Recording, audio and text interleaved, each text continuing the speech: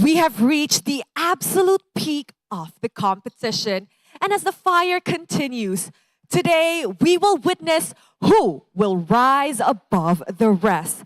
Welcome back to the World Esports Championship 2025 live from Kuala Lumpur, Malaysia. This event is proudly organized by the IESF and the MESF, with ESI as our strategic partner, and is supported by KBS, Rakan Muda, and Rakan Digital, with our official partners, IQ, Red One, Monster Energy, CK Music, and Razer as our official chair sponsors.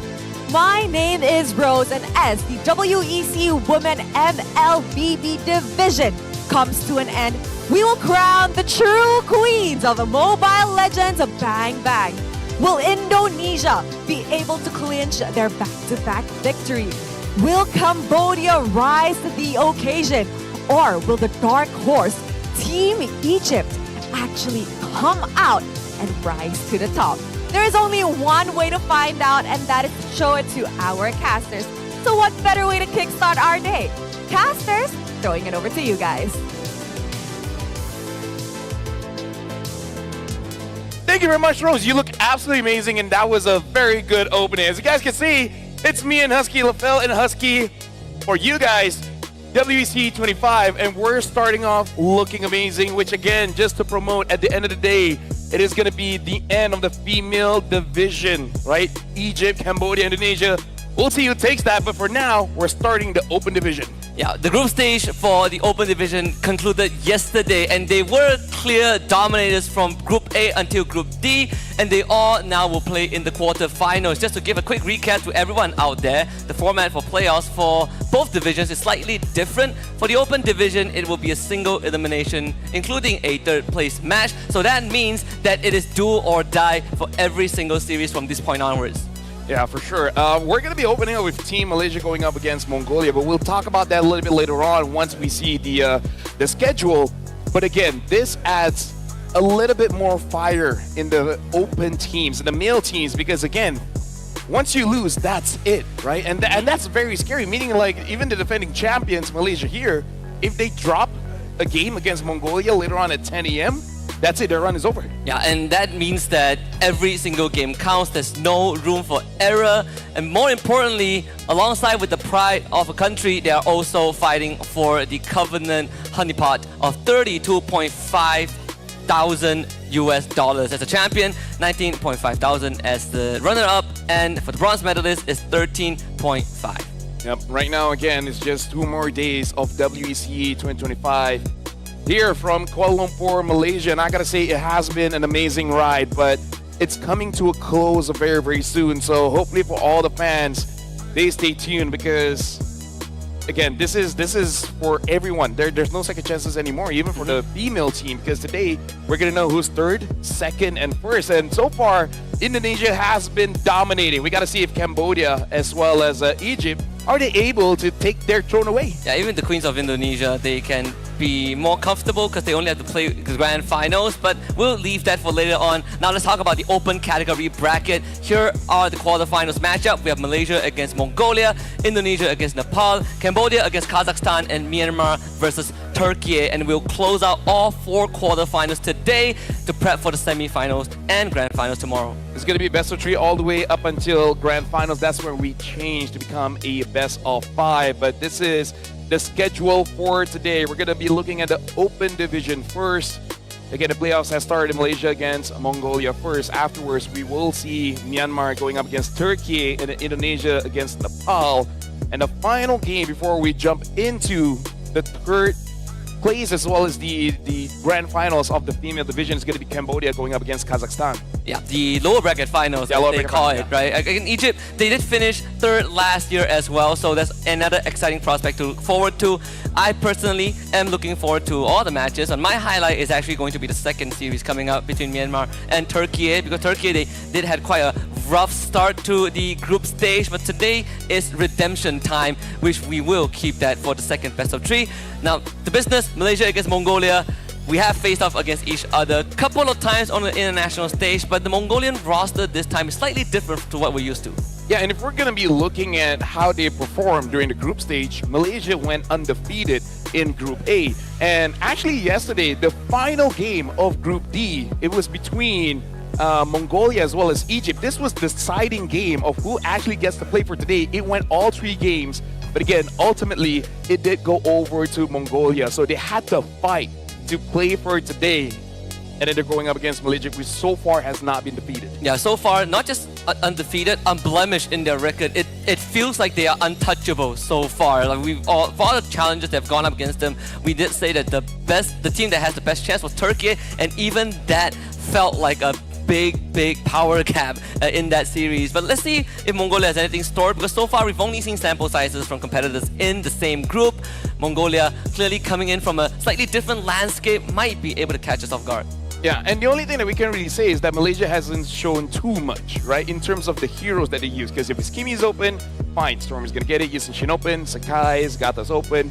Yum's going to be using that one. We did see a little bit, it's like, okay, we're going to show the Lancelot, we're going to show the Nana, showing up with the Kalia. So it does show, it just reminds us that Malaysia, in terms of the hero pool, they have a lot, but unless you ban it out, they're just going to be using the same thing. Yeah, and once more, still looking for a team to really push the envelope, you know, make them slightly uncomfortable and having to go to down the list of their hero pool if it makes sense. But there are some familiar faces from Mongolia. I think shout out to Bebex out there, one of the more experienced players, but now not really playing in the main 5. He's going to be the one leading the team from behind the scenes. Yeah, if I'm not mistaken, one of the first times we see Mongolia was actually wildcard batting M5, if I'm not mistaken, and it was in Malaysia as well. So their first, I would say, international showing was in Malaysia, and now they're here again fighting Malaysia. So now, for us to start the match between Malaysia going up against Mongolia, we're going for a trailer just to hype us up for us to start the first match of the day here in WEC 2025.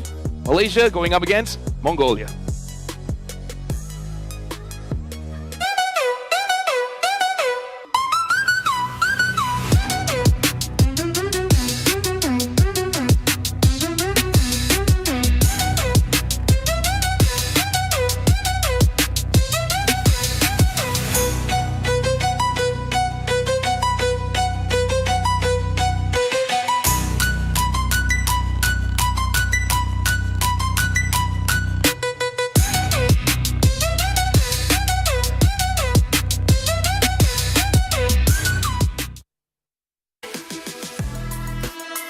Bound by the heritage of conquerors, they walk under the eternal blue skies as pathfinders pursuing endless glory.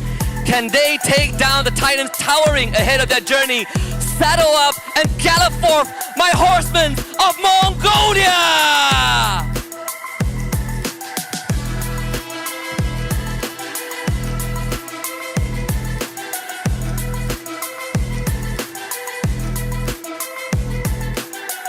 Welcoming their opponents, this is a squad built on patience, yet they strike with explosive fury. A team that controls every lane with precision and confidence. Undefeated in Group A, it's Team Malaysia!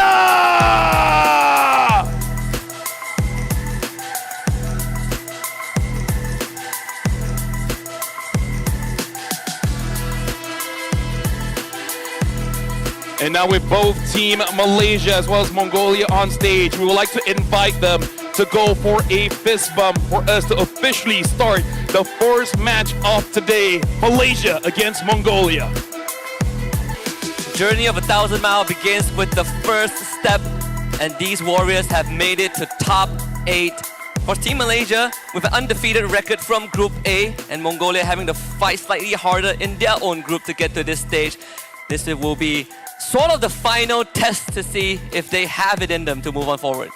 Well, right now we got to talk about the players of Malaysia here: Momo, Sakai, Stormy, Loliel, as well as Humes. And the difficult thing here, I would say a good problem to have. Which one do you want to highlight first? Because every single player has highlights of their own. The solo kills from the side laner, Sakai's dancing around the battlefield, Humes getting impossible catches, and Stormy, man. Stormy as well on that team, disgusting. Yeah, even the side laners, Lo Liao and Momo, have had so many individual highlights. We got to hang out for just a short while with the South African players yesterday, and they were talking about how scary Humes is as a roamer and how Sakais is just freestyling on them. Then these are the impressions that Malaysia has left on the international stage so far. But if there's one team that I had the confidence to take on that intimidating pressure, it's going to be Team Mongolia with Ains, Atto, Akuma, Garo, and Gero. Yeah, one of the standout players that I still remember is Eisen. Like in the EXP, he has shown up in the international stage and has been quite scary. But again, going up against Malaysia, it is going to be a different beast. I don't think he's ever had experience going up against Momo, so this is going to be something new for him. And the thing about Mongolia is that it's in their genetics, man. Like even Physical Asia, they do so well. They do. Shout out to Mongolian team. And I gotta say, the Mongolian supporters, the fans also are incredibly supportive of their country, regardless of what time zone it is. I've who's seen that? so many clips of them just Is that staying Crab? up. Is that Scram? It is. It is Crab. It's like, yo, I want to face this guy. Hey, you know, while they're here, try to get Scrim, you know? Yeah. It's RG. Thank goodness it's not him, but it's one of his disciples. Yeah. Well, Momo is pretty strong too. Yeah, he is. He has basically represented Malaysia every single time since his debut as a player. Yes. Regardless of whatever category, whatever tournament, right? You always see Momo's name being put up as one of the icons of Malaysia. It's good to see that they are clearly still. Some of the players live rent-free in that hit. Oh yeah, in a good way. For sure. Right now, I would say the male division has been playing later on in the afternoon, this time playing in the morning. So we're gonna see how they start off fresh, Huskies. Like this is gonna be the very first game that they wake up, had breakfast, is like, all right, log in. Let's see how they perform in the morning. And that's, who's that? That's Innocent. Oh, it's Innocent? Yeah, that's Innocent. Yeah. Oh, Zorn! They are showing off their idol. So Zorn, Innocent. We have Cram. You know what? This is how you get the Malaysian crowd on your side. Yeah. Right? Good trick. Hey, good trick, right? I like it. I respect it. It's like, hey, they're going against Malaysia, but who do we support? Dude, I love Mongolians, man. They're amazing. They wrestle horses when they're kids. They do. They are called the conquerors, right? So this is again another stepping stone to greater glory. Well, I want to wrestle a horse. You want to wrestle a horse? I mean, like, I wanted to grow up with that experience so that when I get to the office, I can tell people, like, yeah, as a kid, I wrestled horses. And see how many people actually believe you, right? I can say anything and no one will believe me. Okay, try me. Okay, what is okay, I've been hit by a car 3 times. Not at the same time. That's very good to know. That's something, yeah. Lord bless you. Shout out to our makeup artist. I would not have thought of saying at the same time, no. Don't believe me, or I don't know, she's laughing, so. Maybe she was one of the drivers. Hey, we are both Johorians. You're right. Yeah, you're right. So it was possible. What are we talking about again? Oh yeah, Mongolia, Malaysia. Yes. So Mongolia, like, I feel like in the way that they play, if I remember correctly, their play style internationally, I'm slightly worried because they are what we call downloading the meta, which the downloaders, right? Exactly. Like game number 1, they'll play comfort, but they won't necessarily show up in the rotations. But start game 2 and game 3, they're like, okay, we roughly know what you're doing, and then we're just gonna adapt to it. So usually when we're going up against Team Mongolia, we can't expect a longer series because they just want to know your draft pattern and the way that you move. But that's also something very unique, a unique quality about Mongolia, which is the adaptability, right? Is they can adjust to the circumstances. We will start on Flying Cloud for game 1, and we have seen some more impactful Flying Cloud mechanic yesterday. I believe it was between Malaysia against South Africa, where South Africa managed a base defense, tried to go for the Lord, but because it was Flying Cloud, Malaysia was back at the objective in no time, and that is something that Mongolia will have to keep in mind. Rotations are a lot faster than they usually are. Yeah, but again, Malaysia has been pretty scary, considering the fact that they've been looking extremely comfortable on stage at this point. Oh yes. Because Sakais is a pretty strong jungler, but I haven't seen him in this form since 1 year now. Yeah, he does have his low tide, but I think that period has passed. Thorns Look at the remain. respect from Mongolia, right? Fanny, YSS, Lancelot, let's go. So Hayabusa and Joy are the other two assassins left on the list, whereas for Malaysia, they go for the Baxia Grok ban. Yep. If this is the case, we should look at the Mongolian player's phone. We might see Sakai's face there as well. Yep. So you got Cram, Innocent, Zorn. Oh, it must be feel bad for Yums. It's like, no, you're good, but Zorn, man. It's okay. I mean, they've clean swept the team of the season. Yeah, What, yeah. two seasons now? Yep. Yeah, it's okay. No problem. I mean, Sakai knows that feeling. The first time that he was nominated, he didn't get it. And he was the only guy that didn't get it. Yeah. So now, Team Malaysia, they are really taking out the frontliners. It looks like they're going to be taking out the CC as well. So Mongolia, do they actually go for a Hayabusa first pick to deny it away from Team Malaysia and then forcing them out to use something like a Joy, but instead they go for a Kalia, which I do like this pick, but again, it gives options for Malaysia to pick up something like a Gatot Kimi again, or Gatot plus the Hayabusa since it's still up. Yeah, Gatot Hayabusa is a good shout too. So it's either that you are looking for, I mean, there are still a couple junglers left, right? The Joy is one. We've seen the Fredrin and Akai. But if you're talking specifically about assassins, then I agree the Hayabusa and Joy will be the next two on the list. For Malaysia, they go for the Hayabusa. So pretty much expected for Sakai's and the Gatot for Yums for the 10,000 time.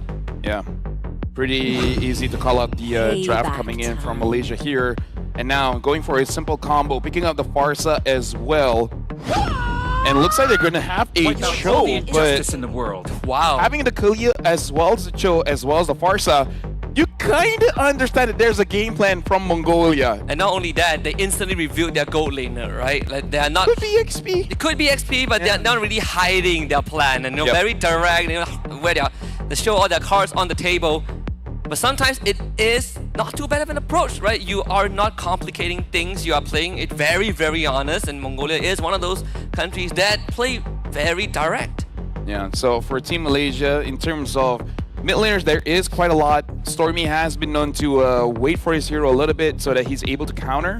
A safe one is probably Jushin because there's going to be a lot of catch, so you want to use a miller that's harder to catch. Kimi has, you know, basically been the default. Yeah, there It you looks go. like it is still going to be Kimi here. Unless he gets banned out, they're going to be picking up the same thing. Now, in terms of the ban here, I'm looking at Mongolia banning things out like the Ruby, just to make sure that no one can really stop the engage. Like, Gatot is already difficult by himself. Let's not give them much more. Maybe even consider banning out the Lapu, right? Lapu Yeah. Ruby seems like a good ban for Mongolia. Yeah, Lapu Ruby, the Yuzong, what is that? Uranus. Uranus is one. That's kind of too much. Hilda, yes. So, Quite a couple of bit. options. Probably not the Hilda. It's slightly rare for the Hilda to come out in the second phase. Esmeralda is also also a pick that is still available. So The immortal one it's chose not me to easy to vanquish narrow down that. shadows. They get the Claim Suyo to ban from destroy. Malaysia now. It's their turn to target the jungler. The Yeah. hunt begins. And now even the Your Ruby team gets is banned there. out. I'm thinking that Mongolia might want to go for a traditional marksman here, something like the Granger or the Beatrix, because there's a lot of catch here. So there's going to be a lot of opportunities to feed over the kills over to the gold lane. Maybe even a Harif, but the Harif just doesn't do well against the Hayabusa. If there's one thing that we have seen in WEC so far across both categories is that dealing with the Hayabusa is actually harder than it seems. Yeah. Because how our Hayabusa players have been nothing less than perfect in terms of execution, and even with heroes that we usually see as an answer to this elusive ninja, it has not been an easy task to pin him down. But in case the Cho does go to the gold lane, in Still terms of the waters run EXP, deep. Your team is oh, there. even banning out the Ling. That- You know what? that's Shoutouts deep. to Coach Arcadia. He The night researches sky every single tells team, all. Your making team sure is that picked. there's no surprises. Yeah, I like it. It's a very deep cut, but that is what makes it fun. We have crossed paths before. At least we have shared some international stage before in other tournaments out there. That's why, as much as Mongolia are known as the downloaders, they are also being downloaded by other teams. I really feel like Lapu is the safest choice here, I agree. right? This land is our homeland. so yeah, they go for It will Lapu. soon be our burial ground. So for Mongolia, if they want to go for the Joy, I think it is going to be quite difficult, even just going up against the Gatot by himself. What about the Fred or Akai? I mean, Fred? I'm actually pretty okay with the Fred. Like, I'm okay with the Fred, but then if they don't pick up a marksman... I am Scorpio! Oh, they pick up a Hellcurt! Okay, now that's... I am awake! Now that's spicy! These kind of picks are like an espresso shot to me. I am awake and I'm ready. So we get the Khalid too, so it is a Chogo. I love it, right? We say they are very, very honest with their picks. You know, they wear their hearts on the sleeves and they're just showing their flavors right out the gates. So here we go, man. Like, the thing is, we've seen Hellcurt usually in Rome. We don't even see him in the jungle, right? So this is going to be very interesting. And I feel like for Team Malaysia at this point, they're really thinking whether they want to give a fighter or marksman here to Lolil, because you just don't know. There's a lot of damage here. You got the Cho, you got the Farsa, you got the Hellcurt, as well as the Khalid. A marksman pick would be pretty brave, but could be effective. Not only that, there is a madness to the method here with the Hellcurt, right? The Dark Knight falls, you turn off the light, and look at the heroes that Team Malaysia has, right? They explore in the gold lane, but these heroes, they work very well with vision. That's how they control zone. But if you blind them, they can't see, you not only deny them for a couple of seconds, but you also protect your Farsa from being found out.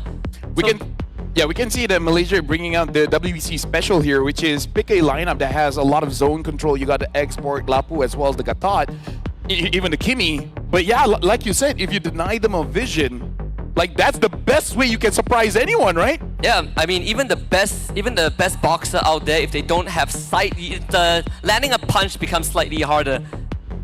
There is an idea behind it. We see the vision. An assassin in John Wick is pretty good, even though he's blind. Yeah, well, he's Asian, so. Hey, you know what? Hey, shout outs to Asia. Shout outs to all of us. What's his name again? I can't remember. Yip Man, but that's his character. I don't remember his. Donnie Yen, yes, great actor. Either way, right now for Team Mongolia, we do have to see, because there's a reason we don't see the Hellcurt all the time. Yep. Because his power spike is a bit tricky. You think it's early game, and it's like actually Oh, I love this. Oh, go get him! Aizen right in the thick of things. Yus is gonna try to hold them back to revitalize. Already used Momo called in to support. Gero though, taking too much damage to invade. Doesn't really pan out the way that they want, but they will get more than just one. Those guys end up going down there under the turret, under the taunt. Oh, what a start! A maniac for Momo. This Lapu off to a fantastic opening. Can we say this is the fastest maniac in history? In 40 seconds. Dude, this is why I love Mongolia, man. They're so fun to watch. In professional play, the fastest maniac. But yeah, no, I agree. It's like, okay, there's no way to expect a 5-man gank on the buff. Honestly, 9 out of 10 times this would have worked. Exactly, yeah. 9 out of 10 times this would have worked. They would have gotten away with the buff and actually gotten a lead. But Malaysia very ready to deal with that, and now Gero is going to feel the brunt of it. Needs to call Aizen in to kind of bail him out of the situation. Akuma will have to join here as well, and they're not shy to take the fight. Guys though gladly accepts it, finds another body. This time Gero goes down, and unfortunately Akuma also follows. So Malaysia definitely getting the better end of that trade. But it's okay. This is downloading. This is downloading. Right? Game 1 is always iffy, because you just want to know how would they react. Just say if we get a 5-man gank on the buff, how would they react? You were saying how the Hellcurt pick woke you up. I'm guessing that gank woke Malaysia. They're like, whoa. These guys aren't playing. They're committing flickers to get it done. And that's a 10 a.m. special. That's a 10 a.m. special. We need to play ranked games in 10 a.m. and do that, and just they'll probably be like, yo, I'm not ready for this in the morning. Yeah, I haven't had my coffee. And then you will win the trade. Momo. Yeah, I should be safe. You pull that off in your ranked games, you'll probably get, like, the enemy will probably all chat you, calling you like a coward. Gero turns off the lights, but the shadow is stuck on him, so vision doesn't really matter when you have basically auto aim there. So guys, with another takedown. Yep, in terms of the goal difference, it's a lot. And Stormy takes a bit of damage coming in from Akuma, but Humes secures the kill there, and looks like Aizen tries to fight back. Oh, get him, Garo. I respect that Garo, trades a kill, dies himself, but this is the Mongolian playstyle, right? They want to download, they want to push you to your limits to see how would you react in every single possible situation. And then the game 2, that's where we start to see Mongolia really adjust. Again, we did say that there's a method to the madness. Exactly. And they have shown the madness part. And now he's trying to refine the method, but Gero, he doesn't really want to be there. And the point is made pretty clear. Yep. Gero is only level 4 at 3 minutes here. Sakai's is already at level 6. Yesterday, Sakai's hit level 15 at around 9 minute-ish. So that was pretty fast. They get the kidnap onto Stormy, so that could result in a kill. Good stuff for Atto with the feather airstrike, but Malaysia responds instantly. Sakai's is now pretty much unstoppable. Akuma will have to just give himself away so that his teammates can get out. Double kill for Sakai's, and Gero, oh man, he's still level 4. Come on, come on. This is not fair. I mean, like, I think they would consider showing mercy, but it's 10 a.m. They're like, in a way, autopiloting, but for them to autopilot is kind of scary. Or they thought of showing mercy, but sadly, you know, Mongolia pulled off a 5-man gang in the jungle, so they're like, okay, this is how you want to play it? We'll play it. And Sakai's is gone, like, that purple buff is gone. What are we looking at? A 5k goal lead.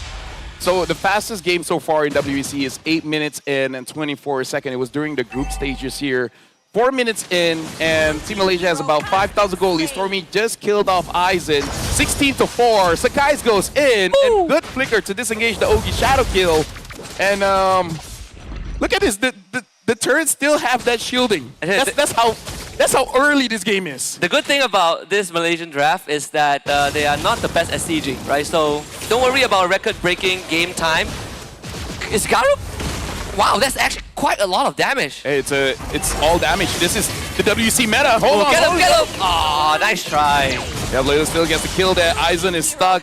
Stormy able to get that one, and Garo goes in. Tries to get a kick on the Stormy. Stormy still survives. Has to Shunpo away, and Atok is there just to protect him from Momo.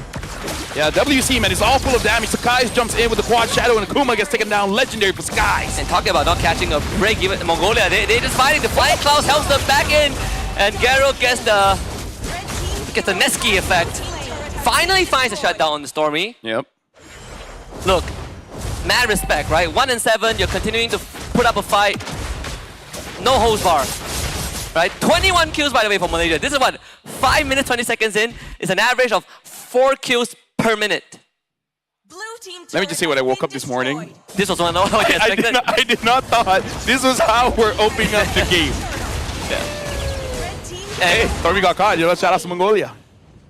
Fooled them. Look. Pretty crazy. The fact that they took the flying clouds, they went to the mid lane, they cut between the turrets, and they still found the kill.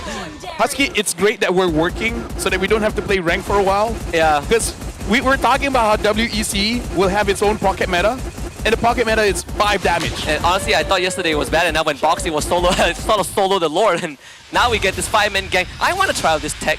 We should gather our friends and do a 5-man. Just go 5-man damage, right? Yeah, we go 5-man damage, 5-man level 1 gang. We need a comp that can make it happen. So the Khalid is the key. Khalid is the key, yeah. Is the key. Because no, actually, no. You can change it with something like a Thomas.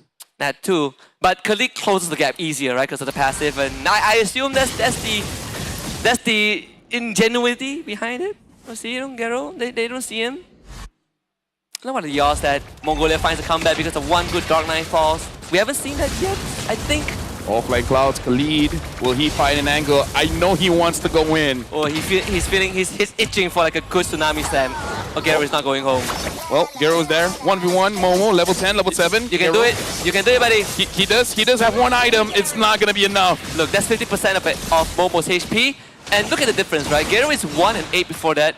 Momo was 7-0. He was able to deal half of his health bar. That's very respectable. Hey, who knew? Starting the game off with the Maniac gives you a bit of an advantage. Atto gets taken down by Sakai. All the while, Momo still goes up against Garo.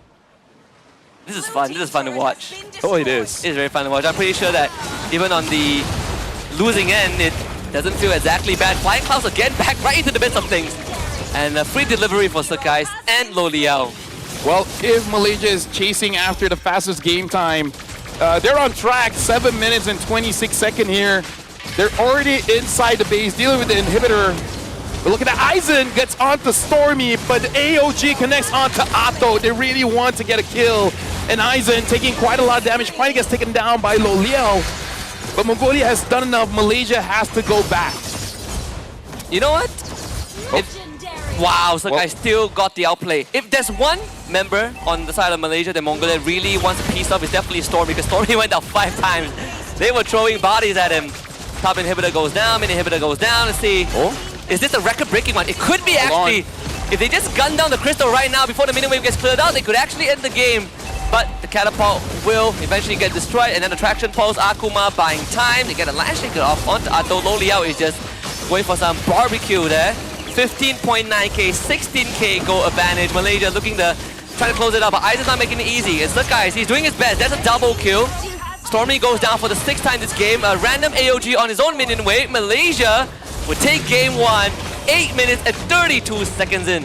Yeah, unfortunately not the fastest time, but they got pretty close. They got pretty close. And again, that's not how I would imagine opening up the day, starting here in the playoffs. Now, this is how you start a playoffs. This is how you Single limbs, by the way. Let me remind everyone. This is single elimination. Yes. I love it. That was amazing. You're amazing. You too, thank you. Yeah. These teams are great. So let's recap. what? Let's be honest. Let's be honest and get this out of the way. What is there to say? How? Where do we start? How do we begin? So first, we begin by saying, don't try this at home Yes. unless you want to have fun. Right? Mongolia were having a lot of fun. Get your homies. Say, hey, let's 5-man. They will not see this coming. If I get 5-man gang in my jungle tonight, I know that they've been watching WBC. Oh yeah, that's how you know. You can type out chat as like, you watched that game, huh? And like, yeah. I watched Good it. one, good one. Yeah, good one, You good got one. us, you got us. Yeah, but either way, now we have to see how do they go for the next one. To get into a 5-man gang again. 5-man No. invade in the other side of the buff. So this time with a Guinevere.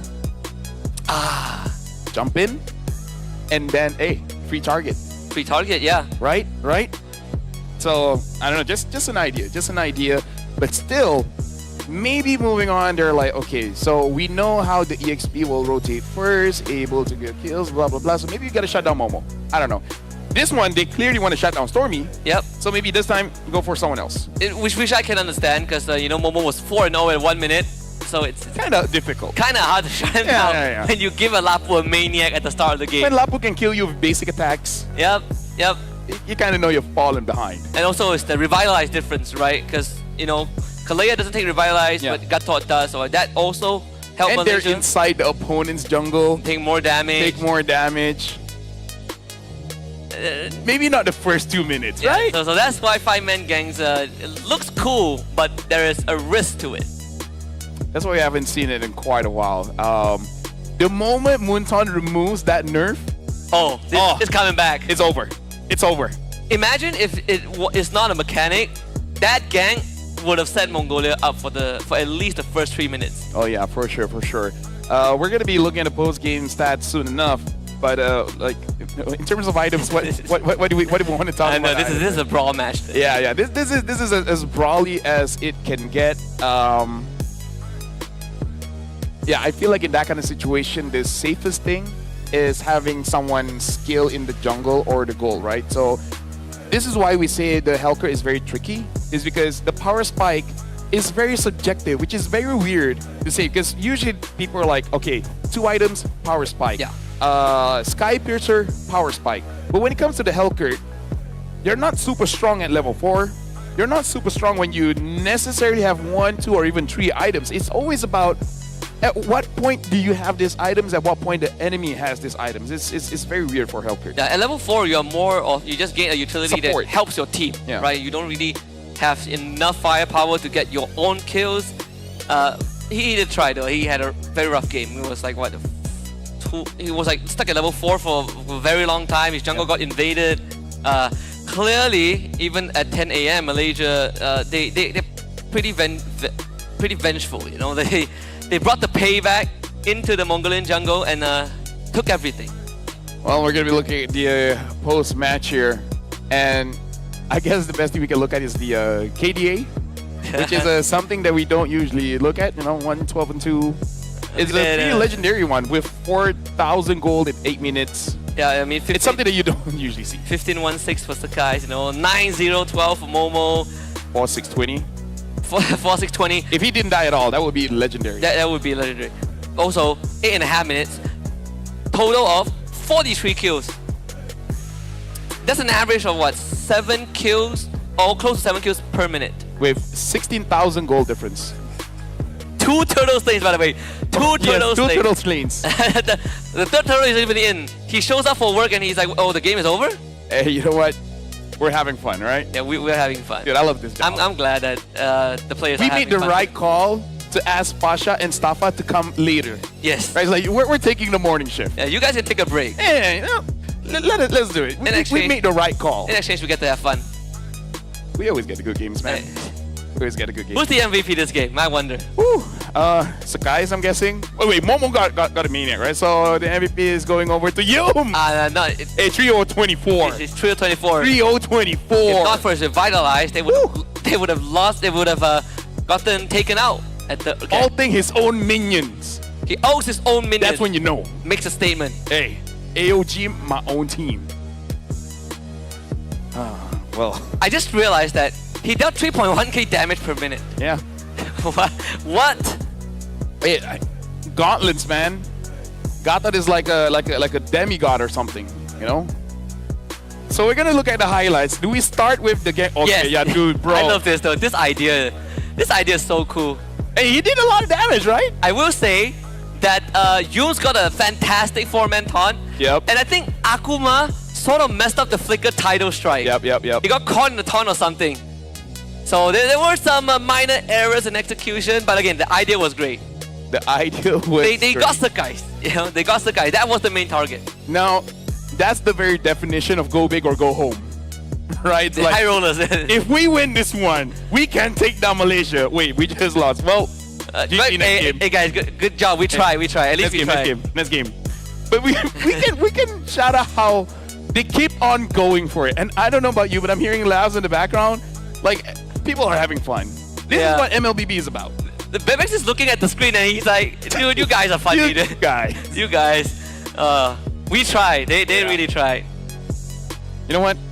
I want them to come to Malaysia more often. We need more of We need more We need more of Mongolians these in guys. Malaysia. Yeah. We need more of these guys. Yeah.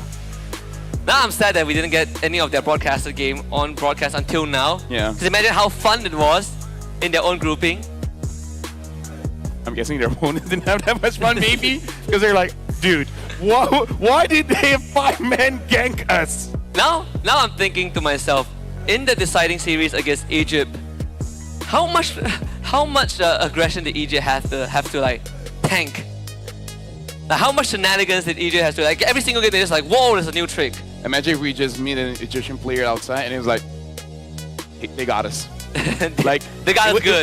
It was on broadcast and we were happy for that one. like- Well, not in our broadcast. No. But we can't be mad at that. Yeah. Did we play poorly? Maybe not, but they sure as heck played well. Yeah. So going into game number 2, when you have a game like that, how do you call the draft? How do you call the draft? Like, we can think- call Malaysia, but I think you just forget about the draft. You just forget about the game. Sorry, forget about the previous game. You know, just do what you always do. I guess. I feel like even Coach Art watching the game is like, this is not what I prepared for. like even him, if the players were having a little bit too fun, he was like, can I really fault them though? Like, I mean, they keep coming. It's like we're not looking for a fight. It comes to us. They get a pass this time. I heard that Actually, that would be a good interview. So I would just ask Becky and Coach Arch, like, were you prepared for that? Coach Ark thinks it's out. I gave them a good whipping yesterday after fooling around, but today I think they get a pass. Well, either ways, right now, looking at Team Mongolia, they still look very much prepared, looking pretty calm, and this is what we know Mongolian to be, and Yeah. figure out the habits and then lock in. You know, they say that it's also a very good way to show respect to your opponents, and it says you just keep taking the fight to them, right? Yep. You show them respect by challenging them. It look lopsided, but at least they're trying. Yep. And the effort is what I appreciate. Yep. Yeah, at least this is good for Rose. Now she knows what to ask. Plenty of content. Plenty of questions that she can ask, you know? Plenty of questions, yeah. If we look at Coach R, he's like, what will they pick up? It's like, ah, man. I can't figure this one out. I should have slept early yesterday. Either ways, right now, I do agree because honestly, the start drive was pretty good. Kalia, Farsa, and the Cho. I think at that point you might have gone all in the jungle pick. Where Yeah. Instead of you go for a Hellcurt, you go for some kind of fighter, right? A Martis, a Nolan. A Nolan would be great. Yeah, now that explains why they went for like Hellcurt, right? Because I felt it wouldn't make sense a hero at level 1 in the jungle that could make these kind of plays. None. Actually, none. None, yeah. Akai actually can. Oh wait, yeah. He does surprising amount of damage. Yeah, but you don't take flicker, right? So the problem is getting into the fight in the first place. You have to roll, Okay, and then you just have to basic attack. Now, I'm gonna one-up this strategy. All right. I got you. Now we can 5-man stack. Okay. Okay, instead of us taking flickers, Uh-huh. petrify. We chain CC them. 5 petrifies. We don't need 5, we need 2s now. It's like One your from the XP laner petrify. and then roamer. A chip. Second skill, dives in, basic attack, hits everyone, petrify. Yeah. See? Now we're Closing the gap, it will be the challenge. Will be the main challenge. But once you close the gap, it's Yeah. guaranteed first bullet. Or pick a high loss or vitalize. See, now we're thinking. Yeah. Now we're thinking. It's not the Kalia. You need someone that wants to fight. I mean, the Kalia can work. Yeah, of course, But of you course. have to land your. No, honestly, if Kalia wants to do that, you need level 2, because at level 2, then you can heal. Yeah. Oh yeah, because you take that. That's right. Even if you land the combo, you get the knockout, but you Yep. omit the passive. Yep. And there are some holes that need to be plugged, but hey, maybe it's a concept in the works, Oh, right? no, that's why, because they took the jump first. Yes. Yeah, instead of puddle. Because if they don't yeah. take, if they don't take the jump first, you can't engage. Then the flicker loses its value. I mean, that's not good. I can't believe that we're really analyzing this and be like, how do we make it work? Look, shout out to Mongolia. They've shown some good ideas, right? And Yep. it's something that can be expanded out. Look, there's respect. The colleague gets banned out. And the Hilda, because they're like, what if? What if they take the What Hilda, if right? they do that again? Hilda was actually the missing piece. Oh, this is fun. Yeah, considering it is dangerous grass, probably a good call. That's true. Yep. So banning out the Grok, the Khalid, and Mongolia not letting go of the Assassins, but still quite a lot of picks for Sakai's nonetheless. Baxia is left open. Still. Let's see if Mongolia bans him out. If not, then if you ban a Baxia, then probably Hayabusa or YSS. Yeah, so there's slightly more choices in the opening jungle picks now. I would almost rather fight Sakai's on the Baxia. Like, it's scary, don't get me wrong. But at least you get to fight him. At least you have a chance. At least you can touch him. But he's using a Haya, a Yi Sun-shin, a Lancelot. You can't even catch the guy. Well, good news is that Hayabusa is banned. Bad news is that YSS is open. Yeah, if Malaysia picks it up. And the thing is, even if Malaysia picks up the Baxia, they can just let Momo play. Because you know Momo will always say, sure. Momo will be like, yes sir. Yes, sir. You want me to use Kalia EXP, sir? I will. Yes, I'll make it work. Kalia Petrify. Can you do it? Yes, can boss, can one. Can. Can. That's why he was selected as the EXP, man. Yeah. Doesn't fight back. Just follow orders. Follow orders. We can see here Malaysia taking their time a bit here.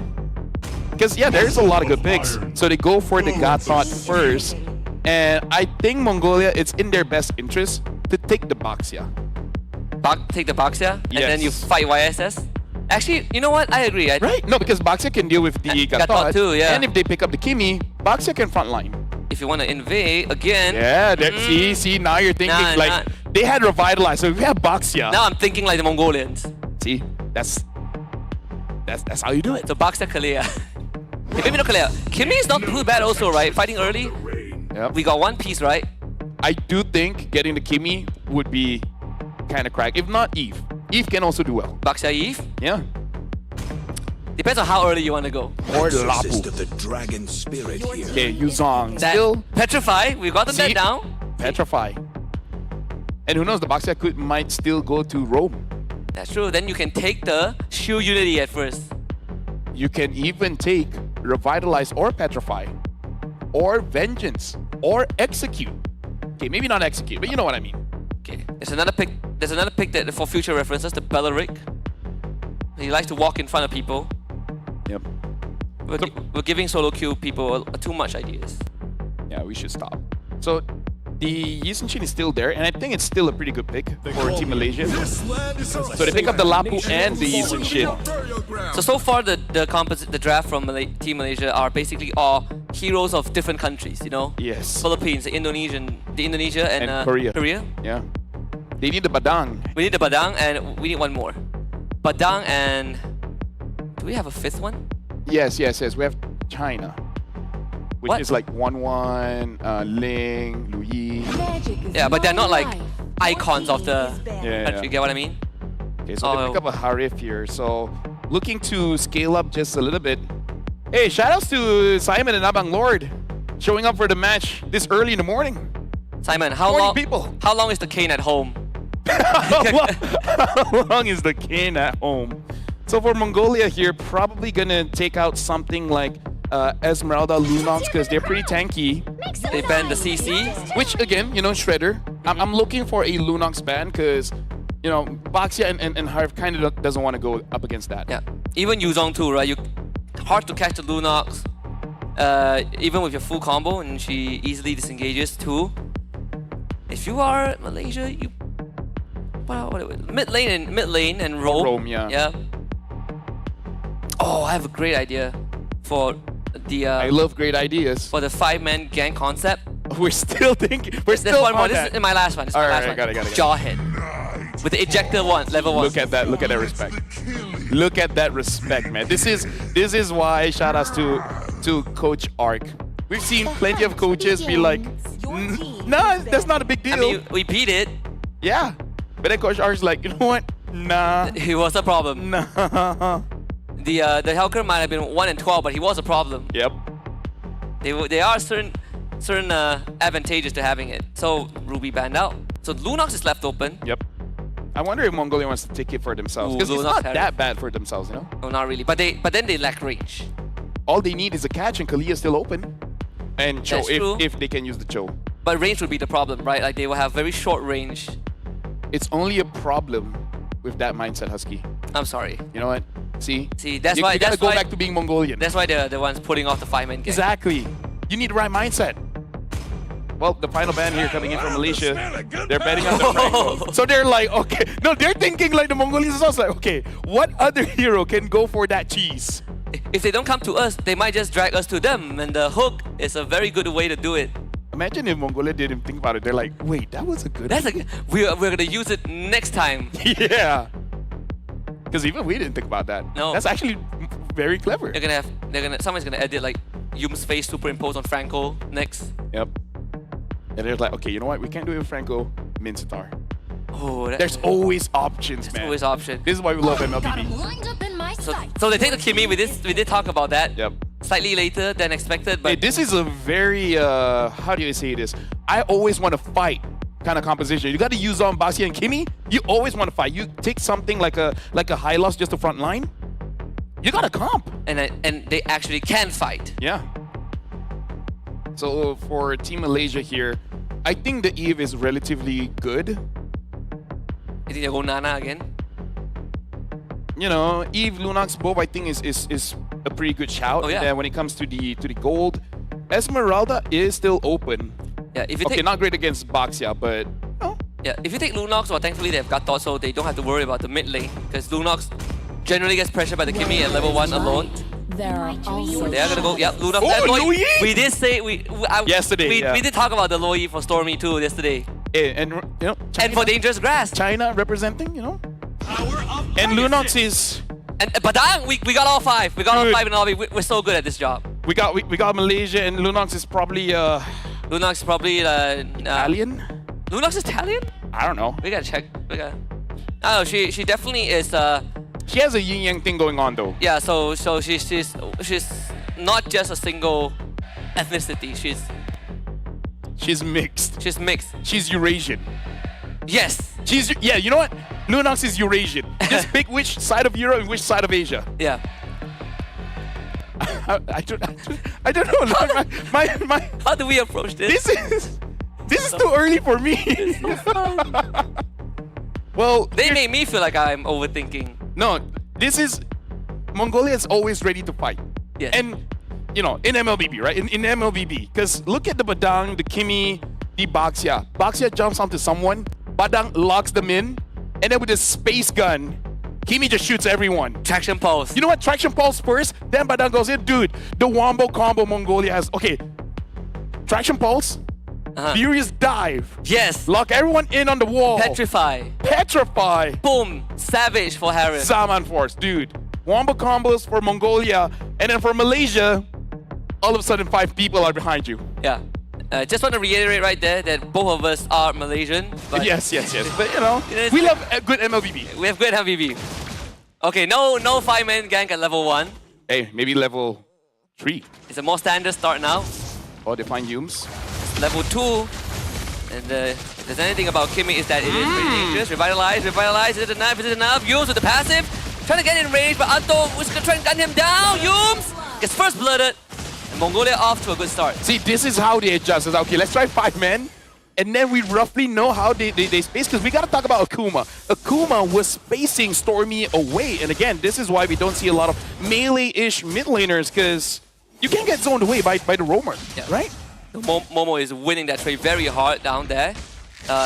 Aizen did clear the way very early, so he gets to take a breather. I thought he would go for an early recall, but decides against it. So he will be at a disadvantage, and that puts him in danger of a potential gank from Sakai's if the timing is right.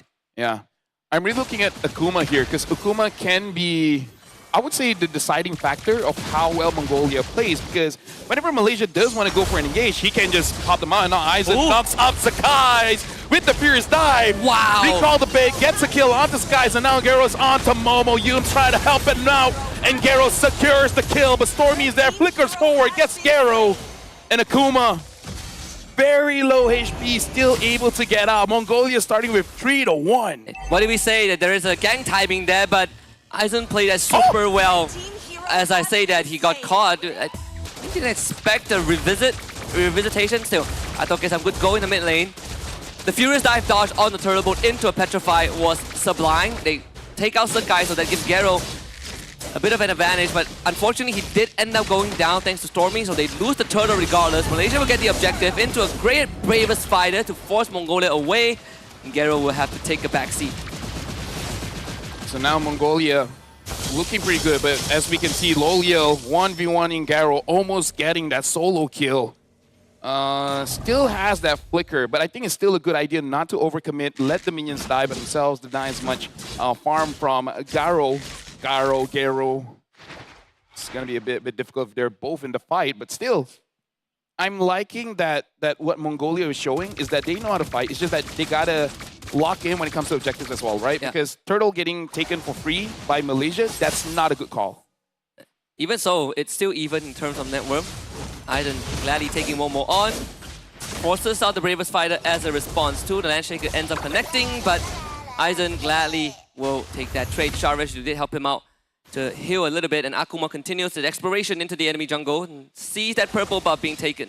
Dude, he has to do this. He always has to know where Stormy is, right? Because all of a sudden, you're focusing on one part of the map and then someone comes diving from behind. That's going to be bad for Mongolia. So always got to make sure that this Luyi is always checked out. The good thing about Loi right now, or at least playing against Loi, is that you get an indicator of when she uses the diversion. You don't know where she's going to, but you know that the diversion is coming. So there's a little bit of hint could help Mongolia in the next couple of minutes if Malaysia goes for those big rotations. Yep.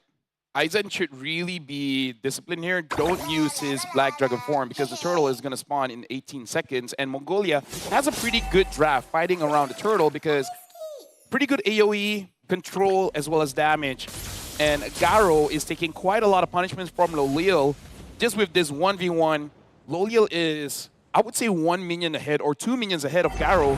And looks like he will be able to deny one gold card away. Yeah, the catapult, the most valuable one too. So that's the second time Garo loses the 1v1 and he had to use the flicker too. This gang is going to come true. No response from Aizen thanks to the Landshaker into a turtle boat. And that means Malaysia will get priority over the turtle. It's going to be pretty hard for Mongolia to even contest this. Yums is concealed. They find Akuma sitting in the bush, and Akuma will also be forced away. Malaysia will get a free turtle. Unless... Nah. Gero tried to think about it, but good on Malaysia, understanding that Akuma is there. Goes for him, of course.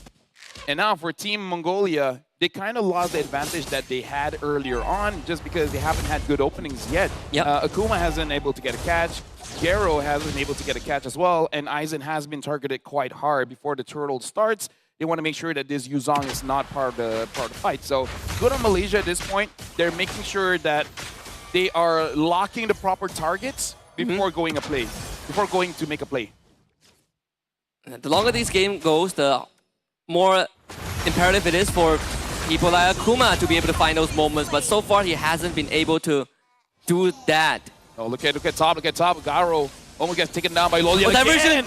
Stormy gets a double, and now all alone is Garo trying to get back inside of the turret. He is there, but taking quite a lot of damage. Triple kill from Stormy.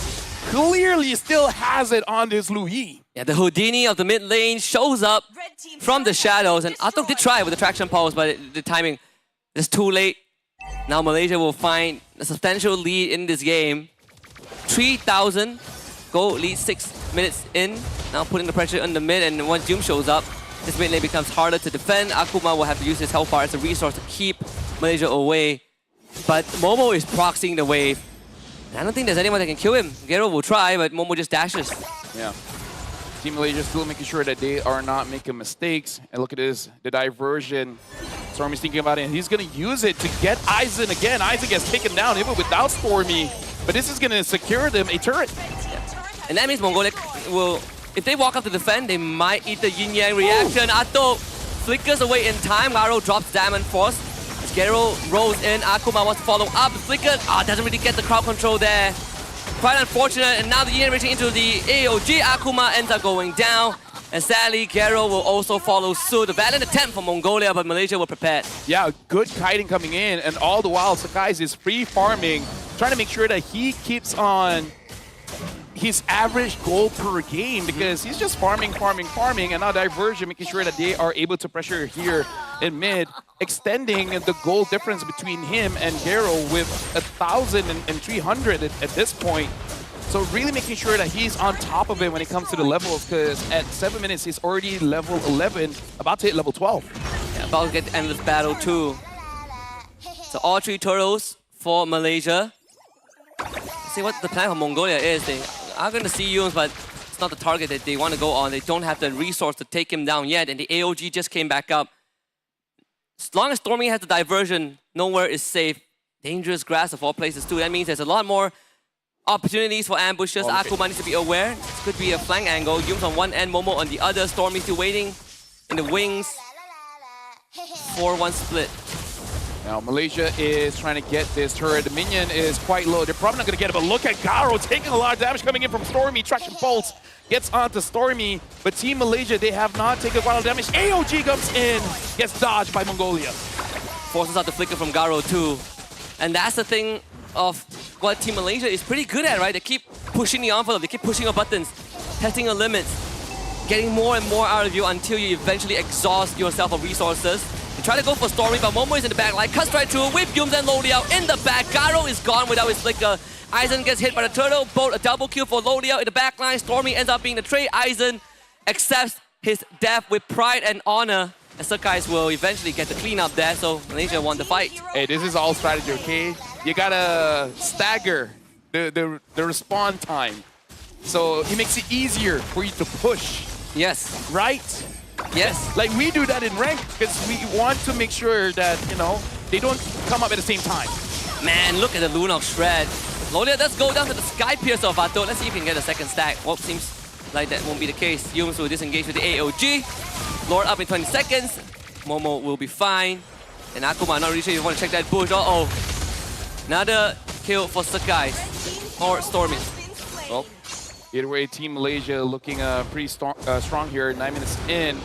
And Sakai is at level 14, so he's trying to keep an average of getting 15 before the 10-minute mark. Getting this Lord in a few more camps should get him onto that level 15, and Mongolia, Gero is level 10. So at this point, a 4-level difference is going to be pretty tough for Mongolia to really recover from. Looking with this draft, I'm thinking I mean, how good are they at the base defense? So. Because I think the Kimmy is fine, but everyone else, you kind of have to get close enough to really clear the minions. At 10 minutes, I think you won't feel it that much. Give it another 6 minutes, then you can start to see a problem with Mongolia clearing the waves. It's one of the concerns we did bring up. Their reach is actually pretty short. Barring the Kimmy, but even then, you need to stack up the passive fully too. The problem is everyone's in range of the yin-yang reaction. Ah, yes. Right? So that makes it more difficult for you to clear the minions because you can't clear it without getting hit by the Lui. Oh, Momo, just a bit of stutter step spots out Aizen because that was his opportunity to make a play. But Malaysia, sharp as always, mounted out. Wow, Mo! 3-man land shaker. A coup de grace towards Mongolia. 4 dead on them, and Gero tried to hightail out of there, but eyes at the prize for Malaysia. Divergent and Stormy will join Sakai's on the hunt. Gero finally ends up going down. The rest of Malaysia will work on the inhibitor in the top lane as they have the Lord. Gero falls, but Malaysia will look for their ticket into the semi-finals. The Lord does go down, but there's a fresh mini wave coming in. And the Crystal not too healthy. Only 30% health left. One last Black Dragon form. The Mountain Shocker gets used. No Petrify though for Aizen. And he cannot stand for long. They clear the last catapult. And Mongolia barely holds on. Hey, they're still doing well. Sakai is doing a bit of damage onto Akuma, but now the minion coming down bot. Momo goes in with a Brave Spider again, gets Akuma, jumps in with a furious dive, killing spree for Humes. And now despite their best efforts, Mongolia, their base is exposed. Team Malaysia, they're able to end the game, moving to the next round in the playoffs. Step by step, they build their way towards glory again. The first semi-finalist of WEC 25 Open category, Team Malaysia, securing top 4. And now we have a chance to face off against either Indonesia or Myanmar tomorrow. That is going to be the interesting one. And definitely shout-outs to Mongolia, man. We want to see more Wait. MLBB here. Indonesia or Nepal, a mistake? Yeah. Yeah, but still, just Mongolia, great spirits, man. Great spirits, great energy. They know how to have fun. They know how to have fun. They know how to put up a show. Yeah. That was a great way to start off an amazing Saturday here. Really going to set up for all the other games coming forward. Congratulations again to Malaysia. And with that, we are going to be throwing it over to the stage with Rose. I wonder what she's going to ask to the Malaysian team here. Ladies and gentlemen, there you guys have it. Your first semi-finalist, Team Malaysia, heads on to the next round of the competition. And with me here on stage from Team Malaysia, we have Momo and Humes. Hello, boys. Good morning. Morning. Morning. You guys tired ke? Like, why was the game so fast? Ito na habis kawan to rest awal lah. Momo said he wants to wrap up quickly to get more rest. Speaking of which, Momo, I think that was potentially, I am not sure, don't quote me on this, but potentially one of the fastest maniacs we have ever achieved. That was like 40 seconds. What was the communications going on in the team when that maniac happened? We shocked because they rush our buff, right? So we just cover lah. Yeah, so what were you guys saying on the comms? Apa yang korang cakap dalam comms? Oh, kita kena recreate ni. Oh. Okay, so aku tongpat mau, aku tongpat. Ya, aku datang. Nampak. Oh, okay. Very good follow-up as well. Were you shocked that you got the first maniac? Yeah.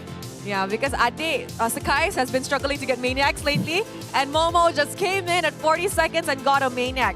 And of course, you, Game 1. Why were you recalling so much in front of the base of Team Mongolia with their roamer? What was happening? I think because we both have fun. But you guys had fun. And then why did you die? I die. You died, right? Because they came and killed you. There was like 2v1 and then you died. You might be dead. He died, right? Yeah. So why did you die? Oh, I don't remember. You didn't remember? No. Oh, I see. Okay, so your next match is going to be in the semi-finals. Of course, as of now, your opponent is not yet confirmed. But if you were given the option to choose who you would meet in the semi-finals, who would you like to meet? Of course, Indonesia. Of course, Indonesia. Why? Because I love Indonesia. Because you love Indonesia. I think we all would love to see a Malaysia-Indonesia fight in the semifinals. I think that would have even been an amazing grand finals, if I'm being honest. But unfortunately, we will be seeing it tomorrow on the semifinals. Is there anything you want to say, Momo, to all the Malaysians supporting you guys in this journey? Thank you kepada fans yang datang. See you tomorrow, guys. So. All right, once again, congratulations to Team Malaysia. And with that, let us throw it back to the casters to give us a breakdown on what happened in this insanely fast series. Casters, back to you guys. Thank you very much, Rose, as well as to Momo, as well as Yums. And it's nice that they reenact how they were communicating. It's like, I'm jumping, I'm taunting. It's like, even they're like, whoa, what's going on? Yeah, you know they got caught off guard. Yeah. They were like, bro, no one was ready for that. I'm 100% certain that no one will have prepared for that. Actually, no. You know that one guy on Facebook or Twitter be like, I told you so. I don't know how you guys didn't see that one coming. Yeah, you saw even with the draft, I knew it was going to be. I knew Mongolia is going to pull this There's going to be that one guy. Yeah, this is why I should be a coach or something like that, along the lines. Yeah, we're paraphrasing, right? Yeah, the armchair experts, as they call it. But still, congratulations to Malaysia. And even Malaysia said most likely they will be going up against Indonesia next, which we will be seeing in the third match later on if they are able to get to that spot. But hey, so far the playoffs, it's just game one for the open division. But my oh my expectations have and have not been met. It has set expectations. It has set it. The threshold is already there. Exactly. Right? What a start for sure. Oh, I would say that we do have still 3 more quarterfinals coming up, and we sort of knew that between Indonesia and Nepal it's going to be quite tough. But up against Indonesia, I think that's what at least what the Malaysians want. The Indonesians have been also supporting the team very heavily. They're looking to take us on. So no, that's one step done. Now it's up to them to make it happen. In this post game, this game definitely not as erratic. Yeah. It's a lot more planned, a lot more composed, a lot more calculated. I would say the thing that we just have to highlight is that Stormy went for a pretty early Wishing Lantern, considering that probably the one that he really has to take down is Gero as well as Akuma, and he's like, you know what? I have enough damage. They can't get onto me, so I'm just gonna. I know. It's I know. It just. Why does Gero have a sky pierce? Let it go, right? Let it go, right, Husky? I did not bring that up. Let it go. Speaking of which, Stormy is the GOAT, dealing the most amount of damage, and Sakai's 881 gold per minute. Akuma taking a lot of damage. Pretty much most of it is from Stormy MMO. After getting a Maniac now is the best support. Yes. Yeah. Yes. I mean, he is there, sir. Yes, sir, man. I mean, look at how he sort of like ended the game, right? In 3-man Landshaker. Oh, yeah. No, Yunus is like, hey, can you go in? Sir, yes, sir. Yes. Can you get 3 people? Sir, yes, sir. As you wish. I'll make sure. I'm Momo, not no. Momo no say no. Yeah, there you go. That's something like that. Yeah, paraphrasing. But either way, we're going to be looking at the MVP here. Coming in from Team Malaysia is going to be Stormy, 7-1-9. Probably saying like, okay, you know what? I died 5 times game 1. I'm tired of this. Coach, trust Louis. Trust Louis. They can't kill me if they don't know where I am. Promise, MVP. Hey, got it. Now they see me, now they don't. Because they're dead. Because they're dead. They see me through to the grave. Right, well, either way, this is still an amazing start coming in from Mongolia, showing that they roughly know how to start things off. It's just the transition, right? It's always the transition where, okay, we got what we want. So what's next? Keep fighting. Yeah. That's the Malaysian flavor. That's where you see the evolution coming. It's like, okay, we won the laning phase, so how do we win the turtle next? So you can definitely see that the start is there. They just don't know how to connect the dots for everything else. And there are also some minor details to look at too, where Lolia has a winning matchup. So he was basically starving Garo out bit by bit. Aizen was also struggling a little bit. He's getting ganked by Sakai, and he's getting really like outdone by Momo. Just in a one-v1 department, and then you have a Loyi to deal with on dangerous grass. At one point, when the pressure is really on, you start to lose track of where this Loyi might be, and that's where Stormy takes advantage of the situation. Just shows up out of nowhere, they get some pincer attack, the AOG to zone on the rest of Mongolia. When the fight splits up, Malaysia gets a very easy gateway in just taking down the targets. Yep. In that highlight, that was the only time Stormy died. And this triple stun into the AOG. Yeah, maybe uses one is like, just go in. I got you. Don't you trust me? I'm Yums. I've done this enough. Come on, Cram can do it. Or maybe Yums was like, I'm gonna press AOG anyways. You figure out what to do. Yeah, so anyways, congratulations to Team Malaysia and shout outs to Mongolia. Want to see more MLBB coming from that region because you guys know how to have fun, and as casters, we love to have fun. We certainly do. I mean, the fact that You gave us ideas. Let's just put it that way. Yeah. You gave us ideas. if they can laugh at the highlights, I'm pretty sure they've had a great time. I mean, it was a good run overall, right? Mongolia does exit 5th to 8th because it is a single elimination, but still, I'm pretty sure we will see more of them down the road. Yeah. Speaking of which, we do have 4 more matches. Maybe not like that, you know, but you can only wish. Because I remember coming up next, it is going to be Myanmar. Forgive me, I forgot. In Turkey. Oh, now that one. Myanmar, Turkey. Yeah, Turkey, we've seen once. Myanmar, we haven't seen yet on this broadcast. So it is going to be interesting. I do want to see how Turkey really recover after the game against Malaysia, though. We got to say that one Malaysia did lock in quite heavily. Yeah, I feel like they overdid it, you know, Yeah. like they overcooked it. That was one of the games where Arcadia did not have to remind them. They're like, we know. Yeah. We got it. And I think even for Malaysia themselves, they were like, we expected slightly more, but we didn't get it. Yeah. It's a good thing, I think, for the players themselves, right? They sort of get to gauge where they're at. But again, for Turkey, it's back to the drawing board. We talk about how the coach of Turkey is managing both divisions, and the female division, unfortunately, was eliminated. So now the focus really is on the open division. And because it's a single elimination, the pressure is high. Yeah, for sure. We have to look at the laning phase because it is unfortunate. We can't say much about Myanmar, but we do remember the games from Turkey. Lolia was able to solo kill the Claude 2 times, and then game number 2, Rosa keeps getting targeted by Sakai's on that Hayabusa. So 2 games where essentially the main damage dealers didn't really get to play. Going up against Myanmar, Myanmar might have a resemblance of an idea and be like, okay, that might be the same strategy they're gonna adopt going up against Turkey here. Yeah, if there's one like common denominator of SCA countries when it comes to MLBB, it's just the aggression, right? Like Myanmar, I remember the very first international that they were in. They were the team that really brought the fire. They were the ones that really are telling everyone out there that we are only going to fight, and whether you like it or not, we will take you on. And maybe that's going to be the approach against Turkey later on. Over here, we shorten sentences.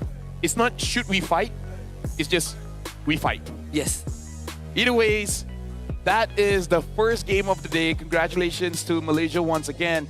But now we are going for a short break. After this, we will be continuing a more MLBB action here in WEC25. Turkey and Myanmar will be the next match. And again, single elim. So we'll see you guys then. Hopefully it will be as amazing as this one. Maybe not as crazy. So we'll see you guys directly after the break.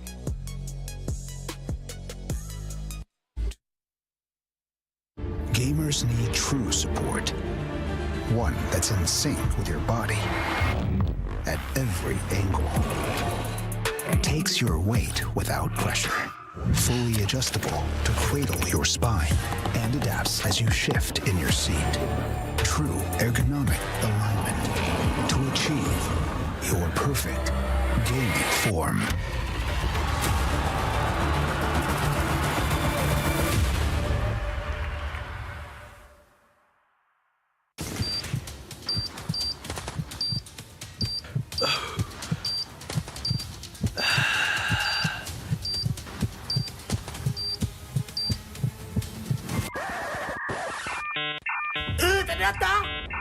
Data habis? Jangan risau.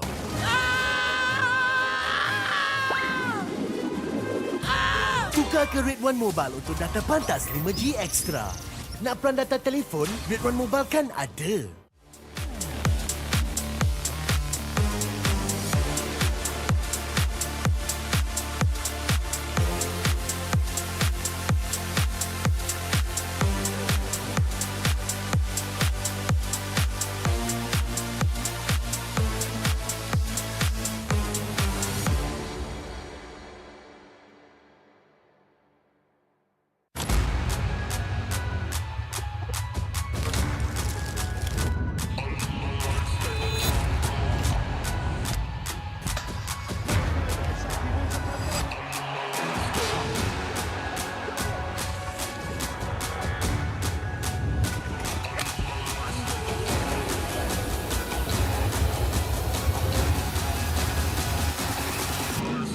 Toss a coin in the waterfalls in the wishing well. Now I get plenty coin, but I'm self-made. You ain't gotta wish me well. You ain't like me then, but I guess it's past tense, cause you tapped in. You was never who you said. I see the facade when looking, it really be like you could tell. My guard up, I ain't taking nails. If it's not in my favor, won't sign the deal. I got the royalty in the mill. I got authority in the field. Take a look in my iris. I be precise with the timing. I move on a touch like the high risk. I never know where my mind went.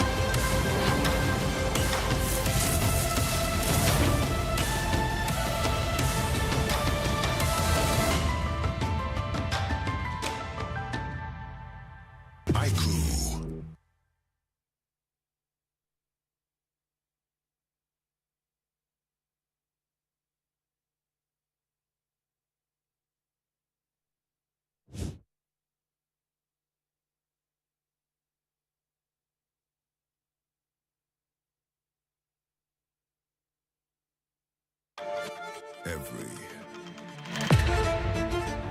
champion starts with one moment. Activate your place in the world of esports. Compete, manage, track, dominate. Everything you need in one platform. Gear up for WEC25. For results, streams, and more, visit IESF.gg. To be in the zone, gamers need true support. One that's in sync with your body at every angle. Takes your weight without pressure. Fully adjustable to cradle your spine and adapts as you shift in your seat. True ergonomic alignment to achieve your perfect gaming form.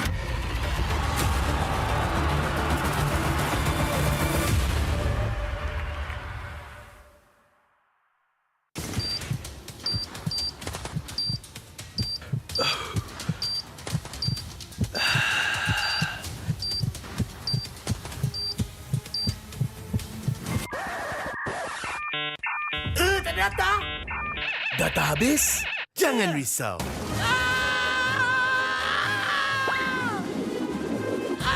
Tukar ke Red One Mobile untuk data pantas 5G Extra. Nak peran data telefon, Red One Mobile kan ada.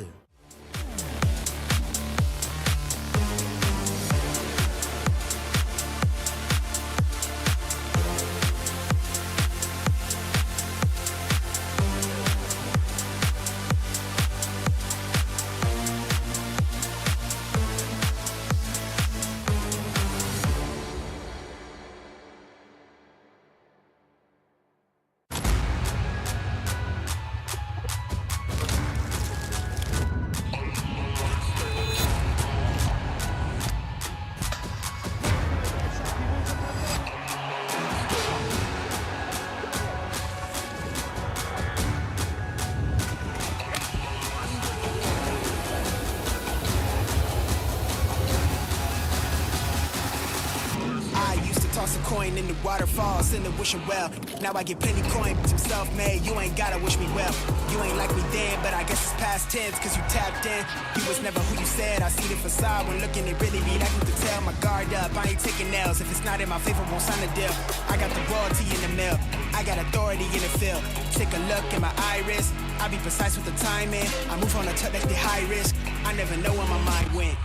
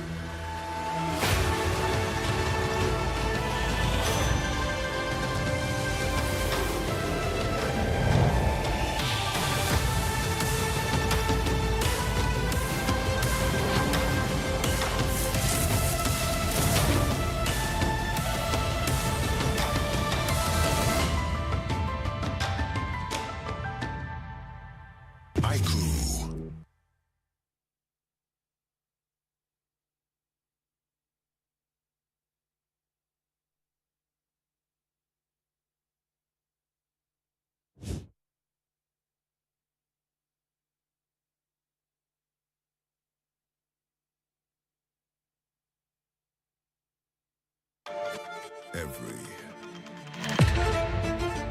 champion starts with one moment. Activate your place in the world of esports. Compete, manage, track, dominate. Everything you need in one platform. Gear up for WEC25. For results, streams, and more, visit IESF.gg. To be in the zone, gamers need true support. One that's in sync with your body at every angle. Takes your weight without pressure. Fully adjustable to cradle your spine and adapts as you shift in your seat. True ergonomic alignment to achieve your perfect gaming form.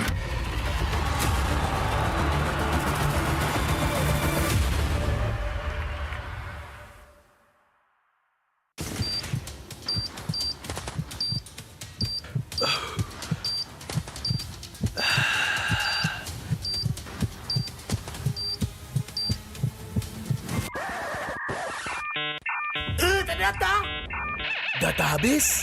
Jangan risau.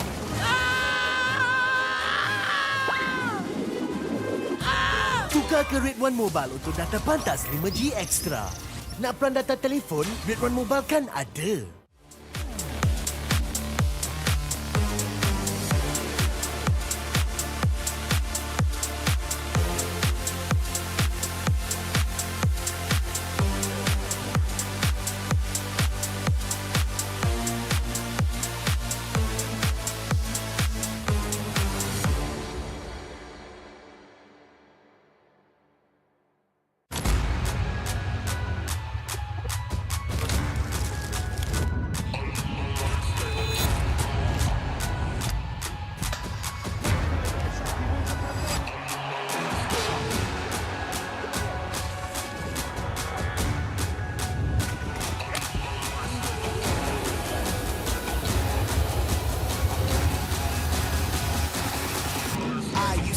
Coin in the waterfall, send the wishing well. Now I get plenty coin, I'm self-made, you ain't gotta wish me well. You ain't like me then, but I guess it's past tense, cause you tapped in. You was never who you said, I see the facade when looking at really me, that you could tell. My guard up, I ain't taking nails, if it's not in my favor, won't sign a deal. I got the royalty in the mill, I got authority in the field. Take a look in my iris, I be precise with the timing. I move on a tip that's the high risk, I never know where my mind went.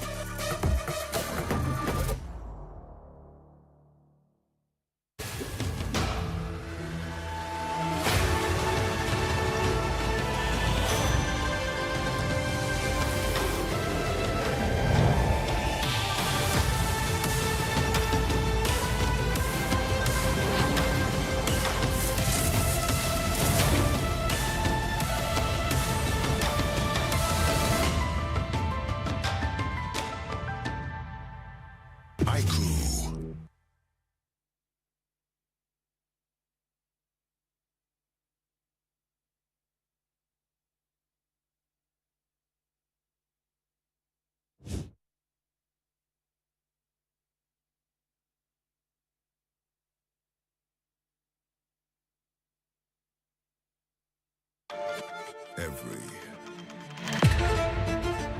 champion starts with one moment. Activate your place in the world of esports. Compete, manage, track, dominate. Everything you need in one platform. Gear up for WEC25. For results, streams, and more, visit IESF.gg. To be in the zone, gamers need true support. One that's in sync with your body at every angle. Takes your weight without pressure. Fully adjustable to cradle your spine and adapts as you shift in your seat. True ergonomic alignment to achieve your perfect gaming form.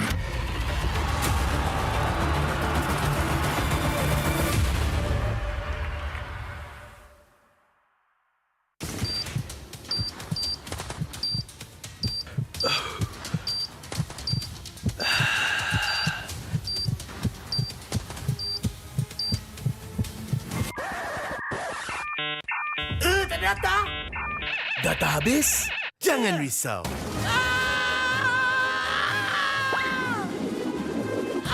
Tukar ke Red One Mobile untuk data pantas 5G Extra. Nak peran data telefon? Red One Mobile kan ada.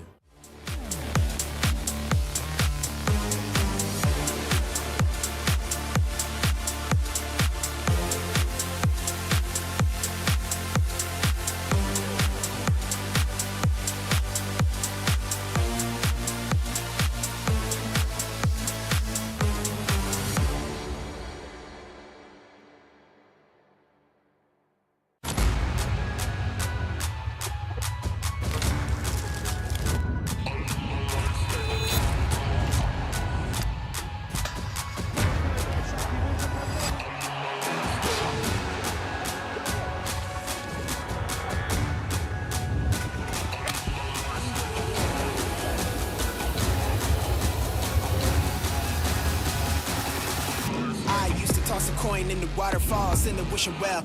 Now I get plenty coin, but I'm self-made. You ain't gotta wish me well. You ain't like me then, but I guess it's past tense, cause you tapped in. You was never who you said. I see the facade when looking, it really be like you could tell. My guard up, I ain't taking nails. If it's not in my favor, won't sign a deal.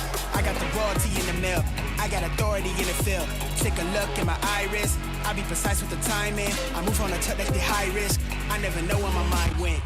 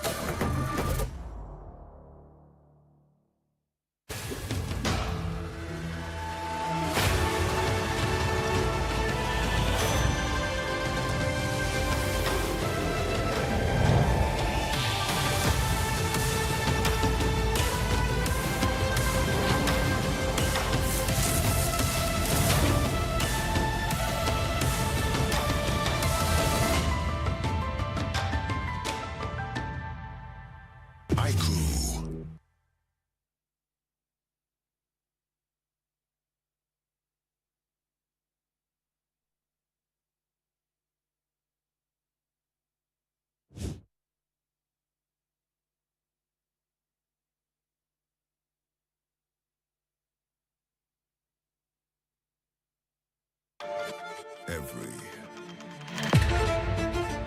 champion starts with one moment. Activate your place in the world of esports. Compete, manage, track, dominate. Everything you need in one platform. Gear up for WEC25. For results, streams, and more, visit IESF.gg. To be in the zone, gamers need true support. One that's in sync with your body at every angle. Takes your weight without pressure. Fully adjustable to cradle your spine and adapts as you shift in your seat. True ergonomic alignment to achieve your perfect gaming form.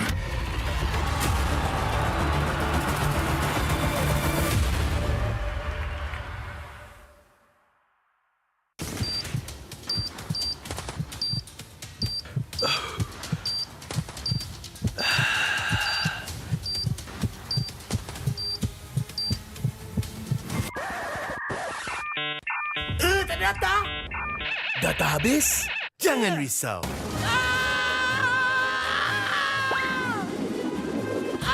Tukar ke Red One Mobile untuk data pantas 5G Extra. Nak peran data telefon? Red One Mobile kan ada.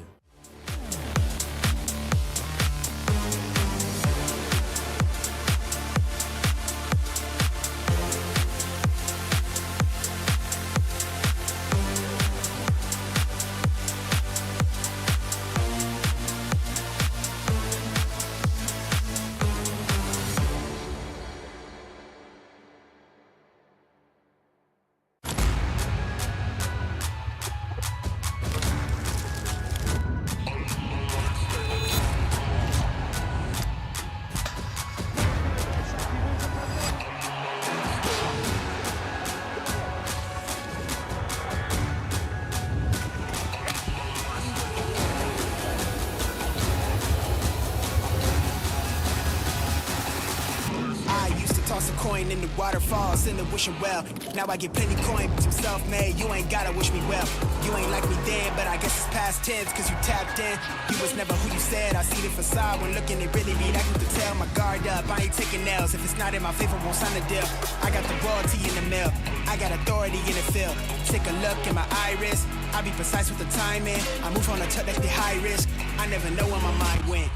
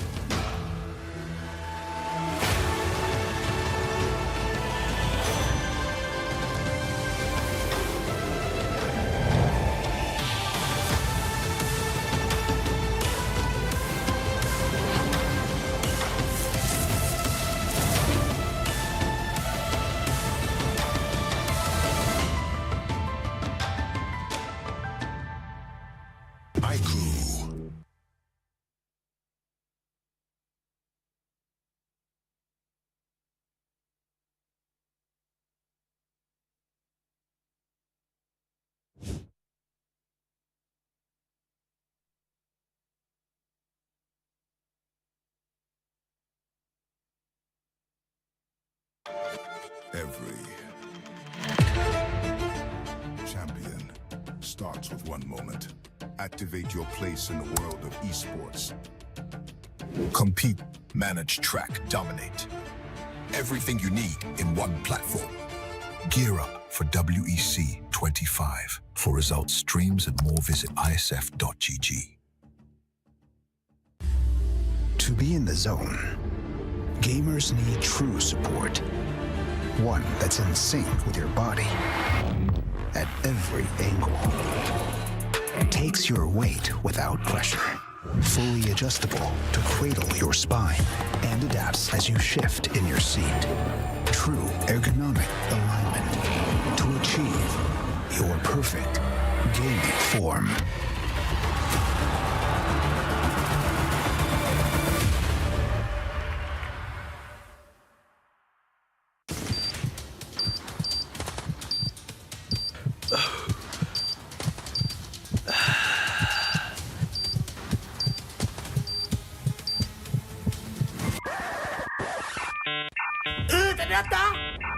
Data habis? Jangan risau.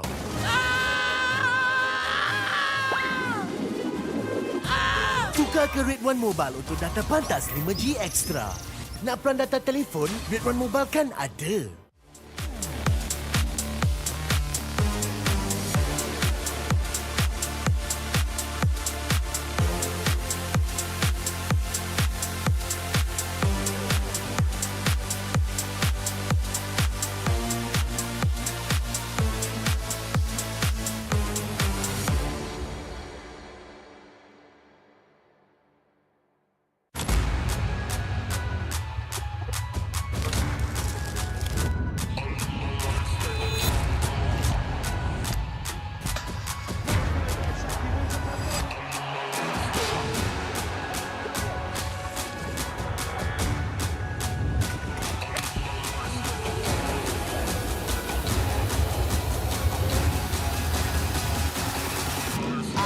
Toss a coin in the waterfalls, in the wishing well.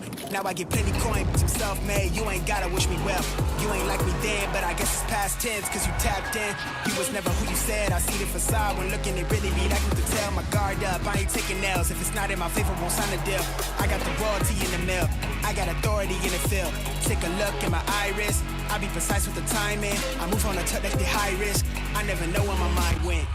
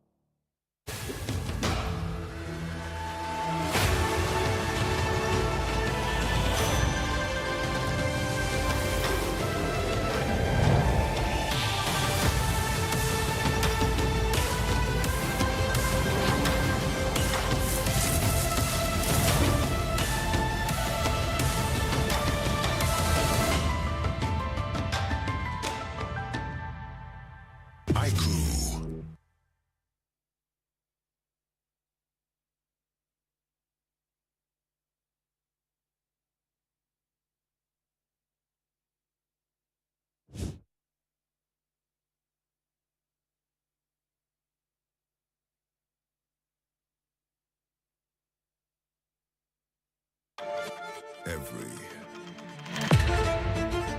champion starts with one moment. Activate your place in the world of esports. Compete, manage, track, dominate. Everything you need in one platform. Gear up for WEC25. For results, streams, and more, visit IESF.gg. To be in the zone, gamers need true support. One that's in sync with your body at every angle. Takes your weight without pressure. Fully adjustable to cradle your spine and adapts as you shift in your seat. True ergonomic alignment to achieve your perfect gaming form.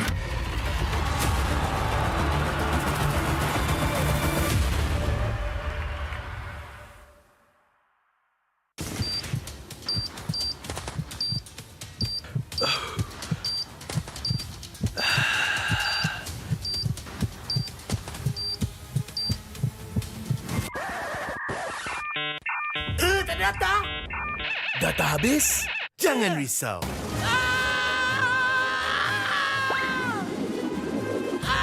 Tukar ke Rate 1 Mobile untuk data pantas 5G Extra. Nak peran data telefon, Rate 1 Mobile kan ada.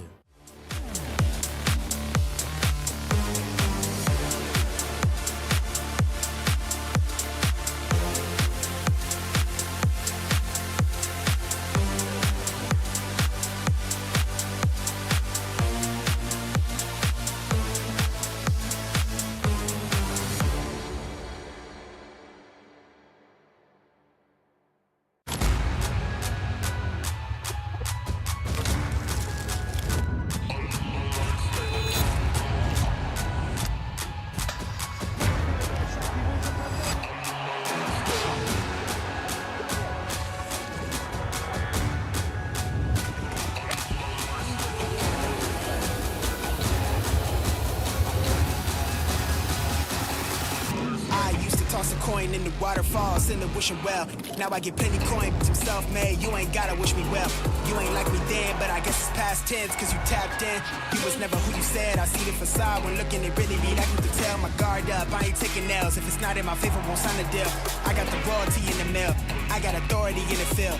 Take a look in my iris, I be precise with the timing. I move on a tuck that's the high risk, I never know where my mind went.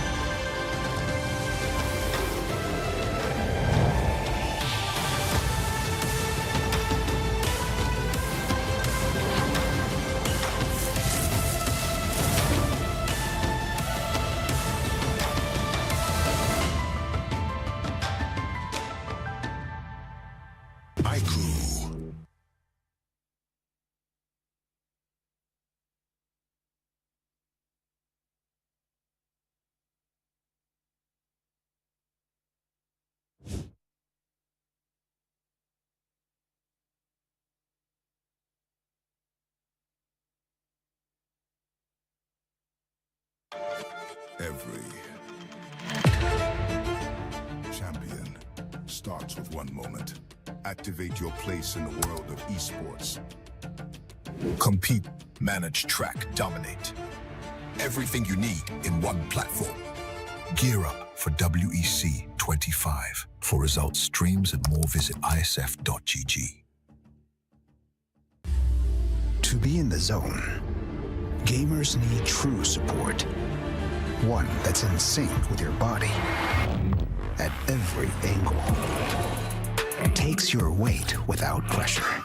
Fully adjustable to cradle your spine and adapts as you shift in your seat. True ergonomic alignment to achieve your perfect gaming form.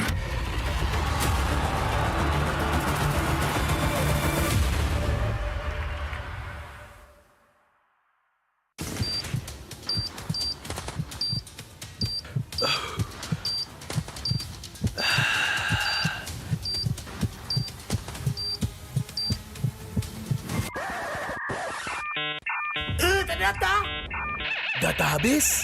Jangan risau.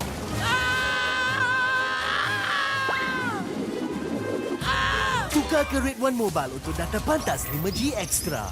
Nak peran data telefon? Red One Mobile kan ada.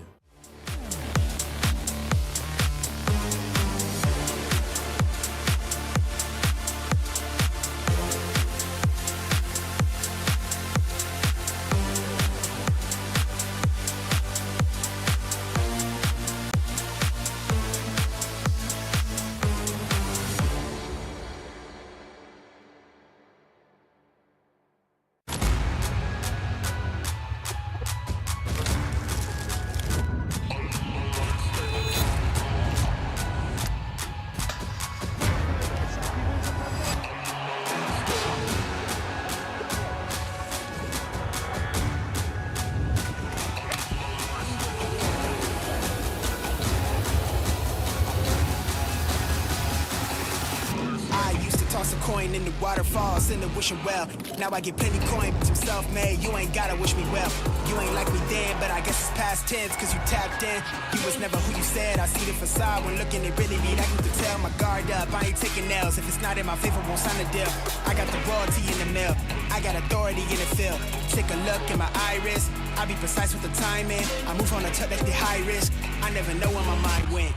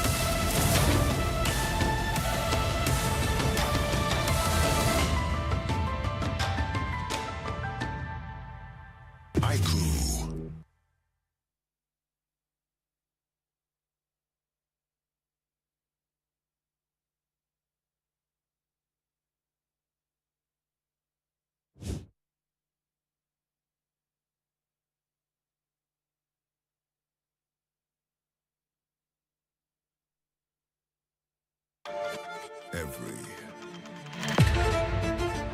champion starts with one moment. Activate your place in the world of esports. Compete, manage, track, dominate. Everything you need in one platform.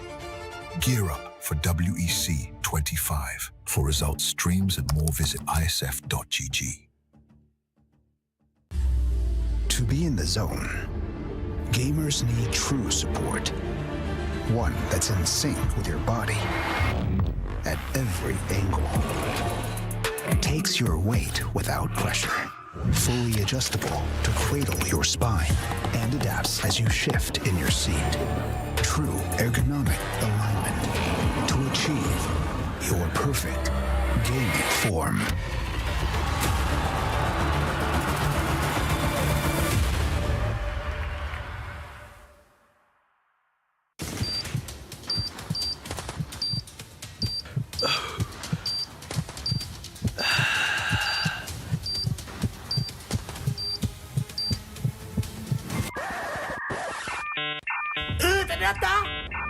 Data habis? Jangan risau.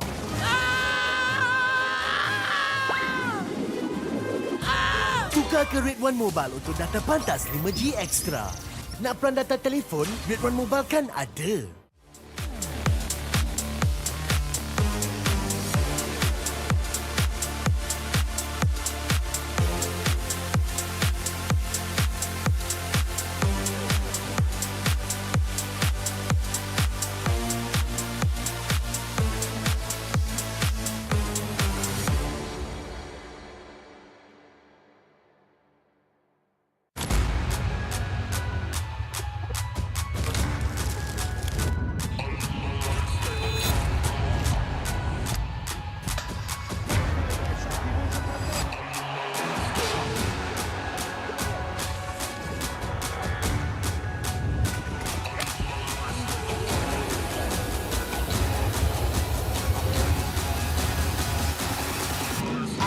Toss a coin in the waterfalls, in the wishing well. Now I get plenty coin, but I'm self-made. You ain't gotta wish me well. You ain't like me then, but I guess it's past tense, cause you tapped in.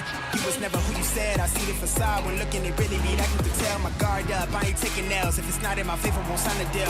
I got the royalty in the mill, I got authority in the field. Take a look in my iris, I be precise with the timing. I move on a tuck like the high risk. I never know where my mind went.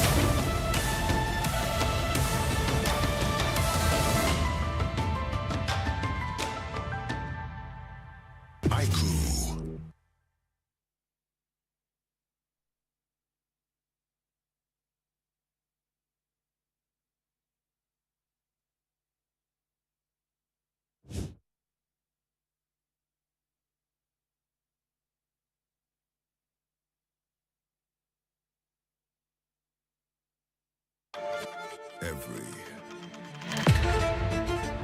champion starts with one moment. Activate your place in the world of esports. Compete, manage, track, dominate. Everything you need in one platform.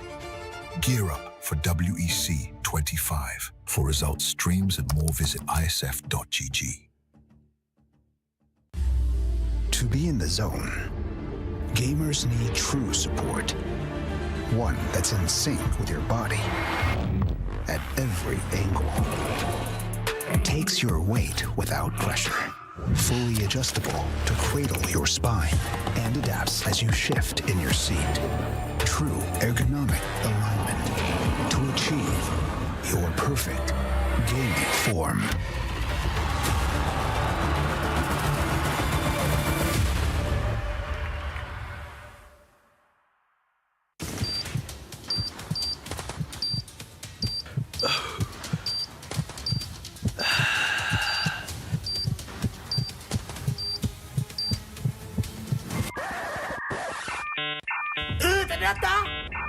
Data habis? Jangan risau.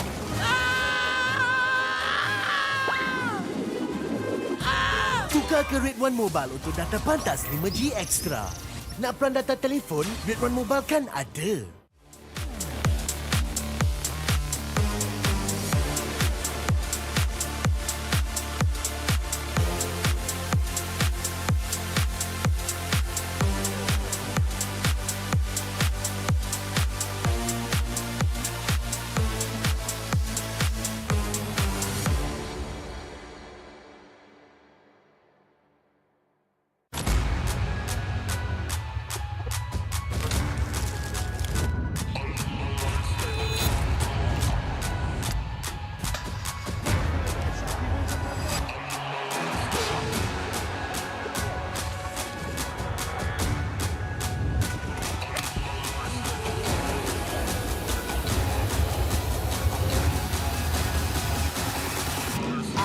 Toss a coin in the waterfalls in the wishing well.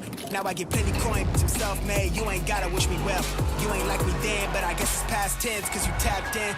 You was never who you said. I see the facade when looking, it really be like you could tell. My guard up, I ain't taking nails. If it's not in my favor, won't sign a deal. I got the royalty in the mail. I got authority in the field. Take a look in my iris. I be precise with the timing. I move on a tuck that's be high risk. I never know where my mind went.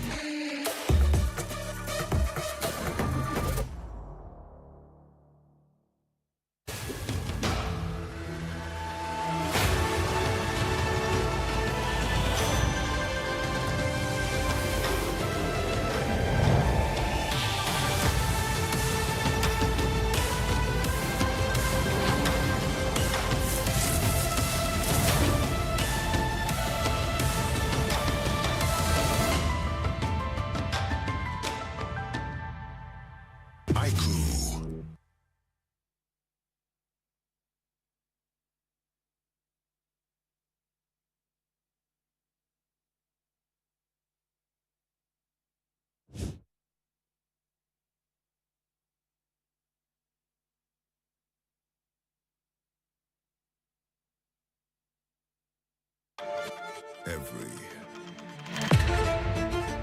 champion starts with one moment. Activate your place in the world of esports. Compete, manage, track, dominate. Everything you need in one platform. Gear up for WEC25. For results, streams, and more, visit IESF.gg. To be in the zone, gamers need true support. One that's in sync with your body at every angle. Takes your weight without pressure. Fully adjustable to cradle your spine and adapts as you shift in your seat. True ergonomic alignment to achieve your perfect gaming form.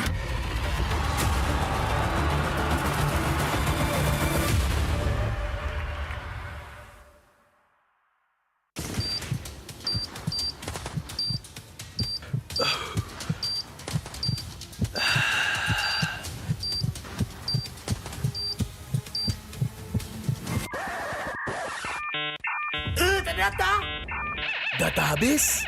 Jangan risau.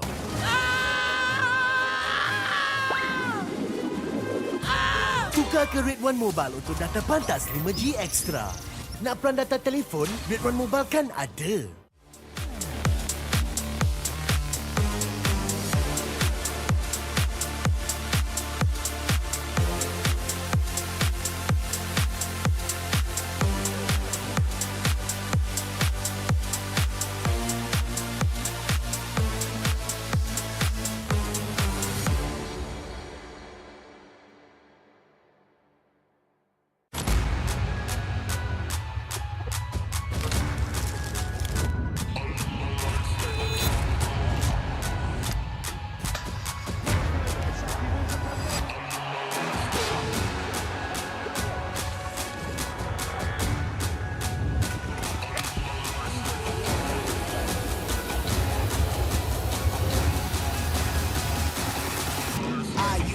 coin in the waterfalls, in the wishing well.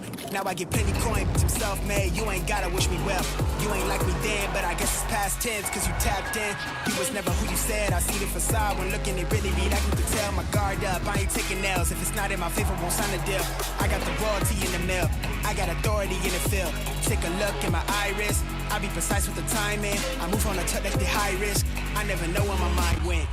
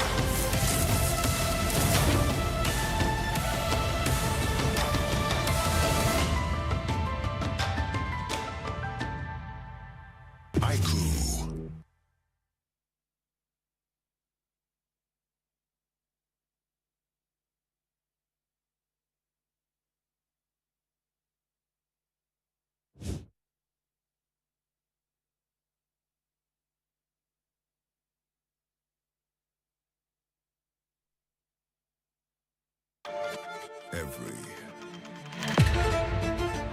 champion starts with one moment. Activate your place in the world of esports. Compete, manage, track, dominate. Everything you need in one platform.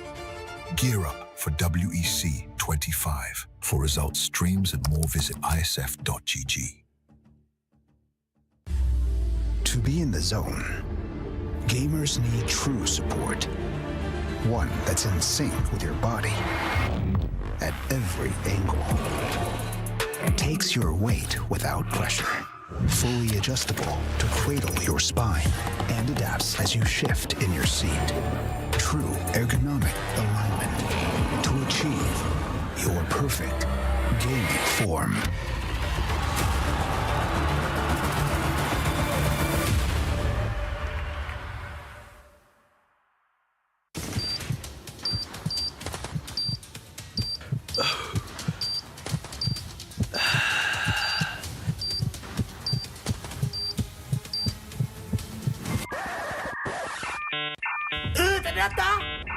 Data habis?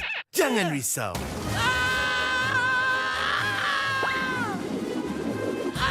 Tukar ke Red One Mobile untuk data pantas 5G Extra. Nak peran data telefon? Red One Mobile kan ada.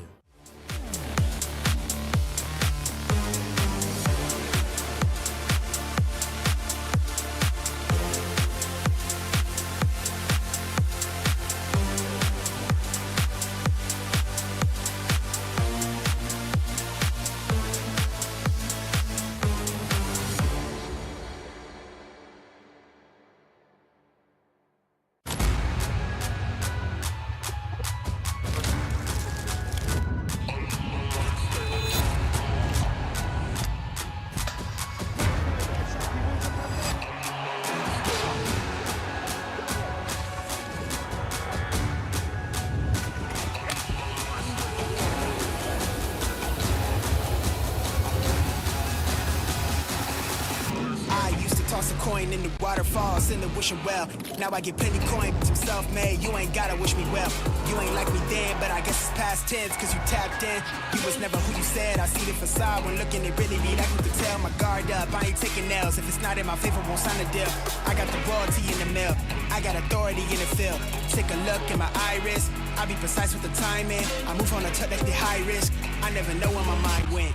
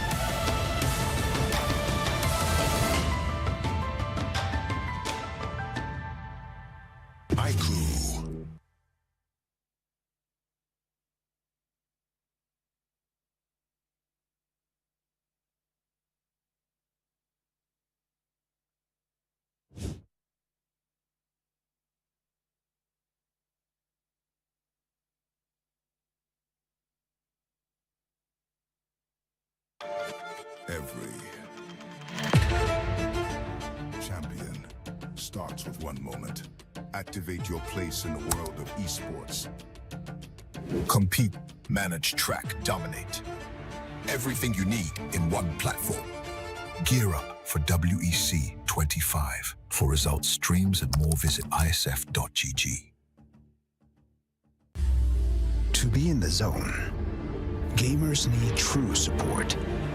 One that's in sync with your body at every angle. Takes your weight without pressure. Fully adjustable to cradle your spine and adapts as you shift in your seat.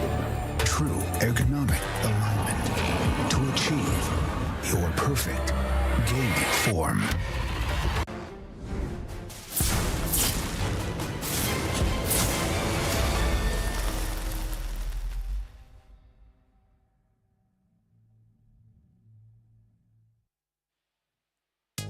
Welcome back, ladies and gentlemen, to the quarterfinals here in the Open Division in the WEC 2025. My name is Phil. Alongside me is Husky. We just got done.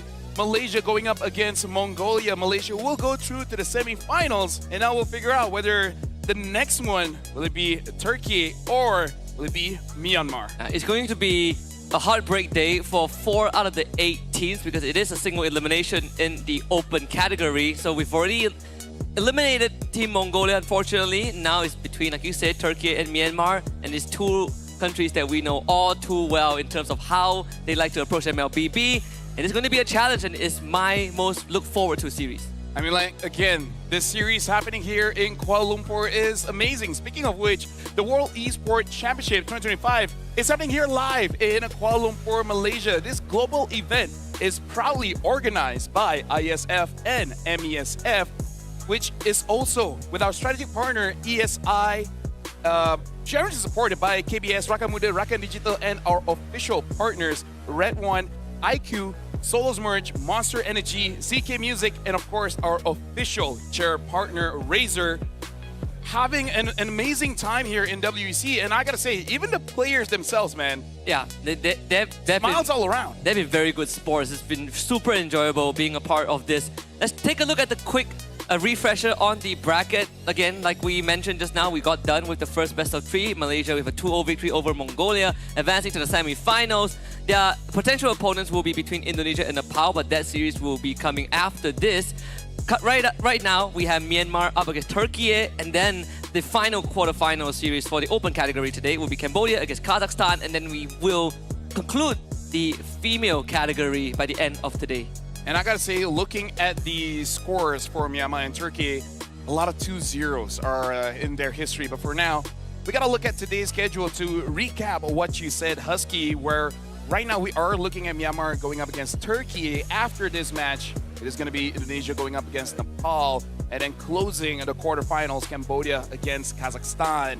And then we will start the lower bracket finals of the female division between Egypt going up against Cambodia, where Indonesia is just waiting at the grand finals. Yeah, and there is a chance for history to repeat itself, you know, Indonesia winning the female category, but we also have Egypt who finished 3rd last year at the WEC 24. So a lot of storylines will be concluded by the end of today, at least for that division. But for the open category, it's still pretty much an open book. We know that there are some clear favorites, but we still have to go through this unfortunately grueling bracket format to find out who will make it to top 4.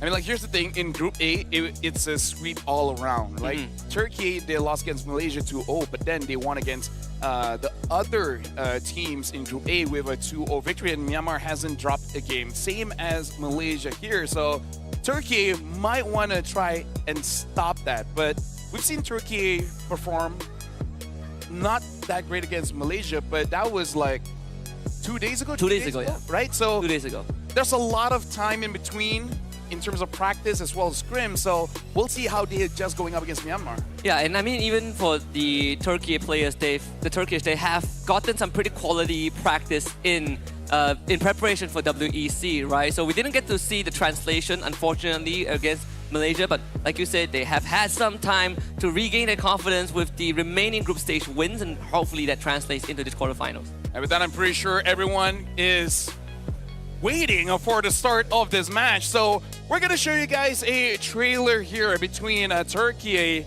going up against Myanmar to start the second match of the day.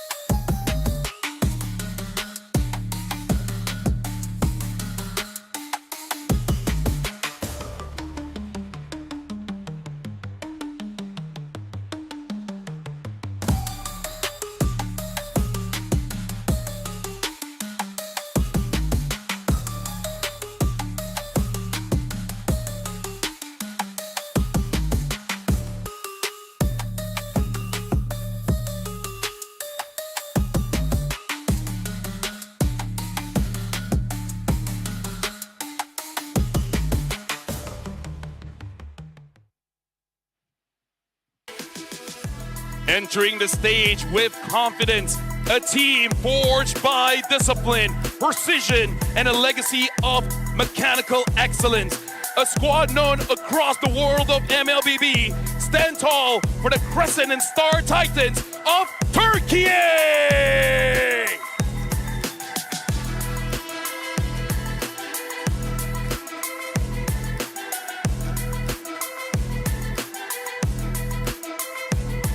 Going up against them are the warriors bathed in the golden rays of the pagodas, forged in the traditions of valor of Burma, here to carve their own timeline in history. Step forth, undaunted warriors from Myanmar!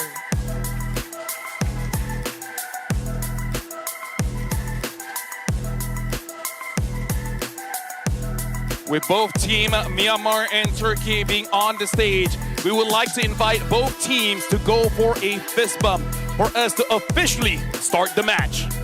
This is going to be one of the more high-stakes match because of how well these two countries are known across the globe in terms of the MLBB prowess. Even before Turkey has put an impression on the international stage, Myanmar was one of the first, the Burmese were one of the first to step on that stage and give everyone a run for their money. I still remember distinctly back in 2019, Myanmar finished top 4 in their first international appearance, and they are here to do it again. King Flash, Boye, Kun, Juno, and Nico make up the main 5. In fact, like, we gotta remember back in M2, they were runner-up. Yeah. Only losing to the GOAT Carl Teasy, and Ruby Didi made a name for himself in that time, creating a whole sequence of Lunong's plays that basically have a skill named after him. But yeah, Myanmar as a region, one of the more creatives for sure, because I still remember back in Malaysia during MSC time, they were the one that brought in a Johnson with Kadira as well, looking absolutely amazing. But now we gotta talk about Team Turkey here. We got Lunar, TNZ, Rosa, Sigibum, as well as Apex 47.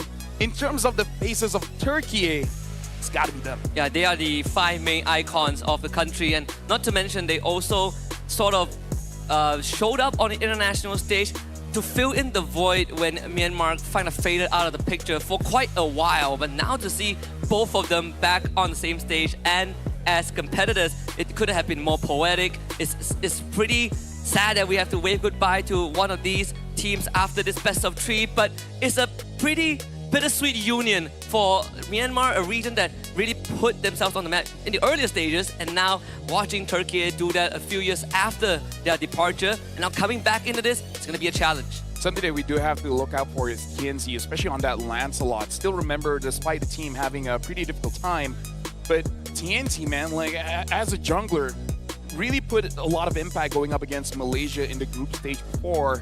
Going up against Myanmar though, I want to see if they want to go for more traditional, basically go for the WEC pocket meta here. Oh yes. Or just go for something themselves, which by the way, the pocket meta here seems to be 5 damage, right? Yeah, 5 damage, Cho damage, roam, you know, solos lord, a 5-man gang that Mongolia has shown us. Dude, a Cho solo lord will be Cho solo lord, 40-second maniac. Yeah. Quite a lot of highlights here in the WEC. Yeah, we thought that by day 4, you know, after the halfway point in WEC, we will settle in the WEC meta. We still get surprises every now and then. And again, just a quick shout out to all our partners who have supported this event, I have gotten news that the Aiku regional manager is in the house. So thank you very much for coming here to the heart of Kuala Lumpur just to witness the action at the WEC. And came on a good day, right? Having a good day, yeah. The quarterfinals here for the open division, and then later on having the lower bracket finals and the grand finals of the female division. Woo. Like, quite a lot of story is happening here today, and this second match, hopefully this time we have more of an extended series, because from Myanmar as well as Turkey here in the Southeast Asia region, we know them to be great, but we just want to see more of them. Yeah, our colleagues have gotten the luxury of casting some full best of threes, but for us, we've been 2-0 so far, right? Like we've done this. This is day It's a number blessing 4. and a curse. It's a blessing and a curse. You know, on one end, you get home, you go home early, but on the other end, you know, you leaves you craving for more MLBB action. I mean, this is the one that's gonna give us 3 games. And it's really on Myanmar now, because I want to see how they perform. Because from Myanmar, one of the icons for me that is showing up right now is Nico. Nico started off as a jungler because of his high mechanics, but now being in the mid, I gotta say the team wins and loses of his play, because sometimes we all know when we're desperate for a win, we want to make a play. We see that opportunity, he will go for that opportunity. Whether it was the right call or the wrong call, the whole team will follow up. And that's why I say win or lose, we gotta look at Nico. Yeah, sometimes the captain goes down with the ship, and in this case, the sailors follow the captain. I would say that there's this one quote that I always like, is that when you are winning, but when you start thinking about winning, that's where you run into trouble. And I still think it applies, right? When you get desperate or when you get too relaxed, you sort of start losing track of what really matters. We go to Flying Cloud again for Game 1. So it's a reenactment of the previous series. We've been getting some flying clouds, and we're seeing more and more of the application of just fast return to lanes. Which is something amazing, because we still remember the start of the 4-map change in MLBB. It took like 2 to 3 weeks, and it's really not that big of a factor. Yeah. But now we are starting to see the teams utilizing it more and more, changing the draft just a little bit. Ooh, Too much info. Oh, we didn't see that. Oh, we didn't say. No one saw that. No one saw that. Ooh. Hell. It's a good thing it was empty. That was dangerous. That was dangerous. Yeah. Only showing the bands, which you can't do anything about it. Yeah, anyways, I mean, right? thank goodness, thank goodness. Whoa. Oh, yeah, I think it's more of like their way of taking note of the previous game draft. So, you know, that's what interests me as well. I think a lot of teams and coaches have their own way of tracking the draft. YSS opener for Myanmar, we see the Lancelot Fanny and Uranus banned by Myanmar. They take the YSS, Grog Yujong Baxia by Turkey, and they take a Lapu Lapu first pick. The Gatot Kacha is up. The Kimi is up too. So it's one of the few, you know, power picks that has had massive successes regardless of who picks it up. So far, very fast early bans as well as early picks here. Turkey finishing up with the Gatar as well as the Lapu. So already having a pretty solid front line here. But for Team Myanmar, there's still a lot of options considering picks like the Kimi, the Eve is still open.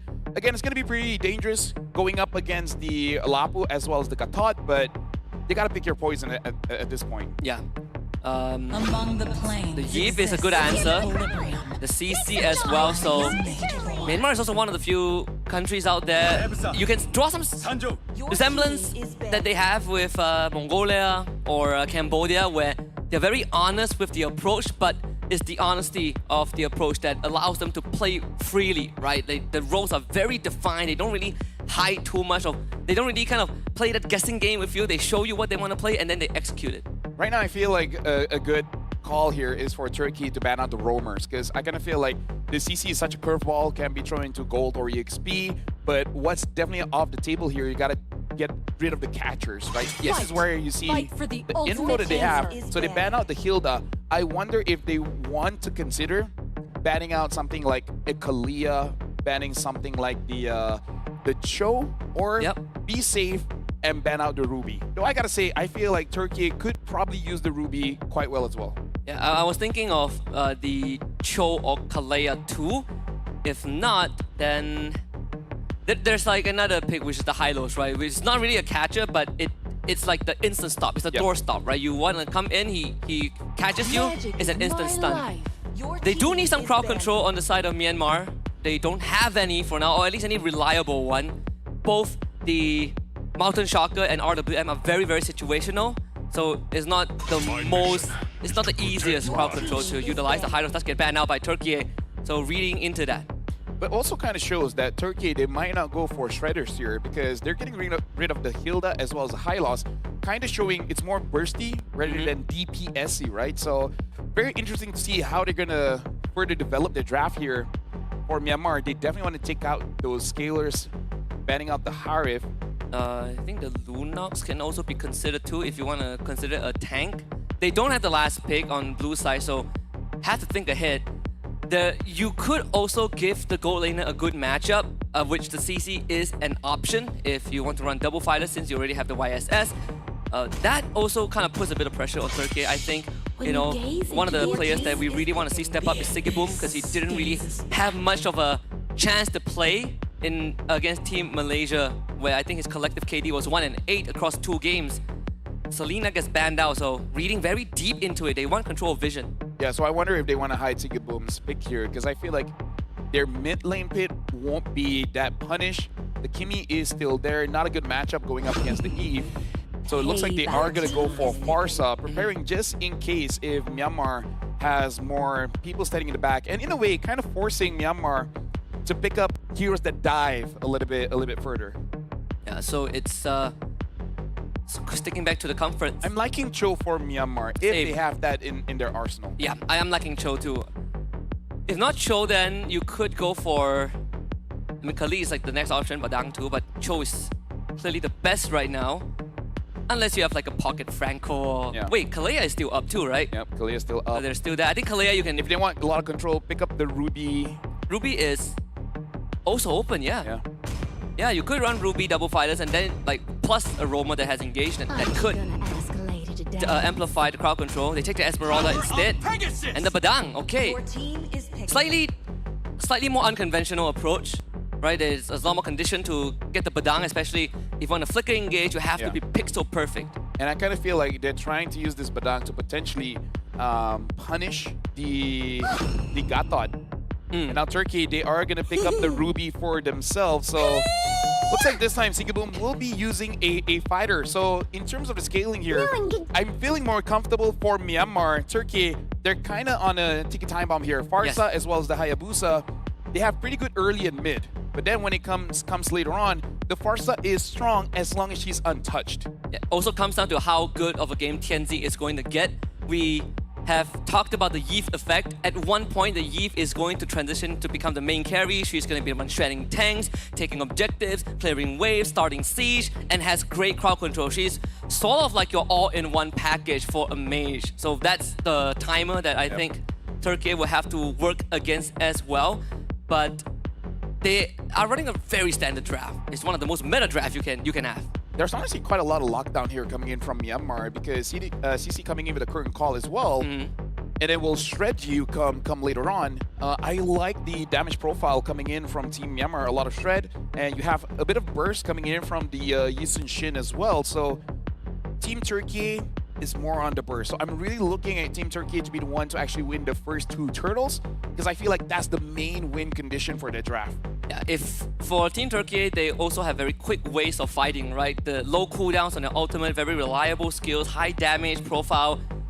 I would presume that for the first 2 turtle fights, they're going to be actively looking for pickups on Team Myanmar and try to get the punish, get Tianzi ahead, get Rosa ahead. And even the Lapu Lapu is incredibly deadly too in that XP lane. Yeah, so really looking forward to see how they're going to be playing the early game here. But again, Myanmar, incredibly aggressive team. They might choose one lane and then just make sure that we win it out pretty hard. I'm thinking that maybe in this matchup, the CC might need just a little bit of help after all these nerfs. Just help maybe 1 or 2 waves so that she is even with the Lapu. Yeah, there's always the snap engage potential as well, right? Whenever you're up against a hero like Badang, you sort of have to treat it as if you are going up against something like a Kufra or Tigreal, or maybe even an Atlas to a certain degree, right? There is always the possibility where if you start a fight, the Badang can turn it around easily. He can catch you off guard with how low his cooldowns are when he has the flicker even. So that, I think, is an advantage that Team Myanmar will always have if Turkey starts overextending, if they start getting fighting drawn-out fights, that Badang could easily flip the script. Yeah, and actually I was talking about CC gold because usually we do see it in gold, but they do have the Esmeralda. So actually comes to the question, which one is going gold, which one is going EXP? I would prefer Esme go EXP because have quite a good time against the Lapu, at least pre-level 4 for the Lapu. But yeah, it's gonna be a question of which lane the fighters are going for Myanmar. Yeah, I personally think you take Esme into Lapu and CC into the Ruby. Yeah, I think that's the matchup that I would go with. Like it's at least a skill matchup at that point. Yeah, right? it would be like a lot more direct, right? Esme Lapu very direct. CC Ruby is you generally don't interact, and if you do interact, CC can hop away, Ruby can disengage. So it's a very safe matchup for both sides. As we make sure that everything is in order, we don't want to have any technical issues going in the game, and our marshals are on it. That's one of the most experienced one on the screen, by the way. Yep, shout outs to Rez, man. He's an amazing dude, making sure that everyone is having a good time. So we gotta look at the mid trio as well, because Eve is gonna poke out the Farsa. Well, Farsa can do it too, but between both, the cooldowns of the Eve is much shorter. So it really has to be between the roamers, the Gatot as well as the Badang. Which, you know, again, personally for me, I would rather play Eve Badang in comparison to the Farsa Gatot. Both are very strong. But yeah, it's a skill match. I would say all across the board. You know, it's all skill matchup. I think that statement also rings true just simply because there's an Eve on one side, right? She sort of like skews the odds a little bit. You see the Eve and you feel good about it.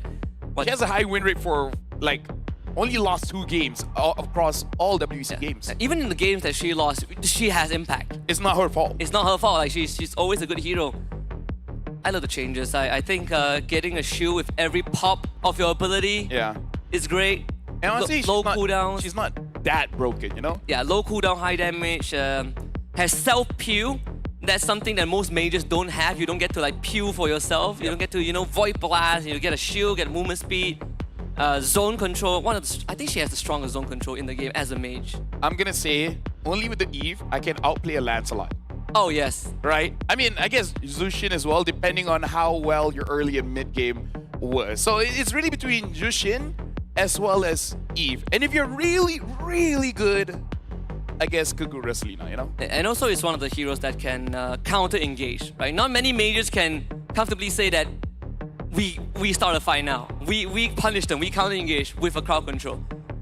I think RWM is one of the most uniquely well-designed ults in the game. It's one of my favorite skills. Favorites as well, yeah. Yeah, one of my favorite skills. And good future-proofing for skins. Ah, yes. Right? The more expensive the skin is, the more crazy you can do with the board. I've been floating this idea a lot. I'm not sure if the devs will ever take it. All right. But I hope they do. Okay. Right? Chess Grandmaster Eve. Sounds good. Chessboard. Speaking of sounding good, looks like we are jumping into the game here between Myanmar going up against Turkey. And looks like both junglers are starting on the opposite side. So looking at TNT, will be the first one to be reaching that Little Wanderer. Yep. See, I mean, this should be a very straightforward opener. The inverse jungling.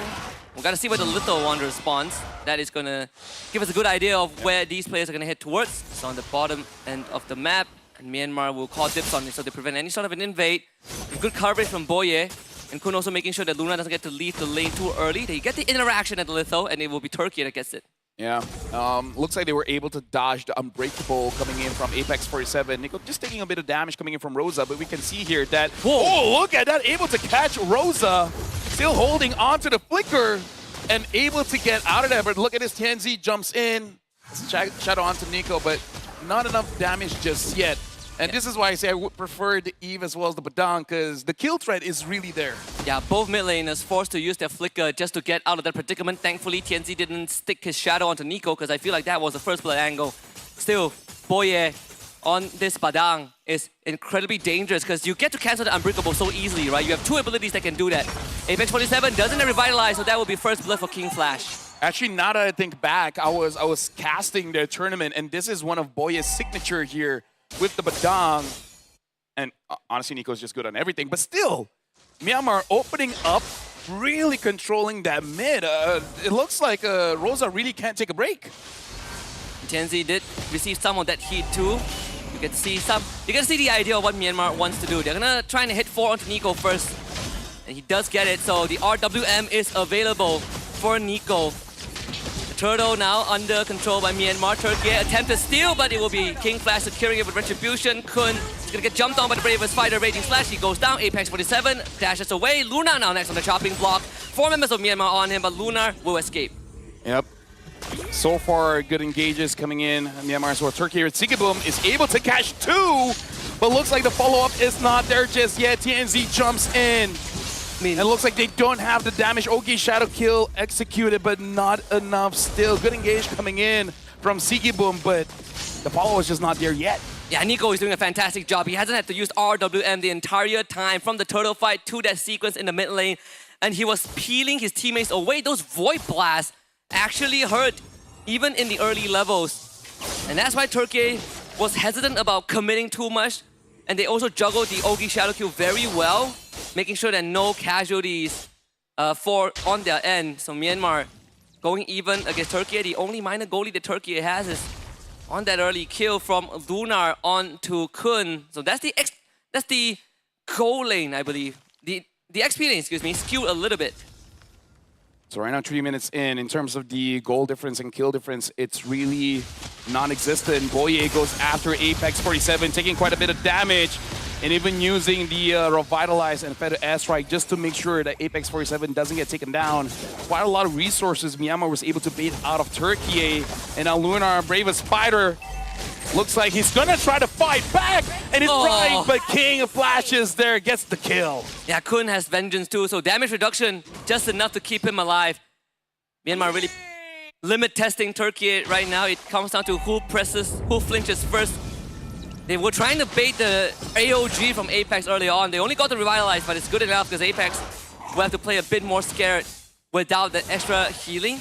Myanmar now looks for a conversion, and I gotta say, King Flash has been on the ball with his movement. Always proactive, getting ganks off. Both kills on Myanmar are on him. Now we're looking at a positioning here. It looks like Team Turkey, as long as Rosa is able to be free, they can actually have a pretty good standing here going up against Myanmar in a turtle fight. Clearing the mid first. Juno is on the scene. Boye gets stopped by Sigiboom. Boye is starting to become quite a nuisance of Turkey to deal with. He's stopping clear-cut engages, and he's always a threat. If Turkey commits and Boye finds an angle, they can easily turn the fight around. Apex 47, he's not going to have the liberty to get all these taunts off. And now Boye jumps in with the RWM. The Revitalize comes up. King Flash gets jumped on by Lunar. Good return from Turkey. Luna ends up going down. Luna ends up getting a double kill, in fact. The current call, Kun just tie him and Sigiboom up. Myanmar looks to fight back, but they have ran out of damage source. Without the Eve, it's pretty hard to answer the Turkey. I gotta say the MVP, that one was Lunar. TNZ gets the turtle and goes in able to get a Juno as well. Lunar making it so that it was basically mute. It was a good engage coming in from Boye, but no one can follow out because Lunar is on the scene, man. He's stopping them. Myanmar has to be slightly more careful with how they take these fights, because as good as the engage that they can get, Lunar, he has been a thorn in their side. Nico, good RWM, but if you have a Lapu Lapu swinging away on top of you, there really isn't much that you can do in the earlier levels. So that's the equalizer there. Turkey killing up King Flash and Nico, two of the main cores of Myanmar that really would benefit from having early goalies. Look at Boye. Boye has been found out. Sigiboom not gonna chase him just yet, but looks like Lunar just want to engage onto Boye. Gets chain CC'd and gets bursted down. Apex 47 secures the kill. And I think that's honestly worth it. You gotta make sure that Boye is less effective in the game, because he's gonna be quite annoying in those neutrals. Wow, Luna didn't even go for boots, just rushes War Axe straight. I'm probably gonna go for the Oracle next. Yeah. Wow, he's actually gonna go bootless. I guess it's fine if you get to jump on your opponents like that.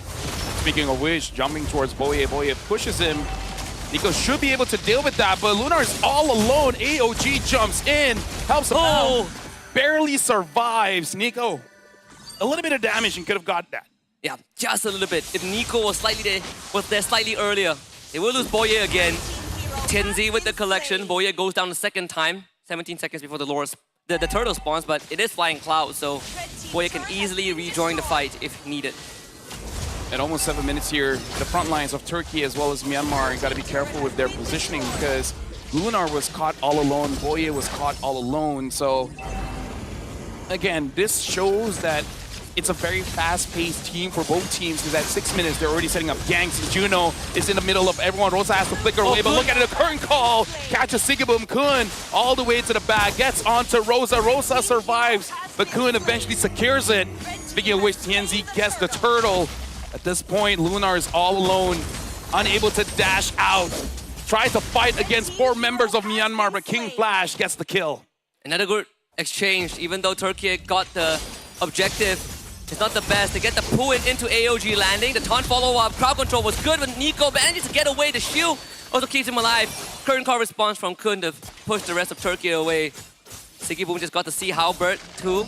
And I like that Myanmar switches target mid-fight. They saw that Rosa and Sigibum are there. They instantly turn onto Rosa, instead understanding that this Farsa is a bigger problem. And not to mention King Flash getting killed onto Lunar too. Without that flicker, another pullback. This one, with the help of the feather airstrike, Juno should go down. Yeah, Juno has been frontlining quite a lot for Myanmar here, but I gotta say, Kun is playing an amazing CC game because we can see the shred coming in, but more important, like you said, the targeting. Once he sees a vulnerable target, he will get onto that. And I gotta say, the current call has been hitting the correct targets. Yeah, without any purifies on Turkey's side, there's no way to get rid of the curtain call if you get tethered onto your teammate. The big advantage that they have is that they've gotten most of the major objectives, 2 turtles out of 3. All the tier 1s have gone down. Yeah, it looks like they're trying to get as much gold for King Flasher that S-Strike used just to zone them away. Turkey having 1 cannon minion looks like will not be able to siege much further. That's one way to push the Yeef away, to threaten her. And for Myanmar, they don't really have the most bulky front line, right? If there's anyone, it's going to be Boye and Juno. But we saw how Turkey shut them down very quickly. High burst damage, hit reduction from items, which Sigibum has. See how Rosa has the glowing wand. So these shields and regenerations will be cut down by a huge margin. Lord spawns bottom side. And for some reason, even though Turkey has the goal, oh, look at Boye, jumps all the way to the back. Rosa has to flicker out, but look at Apex 47, tries to zone away King Flash. Lunar jumps in, forces Team Myanmar. Alba Kun is dealing a lot of damage onto Lunar. Team Myanmar was the aggressors, and they're forcing Turkey out. That's good for Myanmar, but it is Flying Cloud, so Rosa will be back in no time. That's the only thing that Myanmar needs to keep in track of. AOG comes in to stall the Lord take TNZ. Shadow kill out of range. They bring him away so that King Flash can get the Lord. Talk about initiation with no hesitation. Forcing out a lot of abilities coming in from Turkey. Nico just built the Wishing Lantern, King Flash, having that endless battle. The damage will be more punishing here. And Rosa is able to survive, but the objective wasn't necessary to get a kill. Just make sure there's no better airstrikes in the Lord fight. It was so decisive, right? They say force Rosa away. They see that Lapu has no bravest fighter. They instantly turn to the Lord. And not just that, they also accounted for the fact that Tianzi might use the Shadow Kill to try and jump to the Lord, so they drag him away to guarantee a 100% success rate. But again, Flying Clouds allows Turkey to regroup and reposition very, very quickly as they already start working on the Lord. Boye will be there. Rosa found out already, so has to fly away. TNZ turns on the Nico. They're going to try and juggle the Shadow Q again. Nico survives, but the Lord gets taken out. Yep, amazing flicker to cancel out the Ogi Shadow Kill. The minion is still there. King Flash finds vision. It looks like even though they didn't get the tier 2, but quite a lot of damage there, and Kun is onto Lunar. Lunar is able to protect his turret, but barely. One more wave crashing in, and they'll be getting that. So Myanmar It's weird, like under gold and under in terms of kill, but they definitely have the control of the map. Yeah, thankfully no tier 2s go down, so Turkey gets to defend majority of their map still. Kun is starting to become a threat too. And I mean, Rosa has been receiving the brunt of all these attempted kills onto him. Every time they see Rosa, they go straight for the Farsa. I mean, we gotta understand why. He has 100% kill participation here, 8 total kills for Turkey, and every single one, Rosa is there. Clearly a big factor of Turkey winning this fight, so it's good on Myanmar understanding the threat. TNZ checking the bush here, and I don't envy Rosa, man. This is gonna be a pretty difficult fight to navigate around. You gotta be careful of the CC, of the Badang, the Esmeralda, heck, honestly, even the Eve. Yeah. If you're caught by the RWM, that's it. You're gone. And the Badang has been near impeccable this game. 2 devs, caught up 2 times in a row earlier on, but still, these engages, we talked about that it's not easy to get a flicker, fist crack, fist break in. You have to be really pixel perfect, and Boye hasn't missed a beat. And we see it out. This glowing one wishing lantern for Nico is starting to hurt. And that means the front lines of Turkey is easier to cut through. Not to mention if you get the residual damage onto cores like TNZ and Rosa, it's even harder for Turkey to fight these long extended fights. And now look at this, Apex 47. Wow. Opens out the map. And that was just a few pokes. Yeah. And he's already using the regen.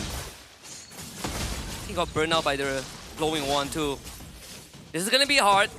If TNZ wants to contest this, he has to make haste. But Myanmar, they're not in a rush. And like the patience, Boye is holding back most of the Turkey lineup. Kun gets to dance around a little bit, curtain call. Now pops up and just very early, but not gonna trade for a better airstrike, Shadow View, and a Braver Spider, and that's worth it. But they will not turn around onto Lunar. Lunar goes down.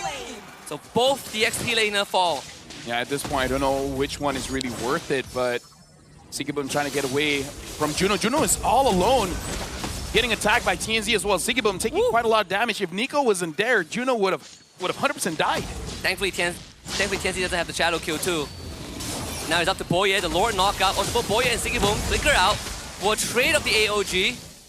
None of them want to back down for the Lord, and Boye has no flicker, so no snap engage from the Myanmar side. Something that Turkey can feel a lot more comfortable about, but it's all about zoning out TNZ. He hand hops into the RWM, gets knocked back, and another Lord still here for King Flash. At the trade of his life, Rosa will find a collection, and Boye knows that his sacrifice is necessary, but at least Myanmar walks away with the Lord. Yep. And all the while, Myanmar and Turkey, this is becoming a much drawn-out fight compared to the first series of the day. Team Turkey, they want to push here, but the wave clear coming in from Nico is going to make that really, really difficult. And we're starting to get to the point of the game where this Eve is, like you say, going to be the real threat. Having the glowing wand, having the wishing lantern, and whatever penetration item he will build up after this is going to be more and more difficult for Turkey to end the game without a Lord. Like, even with the Lord, it's going to be difficult. Without one, dude, it's so hard. They find Kun, the Vengeance is not going to help. It's the Sky Piercer from TNZ.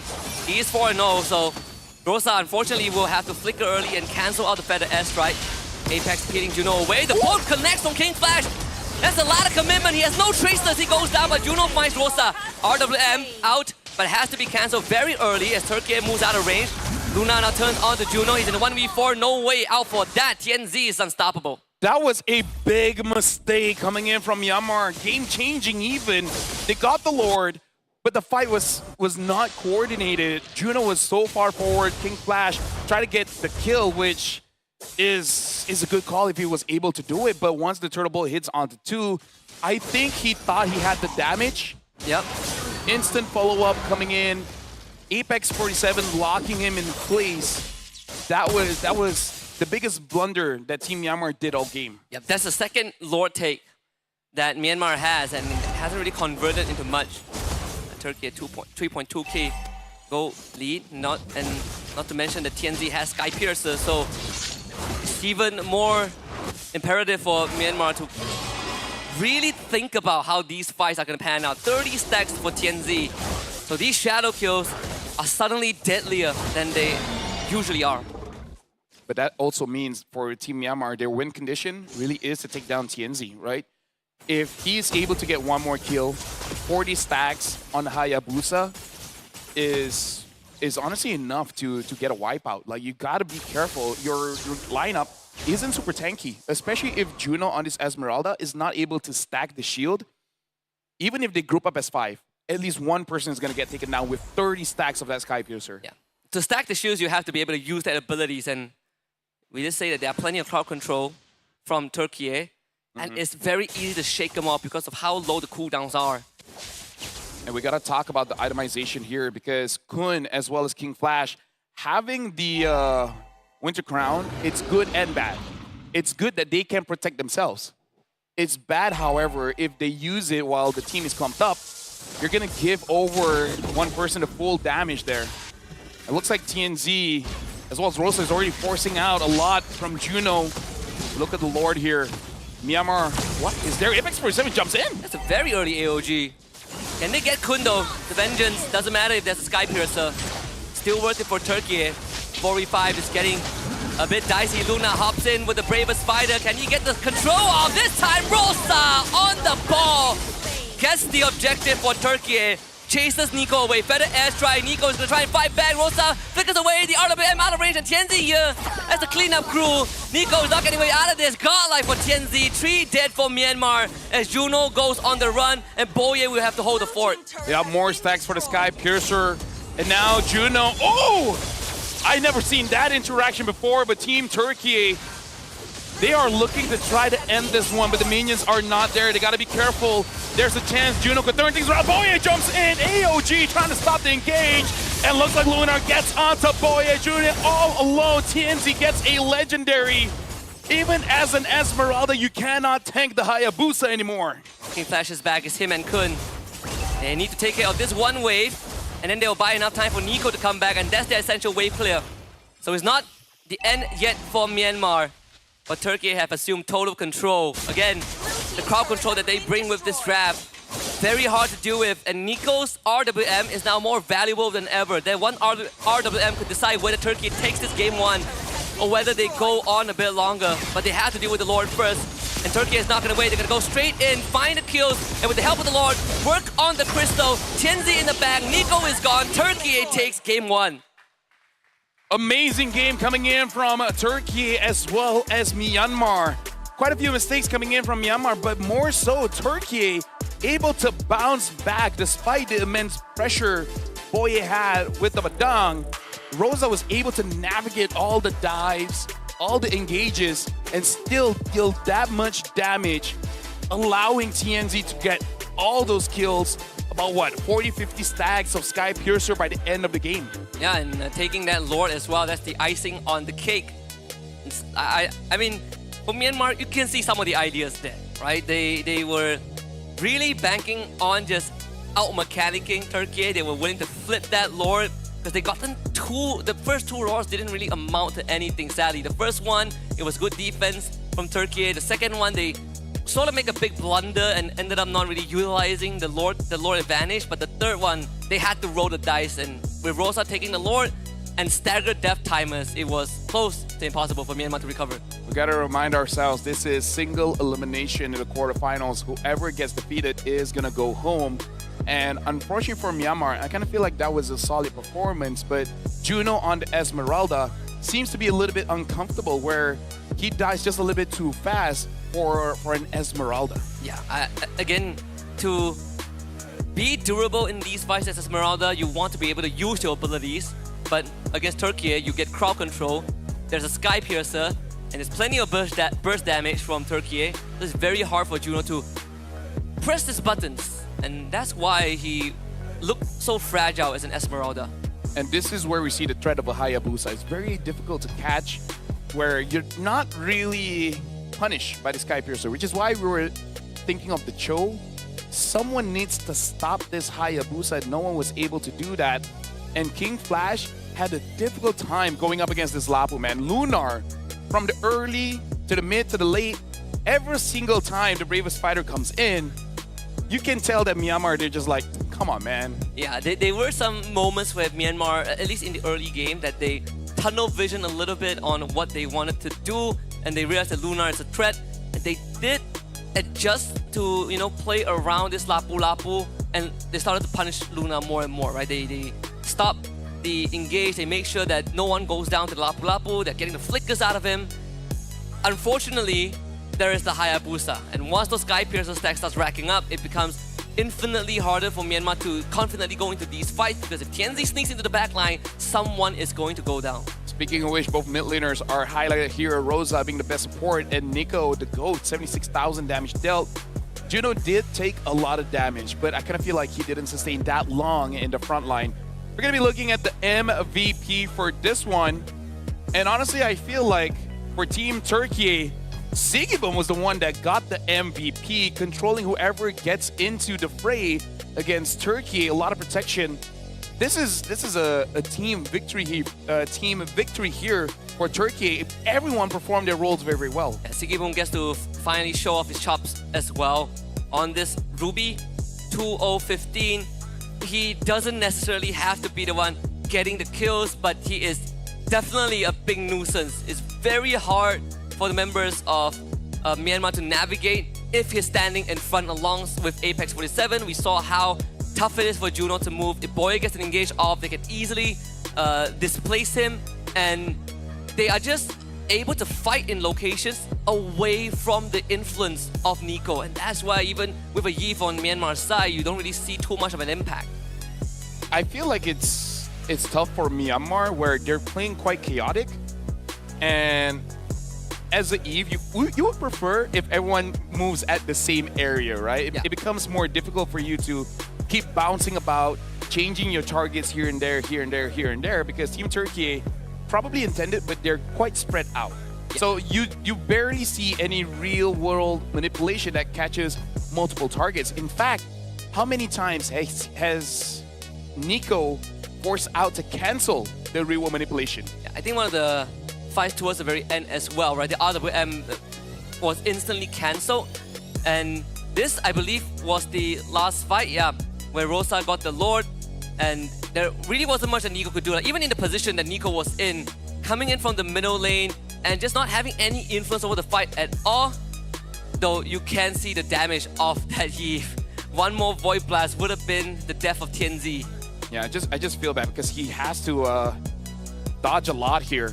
Like I feel like that's the only thing, because whenever you see a fight, it's too spread out. Maybe for Team Myanmar, they are a very chaotic team, but when you have someone like Yve, you would want to narrow down your opponents, right? Pincer them in, creating a box. And I feel like that's the best analogy here, where they're not creating a box of influence, forcing Team Turkey around a circular area. Boya is going here, King Flash is moving here, Juno is like, they just gotta tunnel people in. Yeah, I agree. I think with most majors, you generally don't want to be from a flanking angle, because it really exposes you to the enemy lineup. There are a few exceptions, of course, if you are like Kadita, Selena, Honestly, Boyi, even Jushin.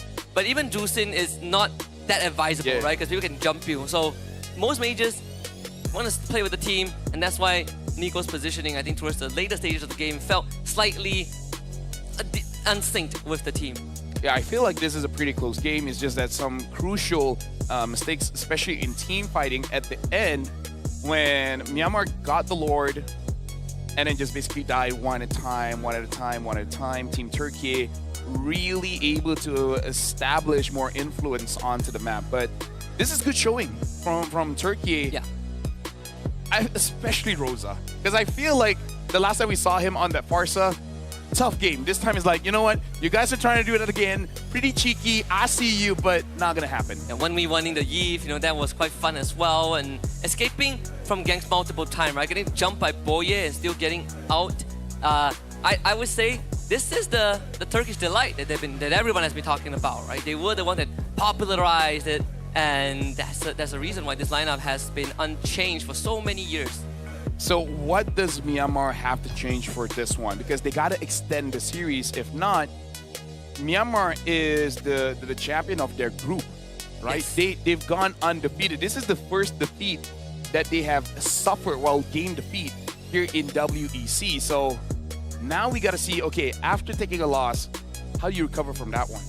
I think the main thing is just clean up how they take these fights, right? Like a lot of times, even in the group stage games that we saw that they are more one-sided, it's less about the mechanics and it's less about the draft and more about how it's executed. Yeah. And I feel like game one was sort of that case. They had the recipe. It's slightly harder to execute because they are running like Esmeralda and Badang, but they were able to pull it off, right? We saw Boye going very, very active in that early game to create that room for his team. Is when things get very messy, when the enemy starts getting items and getting ahead of the game, they start changing up how they fight. It seems like only Turkey is adapting to it. I feel like if they want to be more chaotic, they need more spread of damage, right? Because especially if you have a marksman in that lineup, you confuse your enemy to be like, okay, who do you want to target? You want to target the jungle, the mid, or the gold lane? In that case, it's just the jungle as well as the mid. And we saw Turkey, they're like, we just got to deal with King Flash, right? As long as they don't get the Lord, we're good. Nico is kind of an afterthought in that regard. So maybe this time we want to see a little bit more damage coming in from Juno. We're going to be jumping into game number 2, where I feel like Turkey, even though they won, that was not a comfortable one. And Expanding River is going to be this one, which looking at how they've been moving around, no, it's good for both teams, man. Sigilboom is fast to the scene, Juno is fast to the scene. Yep, it's another map that encourages very fast rotation, right? Flying Cloud gets you back in the action very quickly. Expanding Rivers gets you across the map very, very quickly. So I think, you know, that Myanmar has shown that they still got it in them. They still are willing to take these fights, these very active maneuvers. Maybe you make it slightly simpler with how you approach. I think the Badang definitely felt like more of a comfort than anything else. But again, the Kalea is always there. The Gatot is always there for them as well. It's always good to consider these choices, especially Gatot and Grok, if they are not banned out. We're going to be jumping into the draft here. We're going to see who will actually get the first pick. It looks like it's going to be Team Turkey. They themselves banning out the CC as well as the Harif. Team Myanmar already taking out the Fanny as well as the Yuzong. Team Turkey, I feel like if they get first pick, getting that Gatot would be pretty good. Just to make sure that Boye doesn't get an aggressive kind of roamer. Because I feel like the Badang was scary but manageable. Yeah. If you're Myanmar, do you open Grok here? I think that's the important question too. I would not. I would not. You can ban Grok, trade Gatot, and take Badang again into the matchup, or the high-lows. And then the Kimi is also an option that you can go for, at least on the red side, because you get 2 picks at once. Yeah, it's an important choice for them to make, because I believe the YSS is also still up on the table. Hayabusa as well. I feel like you can first pick the Hayabusa for Kinsey. They banned the YSS. So they're forcing a trade, right? Grok, Gatot, Hayabusa. Let's see what Turkey takes.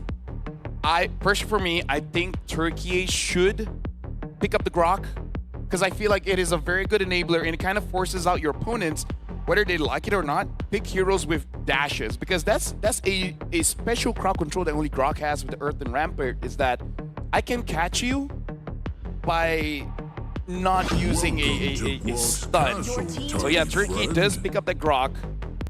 Later on, Myanmar can pick up the Gatot, so I feel like take a Hayabusa here, because Fanny, Yisun Shin, Lance is out. Take Hayabusa, and what's the next great pick here? Lapu? Hayabusa, yeah. But the trade-off is that you do concede a bit of the mid priority, right? Because then Turkey gets the advantage of, if I want to take Kimi, if I want to take Jusin, Yi, they have the choice to do so. Experience the youth. So they go for the Ranger Ruinous. That's very early. I mean, like, I did say Juno needs something comfortable, but... Not sure how I feel about this one, to be very honest. What if Turkey picks up a Lunox? Honestly, you could go... Lunox Haya. Lunox Haya, Kimi Haya. Kimi Haya.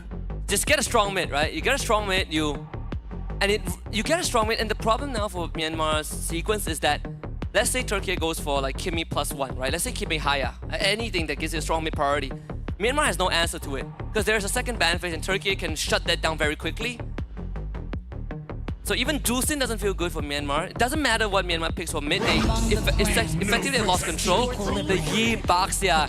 And this is even scarier. Fast jungle, great mid clear. Completely forgot about the Baxia, man. The thing is, it answers the Uranus. Also, if Myanmar does want to get that Gatot, it stops the Gatot's healing as well. The revitalize, the passive. Oh, this is even if you take the Hayabusa here, it's going to be quite Wipe out all difficult. the injustice in the world. But looks like yeah. And they're taking the Looks like Cho has been picked up. The problem is, what is Cho gonna catch though? There's a Grok, there's a E, there's a Baxia. So not sure what's going on. Maybe we'll see something different later on, because the Cho, at least at this point, considering there's no real target, might have been a romp. But we'll see. We'll see what's going on. If anything, if we do have to go for a redraft for neither reasons, at least we know the first few picks are guaranteed, right? They're secure, so don't worry about that. There's not going to be changes in the picks that we've already seen. Although I definitely feel like at least the first two picks, I'm not sure if Granger Uranus, if the Cho counts the first three picks, it's very weird. Like I think throughout WEC so far, these 4 days, we've seen most drafts that we've seen make a lot of sense. There are some that's definitely an oddball, but not completely like what is going on. This is one of the few draft sequences that I feel like, okay, Myanmar might be making it hard for themselves. Imagine this, we're not too surprised with Mongolia picking up Hellkurt. We're more surprised of this early Granger and Uranus, especially considering the options that Turkey was able to get just now. Because if Turkey really locks that in, Grok, Baxia, Eve, dude, that's a death ball. That's a death ball comp. Not only that, hold on a minute. Just if the Cho pick, so Granger, Uranus, I'm Cho, thinking they have no the Cho junglers. If the Cho is not, right, they still need a jungler. I'm thinking they still need a jungler, right? So I think Hayabusa is up. Suyo, Joy. None of them are optimal choices. Honestly, against Grok, Baxia, you probably need a fighter like Alpha, right? You need some kind of shred. And all those assassins, they don't have shred, bro. I mean, like maybe Joy. But maybe Joy. But you don't play fast enough, right? Like the Yi eventually becomes a problem too. Yeah. This trio here, it's a problem. Like I hope that we fix what's going on, because Grok, Baxia, Eve, nah, bro, nah. One answer towards it, well, it's not even an answer. It's more like a soft solution is the Drusin or the Farsa, and that's very situational, right? You still don't solve the Grok. And bannable. You still don't solve the Grok. The Grok can still kill you, but it is one way. Honestly, even Jushin and Farsa, once the Grok puts a wall behind you, you're forced to use your abilities to get away. Yeah. I want to say Selena, but Selena is not even good because they can just eat up. They are literally minesweepers. Well, we'll see We'll see the development of the draft here. Yes, that's a very good shout for the Louis.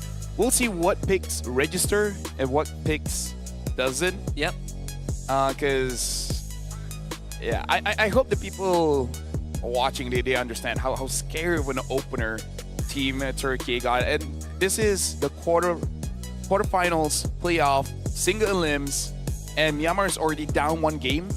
Yeah. They cannot afford any more losses. I think for the local viewers, at least those that watch our domestic league, they probably have a good understanding, even from watching the domestic league itself, that certain openings just aren't it. They are powerful individually, but when the sequence is not done correctly, it harms the team. Right? I think even our player Momo has experienced that. If you open up with something like a Uranus Granger, you are putting yourself at a disadvantage because you're giving away a lot of pace. I mean, he did win with opening Uranus, but let's just put it this way: you don't want to open up something that is counterable, right? You see the Uranus. All right, I'm thinking of something like the Lunox, and Eve works because Eve can build the Wishing Lantern. Baxia, yeah. So and then you see the Granger. You're like, okay, we pick range. So instead of picking Kimmy, you pick up the Eve. Answers both. Or we just take Ruby, right? Ruby is also another way to deal with the Granger. We take Harry also, we can 1v1. Make some noise. So, yeah, So we are restarting the draft, it seems, but I think the ones that we've seen are gonna stick. Well, we'll see, because we got to see at what point. Shout out to the crowd, by the way. Everyone is having fun. Yeah, like the whole, Amazing Saturday. everyone bringing the family in, Shout outs to family. the babies, the parents, the Bao base. the Bao Bays. Yeah. Shout out to Bao Bay. It's my favorite gold laner, by the way. Shout out Arya.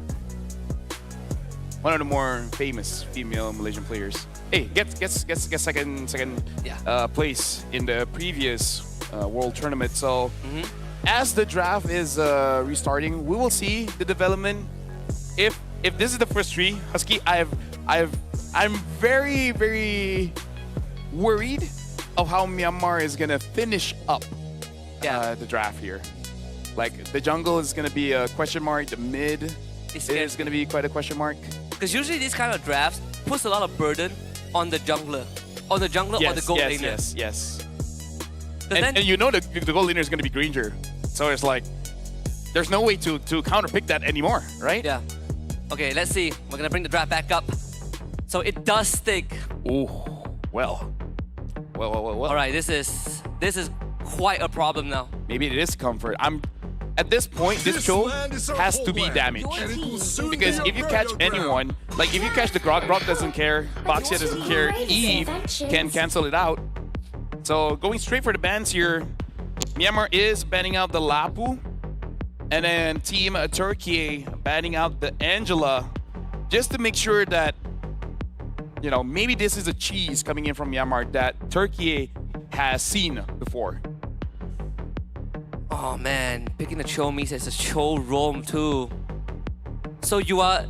No flexibility in the draft for Myanmar. Yeah, so it's confirmed, right? The three lanes are confirmed. Unless you go crazy Uranus jungle, which we do not see. But I mean, we've seen like once. yeah, but either way, this is a locked-in draft. You know, whatever pick that Myanmar takes in Red 4, choose my own it's gonna be a Jungler or mid. jungler or mid. Is no flexibility. We've seen Uranus jungle once, but guess what? You're up against a Baxiam. I don't know how you want to play Uranus jungle. Juicin ban, we did talk about that. And that's like the last bastion of having any sort of control over the mid lane. The other thing that you can hope for is pick up a Valentina so that you yourself have a Grok or Eve. And it is one of Nico's signature, you know, when all else fills, he will pick the Valentina up. The other one is the... Hayabusa. Oh yeah, Hayabusa did not get banned. But at the same time, Turkey probably is not worried. Yeah. Look at the sturdiness of the draft. What if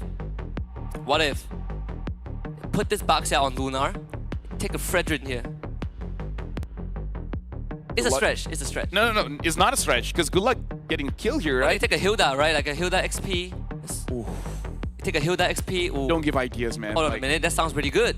dude, like, doesn't matter how you adjust the draft, you add one more front line or disruptor, and then pick up a traditional marksman. Because look at this, not a lot of threats for, say, a Claude. Hilda Harris. Dude, a Claude wins the lane against the Granger. To lead the charge. So it looks like a Hilda and a Moskov. So Okay, close enough. It's either Moscow or Harris, but close enough. Wow. I've got banned. So yeah, it's Moskov, Claude. The options are there just because you're not too worried. So, okay. This is a problem. This is a big problem. I kind of feel Louis, considering that they're all in close proximity, including the Moskov. Louis is the best. If Nico wants to get a comfort, it's going to be the Valen. So there you go. Wow. Louis picked up. We did talk about the Loi earlier on too. That if you want, because there's only so less options, right? And then I float the Loi and we both agree that it's a good idea. Oh, we're pretty good at this, right? We call like what 90% of the draft? For Wednesday, Thursday, Friday, sorry, for 4 days straight. 4 days straight. Yeah. Hey, shout out to WEC. Shout outs to Dub. Give us another year. We'll do this. And we called out the Louis because that's the only real one that solves your problem. Yeah, and by solving, it's not all the problems, but Yep. very specific situations. The question right now is whether the Cho will build damage or build tank because both are viable-ish. The only problem here is the Cho is going to have a very hard time to kick anyone. Do you want to kick the Hilda? Do you want to kick the Baxia? Do you want to kick the Grok? I think his life mission this game is just Create space. find Yi, find Moskov, and you pray, right? You just hope that they go down. Both of them have flicker, so that's one thing to take into consideration as we hop into game number 2 on Expanding River. Turkey on the blue side, Myanmar on red. So right now, Team Turkey are up on the board. They need one more win to move forward to the semi-finals. And Myanmar needs one win to continue their journey here in WEC25 here in Kuala Lumpur. Boye already threatening TNZ just a little bit, but he has to be careful because the draft that Turkey has is really not that punishable inside the jungle. Heck, look at this. They're already marching forward, disrupting King Flash and pulling the golem towards them, resetting just a little bit. Oh, this is going to be rough for Myanmar. Apex into it again, right? Doesn't have the rampart. So finally, the golem goes over to King Flash. Slight delay, but mid-priority, of course, given over to Turkey. And Boye can't really do much. You have to trade your health bar for the priority, but the block on Nico is going to force a flicker out eventually. There it is, Tianzi, who will jump onto Boye instead, but Boye barely gets away. Yeah, but look at the punishment that they're getting if Turkey is able to establish a freeze, which they have. King Flash has to come and help reset the freeze. If not, Nico will suffer, and you don't want Nico suffering when he's the main way you answer Turkey's draft. Yeah. He doesn't necessarily need to be the most farm, but he needs decent items, right? I think he needs at least Enchanted Talisman. Yeah, he needs his Enchanted Talisman. And, well, good thing about Loi is that you are effective. You don't need level 4. And Juno overextended. Tianzi rolls on him first blood. Yeah, Sigibum was able to bait him out. Here on the screen, we did see TNZ jumping in, but Juno does not have that information. The turtle has been started up by King Flash. Boy is here. Kun is trying to push Lunar away, but look at that. Apex 47 and Rosar here. King Flash still able to steal that away. And TNZ didn't even bother. Yeah, it's like, it's okay, right? It's okay to give up the turtle. You got a kill on the Juno. You free Sigibum. I think that's okay. He didn't get double wave. He actually took a recall. Completely fine there. But Myanmar, now the SOD attempting to steal the purple buff. Still, King Flash will get it. Try to turn on TNZ, but TNZ has turned for Sons. You can't really go on him. So Turkey easily disengages. Yeah, good call and attempt coming in from Turkey. TNZ will be quite forward. RWM takes down Nico, and Boye just can't get a response fast enough. And without Nico, defense becomes infinitely harder. The shadow kill forced out so early on. He's gonna get knocked up. Not really sure the idea there for King Flash. Lunar collects him. If we have an award of one of the best drafts in the tournament, this is definitely one of them. Team Turkey already establishing. Lunar is outside of the EXP lane, helping out the Grok, and there's nothing that Team Myanmar can really do. Boye is here to help Juno out a little bit, but even he had to recall because there's nothing that he can do. He can't catch anyone. I think what hurts is that this draft was sort of given out for free. King Flash, oh my goodness, just got solo killed by Tianzi. There's a Hayabusa that just got ran down by a Baxter in the jungle. And Rosa now joins in too. If there's any premonition of how poorly the game has gone for Myanmar in the first 3.5 minutes, that was it. I wonder if I cursed it, because I did say in a content piece just now that Myanmar might be the one to look out for, but look at this. Juno gets caught. Boye is there. Oh, no. Tectonic charge to cancel out any kind of CC Boye has, and already retreating. And Myanmar is getting denied of so many farm here. Oh my god, Nico takes the block, but he might have to take the fall too. Force the flicker out. There's no contest of this purple buff. King Flash is gonna get starved out of his own jungle. There's nothing left on the top side anymore. King Flash goes in, doesn't get the purple buff. They have the Jit Kundo knockup, but they don't even follow up with the kick because there's no point in doing that. Juno is not having a good time here. Denied of so many farms, same as Nico. And Kun is trying his very best just to zone people away. But again, if the Baxia is there, Kun is not really all that tanky. Myanmar, they can still do this. What they need, unfortunately, is at least 10 more minutes. At that point, King Flash has a little bit of items, Nico has a little bit of items, and then maybe you can potentially punish Team Turkey. Yeah. But now, unfortunately, they just have to watch as Turkey take everything they want. Free liberty. painful because we sort of saw this coming from Turkey from quite a mile away. Yep. We sort of predicted the potential outcome. This is one of those things that we do not like being right. Yeah, it's the I told you so moment. Yeah. So, whoa, Lunar got a solo kill. Lunar gets kicked, and Nico tries to kill him. He's gonna survive, right? Yeah, he survived. SOD comes in, and there you go. Sikibum goes after Boye and Nico. Oh, man. TNZ coming from the rear. Sikibum gets a kill. And now even gets a double. Rosa is all alone against King Flash. King Flash can't kill Rosa. Has to get away. RWM gets him. And Kun tries to save the day. Multiple low targets. But Kun cannot get onto them. This is a rough one, Ansky. I feel this is one we just gotta say it as it is. This is rough. This is, I think, probably the first time in the entire the WEC, sorry, that we might have to call it early. Yeah. How the state of the game has gone. Because it is possible for a comeback. It's just very improbable. It's very difficult. It's not 100% defeat, but it's like 99%. That's a rotation to the top. They send King Flash to the top. All for the XP grab. I think Kun got it. Either way, Sikibum is waiting there. We gotta look at the item to see where Nico and Juno is at. It's unfortunate the main carries are taking quite a lot of deaths here. First item, Sky Pisser, 3.6k, and the Hayabusa is 2.6. It's bad when the Hayabusa is the second lowest gold in your team. He's 2k behind the Moskov. At least 1k behind TNZ. Turtle spawns. They have a gang squad, but it's on Lunar. And TNZ is just taking all the buffs. Because he's like, it's nice to have both jungles on my side. Yeah, I own. He just walks in and owns it. And he found King Flash. Dude, even the damage coming in from TNZ. He's playing dodgeball right now. Gets pinned into the wall. King Flash gets away.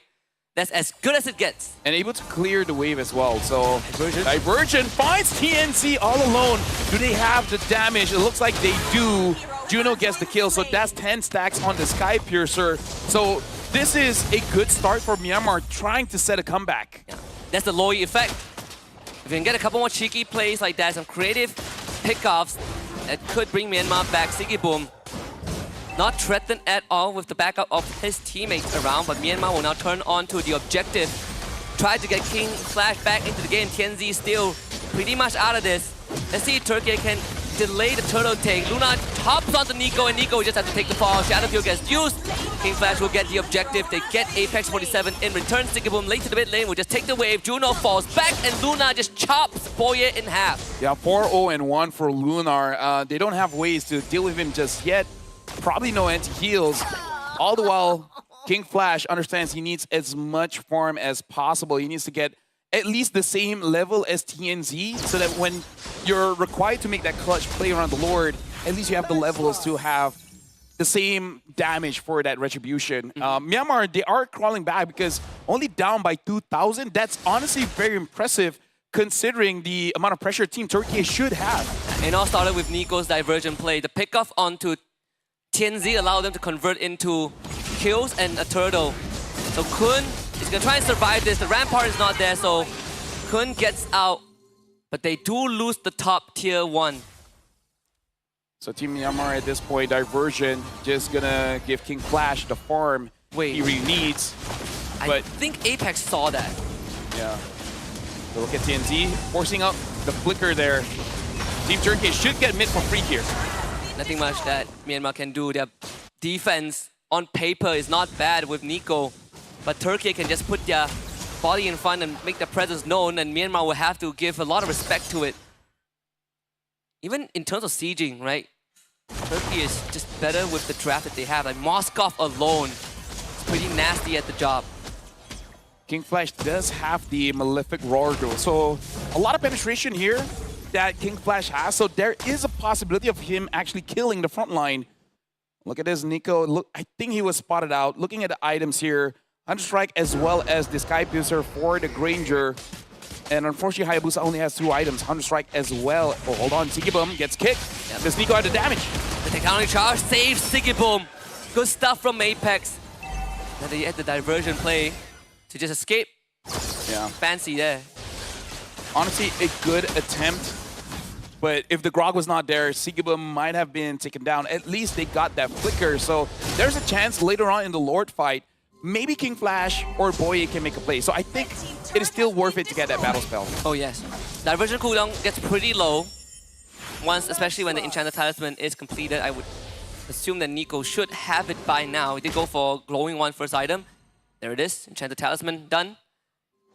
So Diversion next one's gonna be important. Oh, the Rampart though.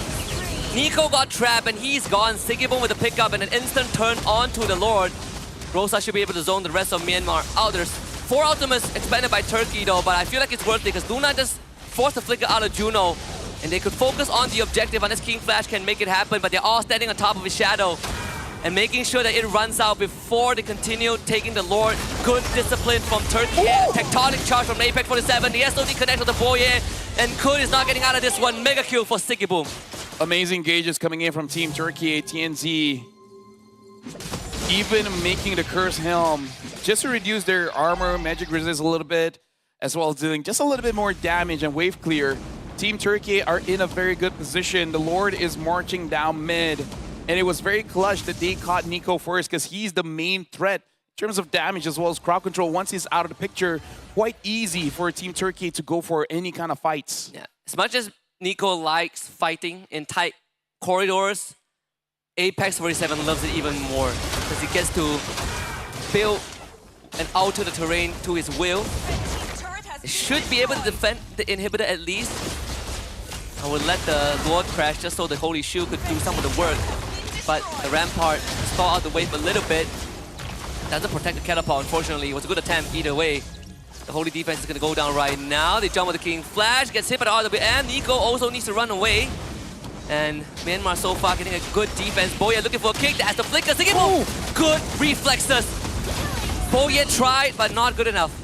And again, this is why we say it's going to be difficult for the choke because there's no real targets. He got onto Sigibum, which is the target that he does want. But again, like I said, good reflexes there. And they're sieging the top inhibitor. Again, Moskov just shreds that so fast. 12 minutes in.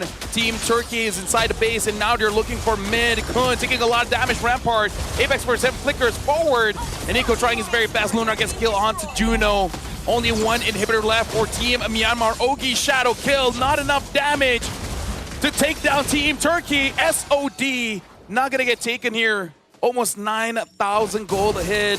Team Myanmar, they are struggling. And sooner or later, it's gonna be more and more difficult for them to protect their base.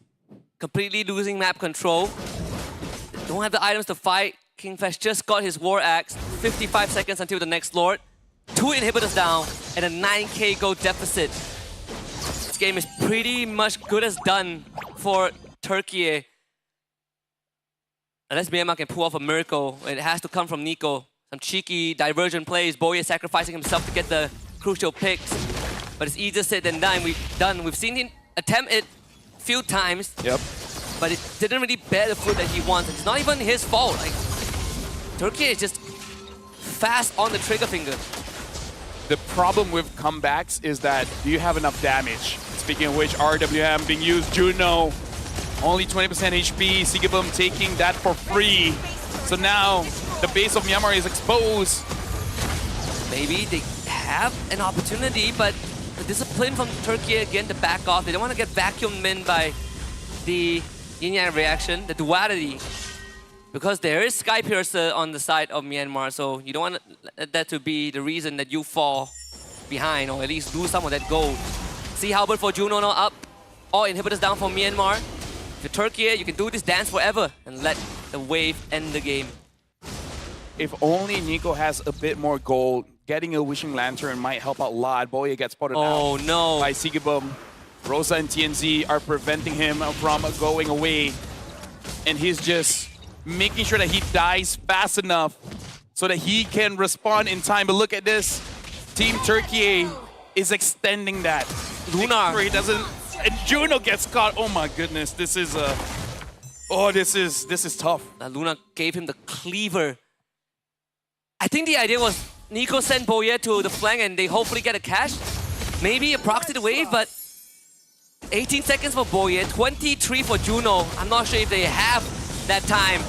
Kun's gonna try the whole king flag, doesn't even get to react.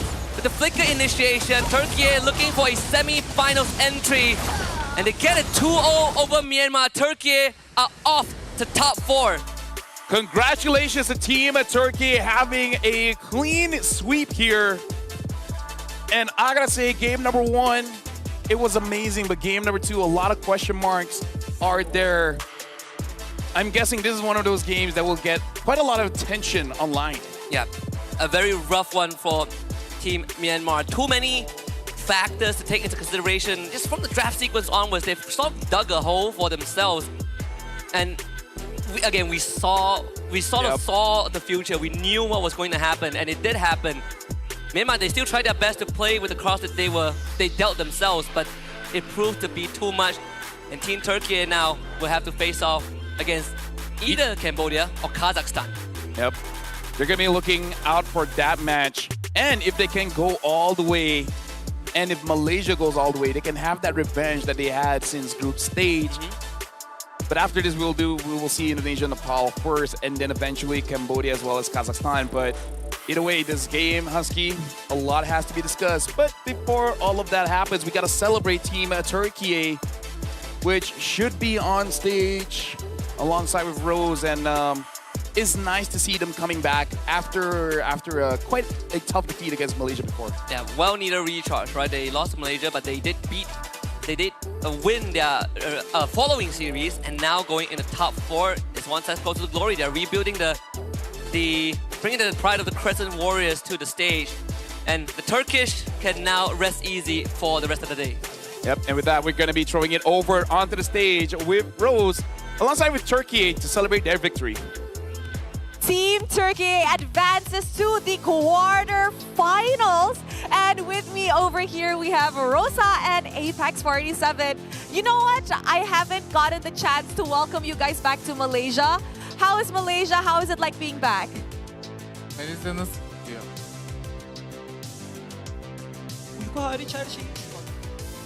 We had some jet lags when we arrived here, but yeah, except that Yeah, how did you guys deal with the jet lags? Because I'm pretty sure you guys arrive and pretty much the next day, it's a day or two after that is already game day, right? How did you guys cope with the jet lag in such tournaments where you guys have to fly away? we try to make a sleeping schedule according to the country we will go, and that's how we fix it. Ah, I see. So hopefully you guys are settled in right now, because the tournament is actually getting quite intense. Now, Rosa, what do you think about your performance so far this WEC 2025? Are you satisfied with it, or do you think you guys could have done so much better? Performance.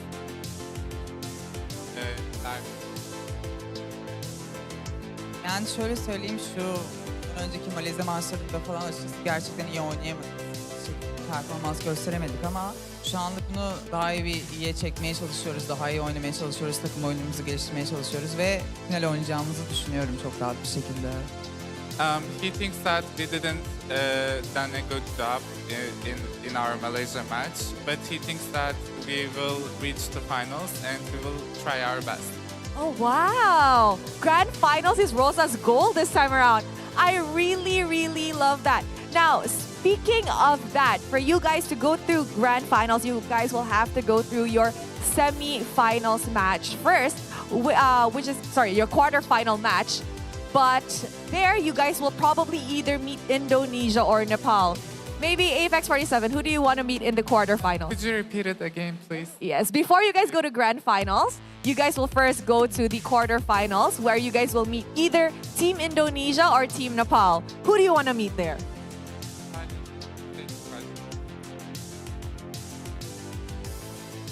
Endonezya ile oynamak istiyoruz. We would like to play with Indonesia. Why? Yani oynayış tarzını daha çok beğeniyorum o yüzden. He likes their gameplay more and we think they're better. Now, if you guys win against Indonesia and if they do enter, how confident are you guys this time around that the performance you guys will put up with Team Malaysia in the semi-final will actually get you guys a slot in the grand finals.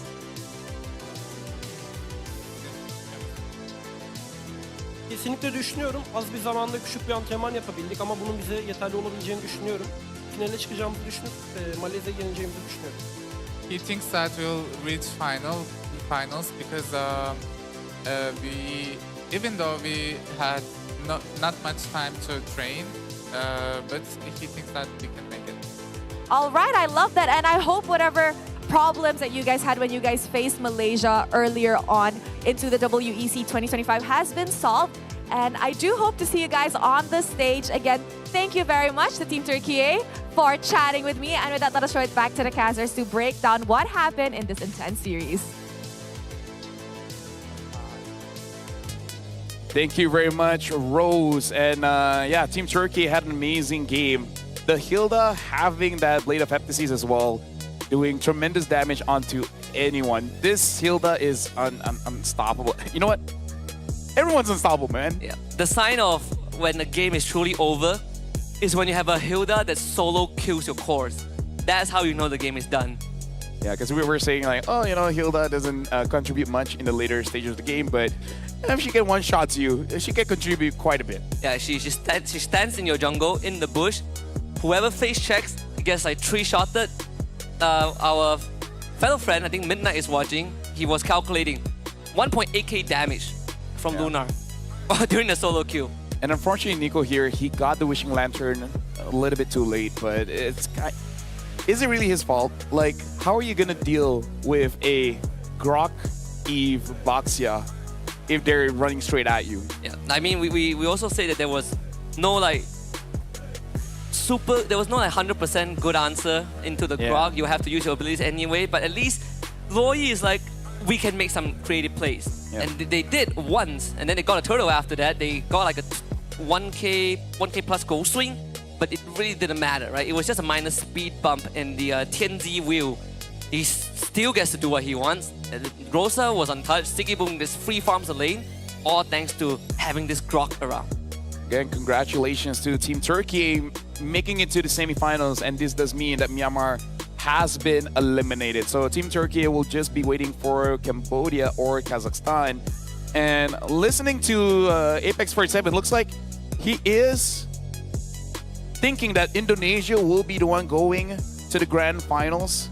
But again, it's more about him saying he prefers the play style of Indonesia, which is more explosive, a lot more excitement coming in. But now we got to look at the Hall of Famer Sigibum, 769 gold per minute, and then Rosa, the GOAT, dealing the most amount of damage, Kun taking a lot of damage, and TNZ being a support here on the Baxia. And that's the problem when you open with a Uranus instead of something like a Arlet or Lapu Lapu, you know. Uranus just doesn't do enough in most situations. We have seen Uranus win some games, you know, like Team Malaysia obviously won with that, but on its own, it's just not good enough, right? The impact is not there. It's a blind pick Uranus some more, right? And you see a Baxia and a Eve, there's really nothing much that he could do. Oh yeah, for sure. I mean, like the Baxia, just Baxia, right? Baxia plus anything, it's gonna be difficult. But now we're gonna be looking at the MVP here, coming in from Team Turkey. I mean, take your pick. It looks like Lunar. I mean, like, of course, when you start one-shotting the carries, you are gonna get the MVP for sure. Yeah, when that's essentially what he did the whole game, right? Runs at Juno, gives him a good old 1-2, takes him out, and rinse and repeat. He's a fighter, a tank, and an assassin. Yes, fighter, tank, and assassin. Good hero. Yes, amazing hero. We've seen so many Heptases built on Hilda in WEC. Yeah. I feel like, okay, you build Fury Hammer, and then you see how it goes. And then when the Hilda is having a good game, you're like, hey, you guys can tank, right? We got a Baxia. It shouldn't be that big of a problem. We got a Grok. I can build more damage. We're gonna be looking at the highlights here, and caution to everyone watching is gonna be a bit tough to sink in, because this is a scary draft. Yeah, one of the best drafts of WEC. To the Burmese fans, right? Yeah. It's gonna be quite a tough pill to swallow. I know that they were really looking forward to how far Myanmar can go, but this one I can say with certainty. The draft was, like you say, one of the best we've seen from Turkey, but it was also given for free. There was no resistance shown there was only band-aid solutions, and you can't really blame Myanmar for how poorly the game went, at least in-game. Yep. They tried their very best, and that's what we can ask for from the players. Looking at the highlights, Team Turkey, they demand a lot of zoning. They make sure that Team Myanmar is denied of a lot, and that's why this draft is scary. I feel like this is also something that we do have to explain. Having Grok and Eve is already dangerous enough because it gives you mid-prio, and when you have mid-prio, there's a lot you can do. You can deny farm, you can deny rotations, and you have great engages from both mid as well as the roamer. When you add Boxia to the mix, you always have basically an item advantage for the first 2 minutes where there's no NT lifesteal from, no NT heal from anyone. The Boxia gives it for free. So item advantage, you know, with the passive, the ability to start anything, the ability to not die ever. It's just a little bit too much. It's it's like that phenomenon. I think one of my childhood video games where you're like a snowball. You just roll and then you keep taking up more and more. That's a classic death ball comp. Yeah, classic death ball comp. But hey, again, we still got more quarterfinals games to go through. We still have Indonesia, Nepal, as well as Cambodia, Kazakhstan, and the game coming up next, we'll be seeing Indonesia going up against Nepal, which. I don't think we've seen Nepal just yet. And we saw Indonesia first day, bit shaky. Second day, oh bro, kind of scary, not gonna lie. Hey, did they say that they want to send Team Malaysia home, even though we're already at home? And I think that's the most anticipated matchup as well. A lot of people were expecting a grand finals matchup between Malaysia and Indonesia, but sadly we'll have to settle for semi-finals at best, right? So best of 3 is all we got between those two if Indonesia wins. Well, it does look like they're just going to have it just a little bit faster. So we are going for a break. After this, it is going to be Indonesia going up against Nepal. So we'll see you guys right after the break because that one should be pretty explosive. See you later. To be in the zone, gamers need true support. One that's in sync with your body at every angle. Takes your weight without pressure. Fully adjustable to cradle your spine and adapts as you shift in your seat. True ergonomic alignment to achieve your perfect gaming form.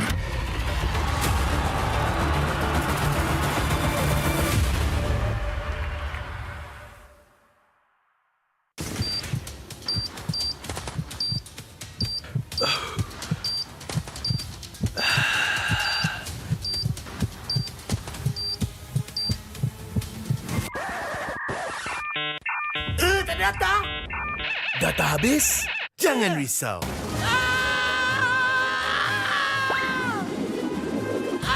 Tukar ke Red One Mobile untuk data pantas 5G Extra. Nak peran data telefon? Red One Mobile kan ada.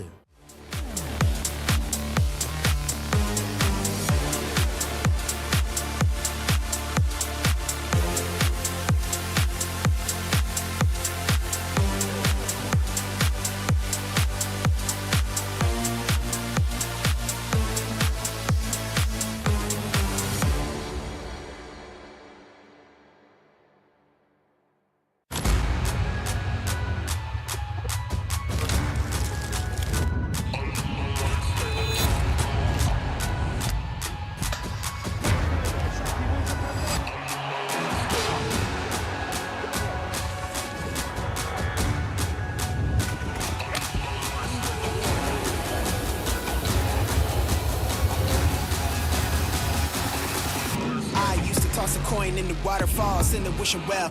Now I get plenty coin, but I'm self-made. You ain't gotta wish me well. You ain't like me then, but I guess it's past tense, cause you tapped in. You was never who you said. I see the facade when looking, it really be like you can tell. My guard up, I ain't taking nails. If it's not in my favor, won't sign a deal. I got the royalty in the mail. I got authority in the field. Take a look in my iris. I be precise with the timing. I move on a touch that's the high risk. I never know where my mind went.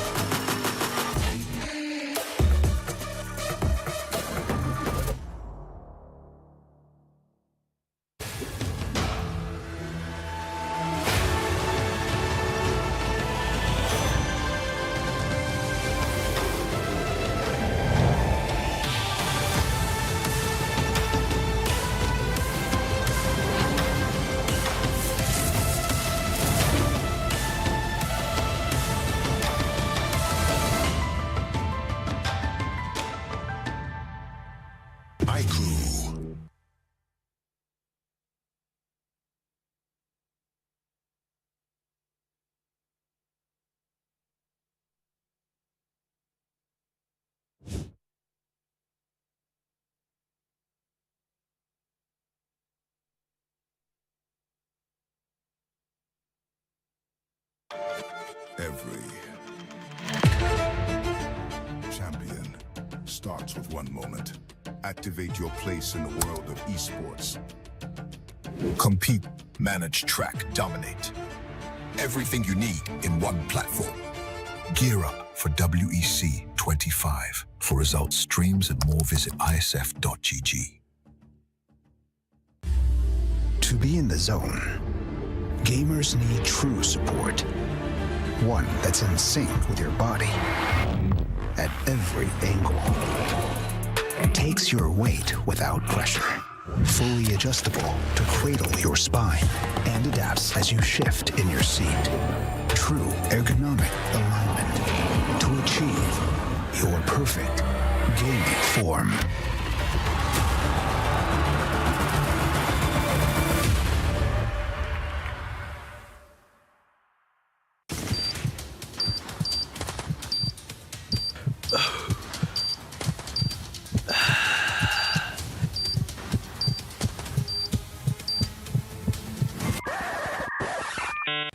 Ternyata data habis? Jangan risau.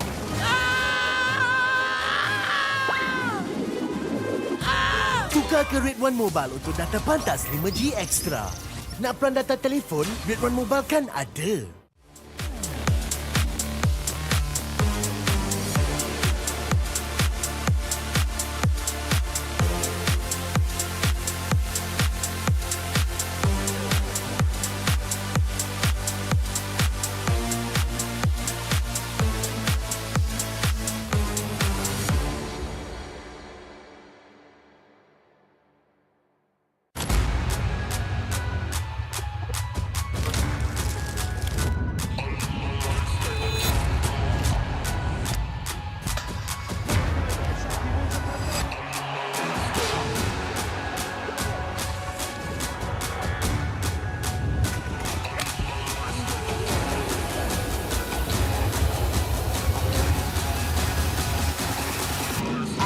Toss a coin in the waterfall, send a wishing well. Now I get plenty coin, but I'm self-made. You ain't gotta wish me well. You ain't like me then, but I guess it's past tense, cause you tapped in. You was never who you said. I see the facade when looking, it really be like you could tell. My guard up, I ain't taking nails. If it's not in my favor, won't sign a deal. I got the royalty in the mail. I got authority in the field. Take a look in my iris. I be precise with the timing. I move on a touch that's the high risk. I never know where my mind went.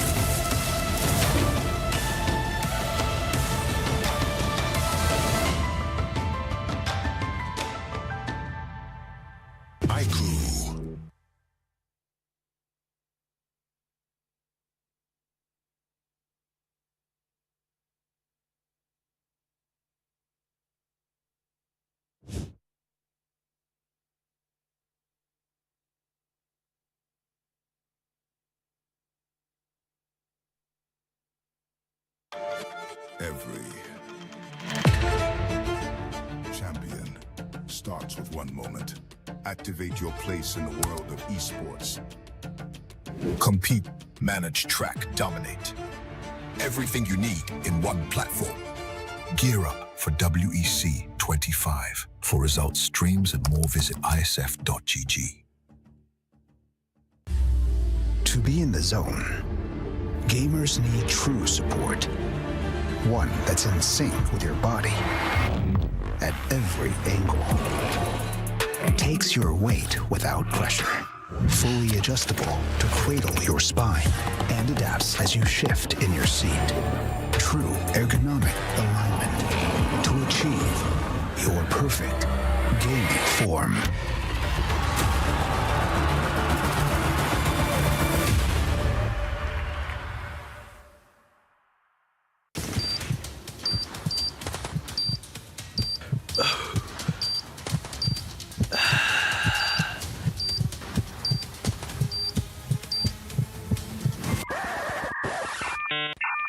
Ternyata data habis?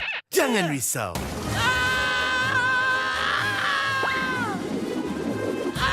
Tukar ke Red One Mobile untuk data pantas 5G Extra. Nak peran data telefon, Red One Mobile kan ada.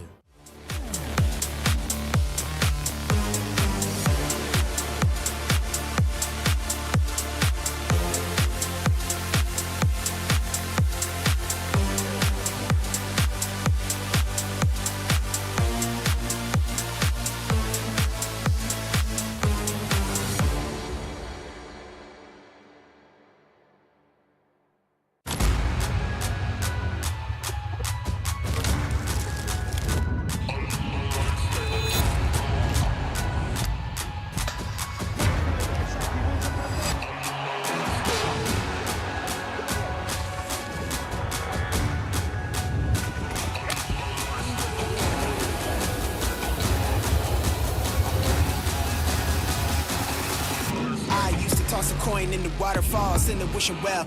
Now I get plenty coin, but I'm self-made. You ain't gotta wish me well. You ain't like me then, but I guess it's past tense, cause you tapped in. You was never who you said. I see the facade when looking, it really be that you can tell. My guard up, I ain't taking nails. If it's not in my favor, won't sign a deal. I got the royalty in the mail. I got authority in the field. Take a look in my iris. I be precise with the timing. I move on a touch that's the high risk. I never know where my mind went.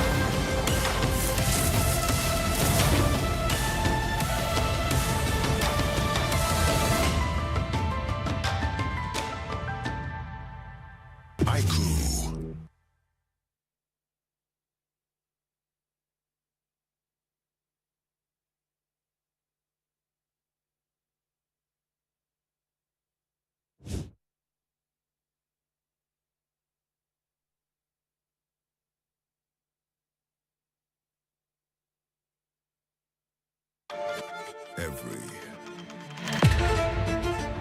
champion starts with one moment. Activate your place in the world of esports. Compete, manage, track, dominate. Everything you need in one platform. Gear up for WEC25. For results, streams, and more, visit IESF.gg. To be in the zone, gamers need true support. One that's in sync with your body at every angle. Takes your weight without pressure.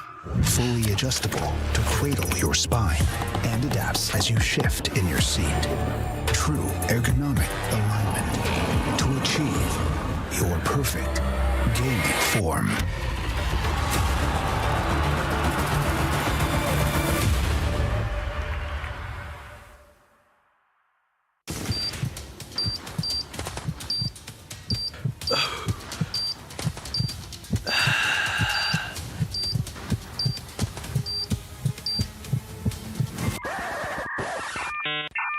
Ternyata data habis?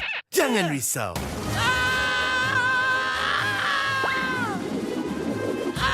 Tukar ke Red One Mobile untuk data pantas 5G Extra. Nak peran data telefon, Red One Mobile kan ada.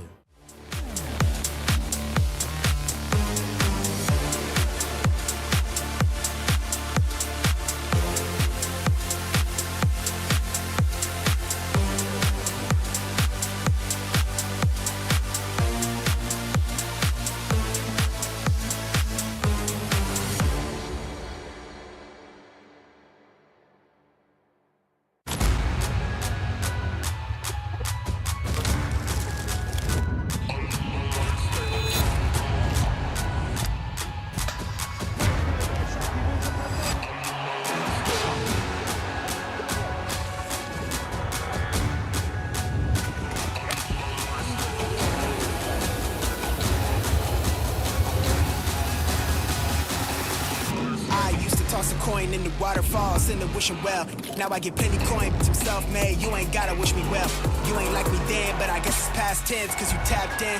You was never who you said. I see the facade when looking at really me. That you can tell my guard up. I ain't taking nails. If it's not in my favor, won't sign a deal. I got the royalty in the mail. I got authority in the field. Take a look in my iris. I be precise with the timing. I move on a touch that's the high risk. I never know where my mind went.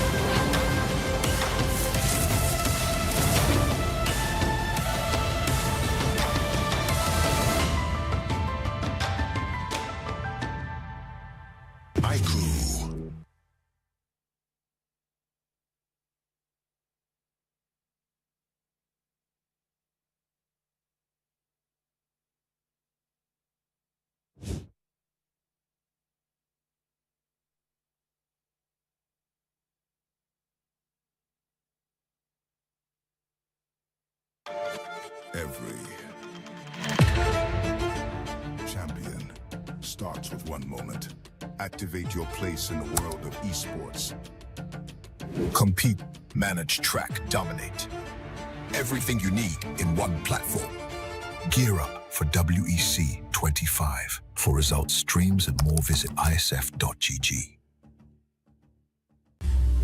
To be in the zone, gamers need true support.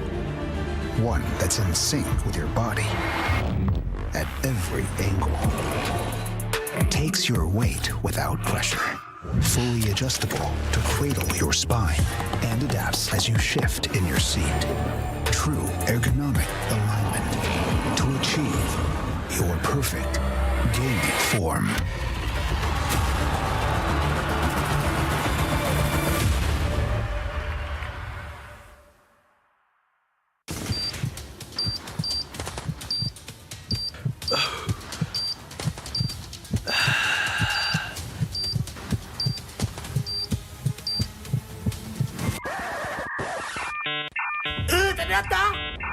Data habis?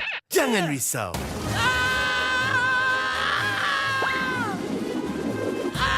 Tukar ke Red One Mobile untuk data pantas 5G Extra. Nak peran data telefon? Red One Mobile kan ada.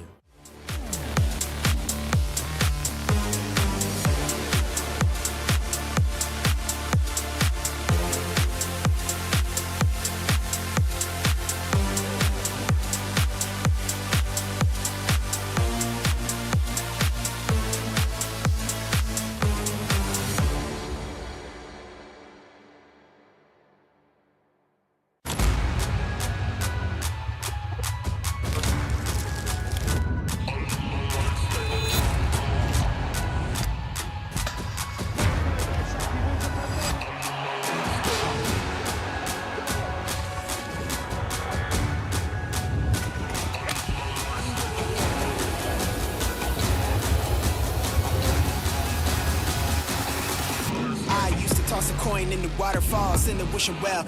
Now I get plenty coin, but I'm self-made. You ain't gotta wish me well. You ain't like me then, but I guess it's past tense, cause you tapped in. You was never who you said. I see the facade when looking at really me. That you can tell my guard up. I ain't taking nails. If it's not in my favor, won't sign a deal. I got the royalty in the mail. I got authority in the field. Take a look in my iris. I be precise with the timing. I move on a touch that's the high risk. I never know where my mind went.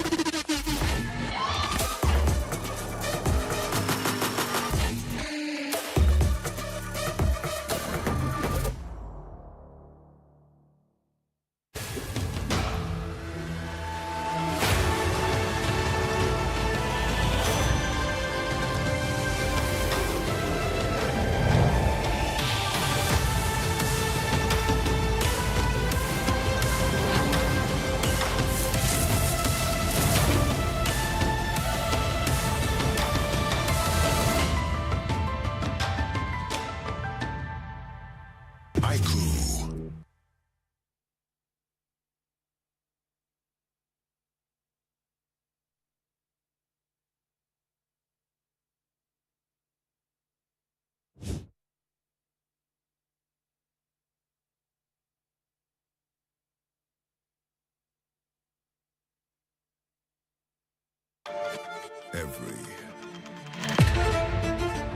champion starts with one moment. Activate your place in the world of esports. Compete, manage, track, dominate. Everything you need in one platform. Gear up for WEC25. For results, streams, and more, visit ISF.gg. To be in the zone, gamers need true support. One that's in sync with your body at every angle. Takes your weight without pressure. Fully adjustable to cradle your spine and adapts as you shift in your seat. True ergonomic alignment to achieve your perfect gaming form.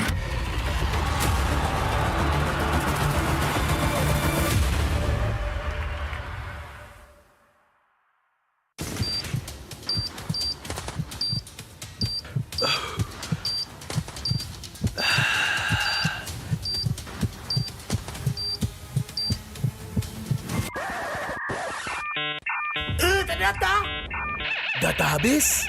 Jangan risau.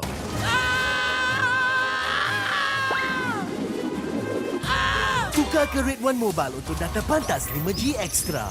Nak peran data telefon? Red One Mobile kan ada.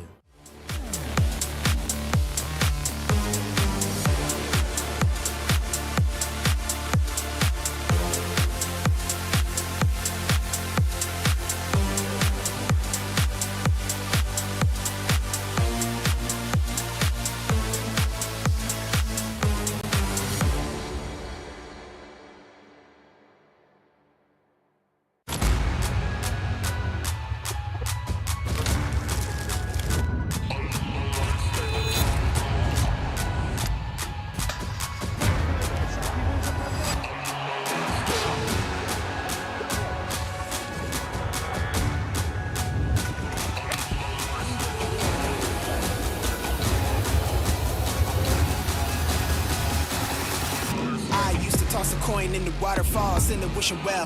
Now I get plenty coin, some self-made. You ain't gotta wish me well. You ain't like me then, but I guess it's past tense, cause you tapped in. You was never who you said. I see the facade when looking, it really be like you could tell. My guard up, I ain't taking L's. If it's not in my favor, won't sign a deal.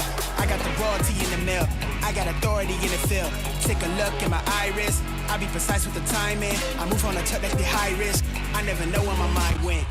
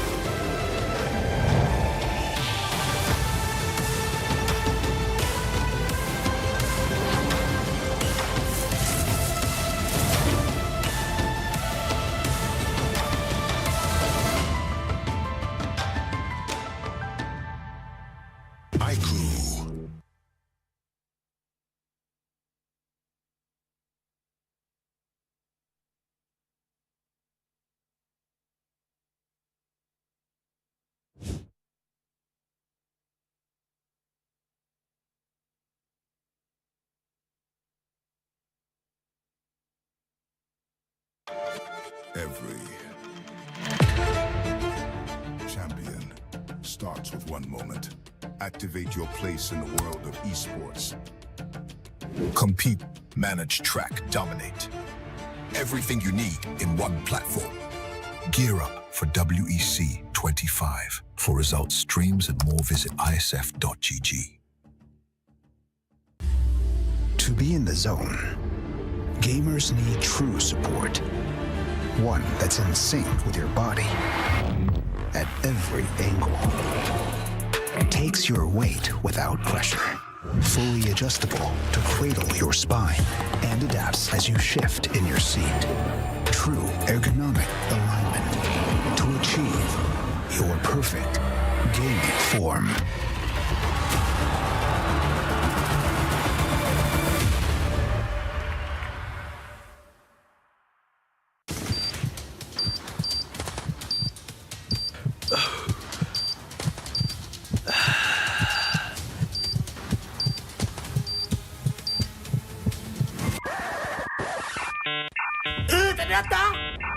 Data habis? Jangan risau.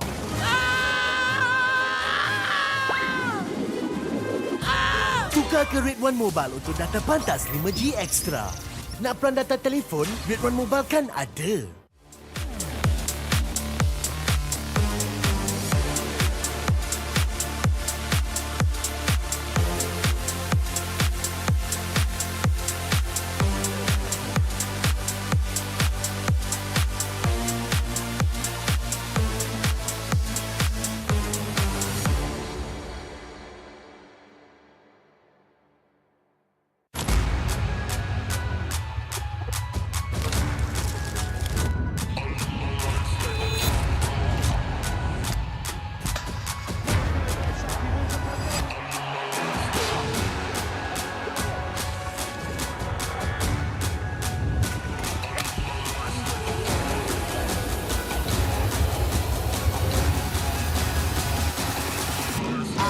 Toss a coin in the waterfalls in the wishing well.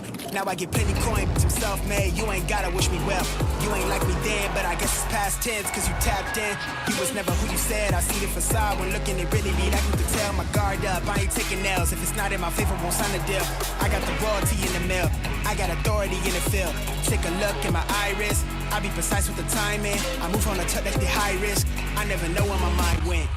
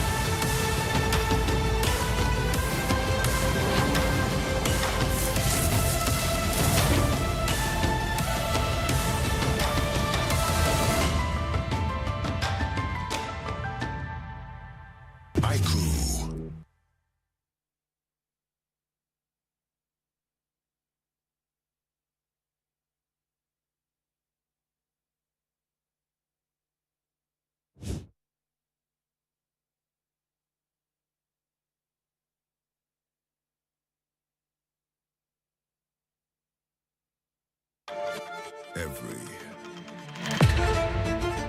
champion starts with one moment.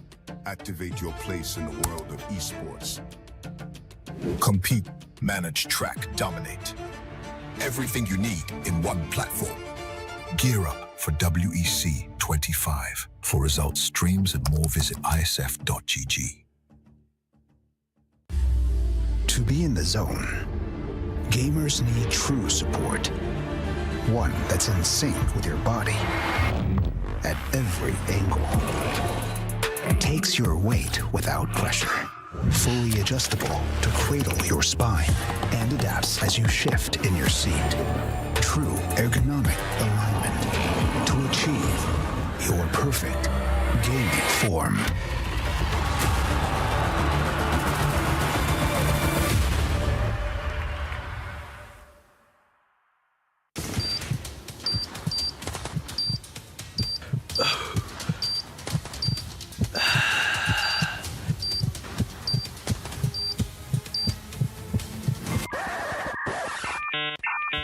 Data? Data habis? Jangan risau.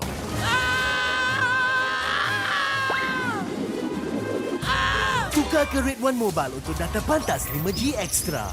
Nak peran data telefon, Red One Mobile kan ada.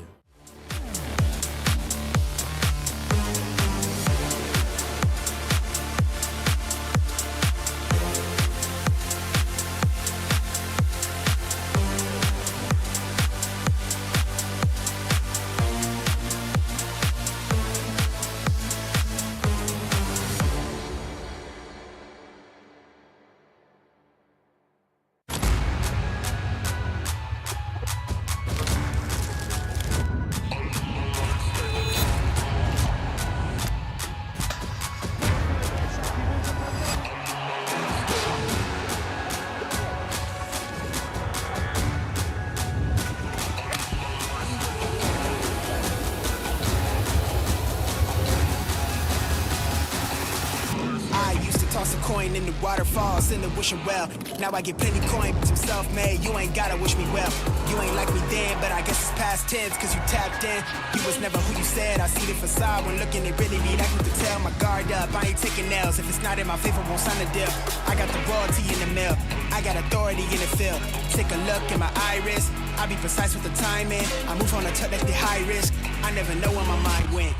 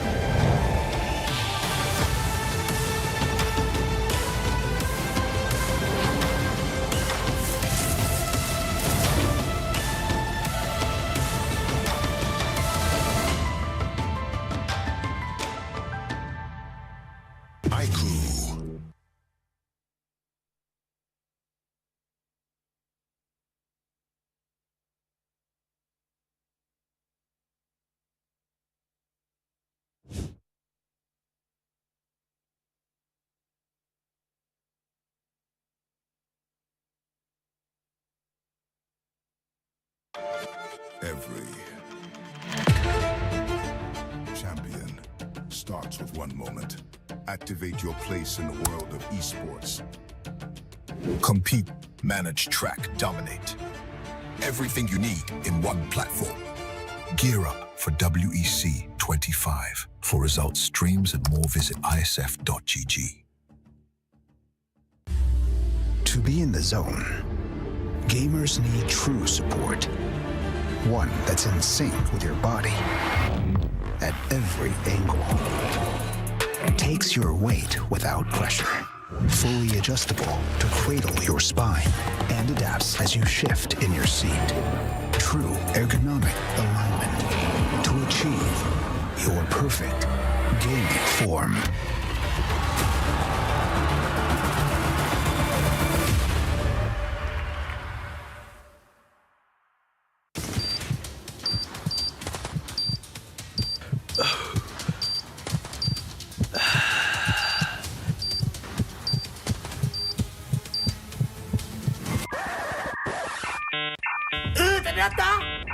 Data habis? Jangan risau.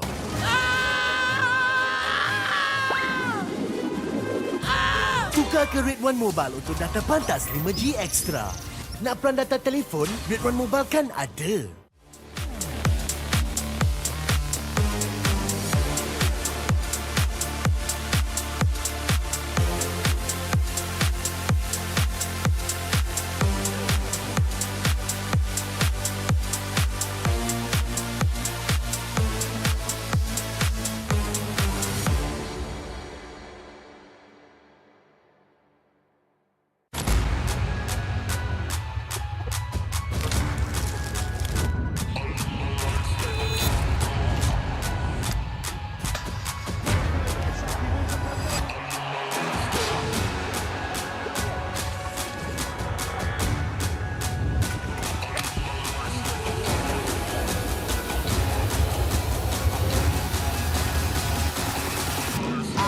toss a coin in the waterfalls, in the wishing well.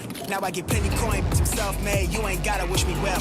You ain't like me then, but I guess it's past tense, cause you tapped in.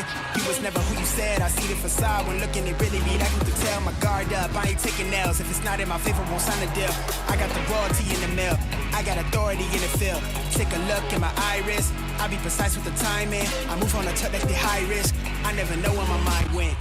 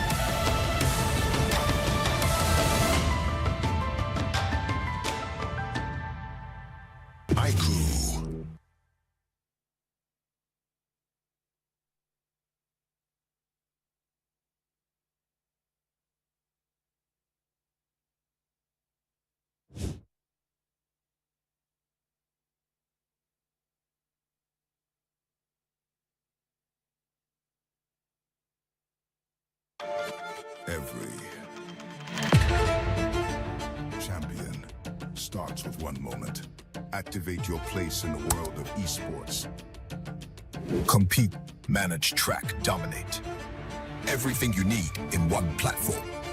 Gear up for WEC25. For results, streams, and more, visit IESF.gg.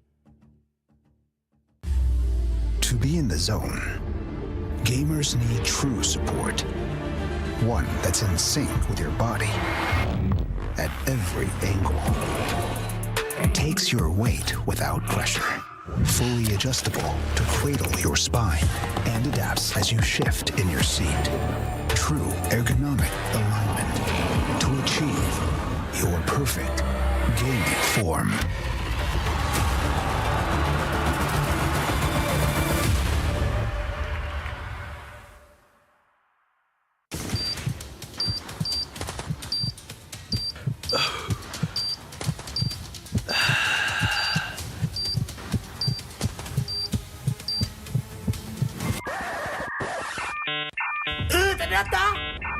Data habis?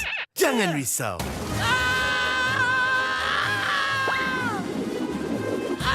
Tukar ke Red One Mobile untuk data pantas 5G Extra. Nak peran data telefon, Red One Mobile kan ada.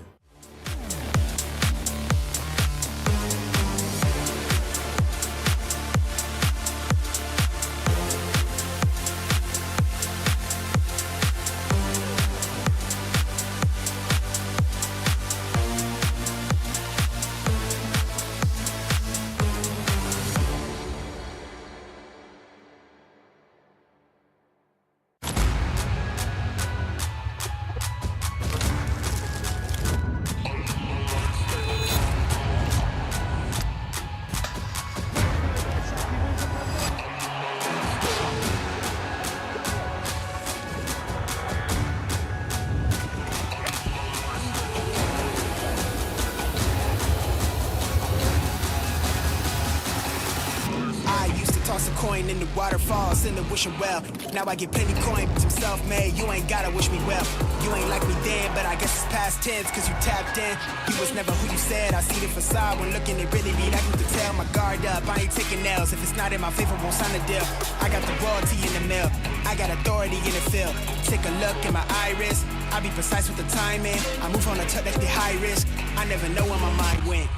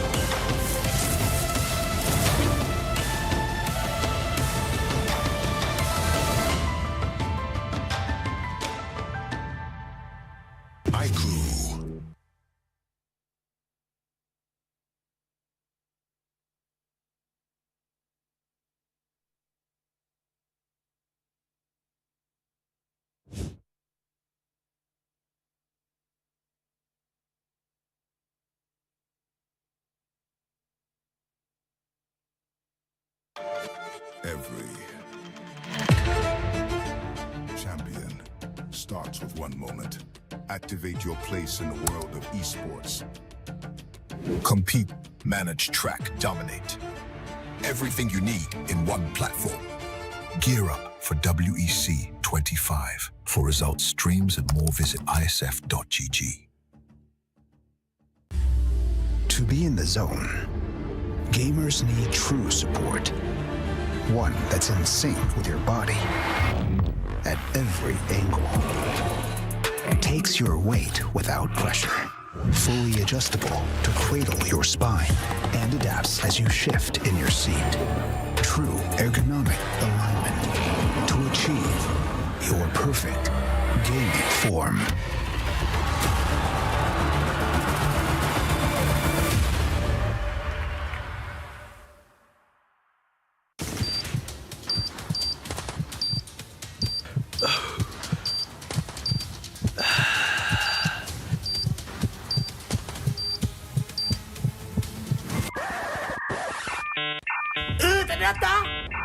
Data habis? Jangan risau.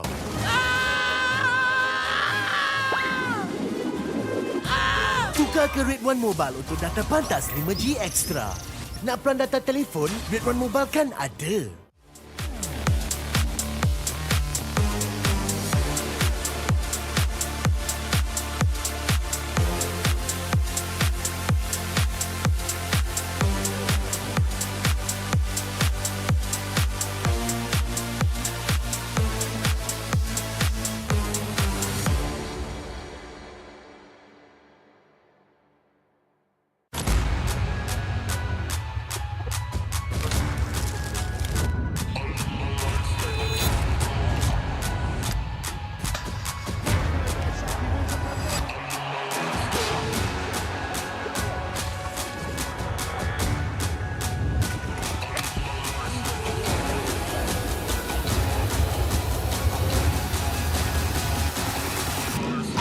Toss a coin in the waterfalls in the wishing well.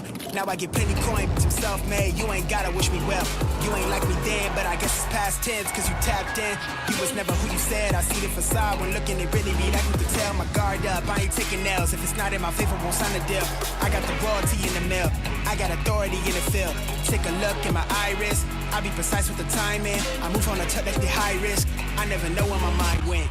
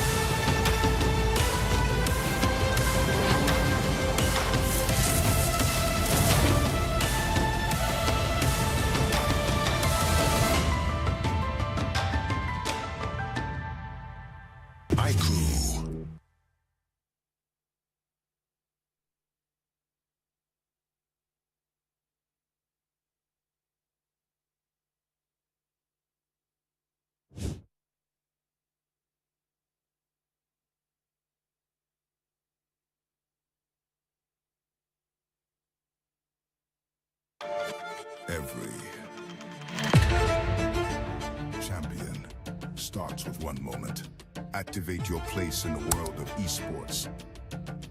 Compete, manage, track, dominate. Everything you need in one platform. Gear up for WEC25. For results, streams, and more, visit IESF.gg. To be in the zone, gamers need true support. One that's in sync with your body at every angle. Takes your weight without pressure. Fully adjustable to cradle your spine and adapts as you shift in your seat. True ergonomic alignment to achieve your perfect gaining form.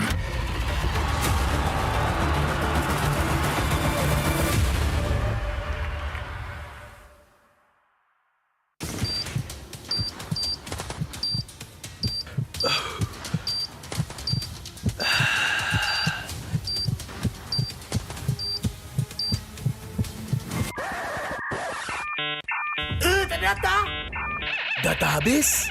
Jangan risau.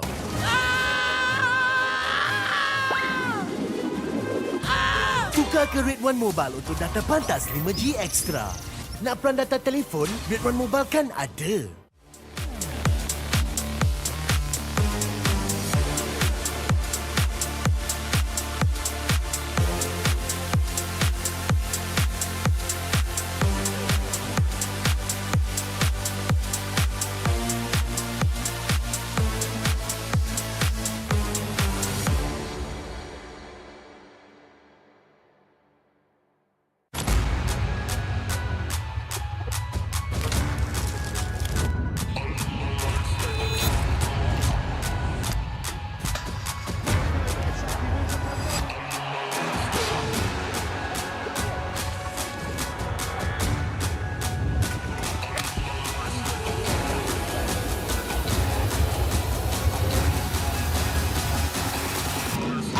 Toss a coin in the waterfalls, in the wishing well. Now I get plenty coin, but I'm self-made. You ain't gotta wish me well. You ain't like me then, but I guess it's past tense, cause you tapped in. You was never who you said. I see the facade when looking at really me, like you could tell. My guard up, I ain't taking nails. If it's not in my favor, won't sign a deal. I got the royalty in the mill. I got authority in the field. Take a look in my iris. I be precise with the timing. I move on a touch like the high risk. I never know where my mind went.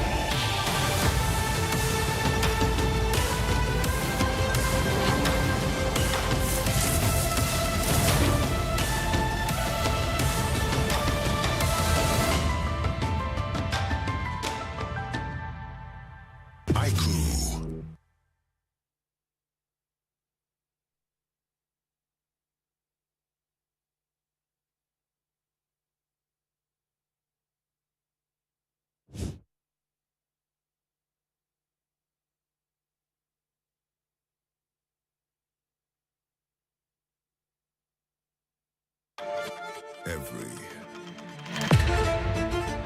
champion starts with one moment. Activate your place in the world of esports. Compete, manage, track, dominate. Everything you need in one platform. Gear up for WEC25. For results, streams, and more, visit IESF.gg. To be in the zone, gamers need true support. One that's in sync with your body at every angle. It takes your weight without pressure. Fully adjustable to cradle your spine and adapts as you shift in your seat. True ergonomic alignment to achieve your perfect gaming form.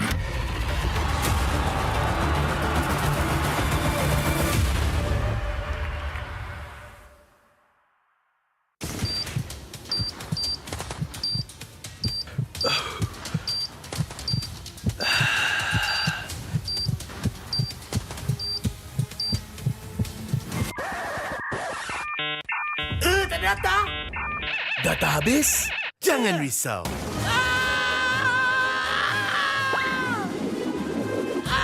Tukar ke Red One Mobile untuk data pantas 5G Extra. Nak peran data telefon, Red One Mobile kan ada.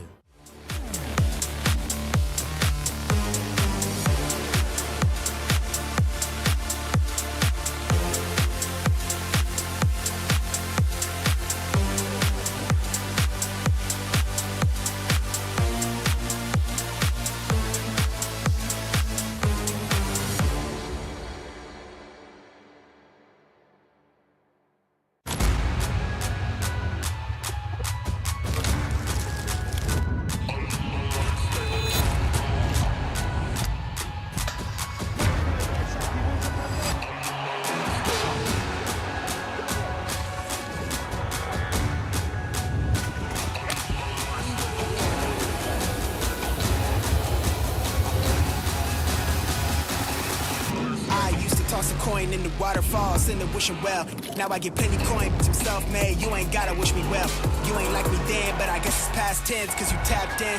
You was never who you said, I see the facade when looking at really me, that you can tell my guard up. I ain't taking L's, if it's not in my favor, won't sign a deal. I got the royalty in the mail, I got authority in the field. Take a look in my iris, I be precise with the timing. I move on a touch like the high risk, I never know where my mind went.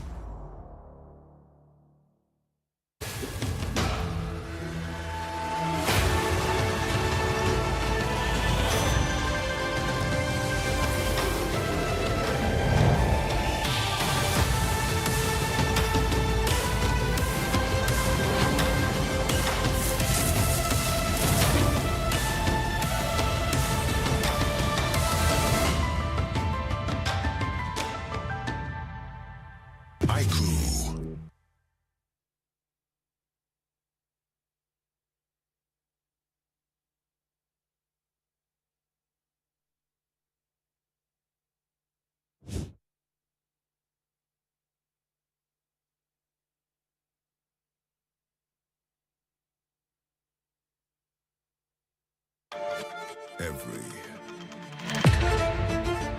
champion starts with one moment.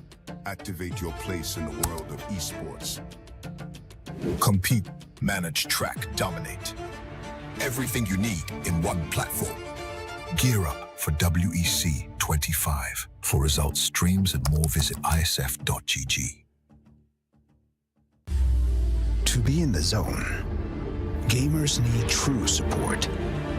One that's in sync with your body at every angle. Takes your weight without pressure. Fully adjustable to cradle your spine and adapts as you shift in your seat. True ergonomic alignment to achieve your perfect gaming form.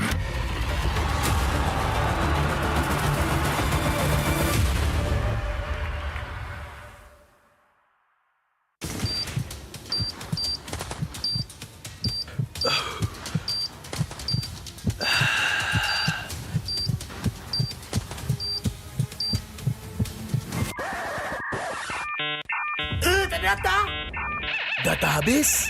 Jangan risau.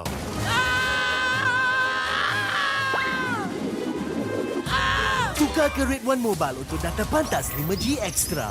Nak peran data telefon, Red One Mobile kan ada.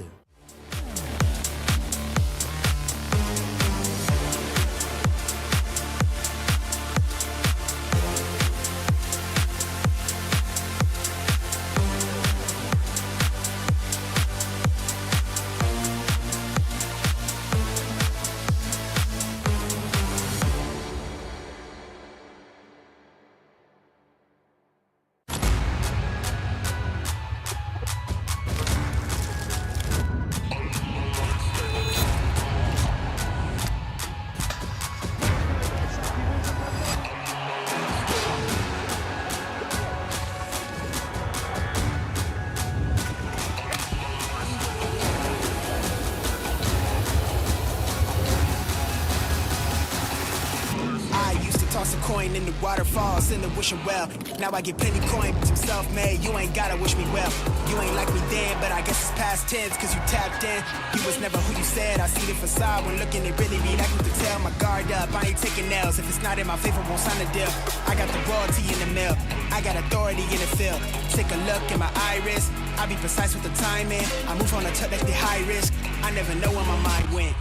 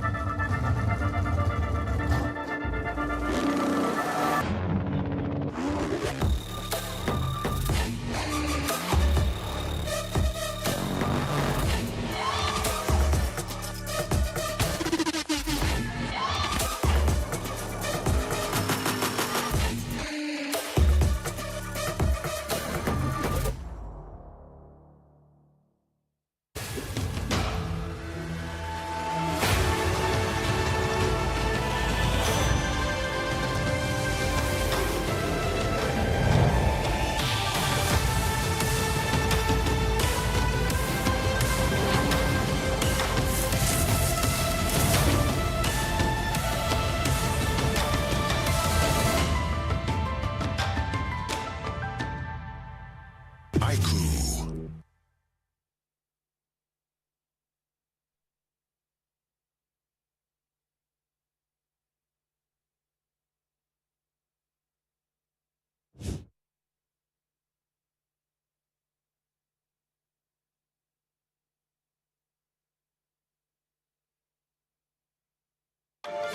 Every champion starts with one moment. Activate your place in the world of esports.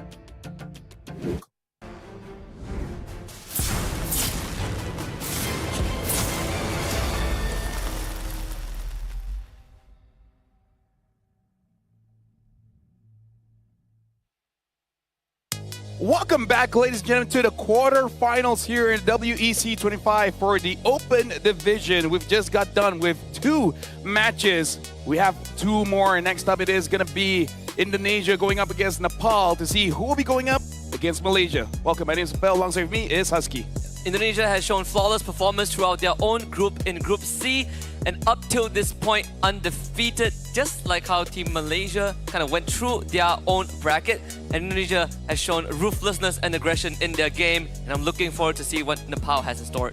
We would like to say that the World Esports Championship 25 is live from Kuala Lumpur, Malaysia. This global event is proudly organized by IESF and MESF, with ESI as our strategic partner and generously supported by KBS, Rakan Muda, Rakan Digital, and our official partners Red One, IQ, Solus Merge, Monster Energy, CK Music, and lastly our official chair partner, which is Razer. And coming up, Indonesia so far has been ruthless. In fact, went undefeated in their group. Nepal, unfortunately, is not able to beat Cambodia, so it's going to be second in the group. But again, Cambodia is a pretty tough opponent. Yeah, even we'll also get the privilege to watch Cambodia later on. We didn't take on Kazakhstan, so that is also something to look forward to.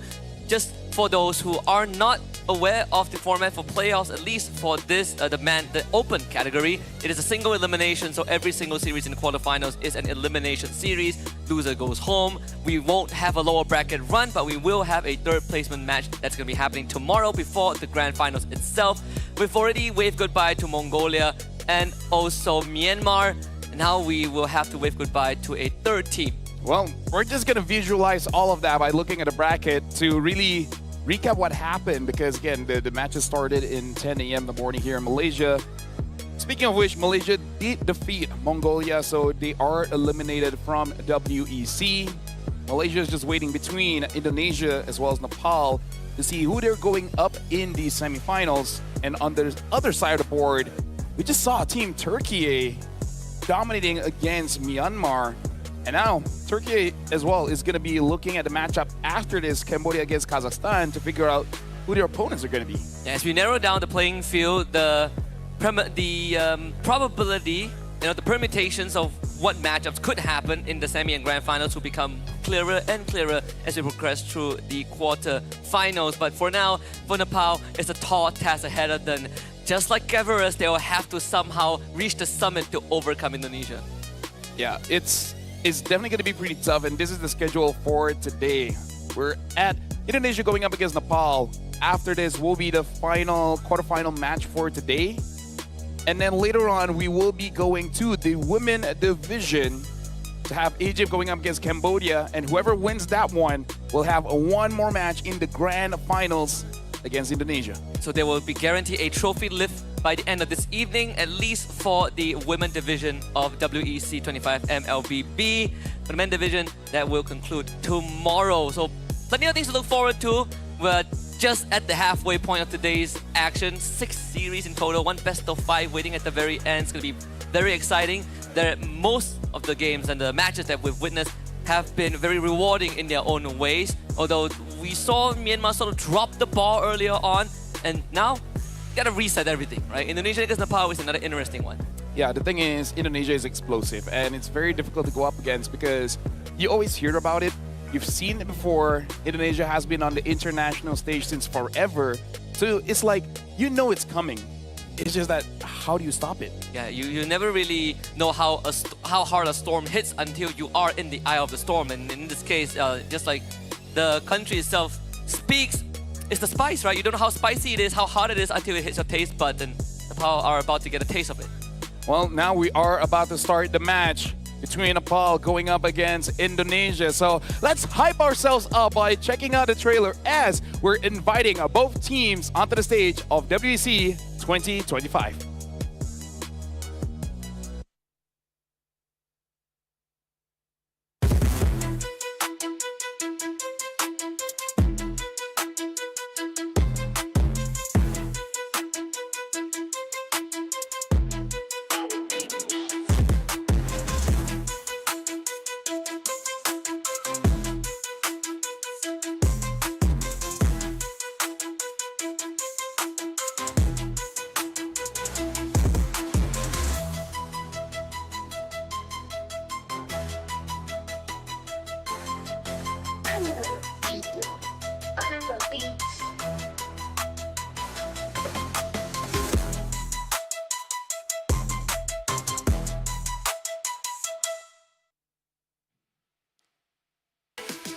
From where the land touches the skies, where the Alps of Everest carve the journey of 1,000 climbs, be ready to brace the Himalayas breeze. Ladies and gentlemen, Team Nepal!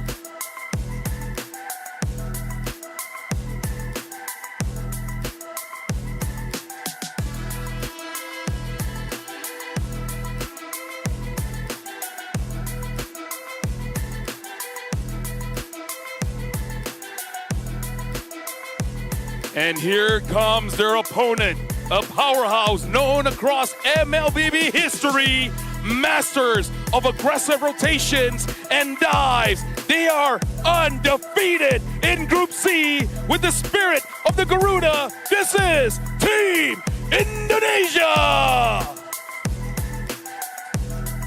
And now we would like to invite both teams, Indonesia as well as Nepal, for the fist bump before we officially start the match. The third elimination series of the quarterfinals between a big titan and a challenger, a David versus Goliath circumstance, with Indonesia as the clear favorites and Nepal looking to tip the scales in their favor. Surprises will be necessary to catch Indonesia off guard, but if there's anything we know about this roster is that they still have a full bag of tricks that we have not seen. The thing is, everyone is a threat, but I'm just gonna talk about two, man. Ezekiel as well as Joe. How are you gonna stop this, guys, man? Ezekiel, make sure that he freezes your lane. You're not gonna get any levels. You're not gonna get any farm. Joe will take everything on the map, and at one point, he's just gonna take over the game. Yeah, it has been an assassin highlight reel for Joe so far, but they also have Aran, Kabuki, and Widi to make up the main five. And that in this roster is a very scary combination that Indonesia has managed to not only muster together, we also need to talk about the back-end staff, the coaching staff, right? Coach SDL, who has been basically the puppet master of coming up with all these aggressive manners for Indonesia to take the win. Well, now we're going to be looking at the lineup here coming in from Nepal. We got a hybrid, Yahiko, Bobe, Gonigon, as well as Masarup. And again, they have played internationally before. They have some experiences, but here's the thing. Like you said, you know it's coming. It's just that once you're there, you will get that refresher. You will get that nasty reminder. It's like, oh yeah, this is how it felt. Yeah, you have to get hit once. Yeah. They get hit once, fall hard, and then you will remember that feeling for quite some time. Unfortunately for Nepal, this is the card that they've been dealt. They will have to somehow try their best to overcome Indonesia. Let's see how much of a fight that Indonesia is going to get, because I think up to this point, aside from Kazakhstan with a Leom or Jungle, they haven't really been challenged, right? Haven't really broken into much sweat just yet. Well, this is the playoffs, and this is going to be the deciding factor of who will be going up against Malaysia. Oh, yes. Right, and I believe both teams have researched Malaysia just a little bit, but they got to go step by step and face against the opponents that is right in front of them first. There should be a lot of information on Indonesia because, again, there's a lot of VODs, a lot of clips that you can basically farm from them. Nepal, I don't know, man. I'm drawing a blank. Yeah, I've seen some of the Nepalese gameplay, I think, across since last year. You know, bits and pieces of tournament that I had the privilege to commentate and watch. But info is still very limited. I think even for the country and Yeah. to playing in that ecosystem alone, there's definitely a lot to catch up. And what always is the main concern for other countries when they come into Southeast Asia for MLBB is trying to match the tempo, because we are so fast. You know, the South African players, they talk to us and they're like, man, you guys play very fast, you guys farm very well. We don't really have breathing room, and that's the main challenge. And Indonesia, they're the best at that. My only concern is I hope there's not going to be a botched draft. Because again, like I gotta say, that game affected me, you know? Having an amazing opener of Boxia, Grok, and Eve in that manner. Yeah. I just hope Nepal doesn't give like S-tier heroes towards Indonesia, because you know, like if it's open, they're gonna take it, and they're not gonna be so nice about using those heroes against you. Yeah, they're great players, but not the nicest when it comes to a competition, because they have their eyes fixated on the prize, and in fact the prize is right in front of them. If they get through Nepal, they basically reach the final destination, right? The goal is to take out their rivals, which is Malaysia, waiting in the semi-finals. We get broken walls for game 1. Which I think even Kimi is going to be the biggest question. He has to be banner pick, because Broken Walls is a great map for this oppressing mids, right? It makes it so that it's easier for you to force your opponents to stay where they are and wait for your own jungler to come and take whatever they want. I'm looking at Hilda. Hilda is one of the two picks. Too, yeah. You know, Khalid, we've seen Khalid being picked up as well. Grok is, I feel like Grok is almost a must ban or must pick. But if it does get picked up, the win rate for the team that has a Grok usually is in the positives. We've seen Grok drop some games, but compared to the games that Grok has won, it's the margin, the difference is very, very big. Yeah.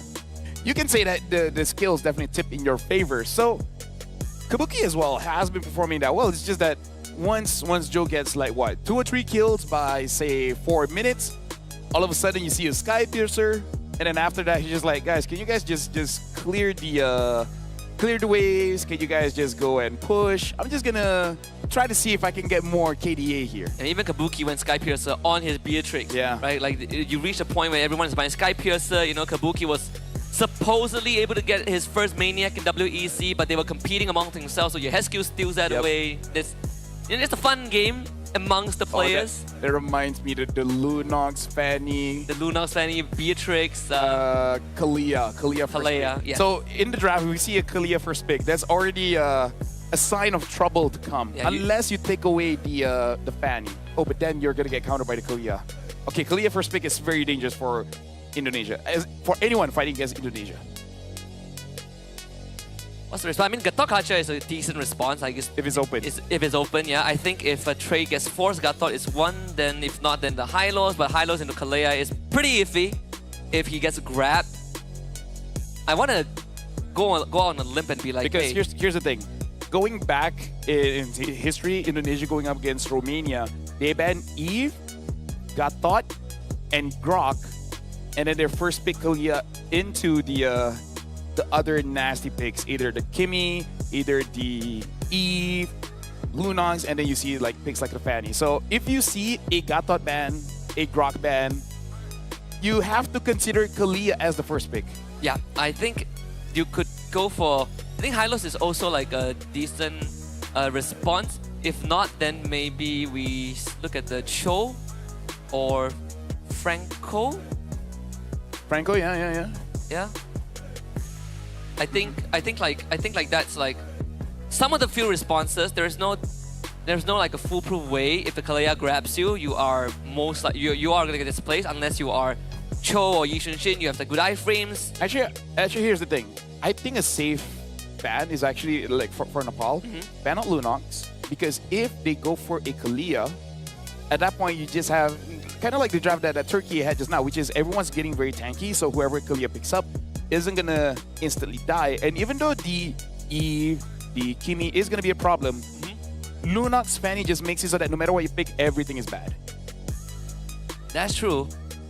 Kalea Farsight will be the... Or if they pick up the Kalia, you pick up the Lunox instantly. Don't give it over. Yeah, I agree. I think that's a very good way to approach it. And you also you open the flex options for yourself, but you also deny certain matchups, right? Like Harif Lunox, suddenly it feels incredibly bad for the Harif. We did see the example between Malaysia and Mongolia earlier on too.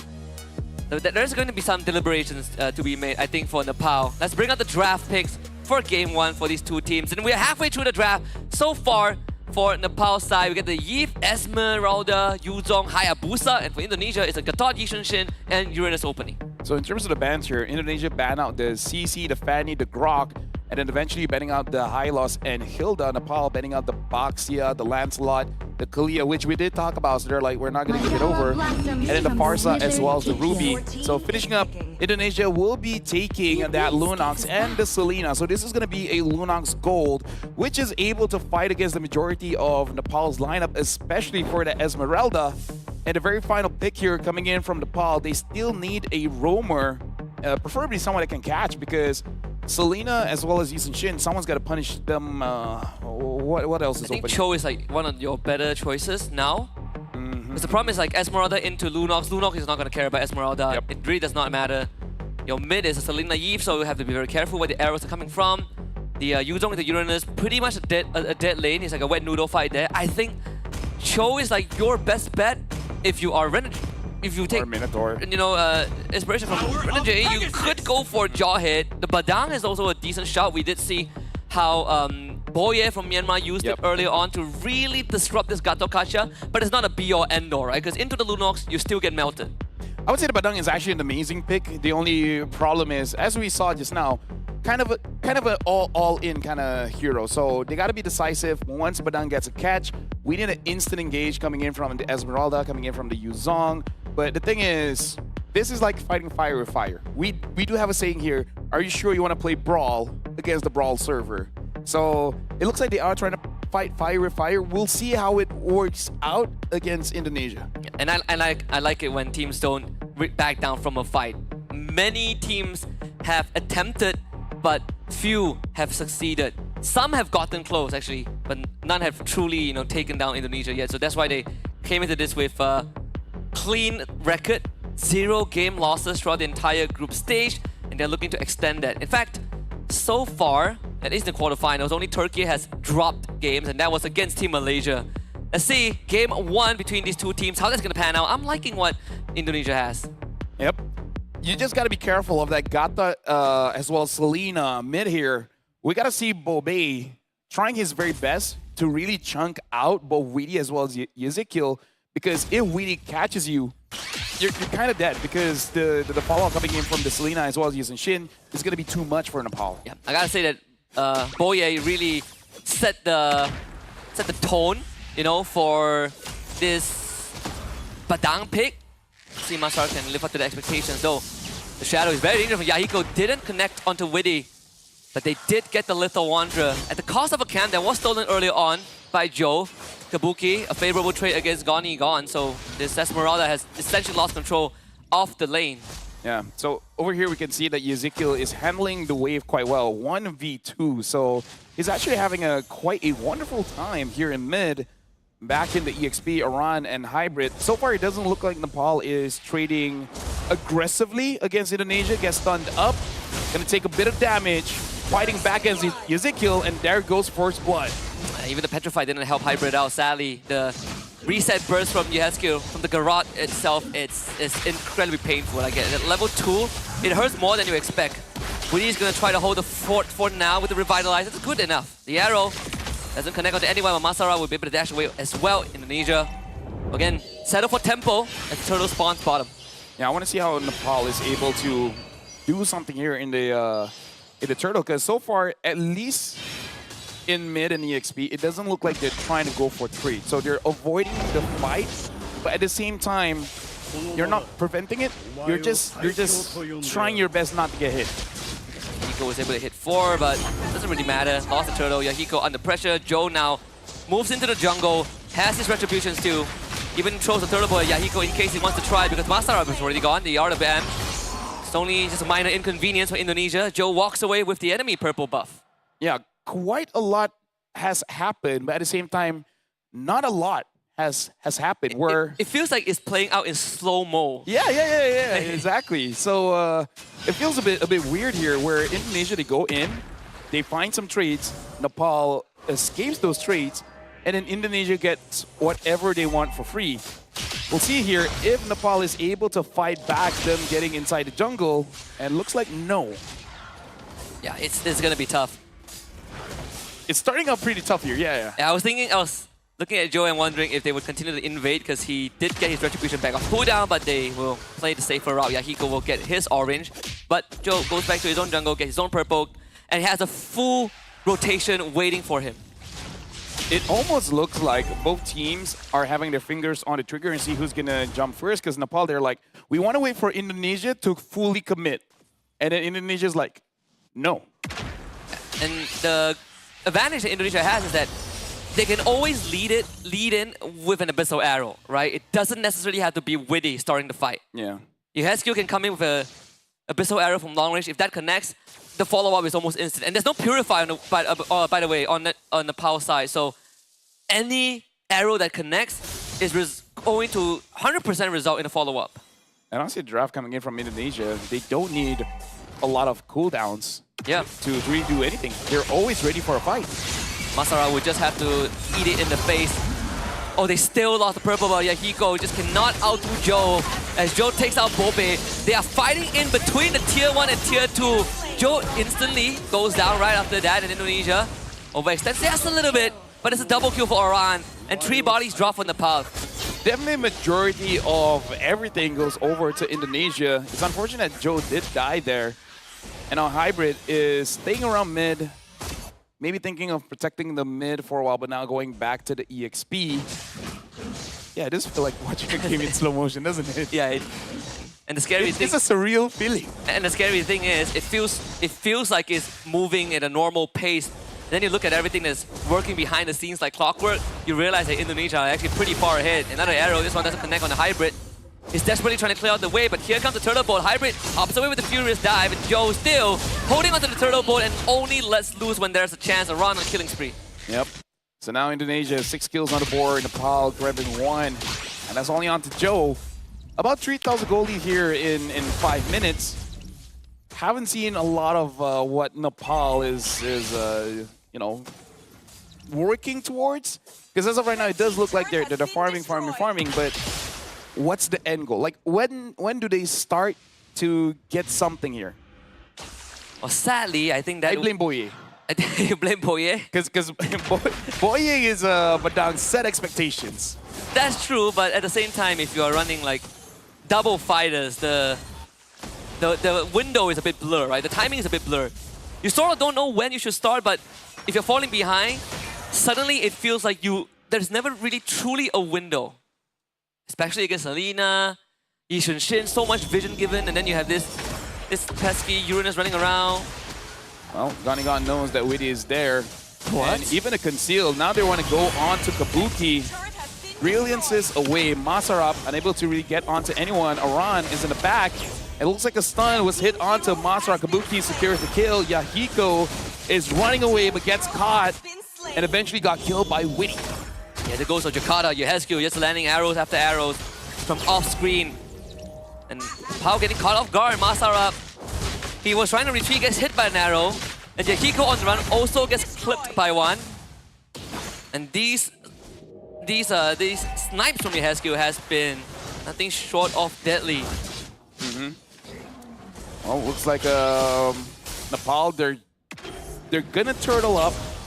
This is one of those games where you kind of hope that they had a marksman, you know, something like a Granger, like a Claude, a Beatrix, so that eventually you're working towards something. Because as of right now, it does look like the only one that really benefits of going later is probably Bobe. Everyone else kind of wants to fight instantly. Yeah. And can I just say that it's under 7 minutes, Kabuki got his Holy Crystal. So, yeah, I mean, I won't blame him if he goes for Sky Piercer. It's an RG thing, but you know, if you're two-shotting people, 80 stacks of Sky Piercer doesn't sound too bad. Well, Iran being the front line here, same as Witty. They're trying to see if Nepal is going to take the bait, and they're finally going to. Black Juggle form, Hybe goes on to Kabuki. The Kabuki is still able to get a kill. Oh, Brilliance away. And Witty just AOGs out. Hybrid actually does get a kill there.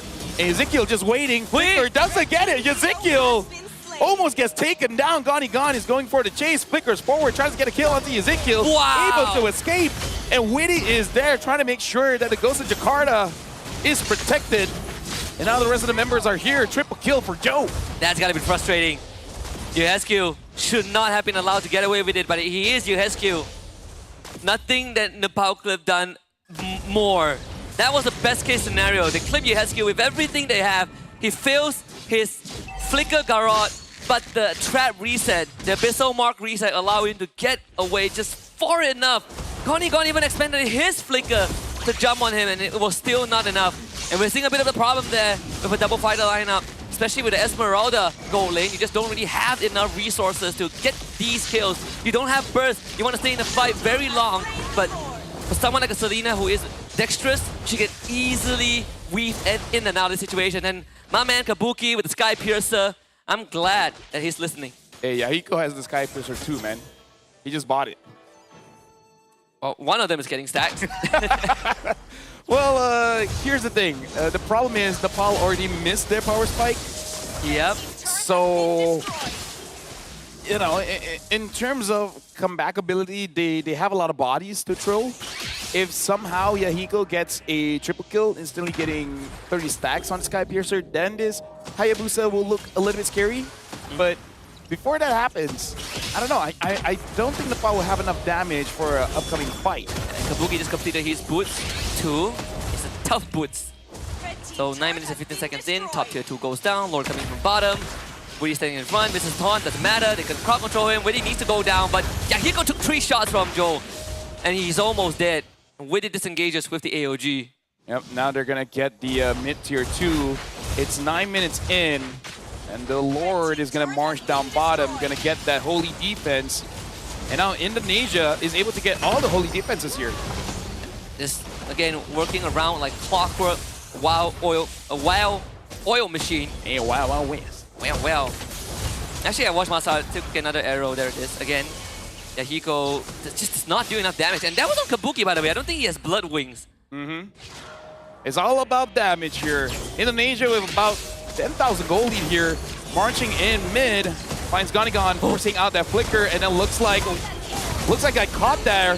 Yahiko actually gets a kill onto Widdy. Can he get another stack before he dies? No, he cannot. Double kill for Joe. Hybrid is all alone in the back, dealing damage, but Kabuki with the brilliance is able to take him down. Widdy is out, but now only Ganigan and Bobe are here to defend for Nepal.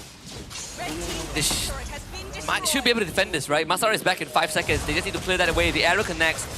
I don't think Indonesia has the damage to brute force through this. The mid-minion wave is going to crash in. So 2 inhibitors go down already. Ooh. Joe gets caught. Not able to trace us out of that. Massive shutdown for Ganigan, and Nepal holds on. Yeah, should not have gotten caught there. In a way, Nepal still able to defend so far, having 1 inhibitor. Not all that great.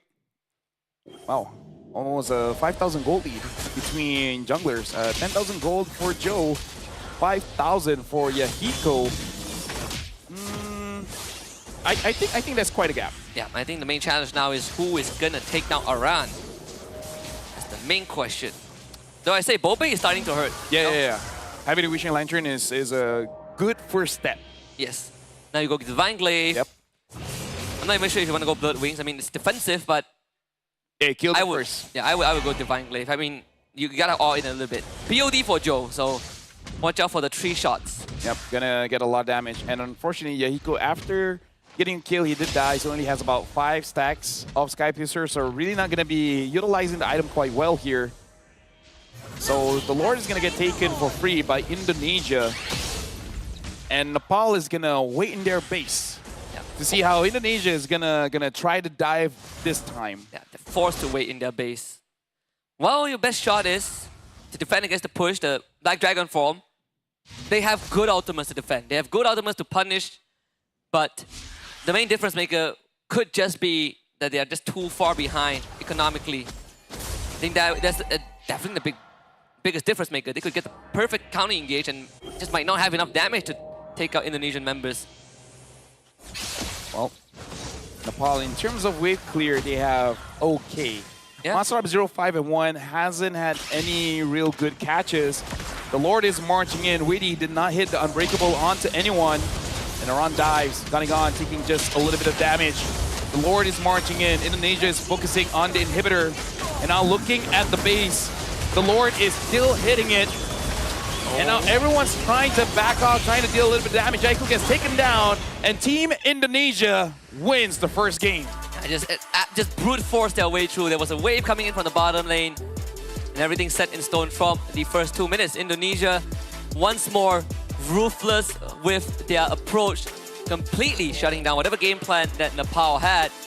Now 1 game away from a date with destiny in the semifinals against Team Malaysia. Yeah, so this is one of those situations where you have to be careful, but maybe just a little bit too careful. There is not a lot of actions or anything that begun with Nepal. Cause it really does look like they're waiting for Indonesia to make a mistake. So Indonesia just don't make a mistake. So there was never a window for Nepal. That was a one-sided game in the sense of like it's like a one-sided relationship, you know? Yeah, it feels like person has the effort. It feels like, you know, Nepal, they are trying to, like you say, wait for the windows of opportunity, but it's more of like playing not to lose, right? They're afraid of making that mistake, and every compounding mistake just makes the situation worse. But when you're running that kind of lineup, at a certain point, it is gonna... Esme, but it's gonna stop working. Yeah. Yeah, and that's sort of what happened. It stopped working, and Indonesia just ran with it. It's not a bad strat. It's just that it's not fitted for the draft that they got, right? If they got something like a Beatrix, what is a scaling jungler that we have right now? Oh, it's mostly just instant effect, right? Yeah, I mean Hayabusa, Joy, scaling junglers. I mean, we did say Hanzo yesterday. That kind of skill, so something that will be good. But here, the Hall of Famers, Joe is the goal hunter, Joe is the GOAT, Aran is the tanker, and Aran is the best support. So both these members are key in Indonesia's victory. But still gotta shout out Ezekiel, man. Keep hitting those arrows, preventing any kind of fight back from Nepal. Yeah, and when you are in these more chaotic team fights, when you know there's like colors and fireworks flying everywhere, it's pretty hard to spot a random espresso arrow flying your way, and that's sort of what happens. And not to mention that whenever you're dealing with Selena, someone will have to take one for the team, and in this case, Masarov just has no choice. We're going to be looking at the MVP for this game, and the MVP is going over to Aran. Basically, an unkillable celestial being, which, to be fair, that's kind of what a celestial being is supposed to be. Absorbing all the damage and still dishing out 2.5k damage per minute. There was nothing that Nepal could do. One of the few good examples of a good Uranus game, right, with the right bans and the right composition. It can be incredibly annoying to work with, to work against, honestly. And in this case, I mean, there's nothing much to say. I mean, Aran was entering the jungle like 5 minutes in. He was proxying waves. What can you physically do with the lineup that Nepal has? There is close to no way to taking down this Uranus before 15 minutes. Yeah, so in terms of the highlights, it's really on Indonesia trying to go to the side lanes and see what they can have.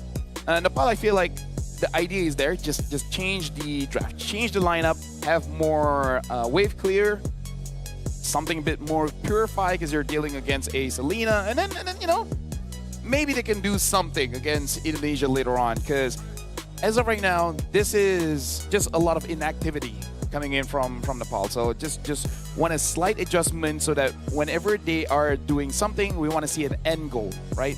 You always want to set up, and then once you set up, you need to pay off. So I'm not seeing the setup, and I'm not seeing the payoff.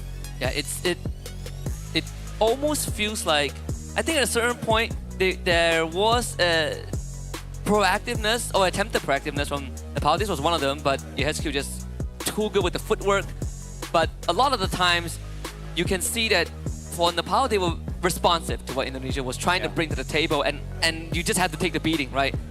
The further you fall behind, the more you're forced to kind of just lay down there and take the fire, the heat from Indonesia. We saw like a 8k goalie, 9k goalie at one point. So there really wasn't much that Nepal could have done once they got through the 6-minute mark. So yeah, game two is all, you know, we can look forward to. Well, at this point, Team Indonesia, they are one game away from going to the semifinals.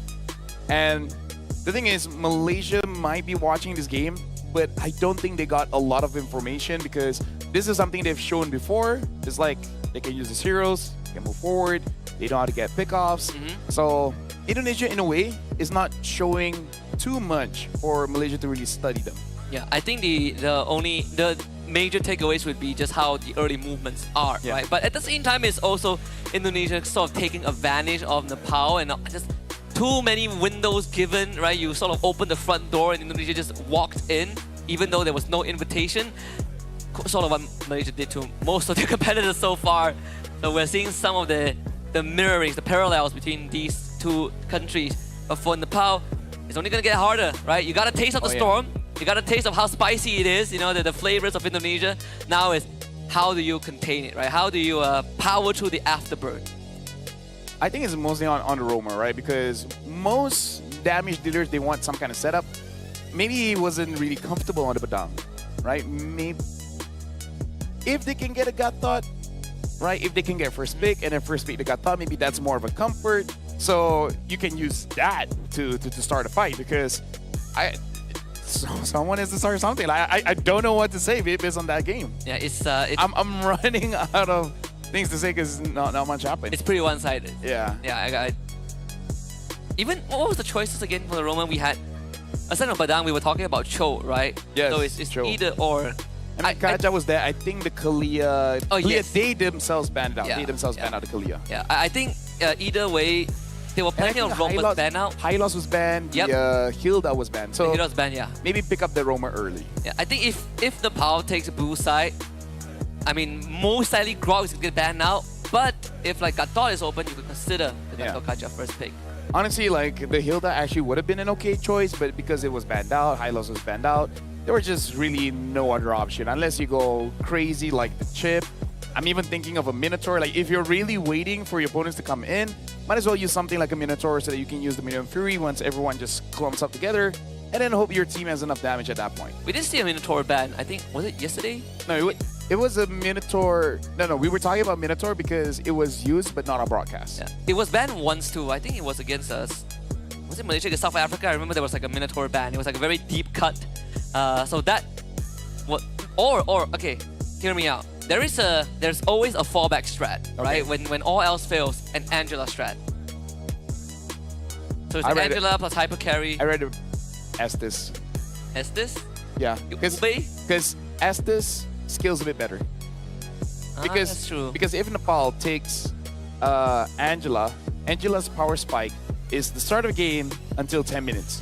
And that's when Indonesia is the strongest.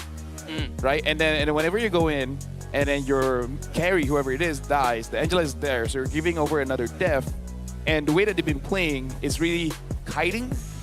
So Glory Nestas, I feel like those are the kind of heroes that suits their playstyle. Matilda, right? If you want Matilda, yes. Going to kiting, Matilda is a good pick. We only saw it got banned once, and that was I think by Team Malaysia too yesterday against South Africa. Funny enough, we haven't seen much Enchanter roamers play it. No, really, no. Right, even I think in more of the experienced lineups like in Indonesia, Turkey, and Malaysia, I don't play Matilda, but probably not on his list right now. Yeah. Honestly, me myself, I haven't played in a while because one of the more important things of the game is really opening up the map, which is someone has to body check it, right? And that's the reason why Enchanter supports are great, especially in the early game where it's not that big of a deal if you get caught inside of a bush, but then comes 14 minutes, 18 minutes. That's where someone's like, could someone just go in? Like check. I can heal you. It's like, yeah, you can heal me, but I'll die. Yeah, and then you don't have people are not picking like Terizla anymore. Yeah. If you want an XP that can check the bush, probably Arla is your best. Yeah. You can just final slash the bush. Yeah. And it's like no one's there. All right. Yeah. Wait for the cooldown. So that is probably like the best way. I would say glue as well. You just put your. That's true. You put your dumplings. Your dumplings. What was it? The gluelets? No. What was the official name? It sounds silly. I have no idea. Wasn't it called the gluelets or something? No. It sounds ridiculous. Like every single time me and Remar say it, they're like, you're lying. What was it again? The long longs. The long longs. Long long. Yeah, you just put your long longs inside a bush and then be like, okay, no one's there. We're good, guys. We're good. Plus, it's an amazing way to stop enemies in case they just really do want to move forward. So, yeah, one okay, of the... even Ezekiel is like, okay, I'm just gonna flip the bottle. All right. Still not getting it. Okay, gives Do it up. one more time. Do it one more time. Come on. Immediately gives up. It's like, oh, wait. That's caught in 4K that he failed. Don't worry, do it again. Do it again. Okay, your turn. No one's gonna do it. Guess Joe's not doing it either. Yeah, they're just like... Okay. Here we go. One. Okay. Guess you. Yeah. He has to lighten the weight first. This is the meta. This is the meta. This is the right way. Okay. Oh! He's strong! That is the hypest we've been this series. I mean, That's the play of the day. Yeah, exactly. Ezekiel's like, you know what? Put that in the end day highlights. He's gonna show his highlights back in Indonesia. It's like, I want to show you guys how the casters hype me up. He got the applause from the crowd. He got the applause. Like, hey, that was actually impressive. That was pretty cool. That's why he's the pro player. That's why he's the... It's gonna be Ghost of Jakarta. It's gonna be difficult for anyone else to replace Ezekiel after this. Pretty hard to top that. Pretty hard to top that. If only he did that earlier, our Mongolian players would have had him on the profile pic. Exactly. People are like, you can use this arena, sure, but can you do this? But can you do this? Guess the exact... No. The most impressive thing, he knows he needs to drink first, lighten the load. Yeah. And it's like, now this is the time. Reminds me of that one clip where, you know, Stephen Curry was dribbling and then the ball like slips away and then he knows that it's not him. Yeah. It was the floor. It was the floor. Was it Kobe or Stephen Curry? But there, we've seen that clip, right? I think Kobe is like the rim or something. Yeah. Either way. Yeah. When you've done this for long enough, you sort of know that it's not your fault. When you cast long enough, you can watch the game in slow-mo. Yeah, apparently I didn't... Our brain and eyes are so fast now, Husky. To me, it's a special ability. I also just discovered it. I don't know if it's because of age or experience. I think it's a bit of both. It is a bit of both. It is a bit of both. I mean, I want to say you're not that old, but your hair is white, so... That's the thing. I have had mixed, what do you call it? Impressions, right? Like some people, they see my hair and they're like, I think you're in the 30s. Some is like, I think you're in the 20s. And I think we're in the draft.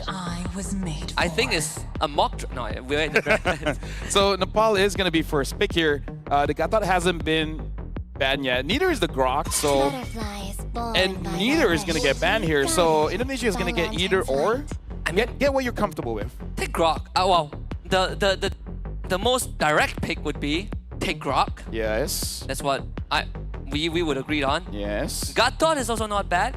Take your poison, but the Gatot is that the Grok can't disrupt you. Even crazier, there's no way Indonesia is going to take both. I mean, we say that, right? So just take something else first. You know, what's open here? Yisun Shin is open. If you want that, take Yisun Shin. True. No protection. Or a box. Yeah. Okay. Yeah. That's good. That's good. Yeah. I like it. And you also deny. You also make the Uranus pick not as favorable. Yes. So, you know, okay, good opening. You solve some of the problems. That's Farsa and Gatot. So now Grok is an option. And it's perfect, right? You disrupt Gatot, you can disrupt the Farsa too. That looks like a pick that you... I would take it. Because if you don't take it now, it's going to get bad. Hey, and then they're like, okay, what else? Baxia Groggy, what did we say about that? You know what? You're right. Or, Eve, Kimmy, doesn't matter. Take Grok plus a very... Oh wait, Eve is bad now. Kimmy is there, Yeah, right? Kimmy, yeah. Come and join me in my dream That's world. Luna. Okay, well, this is good. This is good. And Grok, yes. Hey, we got the ball rolling. Yep. So it should be a Yisun Shin or Hayabusa. I'm feeling a bit more Yisun Shin. It's Yisun Shin. And it opens up double fighters again. Yep. So now for Indonesia, probably ban out like Lapu. Lapu and I don't know if they want to ban Esme. Honestly, not a bad choice. Arlet, if you are worried. Another hero that's been banned out too. Feels like we're forgetting one. CC's already banned out. Uranus is there, which honestly can be annoying. So I don't mind seeing Lapu. Ruby Uranus. export? Probably not, right? Like, I think I think his work is fine. Yeah. Ruby you can consider because it's going to be difficult for Isichin. They could keep for themselves too if they want. Yeah. So I would bend the Lapu unless you can get it first, which they can. Them play the hero. They bend Yuzong. I will be the truth this world desperately Yeah, you gotta needs. protect your Hesku. He's not immortal, he's just hard to catch.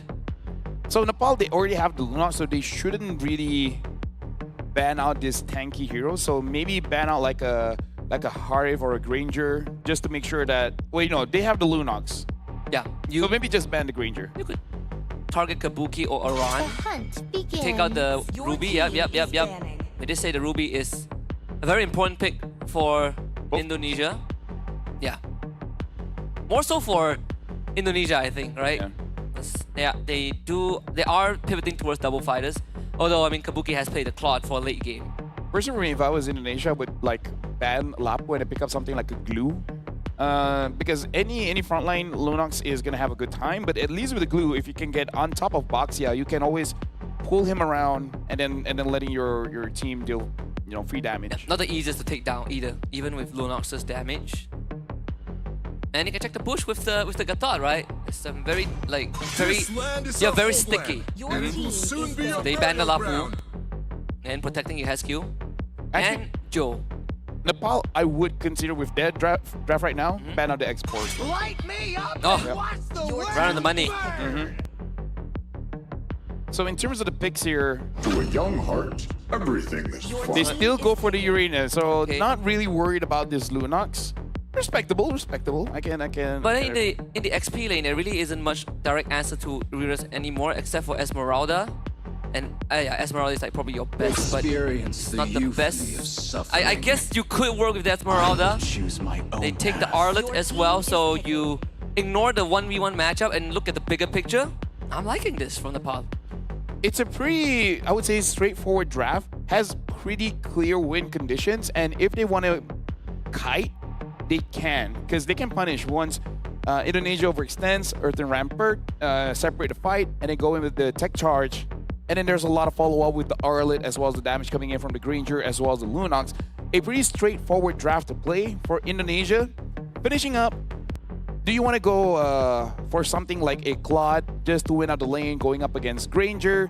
You already have enough damage, so you can go for double fighters, but yeah, Kabuki does like to carry, right? I don't see why not. It's not the easiest to catch too. Yeah. If you run the Purify, then it's an extra layer of defense. They go for the Terizla. Ooh. Okay, so is this a Uranus Gold? I think it's a Terizla Gold. Wait, it is a Uranus Gold. Yeah. All right, so we did say that they have a bag of tricks that we haven't seen yet. I mean, I did shout out the Terizla for a while. Nice to see it here. We literally talk about face-checking bushes, and Terizla is one of those few heroes, right? Yeah, with the body of Smith, he can take quite a lot of punishment. And then, especially if you go cheeky with it and build a War Axe, you can stay in the fight for quite a while. He actually hurts. He actually hits. Oh, wait a minute. Was it yesterday or the day before we were discussing about Terizla Arlen matchup? Oh, yes, and how the Terizla actually makes it pretty hard because he doesn't care about the Arlet. We predicted it. It's coming full circle. Shout out to Mirko out there. I know he's watching this. Give us a rundown on the Uranus Go by Kabuki. I don't know if it's picked in the domestic league before, but I have a feeling at some point it has come out. I know in Malaysia we've seen it in the jungle, but the gold lane it feels. I guess you're just there to sandbag. No, the Uranus Go. Yeah, I feel like you're just there to sandbag. Dude, like as a celestial being, he wouldn't be afraid of bullets. Of what? Bullets. Of bullets. I mean, like, to be fair, Granger, that's not normal bullets. That's bullets of dreams and spirits. Is that what it actually is? Like, yeah. Meaning, like, he has things that's mystical, dream-ish. It's weird. He has superpowers. You would think he just has a cool gun. No, he has superpowers. I wouldn't put it past him, but though still, despite having Rock Boxia, they are not invincible to these early aggressions from Indonesia. They're gonna lose the XP crab too. Because I think I did see the story of him basically going inside someone's dream and assassinating someone there. Anyways, Witty goes forward and Bobe gets killed by Ezekiel. Good engage coming in from Witty. And Masarab taking a lot of poke damage from both Ezekiel as well as Witty. And Gunnigan is having a bit of trouble here going up against Kabuki. Kabuki is just stacking up his own stacks here. And Yaiko is going to have a very tough time against Kabuki, which is a first. Talk about the challenge of essentially having a, up against like Gato +1, lane priority is very hard to obtain. But not only that, Lunox's reach is slightly shorter than Yehescu on the Farsa. So, and she's very fragile, right? We saw Yehescu just blow her up with the help of Witty. Yeah, it's just a sandbag. Like Gonnigan can't really do too much. Yep. How is about the turtle fight? How is Nepal going to navigate this? Well, they're trying to get level 4 onto Balbe, but looks like after this minion wave, still not going to get it. Ezekiel is at 4. Nepal, if they do want to fight this one, they are going to be at a disadvantage. Probably need the Lunons to get those EXP minions. Looks like might be able to get it. Masarab, you got to use the Earthling Rampart to try and reset a turtle. Look at Iran. Flickers out. Yep. It looks like gets caught by Bobe. Bobe will find it. Turtle goes over to Joe regardless. Witty in no man's land. He's waiting for the level 4, the AOG. Can he get it in time? They're going to try and stop it before he does. He hits level 4, but goes down to Masarab. Yep, Nepal is starting off quite well here. Again, kind of like doing what they want to do earlier, which is wait for Indonesia to be out of position and then deal the damage there. Iran was the first casualty, and then Witty was split away from his team, and that's where Nepal really capitalized. All things considered, even though that this is a sandbag lane, Kabuki is just there to basically lock Gonnigan down. Eventually, once his ranger gets his items, he's be able to start doing some pretty nasty damage. Until then, it's going to be up to Bobe to hold for now, hold the front, be responsible for the output. Topside hybrid gone. And Witty gets jumped on again. Bobe with the darkening, quick tectonic charge, but Witty heals out with the passive, and AOG's out. Witty the Wise escapes again, and Kabuki joins the fight. Masar gets hit by the boat, will have to flicker to safety. I hope it's okay for me to say this, but I want to see more decisiveness coming in from Nepal, because this is a pretty strong mid trio, and they had opportunities to instantly start the fight at any moment, but it looks like they're waiting, and by the time they make a move, everyone from Indonesia is already there and ready to be like, okay, do you want to come in now? Because then everyone can just follow up. So I feel like with this kind of drive, you got to be a little bit more decisive, especially when you have a Boxy and a Grog. You do not really have much room for hesitation. Yeah. It was a good attempt onto Witty. He didn't even have Revitalize just now. It's just the passive Q that gave him enough room to channel the ultimate. Kabuki now gets the Oracle, so he's never going to go down here. Gonnigan again, locked in his lane. And Kabuki gets to move first and get info for his team. And can even now start proxying the wave in between turrets. Well, they're camping the bush here. Witty gets caught, a ton of charge as well. And now Ezekiel with the feather airstrike. Looks like it's still continuing. Witty able to get away. Iran gets a kill. And now they move on forward. Iran gets a double. And Gunnigan going up against Kabuki, having a pretty tough time as well. Kabuki is going to dive in. Gunnigan needs to run now. Kabuki, yep, he's going to die if Gunnigan doesn't flicker. Bobe and Gunnigan got his Sky Piercer, but Bobe also bought a Sky Piercer. So we now have a bit of an inkling what the direction for Nepal is. The Sky Piercer could have made a big difference with all their attempts onto Witty, because Witty kept escaping. And now Iran is 3-1. His meat tenderizer is gonna hurt. Yeah. And here's the thing, Gunnigan, he basically has lost quite a lot of minions here. Even in terms of level, Kabuki is a level ahead. So he's not having a great time here in the lane. So he has the Sky Piercer, but I don't know if they can really get kills. Right now, everyone is down bot going up against Kabuki, and he's not afraid against a Lunox and a Granger. Not a sentence I ever thought I would say. Yeah, he welcomes them. For now, 3.7k goal lead. Witty comes in with the AOG. They get a knockout with the Gunnigan. He is just blown up. Iran holds the front, and he's swinging away. Tectonic charge on tree, but the damage is not there. Masarab will have to limp away, and Iran is not going to let that happen. A mega kill for this Terizla, and you know that he has a war axe in hand. They get the turtle boat crash in the mid lane. His hybrid down for 18. The crazy thing is, I feel like Iran didn't have to flicker there, because I think he already got the revenge strike onto Masarab, so he was going to die from the revenge strike anyways. But hey, you know what? As long as you secure the kill, 6 minutes in, around 5,000 gold lead, Ezekiel is even showing his face here towards the turret. So Nepal knows that he's inside their jungle. And now having to Radiant Armor, it's going to be more difficult for Bove to really do anything against the front lines of Indonesia. Yep. The window again extended for Indonesia, and for Nepal is closing in against Ton, and wow, Masarab disappears. And that's the castle that they just broke down. That the airstrike to force the rest of Nepal away. Kabuki, I don't think he's gonna be threatened anytime soon. Now, all Nepal can do right now is clear the waves and hope they find an opportunity with items that they have to get a kill onto Indonesia, because the Sky Piercer so far hasn't really done anything for Nepal. Looking at the goal difference here, quite a lot of difference, around 2,000 in the EXP, almost 3,000 in the jungle, and in terms of gold as well, like 1,000 plus. Kabuki is winning by a lot. Hope it almost went down. I mean, if they can get Kabuki, it would be good, but it's a big if and a close to impossible task with the state that Nepal is in. Orange for Joe. Bottom tier 2, they really defended, they did clear it out, but Indonesia essentially got the Nepal in a chokehold, right? One good fight, Aran has the flicker ready. Watch out for the penalty zone, because I feel like Aran is itching for some sort of engagement. Heskil forces Nepal away with the feather airstrike, and they'll get them in tier 2. So Indonesia, they are taking it quite slow, not forcing too many fights. They're zoning everyone away. Basically playing with more discipline instead of aggression. I mean, with that being said, they still have 8 kills here in about 8 minutes. This is the last turtle, which has expired, now has turned into a Lord. Indonesia, they can try to get a Lord and end it now, or if they want to wait a little bit more, wait for 12 minutes. And I feel like at that point they can get a kill. Speaking of Kabuki, wow, going to target the Hybrid. Actually gets out with a Purify, and Aran just flattens Ghani.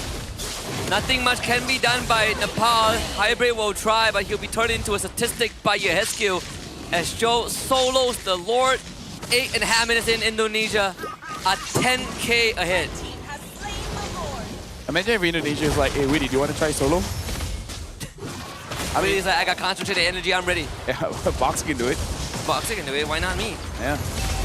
Okay, because he's building tank items. Imagine there will come a time when Gatot builds damage in Rome. I mean, it has happened. In ranked games. In ranked games. Sky Piercer concentrated. Yep, glowing one. Glowing one, yeah. Yeah, good stuff. 11k lead now. Kabuki with the Dom Eyes. Lord from top, all waves synced up. Perfect scenario for ending here. I was surprised Aran didn't go full War Axe into Hunter Strike. Oh yeah, I thought he would go War Axe Hunter Strike. Like, he can go BOD and I wouldn't blame him. Final Slash, only on the Widdy. Widdy eats it up, look at that. Tries to AOG away, actually gets it off. Oh, Widdy, he is out of there. Aran now swings in the base, penalty zone coming through on the tree. Indonesia crashes the bolt onto Masarab. Joe doesn't get the kill, but Feather Airstrike did a considerable amount of damage. Crystal under threat. Indonesia have a date with Malaysia in the semis. This is Indonesia again coming in, and they're looking very strong, very disciplined. And this time, I feel like they're showing improvement in cleanliness. Going up here, they make sure they don't make a mistake, they don't overextend, they don't have too much fun, giving opportunities for Nepal to really basically re-engage onto them. But again, shout out to Nepal. Congratulations for making it this far, but this does mean that they have been eliminated from WEC 2025. The competition only gets tougher and tougher, and when up against powerhouses like Indonesia, you will have to bow to their might. But the Indonesians, they're gonna rejoice as we get to finally see that rivalry, which will take center stage tomorrow between Malaysia and Indonesia. That will be a fun best of 3, even a trailer to what could have been a grand finals matchup. And so it's like finals-ish, just earlier. Yeah, it's a product of the format. Exactly. So now, again, congratulations to Team Indonesia. And with that, we are throwing it over to the stage with Rose with Indonesia. Heading to the semi-finals of the WEC 2025 is Team Indonesia. Congratulations, boys. Thank you, thank you. Yes. So I think we could go with Widdy first. Throughout this competition, Indonesia has only wanted to meet one region, and this one region only wanted to meet your region, and that is Team Malaysia. For the semi-finals match tomorrow, you will finally be meeting Malaysia. Although not in the grand finals as what you guys have wanted, but what are the preparations leading up to the match tomorrow? We already have strat lah, so many strat, and then just see you later lah. How confident are you actually going to the match against Malaysia? Because so far Malaysia's record this tournament is actually looking quite clean. Very confident, more than them lah. You're more confident than Team Malaysia. Wow, now this is gonna be an interesting matchup tomorrow. And of course, Aran, Yes. tomorrow, if you guys were to win against Malaysia in the semifinals, Yeah. it means you guys will head to the finals, right? Which means you guys will be playing 2 matches in one day. Yeah. How ready are you guys to be playing 2 matches, and what is the preparation regarding this? The preparation, just scream as usual. Yeah, that's our preparation. Does playing 2 matches and more in a day give you guys anxiety? Do you guys feel tired? Or are you guys like the adrenaline and the consistency that you guys get from playing 2 matches in one day? Lagi suka main 2 match di satu hari ataupun 1 match di satu hari saja? One match, one day sih. Tiring. Yeah. So tomorrow, if you win semifinals, you're going to the finals. Yes. Does that mean you're not ready? I'm ready. Just You're ready. need more rest, I think, on the night. Okay, I hope you rest well tonight, Aran. Yeah, thank you. And of course, Coach. Yep.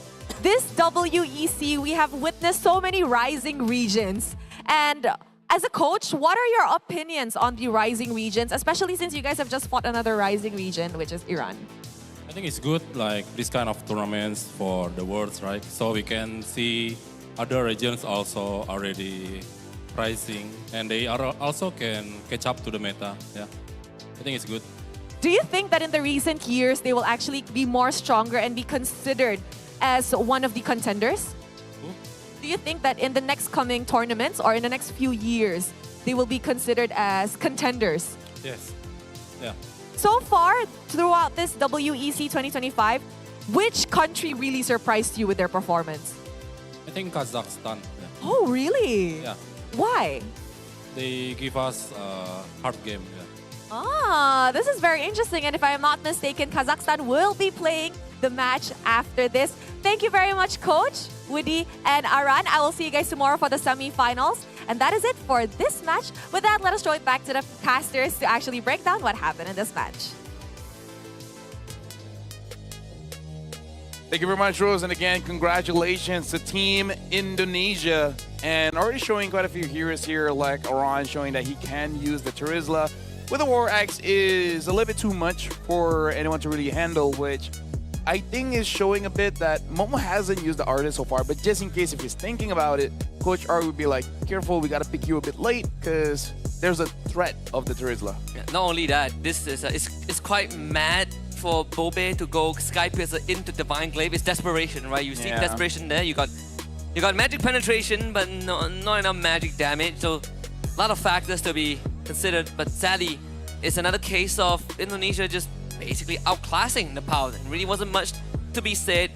The draft, at least the draft is sound, right? The idea was good, but when it comes down to the execution, that's where we sort of see the power gap. Well, again, I really feel like Nepal just needs to develop just a little bit more. Got to get used to playing in the Southeast Asia region. Doesn't matter, Malaysia, Indonesia, Philippines, because you know, like you gotta be accustomed. Yes. To getting the pressure, and then basically the instincts will be there. Be like, okay, I gotta take you down now. But either ways, we gotta move on. And Indonesia later on will be going up against Malaysia. After this, we do have one more game in the quarterfinals. Cambodia, Kazakhstan. Gonna be interesting to see how that one goes. I wonder if Kazakhstan has any more surprises. Yeah. Or you know what? Even if they bring out the Leomar goal again, the Leomar jungle again, that would be pretty cool. We're gonna be looking at the key players here. I don't think they got over 1,000. Nah. Yeah. Looks like Joe only got 857. So far, only Sakai's has hit that 1K mark in the goal per minute. Ezekiel is the GOAT. Kabuki as the goal laner, the tanker, and Witty is the best support. And Kabuki just having time of his life.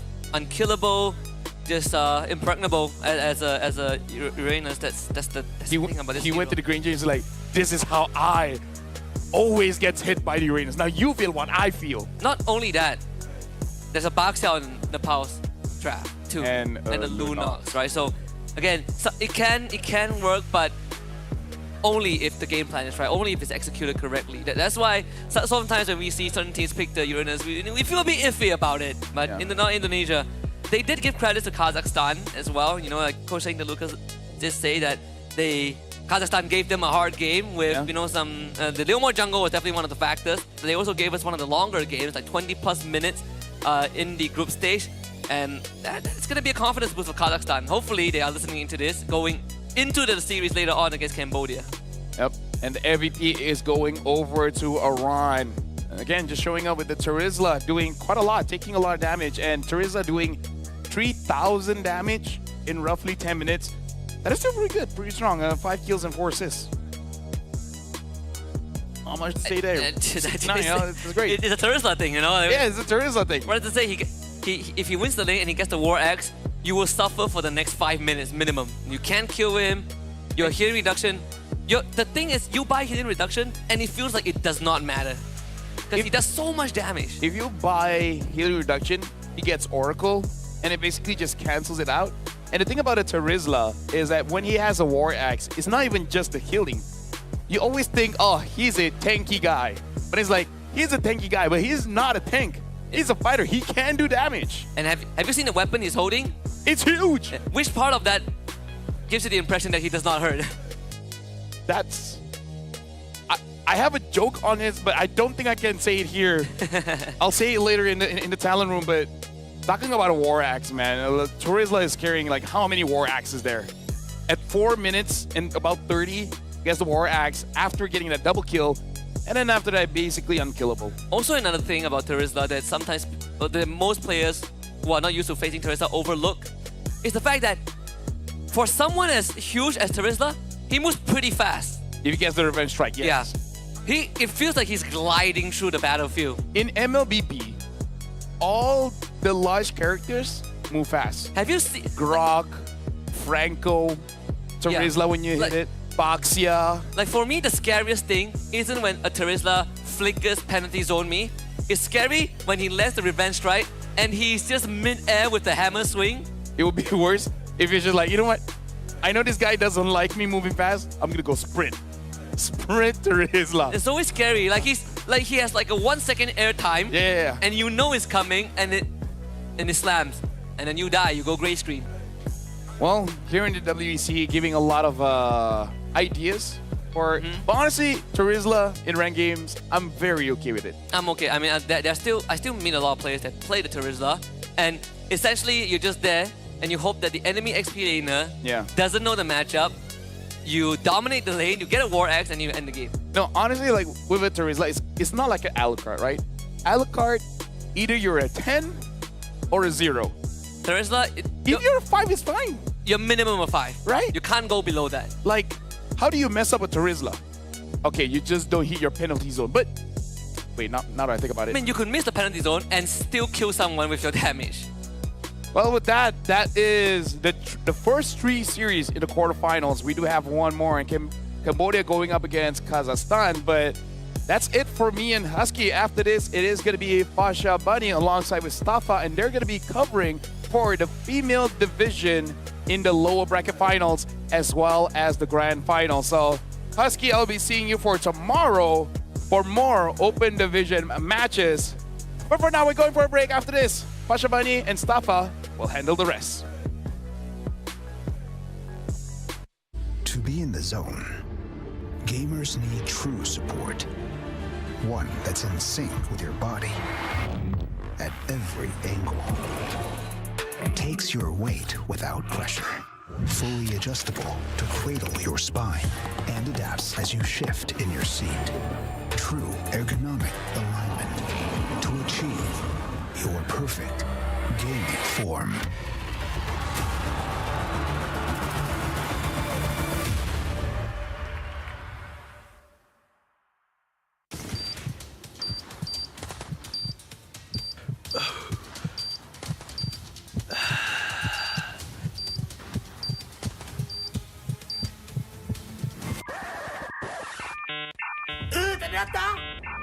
Data habis? Jangan risau.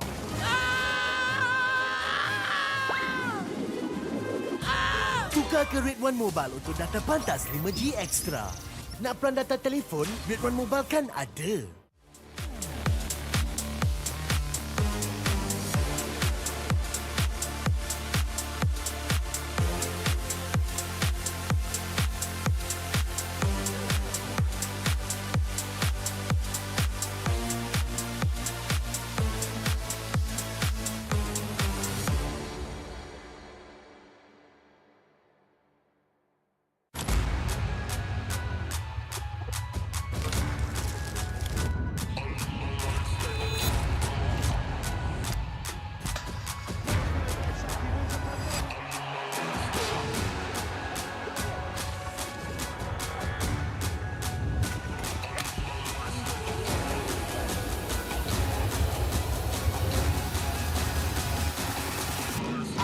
Toss a coin in the waterfalls in the wishing well.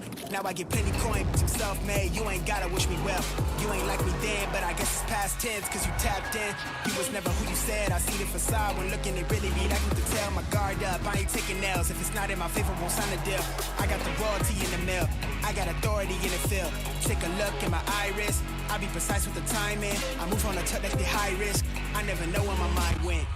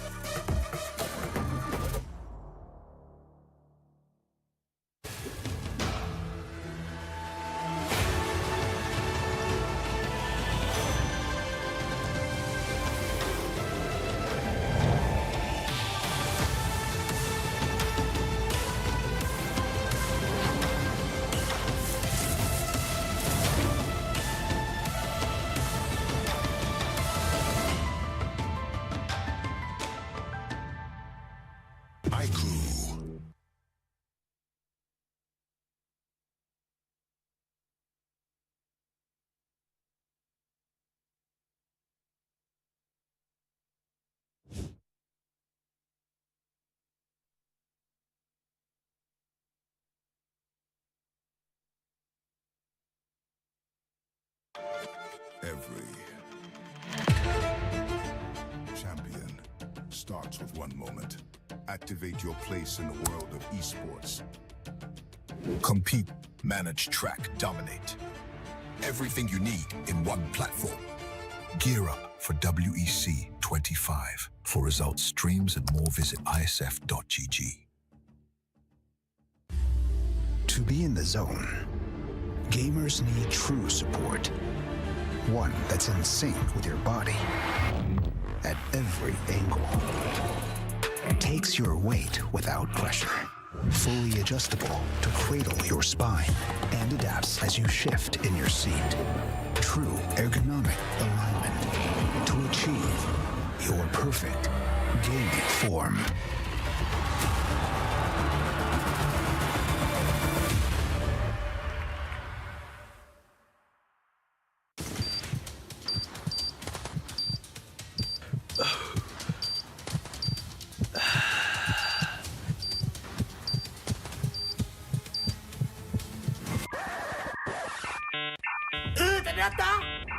Data habis? Jangan risau.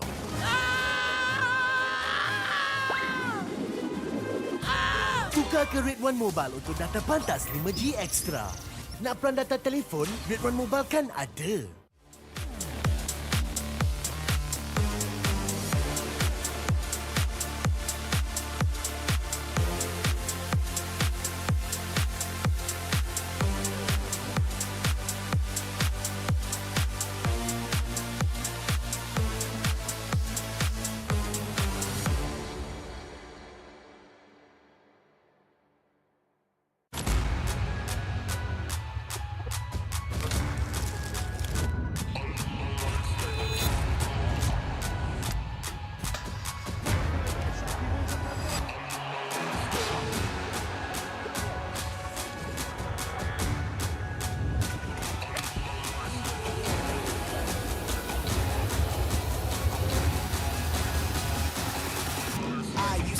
coin in the waterfall, send a wishing well. Now I get plenty coin, but I'm self-made. You ain't gotta wish me well. You ain't like me then, but I guess it's past tense, cause you tapped in. You was never who you said. I see the facade when looking, it really be like you could tell. My guard up, I ain't taking nails. If it's not in my favor, won't sign a deal. I got the royalty in the mail. I got authority in the field. Take a look in my iris. I be precise with the timing. I move on a touch that's the high risk. I never know where my mind went.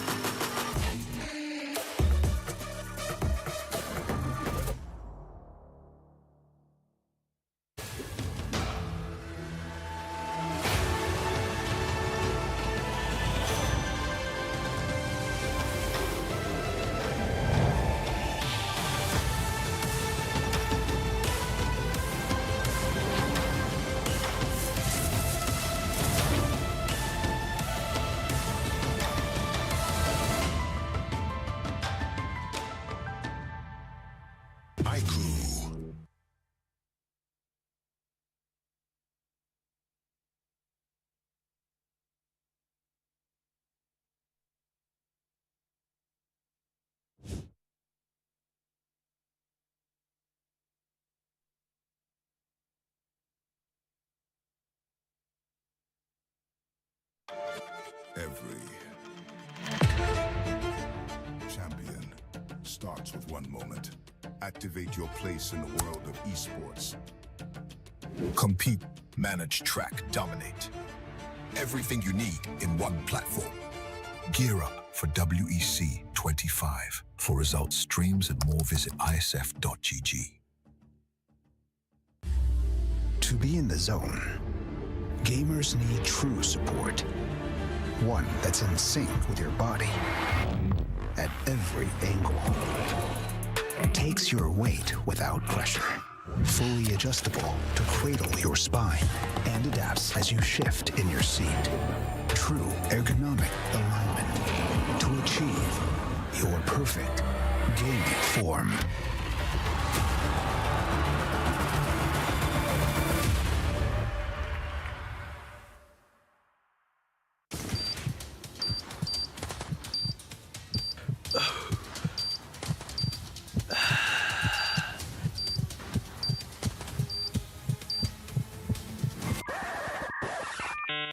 Ternyata data habis? Jangan risau.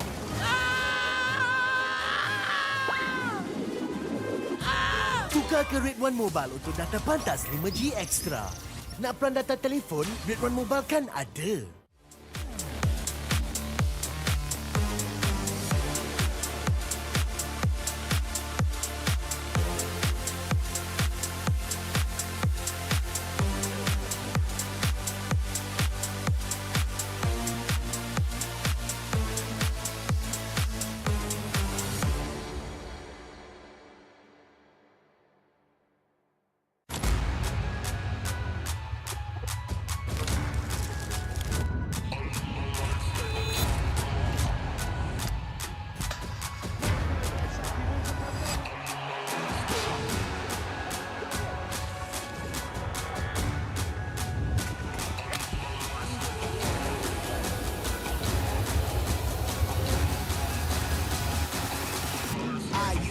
Coin in the waterfall, send a wishing well. Now I get plenty coin, but I'm self-made. You ain't gotta wish me well. You ain't like me then, but I guess it's past tense, cause you tapped in. You was never who you said. I see the facade when looking, it really be like you could tell. My guard up, I ain't taking nails. If it's not in my favor, won't sign a deal. I got the royalty in the mail. I got authority in the field. Take a look in my iris. I be precise with the timing. I move on a touch that's the high risk. I never know where my mind went.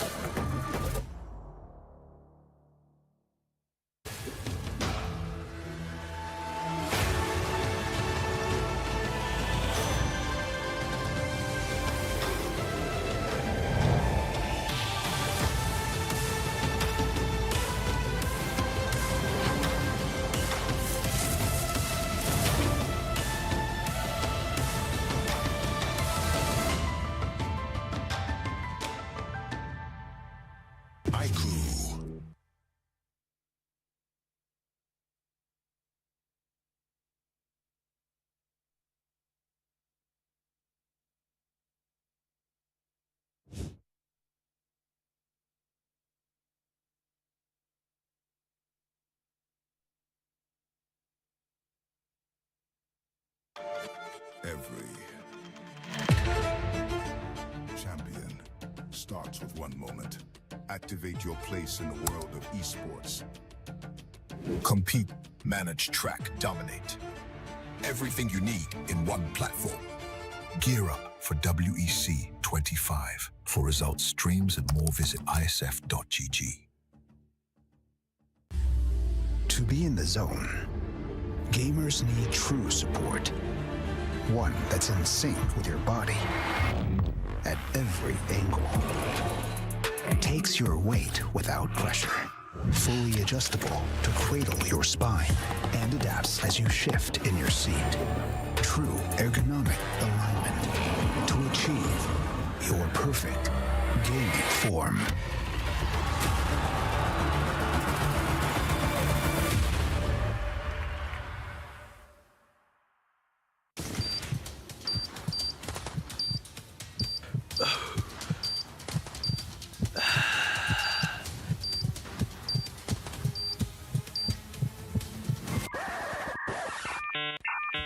Data? Data habis? Jangan risau.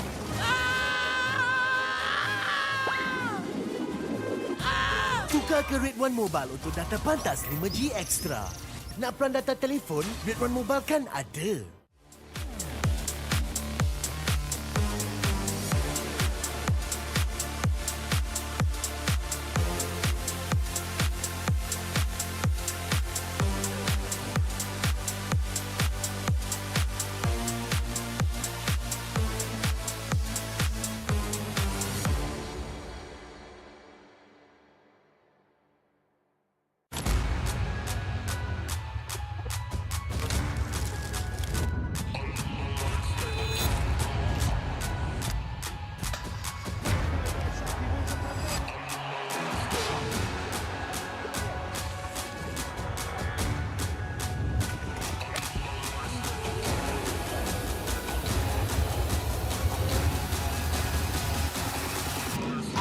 Toss a coin in the waterfalls, in the wishing well. Now I get plenty coin, I'm self-made. You ain't gotta wish me well. You ain't like me then, but I guess it's past tense, cause you tapped in. You was never who you said. I see the facade when looking, it really be like you could tell. My guard up, I ain't taking nails. If it's not in my favor, won't sign a deal. I got the royalty in the mill, I got authority in the field. Take a look in my iris, I be precise with the timing. I move on a touch like the high risk. I never know where my mind went.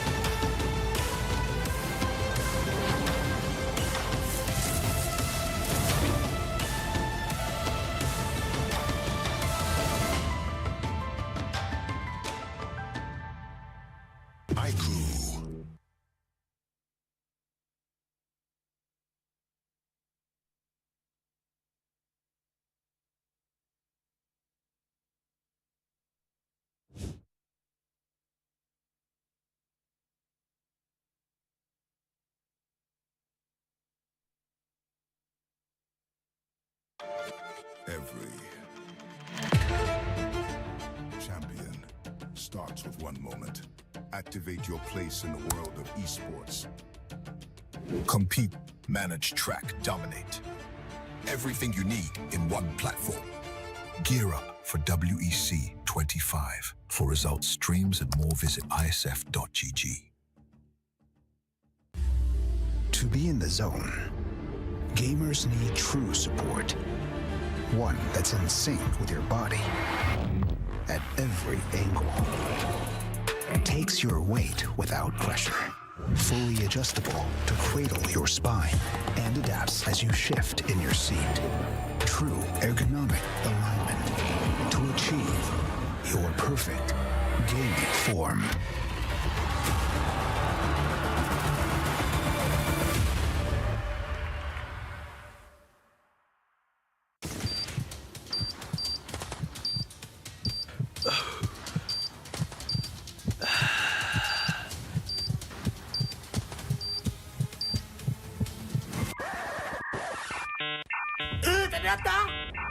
Data habis?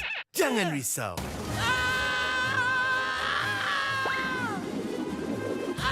Tukar ke Red One Mobile untuk data pantas 5G Extra. Nak peran data telefon, Red One Mobile kan ada.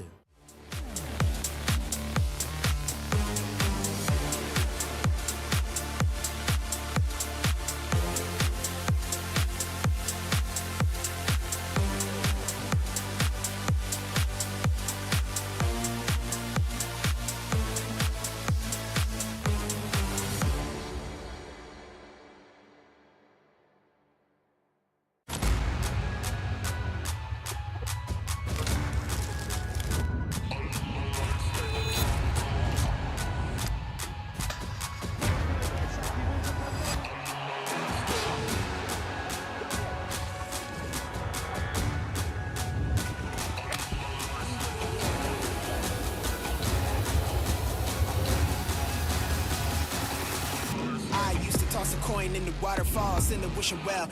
Now I get plenty coin, but I'm self-made. You ain't gotta wish me well. You ain't like me then, but I guess it's past tense, cause you tapped in. You was never who you said. I see the facade when looking, it really be like you could tell. My guard up, I ain't taking nails. If it's not in my favor, won't sign a deal.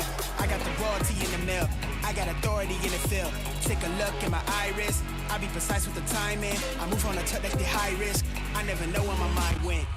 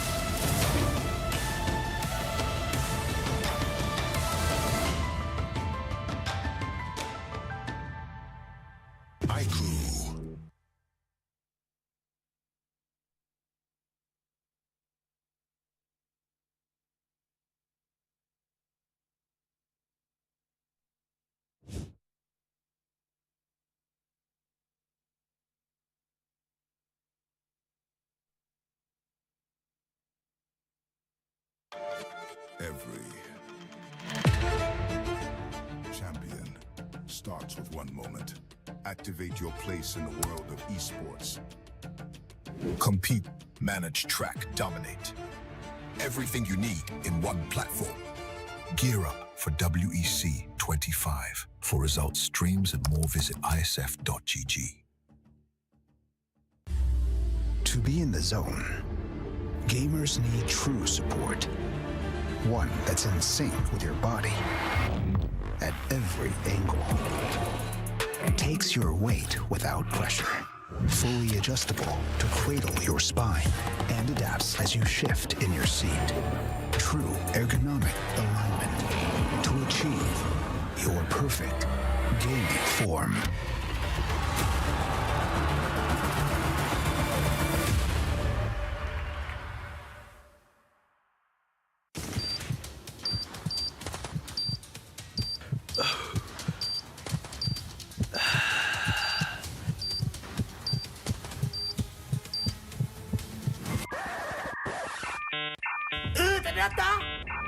Data habis?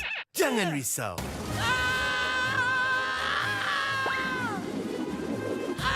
Tukar ke Red One Mobile untuk data pantas 5G Extra. Nak peran data telefon, Red One Mobile kan ada.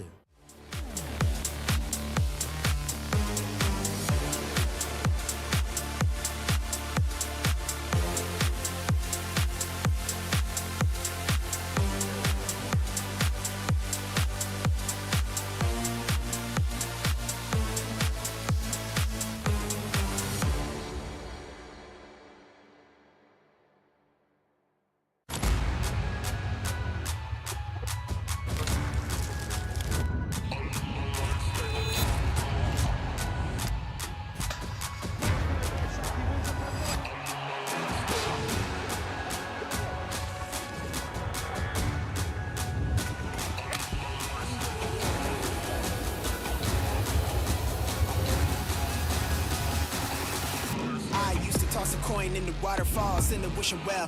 Now I get plenty coin, I'm self-made, you ain't gotta wish me well. You ain't like me then, but I guess it's past tense, cause you tapped in. You was never who you said, I see the facade when looking it really be like you could tell. My guard up, I ain't taking nails, if it's not in my favor, won't sign a deal. I got the royalty in the mail, I got authority in the field. Take a look in my iris, I be precise with the timing. I move on a touch like the high risk, I never know where my mind went.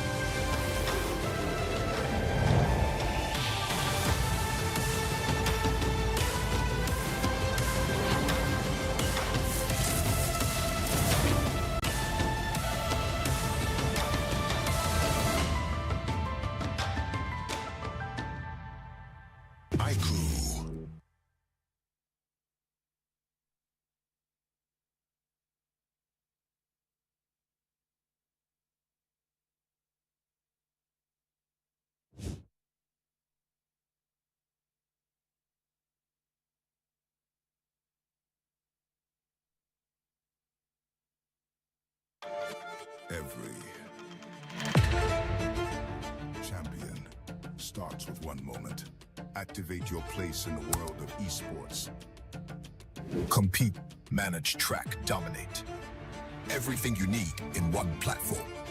Gear up for WEC25. For results, streams, and more, visit ISF.gg. To be in the zone, gamers need true support. One that's in sync with your body at every angle. Takes your weight without pressure. Fully adjustable to cradle your spine and adapts as you shift in your seat. True ergonomic alignment to achieve your perfect gaming form.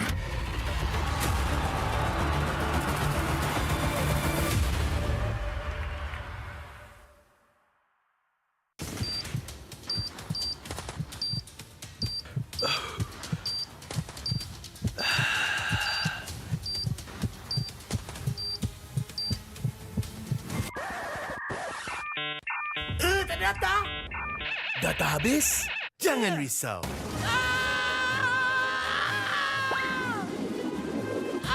Tukar ke Red One Mobile untuk data pantas 5G Extra. Nak peran data telefon? Red One Mobile kan ada.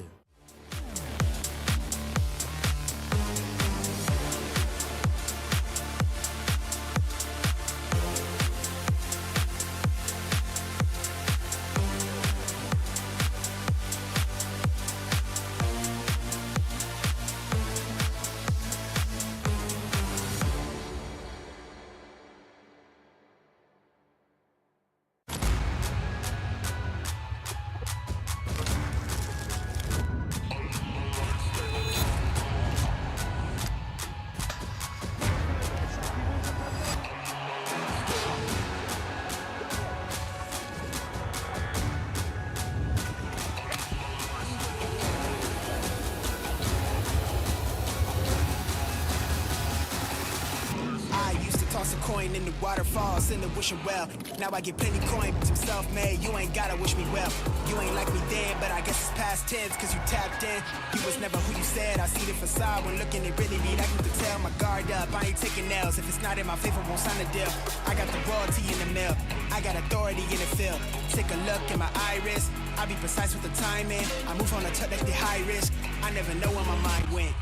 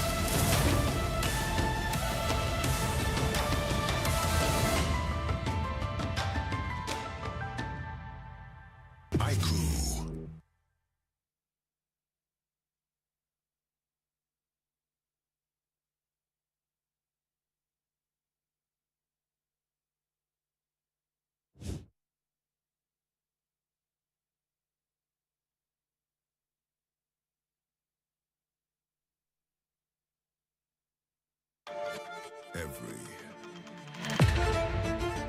champion starts with one moment.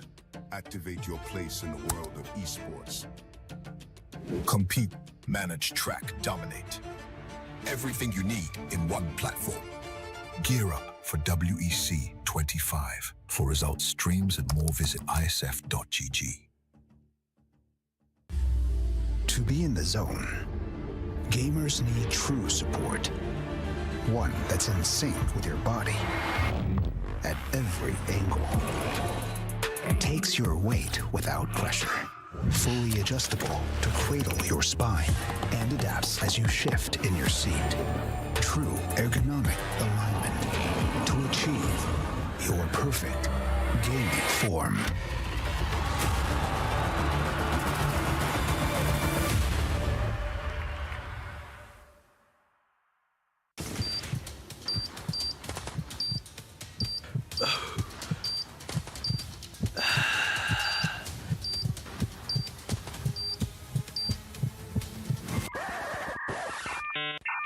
Ternyata data habis? Jangan risau.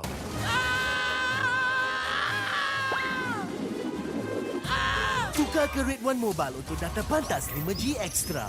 Nak peran data telefon, Red One Mobile kan ada.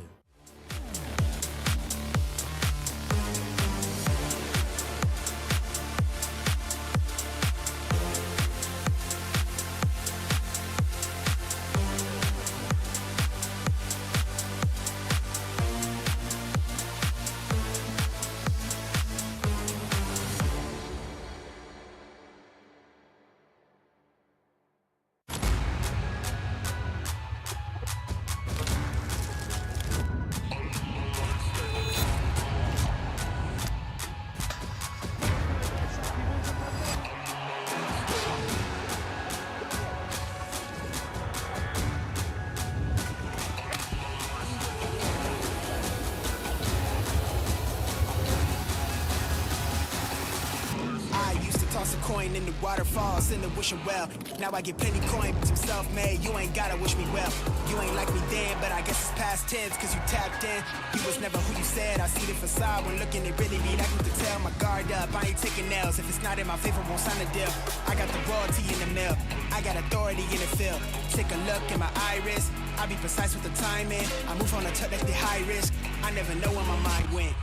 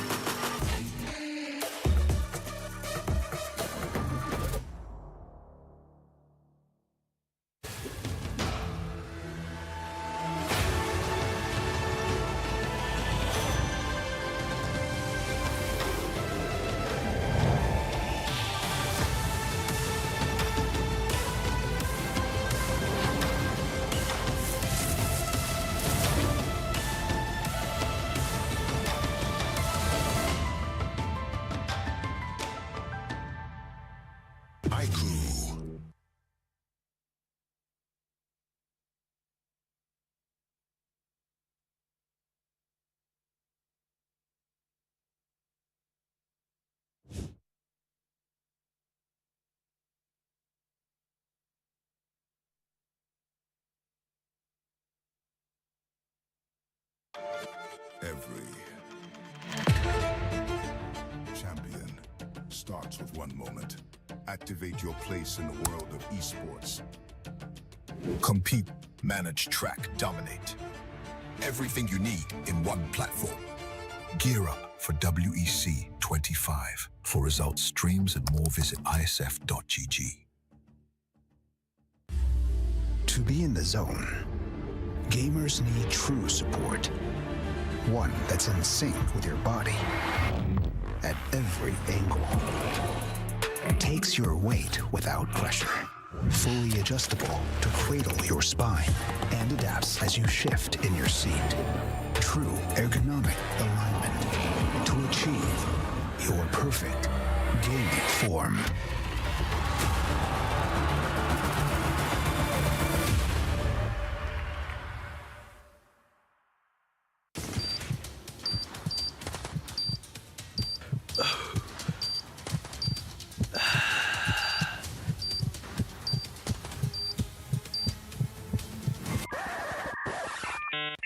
Ternyata data habis? Jangan risau.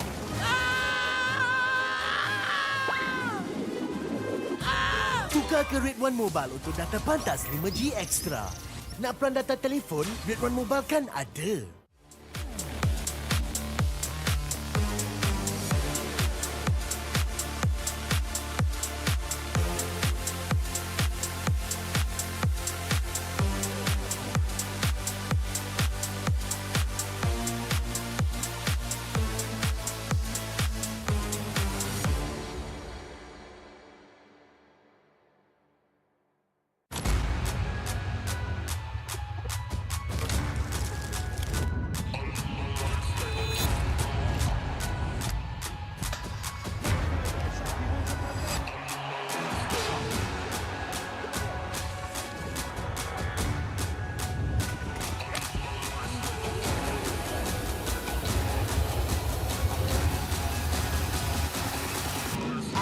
Toss a coin in the waterfalls in the wishing well.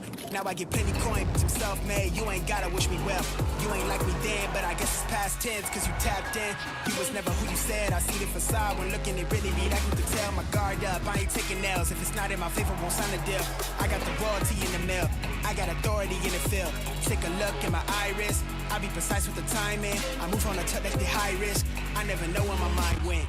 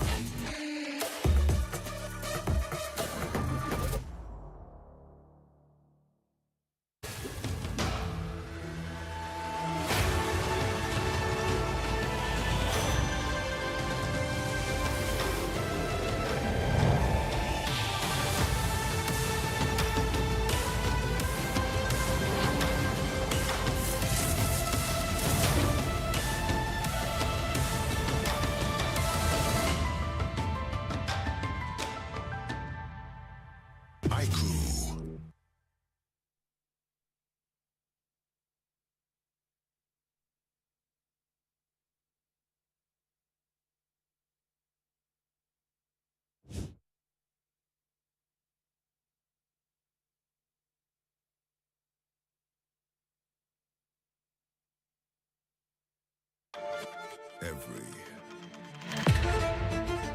champion starts with one moment. Activate your place in the world of esports. Compete, manage, track, dominate. Everything you need in one platform.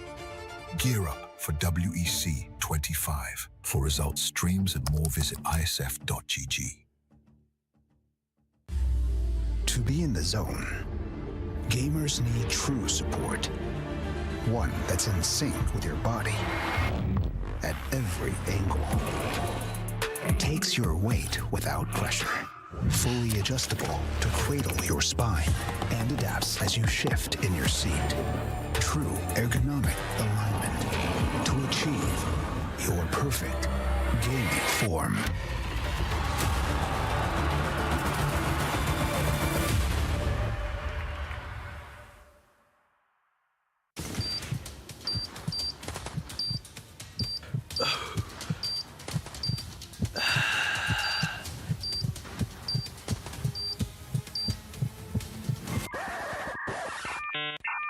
Ternyata data habis? Jangan risau.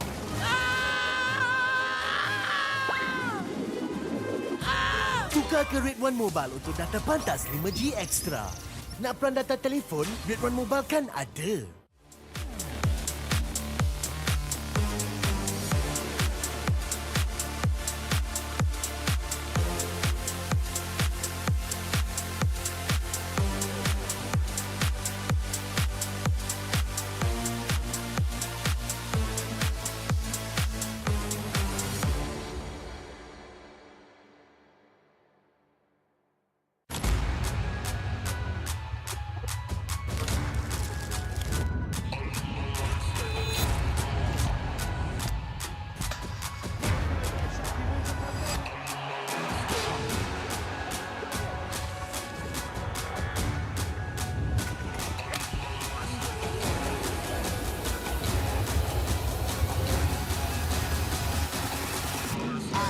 toss a coin in the waterfall, send a wishing well.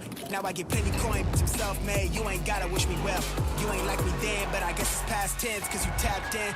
You was never who you said, I see the facade when looking at really me, like you could tell. My guard up, I ain't taking nails, if it's not in my favor, won't sign a deal. I got the royalty in the mill, I got authority in the field. Take a look in my iris, I be precise with the timing. I move on a touch like the high risk, I never know where my mind went.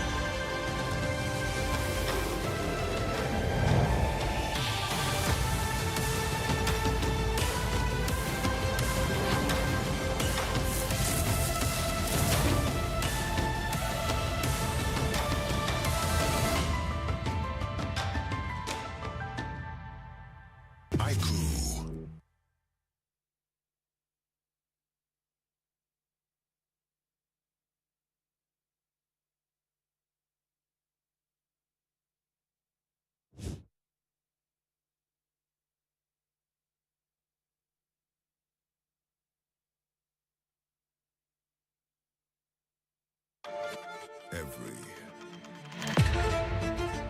champion starts with one moment. Activate your place in the world of esports.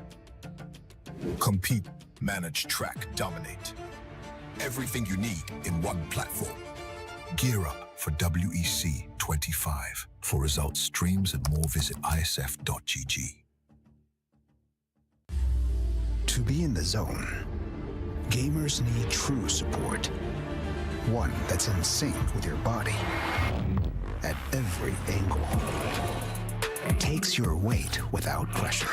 Fully adjustable to cradle your spine and adapts as you shift in your seat. True ergonomic alignment to achieve your perfect gaming form.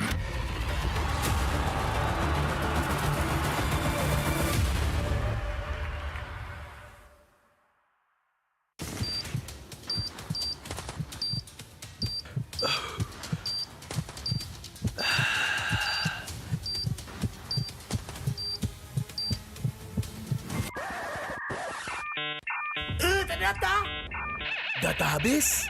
Jangan risau.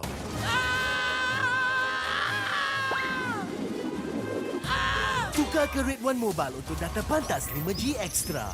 Nak peran data telefon? Red One Mobile kan ada.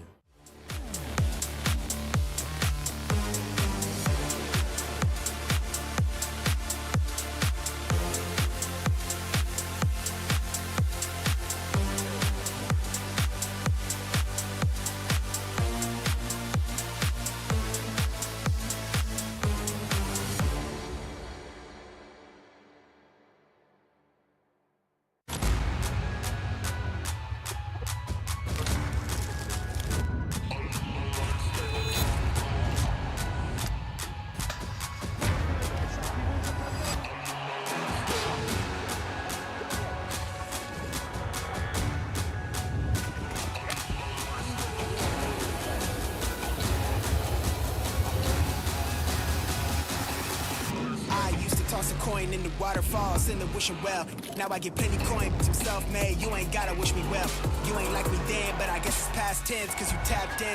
You was never who you said, I see the facade when looking at really me, like you could tell. My guard up, I ain't taking nails, if it's not in my favor, won't sign a deal. I got the royalty in the mill, I got authority in the field. Take a look in my iris, I be precise with the timing. I move on a touch like the high risk, I never know where my mind went.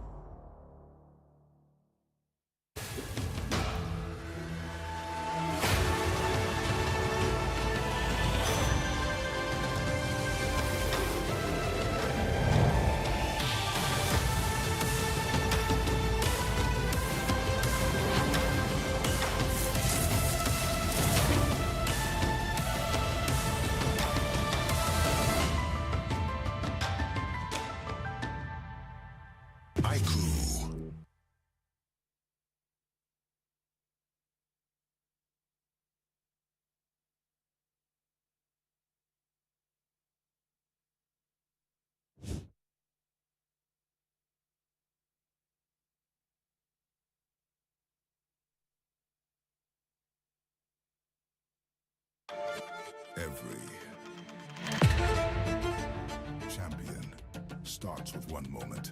Activate your place in the world of esports. Compete, manage, track, dominate. Everything you need in one platform. Gear up for WEC25. For results, streams, and more, visit IESF.gg. To be in the zone, gamers need true support. One that's in sync with your body at every angle. Takes your weight without pressure. Fully adjustable to cradle your spine and adapts as you shift in your seat. True ergonomic alignment to achieve your perfect gaming form.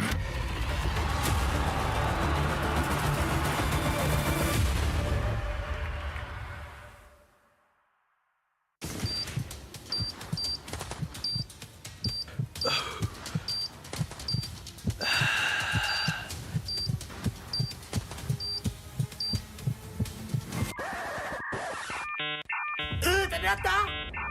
Data habis? Jangan risau.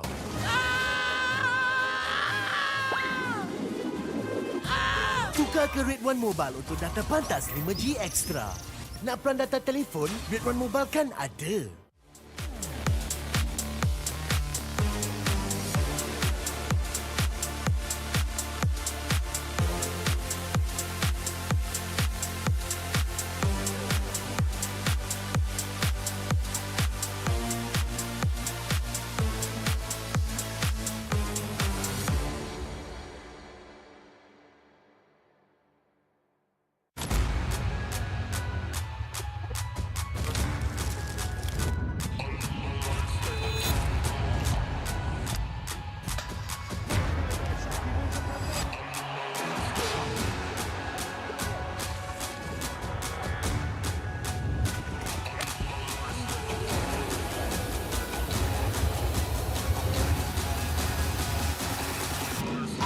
Toss a coin in the waterfalls, in the wishing well.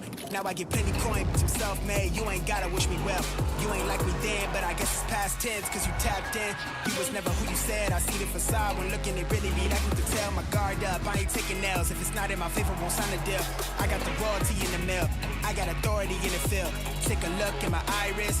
I be precise with the timing. I move on a touch that's be high risk. I never know where my mind went.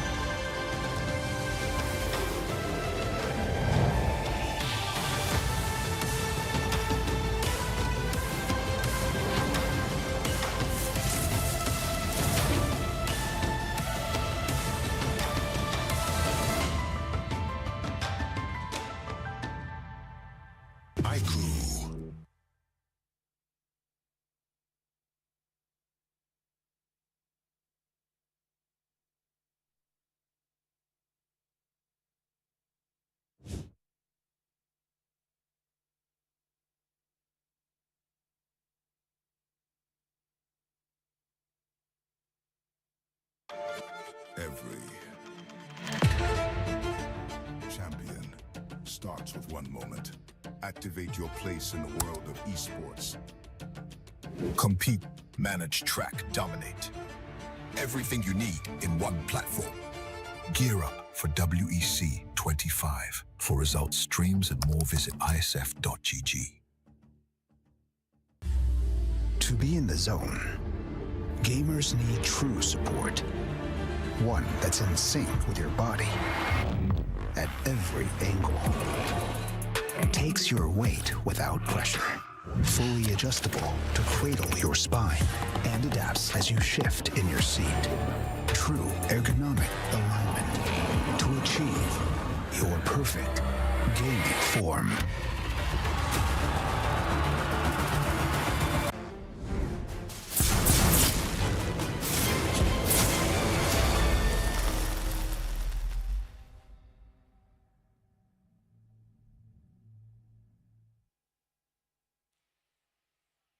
Hello, ladies and gentlemen, and we are back here at the World Esports Championship 2025 with a brand new cast on the caster desk.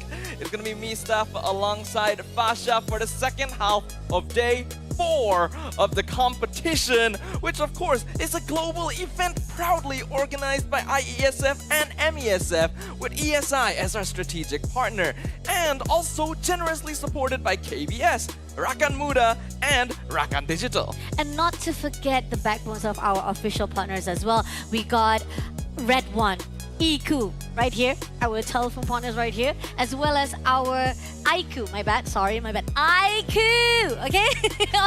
We have Solos merch as well as our official partners, and CK Music if you want to hear some great sound systems or music or even gaming that can actually produce you a good gaming sound, definitely you go for CK Music. And for a comfort as well as lumbar support, we have our official chair partner, which is Razer. And coming along, you guys already saw what happened throughout the days. We got 3 series already wrapping up for our quarterfinals of men category, but we're not done yet. We got our last series coming up right now.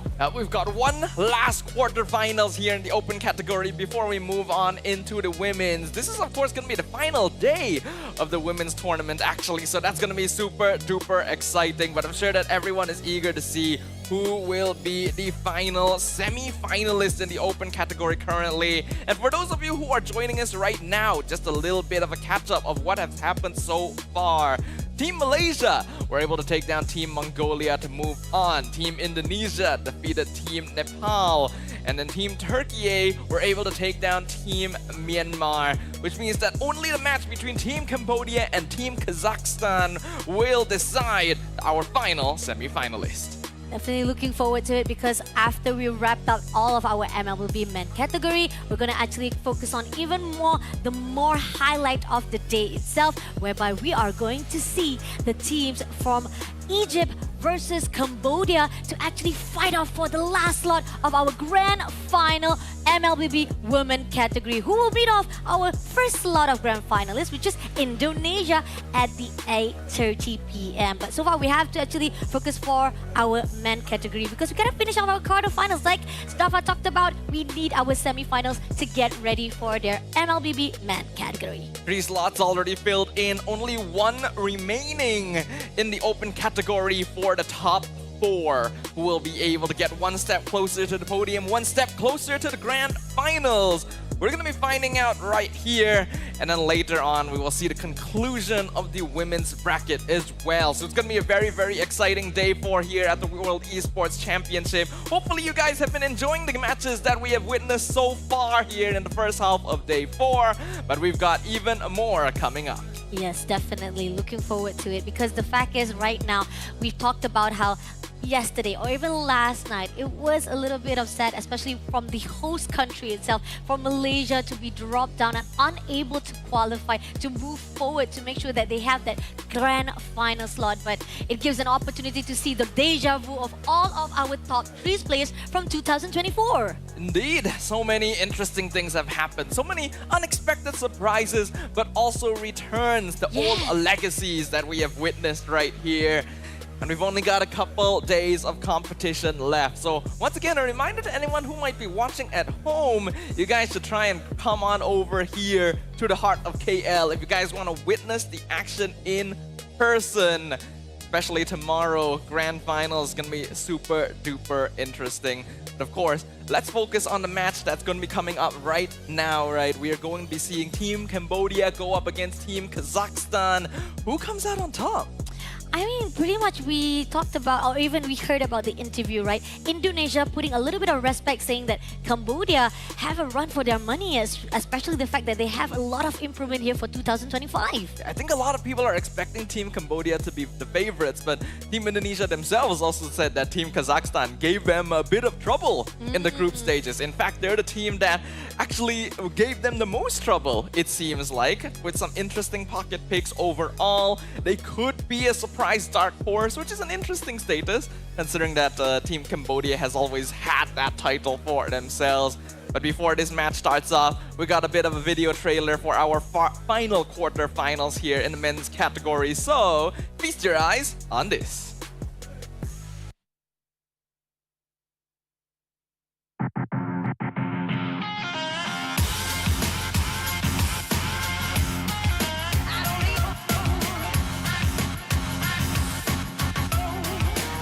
Cambodia looking for the cleanup. Triple kill for Boxy, and Cambodia please sweep the series and a clean slate.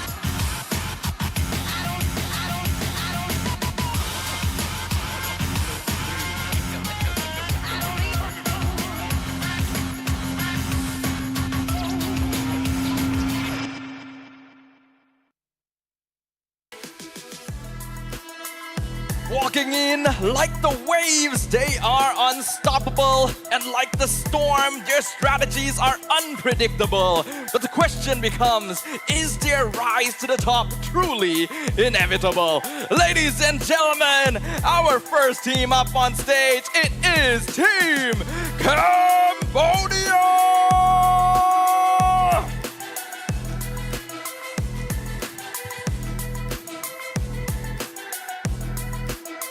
They never made it this far. They couldn't even barely survive for the 2024 WEC. But here on out, even though they had a struggle fighting over Team Indonesia, they made it through to top 2. Here on out, they're gonna fight to the finish for their semi-finalists. Give it up for the team of Kazakhstan!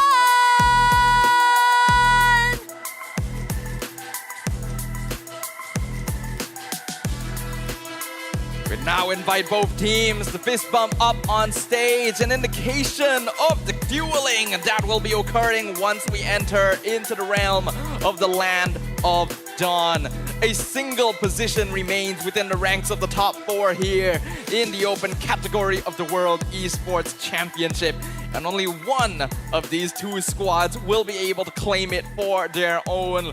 Let's first talk about the team that by all means is the challenger in this position. It's Team Kazakhstan. We got Baby Agop, Jerub's Des, Olvin, as well as Riz and Tash Tik. And we talked about it again and again. Therefore, that they have been well known to actually improve so far for 2025. And they actually had a recognition by Team Indonesia. This proved to show that Team Kazakhstan is not to be messed around. Just like many other regions here in WEC, this is a region that hasn't had a lot of representation on the international stage, so that experience is going to be a little bit lacking in comparison. But the fact that they have gained the recognition of a region like Indonesia is already proof of their potential and their capabilities. This team has brought out some interesting pocket picks. They are known for their jungle Liamord, which gave Team Indonesia a rough time in the group stages.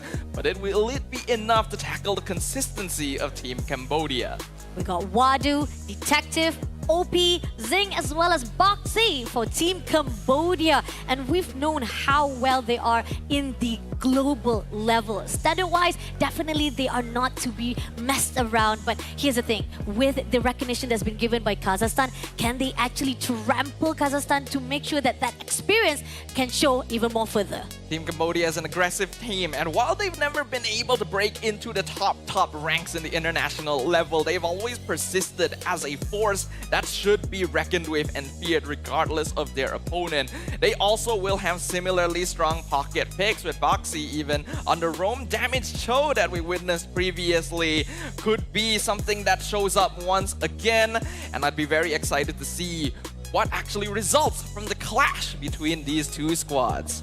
Looking on the stats, right, we are seeing from the group stage, Cambodia have a little bit of perfect stats on their sleeve compared to the team of Kazakhstan. They dropped their games against Indonesia. But here's the thing, Team Indonesia, it is a little bit of powerhouse with well-known teams as well as players from the whole entire journey that we've seen throughout MLBB scene. So this is something that we cannot falter to the side of Kazakhstan, and it's really tough, especially the fact that we talked about how they're not really well-known into the international scene. So there's a lot of things that they need to patch up. Yeah, if they weren't well known before though, I think they are kind of well known now. Yes. Just for the status of pushing Team Indonesia further than you might expect. What else can we expect from this team? What other hidden strategies, surprises will they pull out for us? Now that we are reaching the final stages of the open category, it is now time to bring it all to the table. If you've been hiding any strategies, hidden pocket picks, it's time to pull it out. You want to ensure that you have a chance of moving forward into the next stage, because this is going to be a single elimination bracket. There are no second chances. No second chances whatsoever, so they're gonna make it till it breaks to the semi-final. So far, I do agree on the note that you talked about how the pocket heroes that is inside Kazakhstan's signature heroes are Leomon. A lot of hero that is a little bit more on the unique side, isn't really a meta pick, and you think, how strong could it really be, right? Do we want to give it a shot? It is a best of 3 series, so you have a tiny bit of leeway to work with, but it all comes down to your overall confidence. Oh, I'm scared actually, because if that actually comes true to say like, oh, let's challenge that. Let's see how well they are with that pocket heroes, right? And then it ended up in the favor, oh, okay, they are good. That's the reason why that's the signature heroes. We gotta actually ban it up. But then again, if it actually continues even more further along the line that they actually risk it all out, they might actually lost that one lifeline. And I'm kind of worried on that try and error. But here's the thing, MLBB, things can happen, and like you said before, anything can happen and impossible is nothing. Anything is possible at any time.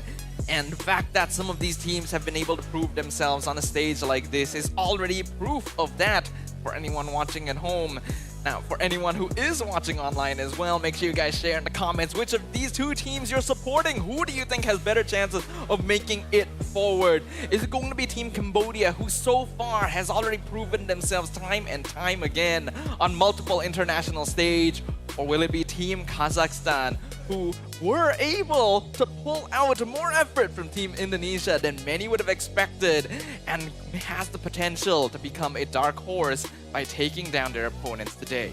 Interesting, definitely, because the fact is, we did see Kazakhstan was here for the WEC 2024, but they didn't manage to actually survive their group stage. They were at the top 3 for their own grouping, fighting off with Turkey, Argentina, as well as Nepal. Now, coming into Cambodia-wise, yes, we did saw them on another tournament, on another global stage-wise, but when it comes to WEC, they haven't had their name just yet. So here's the thing, there's 2 dark horses that we're talking about, whether Cambodia-wise, they have their own name to be put out, as well as Kazakhstan, who's still rising off from their own ground.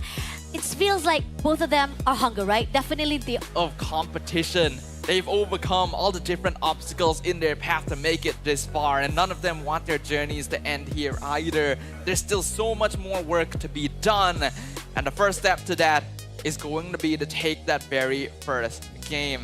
Now, we've already talked about some of the pocket picks that we might see here. The Leomord from the side of Team Kazakhstan, the Cho making an appearance multiple times in favor of Team Cambodia. But is there anything that you want to see now, Fasha, after 3 days of games?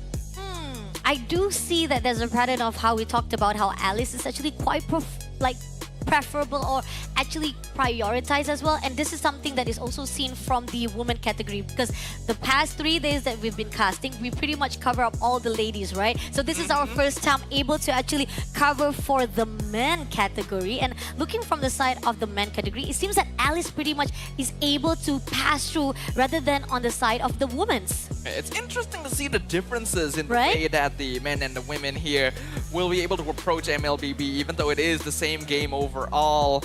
And now that we know the map that they're going to be playing on, we can officially get into the thick of things here. Expanding Rivers for game number 1. Team Cambodia will have first pick. Team is Let's see. So far, Gatot Kacha, Esmeralda, Lancelot has been picked off already. And I think pretty much this is Kazakhstan saying that we got to take out that assassin jungler. Lancelot is not to be messed around, especially with the fast retribution. You don't want to let go of that. But still, Hayabusa is still up for the take if you want to actually pick them out, unless they actually drag that also to the non-optional heroes. In fact, in this game in particular, Fanny is also going to be a question mark because we know that Detective is capable of executing on these very high complexity assassins. So getting rid of Lancelot makes sense, but who else do you want to ban? The Baxia does get taken out by Team Kazakhstan. They are aware of Cambodia's penchants for early game aggression. On a map like Expanding Rivers, that is facilitated even further. So taking out heroes that can move quickly across the map and start making things happen in the first couple of minutes is going to be their priority. Okay, and yeah, I kind of agree on that. There is one game that we saw when Cambodia actually picked up Fanny, where they were actually against with Dominican, and it was actually one of the games that was able to portray a lot of the skills coming off from Detective. Not going to be easy. Great setup comes with the Tectonic Charge as well as with the Earthen Rampart. We've seen so far our Mother of Tang have proven such a wonderful job here, and this shows how even in man category, you don't want to mess around with that inside your own draft. It is interesting though to see Team Cambodia banning it out since they do have first pick. They could have actually gone for the Grok themselves. So by banning it out, it indicates that they want to prioritize something different. Now my most obvious choice would be something like CC, but it looks like Cambodia prefers the Lapu, going for it as the first pick. Okay, Lapu. I think pretty much we saw how much of the game starter wise, it kind of actually puts a really good momentum when it comes to Lapu. Great composition as well as having a really good sustainability on the front line. So Lapu definitely have been a really popular choice on the side. But to counter back to Cambodia, they picked out Kimi as well as Kalea with a really good burst damage as well, and a good setup with a pick off of that Tsunami Slam. I think Kazakhstan pretty much just playing on the direct situation right now. So neither side putting a high priority on CC so far. With Kimi already locked in for Team Kazakhstan, Team Cambodia can go for something like the Eve here. Now the usual combos of Gatot, Kacha and Grok were already banned out by them themselves. So that is actually an interesting thing coming in here.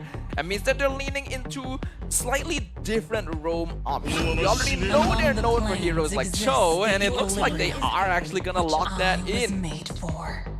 Like we've talked about how if it's not broken, why fix it? Just keep with all that you've already known, some things that you're already comfortable and you're already confident enough to come through. Now with Kazakhstan already picking off the goal lane straight away, now Granger comes through. And I think pretty much we've seen a lot of success coming from Kazakhstan fighting off with Peru as well. They had the Granger to be prioritized. So this shows how much they want to make sure that there's no casualty or even how they not be able to grab the signature heroes for their own line. That means that Team Kazakhstan is going for the Granger Kimi duo, artillery fire, late game scaling marksman. And this is usually a setup for a more classic front-to-back composition. What that means is Team Kazakhstan likely want a tank jungler. With Baxia already taken out, Fredrin is the next most obvious example, but Team Cambodia is almost guaranteed to take that out of the pool. So you're going to need some very solid frontliners here. Let's see. I mean, with Cambodia, they want to actually drag down a little bit of the frontliners on the side of Kazakhstan. Hilda be able to pick them up already. So those are the heroes that can be actually toned down a little bit, because we did see when it comes to Kazakhstan having a frontliners like Hilda making a move, even with the mobility wise of Expanding Rivers, it kind of gives a lot of the opportunity for them to strike. They're going to ban out the Guinevere on the side of Team Cambodia, so that is most likely keeping an eye out for an EXP lane. Guinevere might give Lapu a hard time. The Fredrin though that I talked about earlier actually can be banned out by Team Kazakhstan themselves, which is very interesting. It means that they're not actually attempting to play tank jungle, typical front to back. Now that leaves a couple options. They could be setting up for a triple marksman composition since Yi Sun Shin is still in the pool, but that risks very early game invasion. Otherwise, you can actually go into fighters here, which leans into Liamord. And by getting rid of Yi Sun Shin, I actually think they might be trying to pull Liamord out. again. Oh, but I kind of agree on the note though. But we do see Hayabusa been taken out from Cambodia side, and I think pretty much we know when it comes to Hayabusa, you don't want to actually make sure that you've been targeted easily from the back line. So those are the things that they actually acquire out. Some things that they want to actually tone down a little bit for Kazakhstan. Again, Hilda, one of the frontliners that I've talked about, definitely can be picked out by Kazakhstan. But again, Cambodia just trying to make sure that at least they will be able to actually hold out the position of their own mid laners. This is a pre-pick to counter Fanny, basically. Team Cambodia has a very high chance of locking in Fanny here since the rest of Team Kazakhstan's roster doesn't have all that much crowd control. Yes, they have the Kalea, but it's not the most reliable. Also, heroes like Joy are going to have a pretty solid time. Now, it is risky to pick Joy into a Hilda, but Team Cambodia is aware that this is going to be an EXP Hilda, so the threat of it is not quite as high. And with the Ruby rounding out the lineup, they are going for double fighter side lane, a direct early game counter towards Kazakhstan's double marksman. Oh, I kind of like how Cambodia is actually setting up the fight already right here. It seems that when it comes to the initiation is already there. Great frontliners on the front line to make sure that at least they won't have any securism to actually go inside. But at the same time, Kazakhstan picked out Martis for the last pick. So it looks like Team Kazakhstan does have some interesting junglers in their back pocket. This is no longer a good game for Liam Ward, unfortunately, since there is just so much crowd control overall. So you need someone who is able to deal with that. And we know that Martis has a lot of anti-CC frames that could be utilized, but is also a hero that relies quite heavily on Snowball, and they don't have a lot of burst for that. They need to make setups with this Kalea, Martis, and Hilda combination, but that requires a little bit more attention being paid to the EXP lane. Let's see if it's going to be one of the games that going to actually give a good challenge to the side of Kazakhstan, or maybe they will be able to slow things down, have their own power spikes so that they can actually have a really good counter to the side of Cambodia. But so far for draft-wise, I do think that when it comes to Cambodia, they kind of cover a really good ground. Great CC, great AoE, as well as for the damage. But this is just us saying, welcome to the World Esports Championship 2025 live in Kuala Lumpur. Let's give it up to Team Kazakhstan versus Cambodia. Game number 1 here, ladies and gentlemen, of our final quarter-final series here in the open category. Only one of these two squads will be able to claim that final spot in the semi-finals. Detective nearly messing up the initial camp take, actually had to use the retry. Oh, coming off right now, they are pushing in straight for the invasion. Boxy, a little bit too slow there. Wavebreaker comes in, but still had to move away with a flicker. So still, time and time again, they are trying to push out to the side of Team Cambodia. But here's the thing, Cambodia also need to step down just a little bit. Yeah, that was good aggression coming in here from Team Kazakhstan. They're well aware that they need to make things happen on the map. They cannot allow their opponents to free farm, especially with Detective picking up this Joy into the Hilda. The ideal right now for Baby Agop is to try and win lane as much as possible, or even avoid interacting with Wadu, just clear up waves so that he can be freed up to rotate onto the map. Matching the pace on Boxy and even passing through it while keeping an eye on Detective's farm route is going to be crucial for Kazakhstan.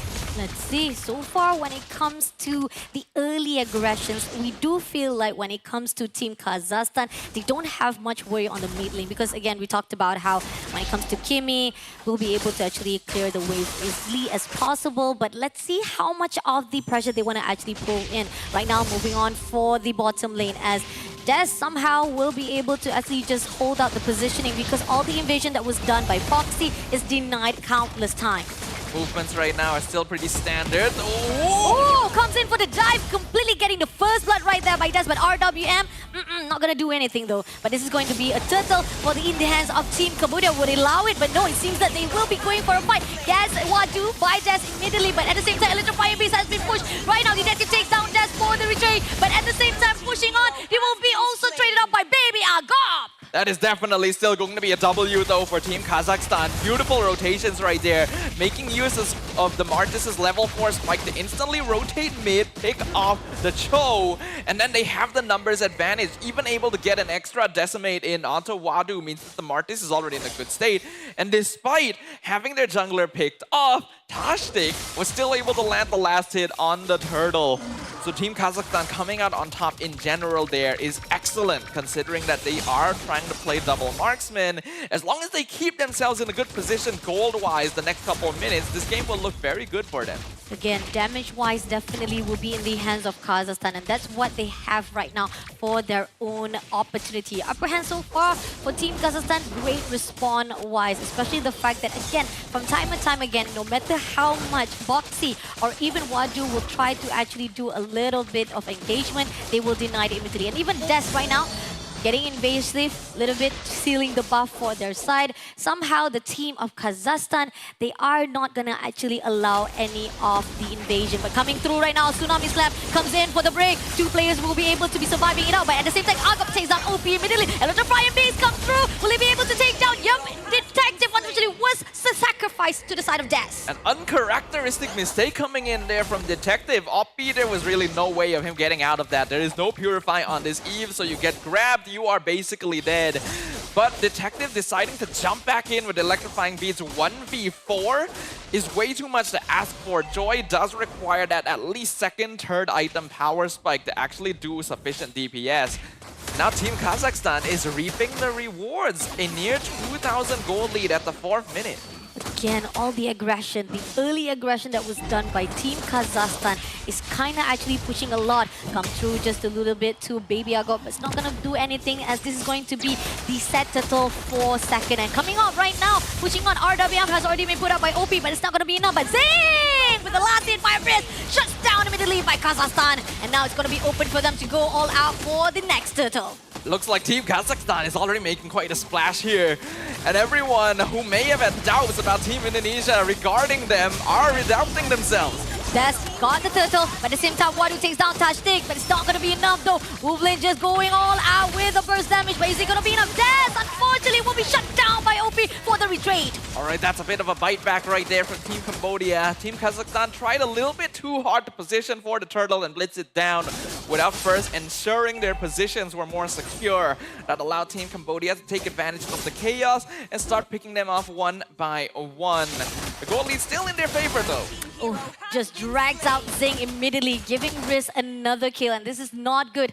Definitely knowing for a fact that Riz is stacking up already 2-0. Team Cambodia, they cannot cause a lot more mistakes right here to make sure that Kazakhstan doesn't go at least beyond all of the economy-wise they've done here. Yeah, honestly, I'm really liking the target prioritization right now we're seeing from Team Kazakhstan. First off, they're trying to build up some farm onto the Martis. After that, the rotation up to the gold lane instead to actually help the Granger win out a lane against a fighter, which is normally supposed to be a cheese strategy. The further behind Zing falls, the less effective double fighter side lane is going to be, and that allows Team Kazakhstan to buy a lot more space for themselves in that mid game. And coming out with the Waves of Dragon, does manage to pull through, but Tsunami Zam comes in. RWM will picked up. Wadu takes down Tashik first of all, but no follow-up comes in right now. As moving on right now, Des looking for a way out. Doesn't actually goes in for the one. But Zing on the other note will be taken out by Riz on the 1v1. Zing needs to start playing more carefully. The previous few times was because he got ganked by 2 or 3 people, but this time that was just a straight up 1v1 win by the Granger, who is now 3-0. I'm not too sure yet if Riz has the Sky Piercer. Even if he does, probably has 1 or 2 stacks at most, but you cannot afford to be giving away more of those at this point.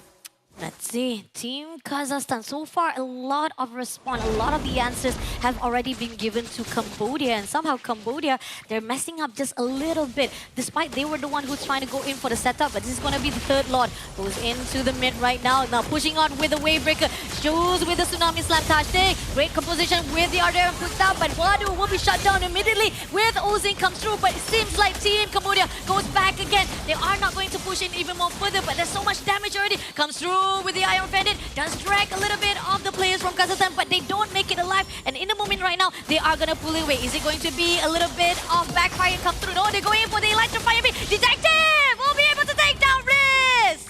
That's really good. That's an excellent shutdown right there for Detective. Looks like they will still be able to secure the turtle on the side of Team Kazakhstan, but it was very important to keep that streak going for the Granger. With Riz now, oh, they even lose Olvin in the mid lane. See, Team Cambodia starting to strike back. Tsunami Slam, big stop, Waves of the Dragon comes through. Cambodia just getting up straight away, taking dash take immediately. Ooh, that's a big switch. Big swing right there, considering that Team Kazakhstan were basically in a dominant position up until then. And they actually started off that turtle fight quite well. Ooh, here comes the Martis. Martis, a little bit of the engagement comes through, but does get Riz though by Zing. But oh, double kill comes through as well with OP being taken out. One thing I can say for sure, Team Kazakhstan cannot be underestimated at this point. 41 Sky Piercer stacks now on the Granger. The earlier death actually did not phase Riz as much as many would have thought. In fact, you could argue that strategically, it might be a good thing that he got taken out at that point when his streak was at its lowest, resetting his overall gold bounty. Let's see, so far right now, Team Kazakhstan, great rotation coming in right now with Detective. Just going to slow things down, not gonna be spotted out easily, but here on out, Des comes through. Electrifying B comes in, takes down Riz first of all, but Tsunami Slam try to actually steal away, but is it gonna be enough? Touch there, unfortunately in a trouble in the situation. We're taken out by Wadu as well, but come through with the trade right now with Baby Yago touchdown. Detective, RWM pulls through with Boxy, just shutting down from Des. Really good target swapping coming in here from Team Cambodia. They go in. We see that Team Kazakhstan was attempting to initiate on Wadu, but then Cambodia realized, hey, this Granger is really out of position. We can grab him. We can initiate on him. And while the rest of Team Kazakhstan was distracted by the Lapu Lapu, they then switched over to the Martis who came through the Tri-Brush as well. Team Kazakhstan, I like the initial idea of going for that catch, but they needed to shift position the moment that their more important cores were being targeted. The fact they didn't do that is kind of a misplay, actually. A lot of the setup that was done by Tashtik doesn't have much of the effects that is needed by Team Kazakhstan, and that is why Cambodia was able to turn things around. Now, this is going to be the first lot dance at the moment, with the fact that Team Kazakhstan already aware of it. Tashtik is overlooking from the grass itself, and Cambodia knowing that they can actually remove any kind of the inferiors that maybe Team Kazakhstan will try to set it up. But at the same time, going at the top right now, we do see that Riz is all alone, just 1v1 with the side of Boxy. So they might actually have the idea of what's going to be like here for the Lord Dance. Come through, just do a little bit of teasing right now to the Lord side. Wadu looking for a target. Who does he want to go in? It's going to be Des, comes through first. RWM being picked up. Tsunami Slam shows a little bit of Zing, but somehow doesn't manage to pull through. And now they're going to push in straight away, but it doesn't manage to actually go through with all the fights that you see. I am offended, comes through, but they are going to be able to take down Tashti first of all by OP. Now moving along with Baby Yago as well as Ovin will be shut down by Boxy and Zing. Shutting down Baby Yago and Des. That's going to be 4 life in the hands of Cambodia. That's a double kill right there for Boxy. This is indeed another damage roam Cho being played by Team Cambodia, and you can see how comfortable they are with it. They start the fight, they take it slow, they force Team Kazakhstan back, and Boxy shows up from the other side of the map. It took so long that Team Kazakhstan weren't able to respond to it. This is a very crucial timing for them, actually. Team Cambodia is well aware that this is their most crucial power spike. This is the point of the game where they are going to be strongest, because if it takes too long afterwards, then Ulin and Riz become quite dangerous. The more of a lead they can grab by now and before the 15-minute mark, the better they will be. And if they're able to end the game before that, then they will have the clear lead. It's the fact that they can actually see all the rotations that was done by Riz, and they know for a fact throughout that team fight itself, Riz is not there to actually give a support for the damage wise. It was not enough. Even with Des coming through, going for the setup as well with the decimation, it was still not going to be a good job for them to just get at least one of the players from Cambodia to be shut down. So that is why Team Cambodia was able to actually have a really good success for the setup. But here on out, they will be able to actually shut down little by little for this Lord matches. This is just going to be the first Lord, so it's not going to be that painful. But let's see if the team fight setup will be a little bit different. Clearing out the Lord immediately, not going to overextend too much, but at least they will try to steal this spot. Meanwhile, in the top lane, we can see Boxy attempting something, but just basically providing information. Team Kazakhstan, unfortunately, did make a big blunder in the previous one. They failed to recognize that this... Ooh, nice miss there. But they failed to realize that this is the most powerful... Oh, Oh, Detective been caught off guard right there, immediately giving an opening for Kazakhstan, and now they're pushing on. They know for a fact now all the damage dealer, a little bit will be decreased on the side of Team Cambodia. So let's see if Kazakhstan gonna make it or break it right now. That was a bit weird there, coming in from Detective. No real reason for him to be that far up against Team Kazakhstan's base when they don't really even have enough waves pushing to cause a distraction. So that gives a little bit more breathing room over Team Kazakhstan right now. At the 13-minute mark, gold lead still about only 2.5k gold, so it's not a very big difference.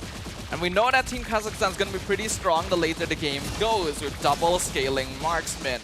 One thing to worry about though is that Hilda and Mortis lose a little bit of functionality once we get into the later stages. So there is still some finesse that needs to happen if they're able to drag the game out that long. Let's see. So far, Tashnik comes in, goes in for the wave breaker. Tsunami Slam will be picked up, but OP all alone will be taken down. But right at the back line, it's going to be Riz, was shut down by Detective. But Detective getting double kill to Olvid, and now it's going to be a really good composition for Cambodia. Just straight up a massive blunder there from Team Kazakhstan, and exactly the same mistake they've been making throughout the game. Their frontliners saw a target, ran at him, and completely forgot about their squishier cores waiting in the back who are not able to catch up with them. If they were doing this in front of their base, then sure, no problem. But they are doing it in the middle of the river, and they have no map control. They are just asking for their backline to be dived. Oh, Kazakhstan, too much of the aggression, too much of pressure to...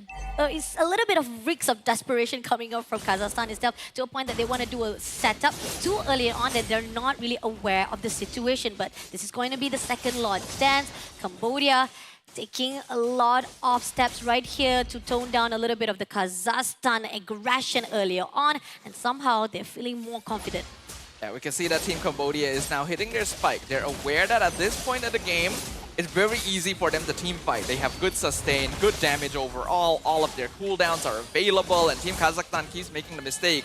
Oh, but Boxy comes in here or now. Tsunami Slam comes through, will be able to take down, but unfortunately, he's going to be Desu shut down by OP. RWM be picked out, but unfortunately, a little bit of mistake comes through with Boxy being shut down by Riz. So again, back to the billboard, but at the same time, that lot will be able to be taken down. Trading Boxy there for the Martis is going to be 100% worth it for Team Cambodia all of the time. It would have been better if Boxy didn't go down, but they were able to get the Lord for free. They took out a more important target, and they actually nearly picked off Riz as well. So I think it's a perfectly fine play. It allowed them to secure that objective. Lord now going to be pushing in bot lane. Still another 10 seconds before both of the casualties from the previous fight come back online. But when they do, they're going to be pretty dangerous since Boxy has now picked up that Blade of Despair as well. Remember, this is basically a full damage show. So that's another hero on the opposite side that Udlin and Riz have to be afraid of. So far right now, Team Kazakhstan is aware of how they need to actually make a really good setup. Going in to actually zone a little bit of Zing, but at the same time, RWM has already picked up Tashnik. Just barely alive that one hit, but at the same time, right at the cost, going in, electrifying beat. Detective doesn't get anyone, but it is going to be enough for Kazakhstan just to have a little bit breather for that lot to be shut down. But here on out, it seems that Des, once more, does actually grabs two players, but backs off again to the base. So far, we're seeing very solid defenses here from Team Kazakhstan. I do think that Team Cambodia, hold on, while you're in trouble, is going to be able to jump away. But I do think that Team Cambodia blew a few too many cooldowns before the Lord actually collided there. Uppy especially. I like the attempt to go for a kill on Tashnik, but it would have been better served to just frame the tower when the Lord collided and guarantee an inhibitor for Cambodia. Iron Fendit comes through, trying to drag Baby Yagob. RWM has already been picked up, but Tsunami Slam trying to steal away, but unfortunately was not going to be able to do so. But comes through right now, Boxy. Tsunami Slam again, trying to steal away another one, but it's going to be untackable, still be able to survive it up, but they're going to push into Zing. Zing managed to scur away, but at the same time, everyone was with the crowd, will be able to scur and survive it out. But Tashnik once more will be able to take it out by OP, but Baby Yagob coming in for the trade with Detective as well. But Baby Yagob, too much of overextension, ended up will be in the hands of Cambodia. Still not too bad of a defense here from Team Kazakhstan, but they did not need to send the Hilda out there. Oh, drag that with the Iron Fendit and shuts down by Zing, and this is going to open a door for the team of Cambodia. They're pushing in. RWM has already been picked up right there. Can they actually... They go for the waves of Dragon. That is going to be Boxy. No, being shut down by Olvin, but still, Riz will be taken out by Wadu, leaving Olvin all by himself. It's a 3v1 situation right now for Team Cambodia, but luckily for Ulin, there's no minion waves pushing just yet. So the game is not over there. But that was the result of a series of missed calls being made by Team Kazakhstan. They are not fighting with their full force, and they are constantly allowing themselves to be split apart due to over-aggressive attempts to make catches. It worked well for them in the first couple minutes of the game, but the longer the game goes, the more difficult it is, especially with the fall-off on heroes like Martis and Hilda. They need to be playing this slowly, and it's important for them to keeping themselves close so that they can actually protect their marksmen. Team Cambodia have been able to take advantage of this so far. This Lord should be free for them again with the waves pushing up. Does Team Kazakhstan still want a challenge? It looks like they do. RWM already been put up right there. Tashtik doesn't actually get anyone with the Tsunami Slam. Now they're going to push into Riz. Riz will be able to manage to score away. Tashtik makes sure that right now they're going to actually defend it wisely. They're not going to allow any of their players to be taken out easily. So this is a really good defense mechanism. But here and now, Zing will be shut down by Riz immediately. And now pushing on right now to Wadu as well as OP. Baby Akop, 2 overextension will be shut down by Detective. But at the same time, Des, unfortunately, also having a lot of struggle to be surviving. This is going to be a double kill in the hands of the side of Detective as well as another shot. Riz survives to eventually to get OP, but unfortunately it's going to be 4 players all in the hands of Team Cambodia. Honestly, that was a really impressive show of micro mechanics from both sides, delaying the fight that long. But now Ulin once again finds himself 1v3 defending the base. Goes into the dive. Right now, Ovid, Electrifying Beast comes through. Ovid will be shut down by Wadu. This is Crystal in the hands of Cambodia. And despite his best attempts, this time around, Ulin is not going to be able to defend the crystal. Team Cambodia is able to take advantage of their mid-game power spike and drag the momentum through until they were able to claim victory in game number 1. We saw how the draft-wise, it is a little bit of straightforwards coming up from Kazakhstan. They want to actually show off how maybe we go back to the whole entire meta plays, or probably just pretty much how in the books wise this is how the straightforward fight should be, and it was doing well on the early runs, right? The early game plays, we do see how Kazakhstan was able to do a massive effect for their own style, but at the same time, as we see the teams from the side of Cambodia was able to actually get their own levels up, and they were able to actually have so much sustainability, and this is where we saw a lot of resources that has to be pulled out by Team Kazakhstan, and it ended up in the favor of Cambodia. Team Kazakhstan, in comparison, has less resources, less crucial cooldowns, which means they have to be very careful about when they use those and whether or not they're capable of executing their bodies as resources, because the later the game goes, the less effective Hilda and Martis are going to be. Again, I really like the ideas that they were attempting to carry out in the first couple of minutes. Play super aggressive, get farm onto Gaverb Des on the Martis, as well as focusing onto the gold lane where Riz was able to get massive amounts of Skypiercer stacks quite early on.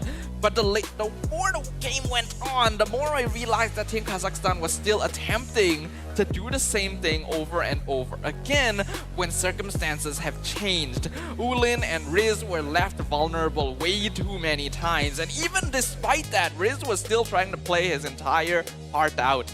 Team Cambodia, they're a lot more capable of diving, of flanking, since they are playing double fighter side lane and they even have a damaged Cho. The Team Kazakhstan needed to recognize that and position safer. Oh, and I think pretty much a lot of the setup that was done by Tashtik was kind of a little bit of failure, because no matter how much he tried to actually steal away with a Tsunami Slam, they'd be able to actually just break away with a lot of flickers on their side. Even though without the Purify, they didn't even have much of Purify on their side, which is Cambodia was just pretty much prioritizing, hey, if I could escape, it's fine with us. We can be able to just counter-attack all those grappling coming from the Tsunami Slam. I do think that the Kalea being picked up so early on was a bit of a mistake draft-wise, but it also felt like it was something that they were leaning into. Kalea will typically work very well with high-burst heroes. That's why you will see combos like Kalea with the Farsa, because they comboed it with the Kimi. That's already a bit of a missing piece. You have a catch, but you don't have the damage to execute. They were able to fulfill this later on with the Martis, but it's still not the most perfect synergy overall, especially if you add on how easy it is to counter the hero with Purify. And we do see our key players coming up right here with Goal Hunter in the hands of Riz, 756. We're not going to put down on Kazakhstan. They did amazing. They tried their best on the fight, even for the first round itself. But unfortunately, when it comes to the mechanics-wise, it definitely goes in the favor of Cambodia as OP, the GOAT, with 116,000 damage.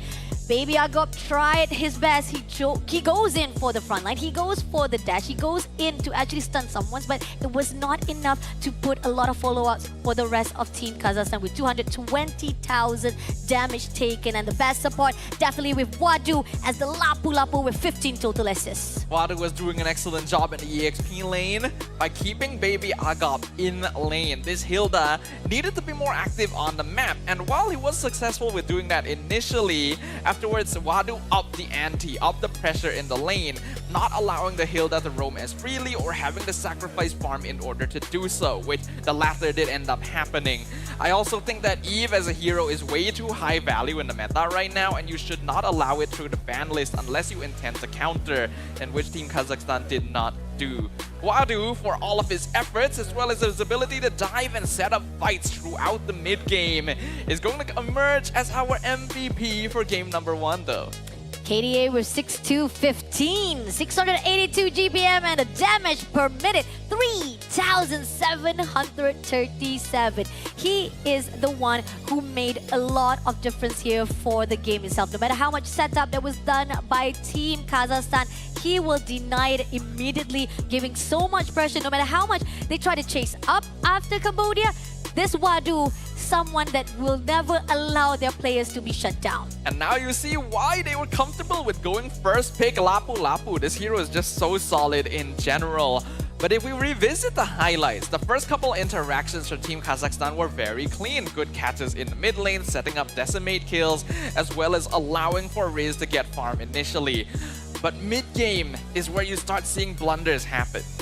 And the fact that those are the things that Team Kazakhstan, they kind of maybe a little bit too confident. They thought that they could actually have enough damage to go in. And I think this is where the fine line that Detective comes in, takes down Riz immediately. But Boxy with the Waves of Dragon just drags out one player from Kazakhstan. And this is where they were able to actually divide everyone to a point that Team Kazakhstan, they falter. I think it's very smart of Team Cambodia to get rid of both Gatot Kacha and Grok, because they know that Boxy is capable of playing more high mechanic catch heroes.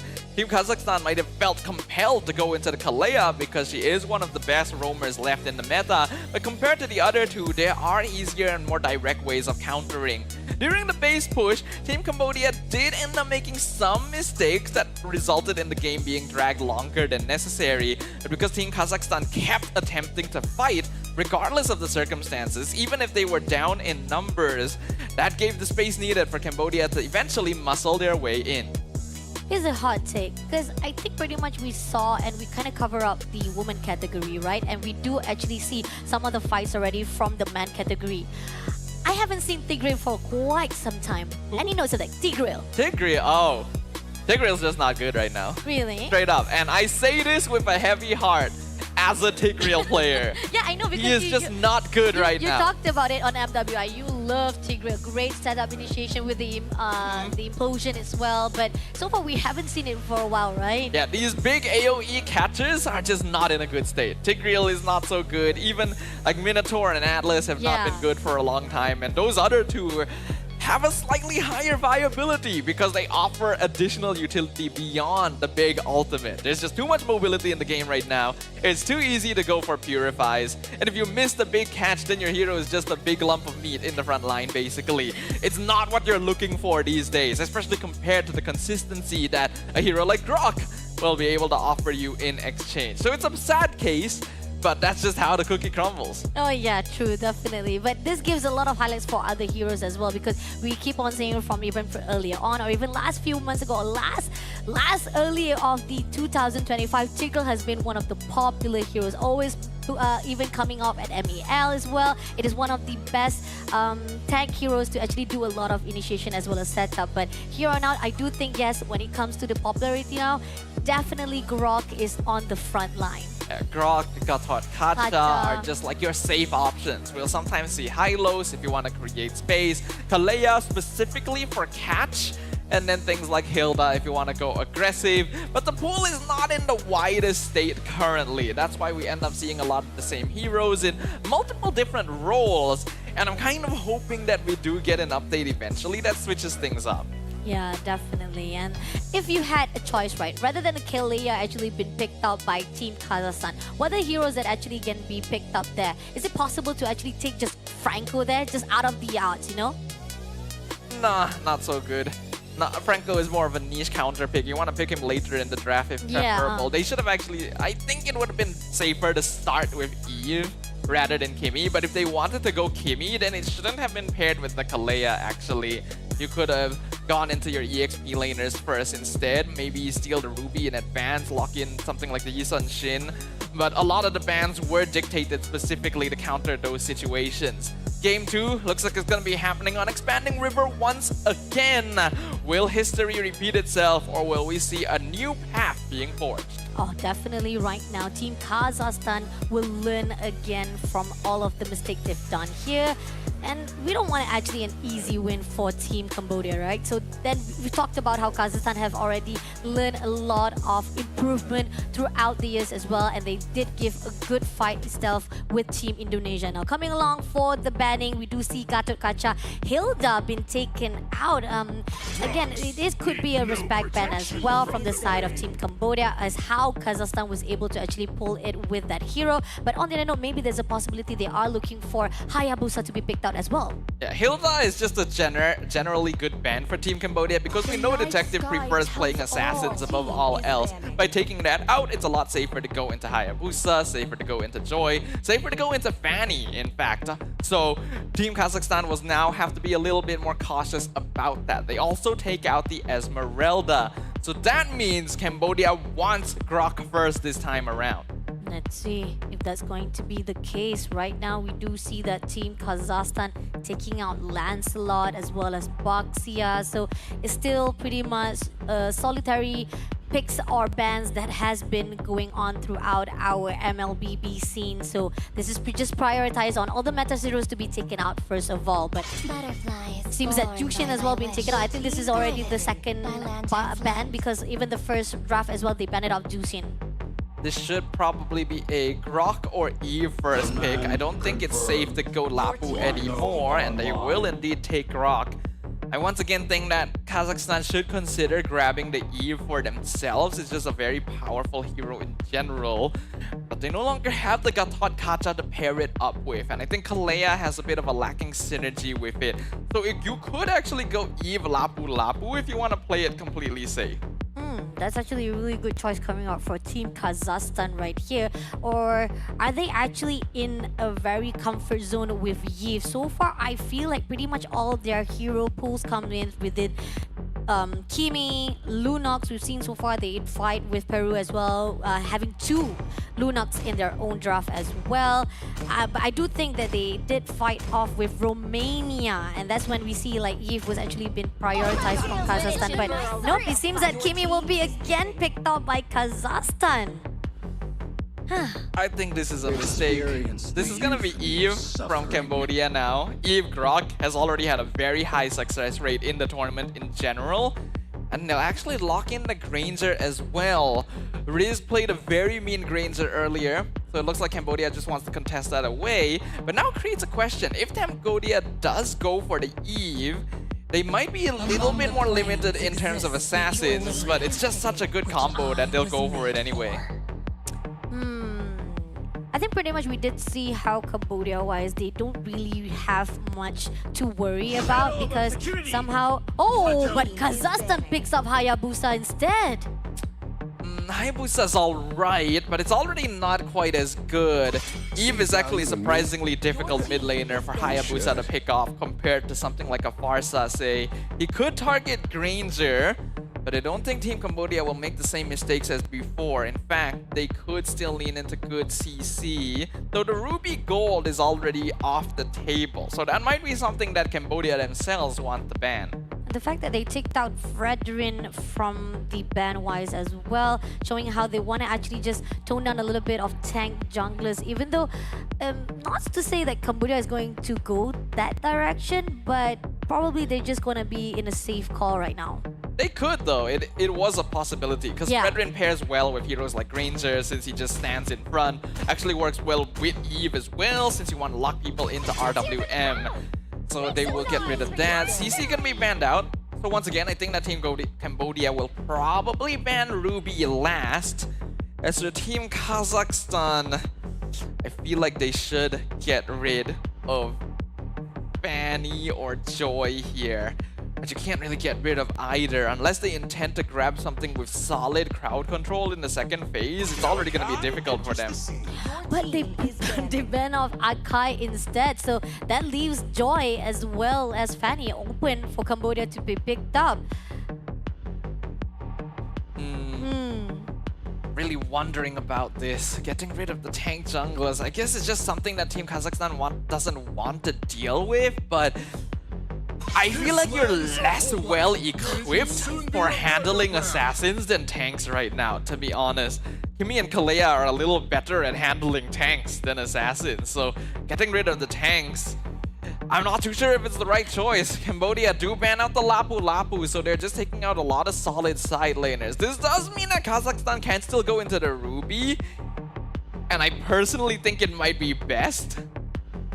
Let's see if they're actually going to pick that up immediately, but it seems like going to be Uranus to be picked up by Kazakhstan instead. I'm holding my face in my hands right now. This is not good. This is just not a good pick, in my opinion. You have no crowd control from your EXP laner now, so a Joy or Fanny will even further cripple you.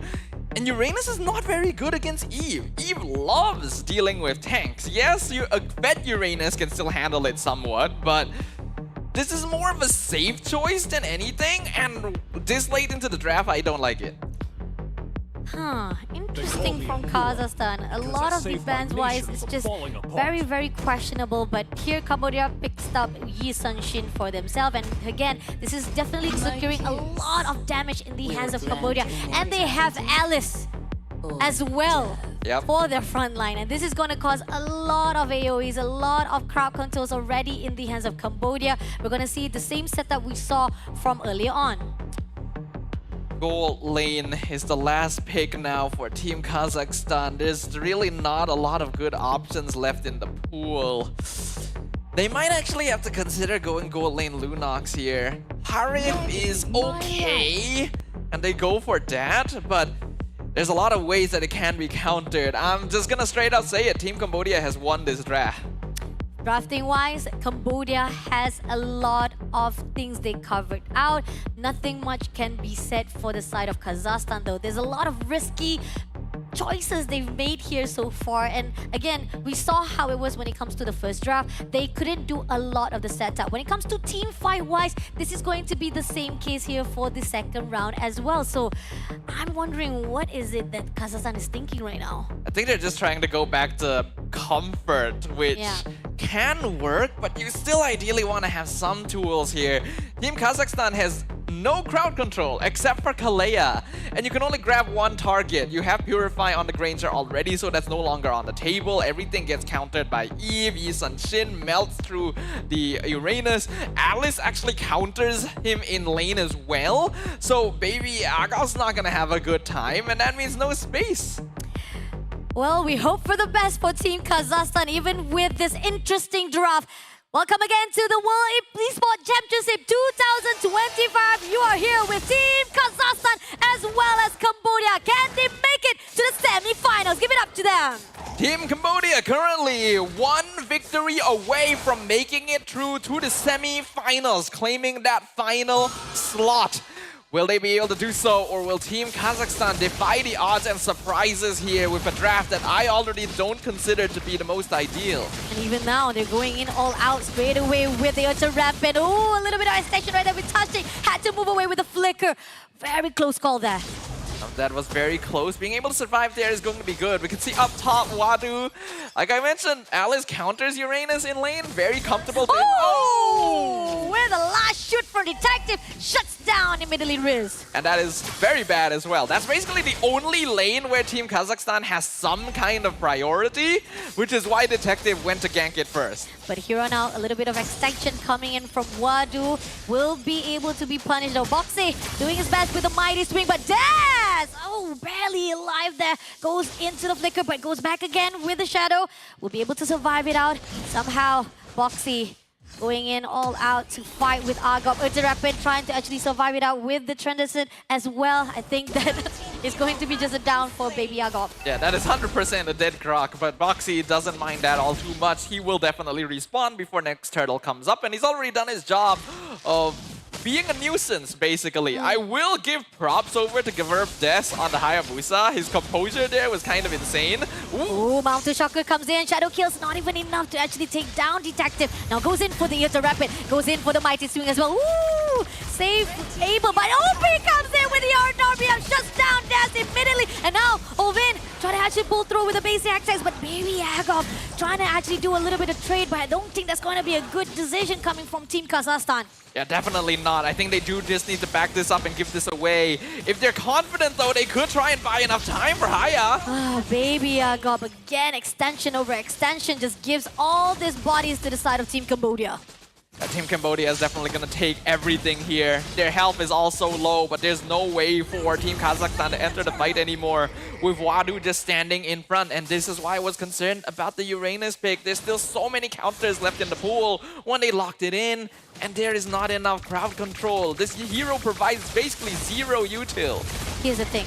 When it comes to Team Kazakhstan earlier on, they cannot actually push too easily or even too aggressively earlier on. So this is where the fine line that Kazakhstan needs to be a little bit of discipline. RDM be picked up, Tectonic Charge barely coming out alive there, but Shadow Kill comes in. Is it going to be enough? Riz takes down Detective, but at the same time, Zamakos come through. We'll be able to take down Bossy. 2 kills in the hands of Kazakhstan for a while. All right, that's good. That is something that Team Kazakhstan desperately needed right there. The committal to the Tectonic Charge was a little bit aggressive from Boxy. He should have been aware that both the heroes he targeted have Purify, and they overextended. Extended right here. Diving composition comes through, but it's not going to be enough though. They will be able to survive it out. Every transition as well as the consecration comes through by baby Agop will not be able to actually take down Wadu. So this is just a back and forth come through. But Riz barely also surviving out because of the fight with Zing as well. Yeah, Zing is definitely giving a little bit of payback now, considering what happened to him in game number 1, the amount of pressure that was put in his gold lane. This time, there's just no resources from Team Kazakhstan to spare, which means he is free to pursue the 1v1. And normally, Harif is supposed to beat Granger in lane. The fact that Singh is in such a dominant position is indicative. Goes in for the Tectonic Charge. Tashtik flickers away. A little bit too much of the extension coming in from Kazakhstan will cost their life, and had to put that Treasure Pulse just so that Tashtik can survive. Wadu in some trouble here. Ooh, good flicker from baby Agop, but now he is stuck between the tier 1s and 2s. This is almost a guaranteed kill. You're dealing with a marksman here. Detective picks up the Uranus, and that's excellent timing because the turtle is now spawning. Turtle definitely will be giving up very freely to the hands of Team Cambodia. Again, too much of the desperation coming from Team Kazakhstan. They're forcing their fight in, and this is where the fine line that it can actually cost their life for them. So here's the thing, trying to actually pull in right now to get that gold plate, but at the same time, it's going to be good. So Tashtik just overlooking, going to actually back things up as well. But here Turn Rapid comes through, goes in for the Tsunami Sun, doesn't actually get anyone. And in the end, right here, Wadu comes through to actually back things up. Dr. Sugar comes through, Tashtik will be taken out by Detective. And now, RWM been picked up. They are going to be diving in. No, unfortunately, Riz will be able to survive it out with the flicker. But at the same time, right here, at the moment with Shadow Kill, will be able to actually take down Zing for the trades off. So that at least gives a little bit of 1-1 to the team of Kazakhstan. Both teams sending 4 members to the side lanes to get a pick off on the gold laner. But Team Kazakhstan actually the one successful in it. Now they're gonna try and collapse in the mid lane, but Team Cambodia are pretty sturdy. They are sturdy, definitely not allowing it to actually be taken out that quickly, but still, it is a lot of pressure already been given out by Team Cambodia. So Kazakhstan So far, yes, they have the answer, but it's still not going to be enough though, because all the setups that was done is a bit of failure. I will say they have actually done a pretty good job of evening things up though. I expected Team Cambodia to be in a much better position than this by now.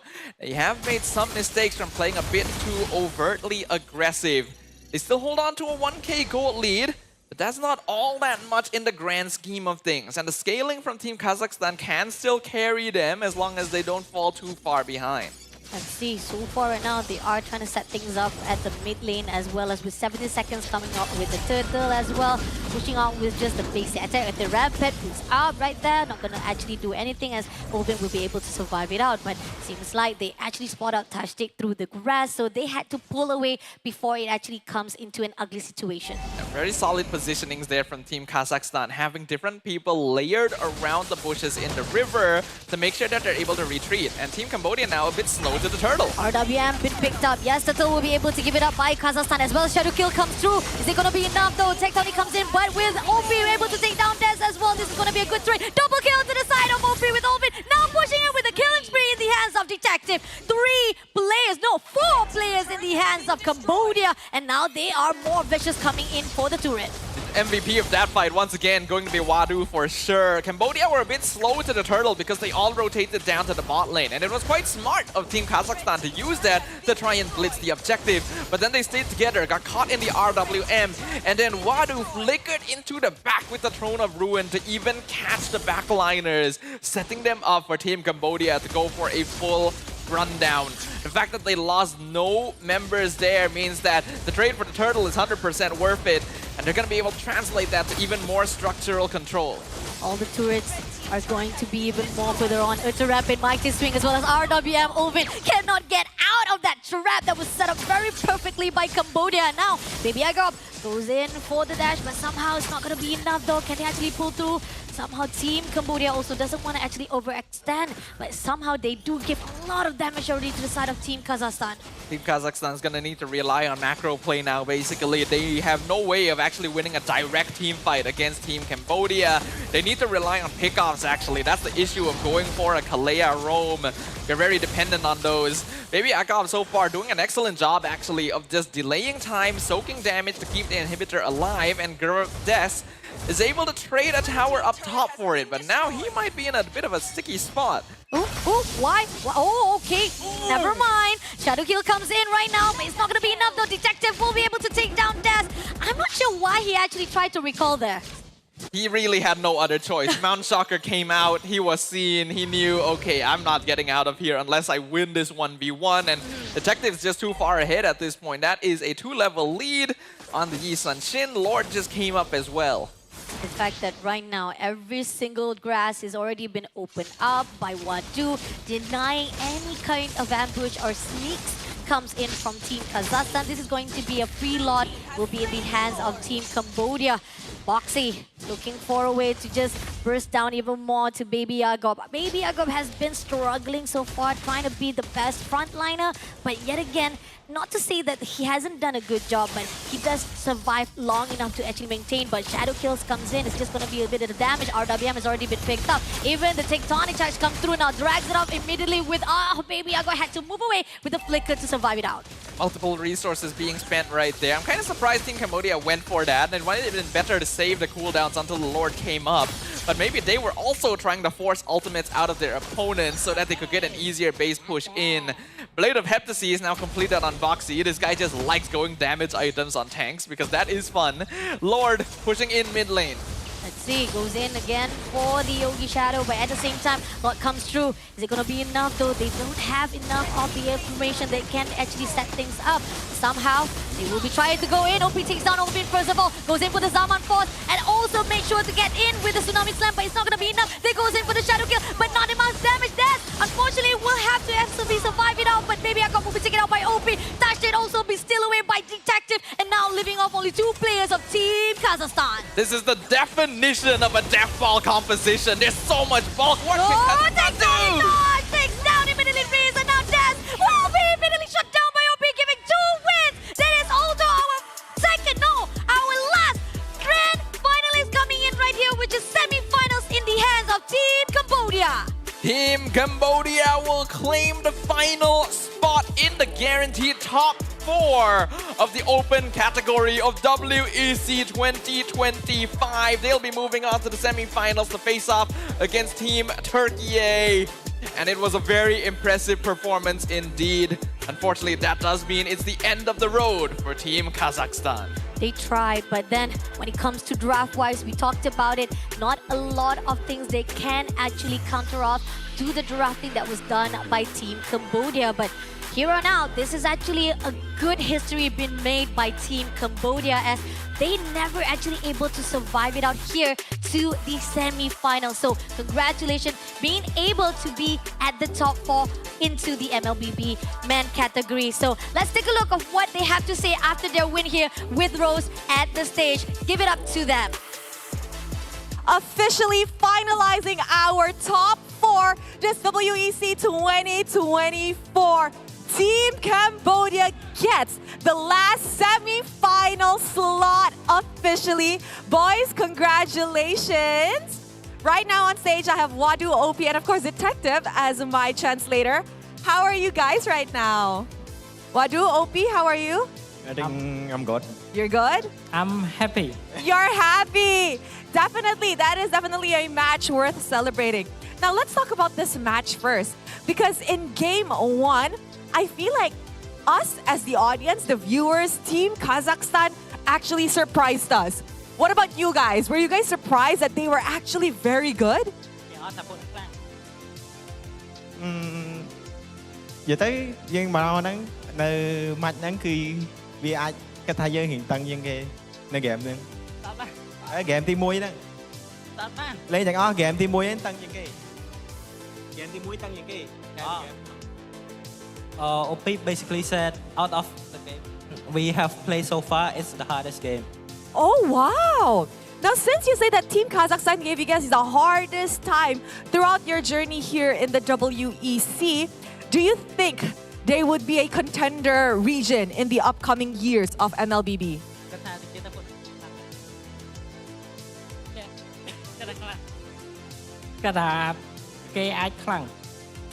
He said they might be strong. They might be strong. I'm going to ask you, what do you think about your performance so far here? Do you think you guys are doing exceptionally good, a 10 out of 10, or you guys think you guys still have a bit more room for improvement? A little rocky. A little shaky? Why is that so? Is it the patch? I don't know, maybe they're better than we thought. But what about throughout your entire experience? Still rocky for you? Sorry? Throughout the entire WEC from day 1 until now? Wait. Yeah. For the entire WEC experience, we haven't have like very hard match. So I hope we get to have a very good match against Turkey. Yes! Speaking of which, tomorrow you guys will be meeting Turkiyye on the semi-finals match. Based on the matches that you've watched them play, how do you think you guys will do against them?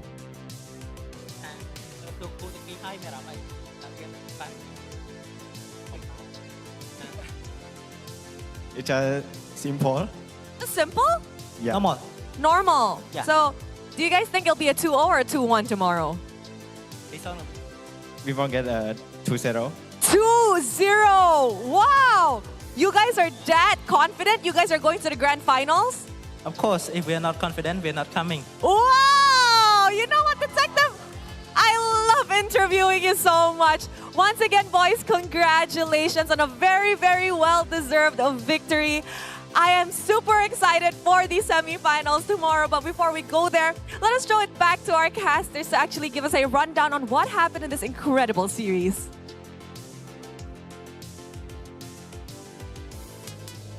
If they weren't confident enough, then they wouldn't be here. Exactly. So that means their presence here in WEC is already all the proof you need. Dropping some lines right there on stage. Congratulations once again to Team Cambodia. And thank you very much to Rose for another great interview. I'm going to be looking forward to seeing how well they perform moving forward because this was just a clean victory from beginning to end.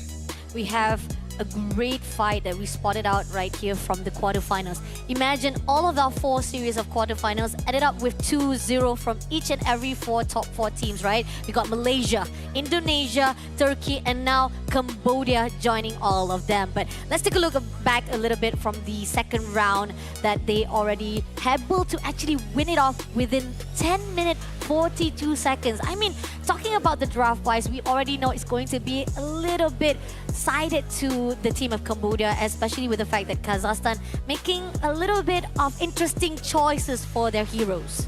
Unfortunately, this is a case where it is not a little bit. It's not often that I straight up. I have to be honest here. I gotta be frank. You know how rare it is for me to see a draft and say that is not good. No? Do you remember the last time it's happened? Yeah. Oh, I wasn't expecting that.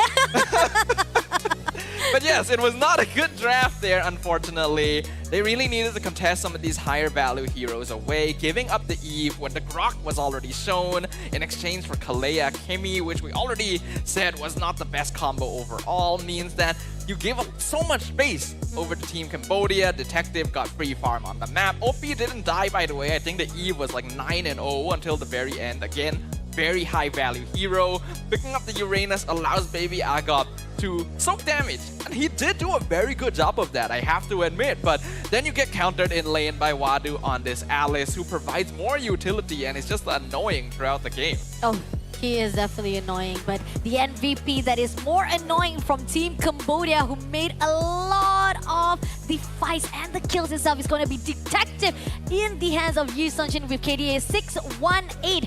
GPM with 851, and damage is going to be 3,392. And talking about how Wadu was definitely stepping up, making sure that every movement that was done by not just by Baby Agop, but as well we see how much that they were able to actually control the movement of Team Kazakhstan, shows how well they were able to be aware of all the locations by the players of Kazakhstan. Yi Sunshin is just a solid hero overall, and I really love the way that Team Cambodia was setting up for Detective's hero pool. You look at all the bans, you see the way the draft is going, it seems like, oh, he's definitely going to play an assassin. But then the Uranus showed up, and they realized, well, actually, then another marksman would be even better here. And the Yi Sunshin comes out, gives you vision. He was able to secure first blood with it right at the very beginning of the game.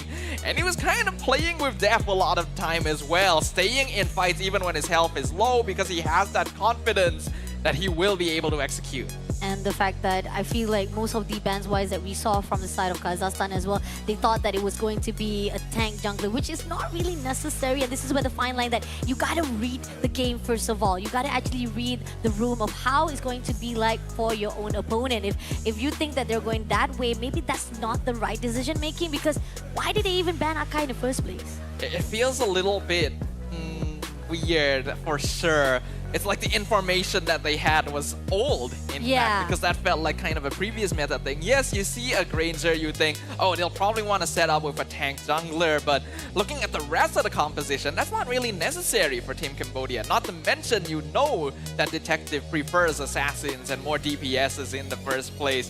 Team Cambodia had full control of this. The draft already set them up, but their micro mechanics pushed them through the finish line. And I think pretty much a lot of times Das was actually caught off guard. So no matter how much that Kazakhstan was trying to actually do a good setup with the Shadow Kill as well, damage was just not in there for Team Kazakhstan. But great job for them to even survive here to the quarterfinals. You are already part of WEC 2025, but your journey ends here. But not to our top 4 teams that will actually move into the semi-final, which is tomorrow. It has been day number 4, guys, and the action is not stopping here. There's more coming up, so please get your tickets. Join us here at the WEC 2025 live in Kuala Lumpur at Quill City Mall. And we're not done yet for today as well, because we just started our first series, Dafa.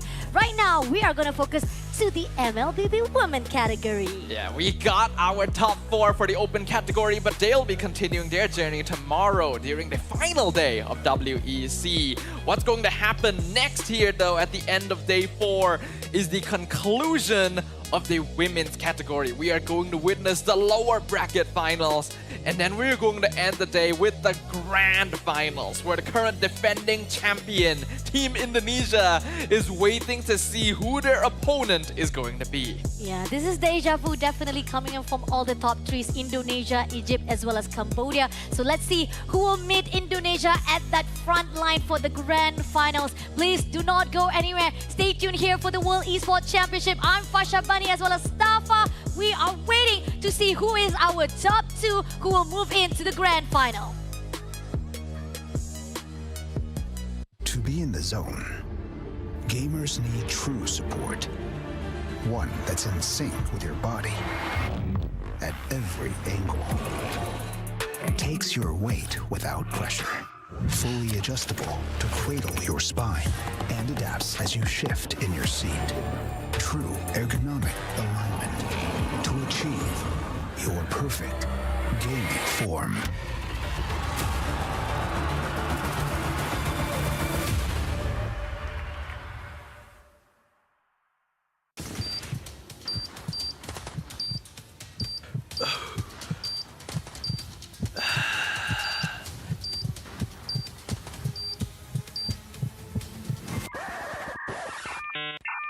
Ternyata data habis? Jangan risau.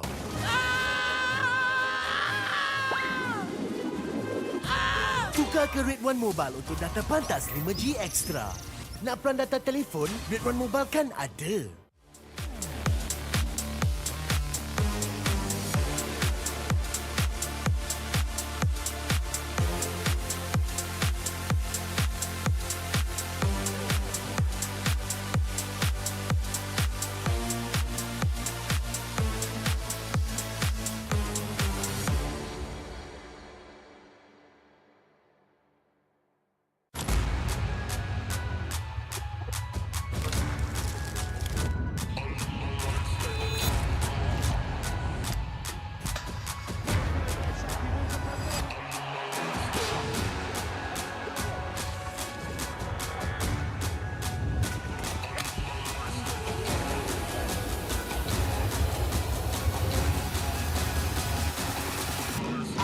Toss a coin in the waterfalls in the wishing well. Now I get plenty coin, but I'm self-made. You ain't gotta wish me well. You ain't like me then, but I guess it's past tense, cause you tapped in.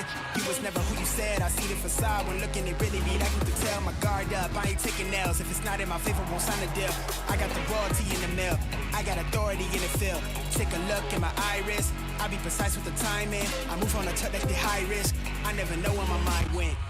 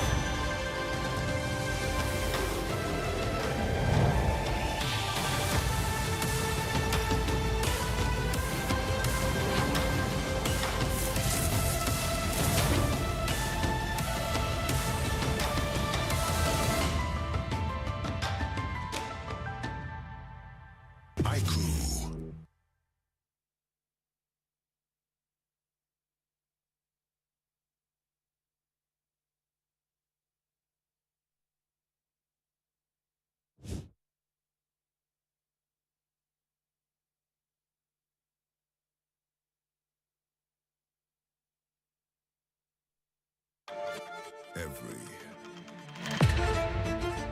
champion starts with one moment. Activate your place in the world of esports. Compete, manage, track, dominate.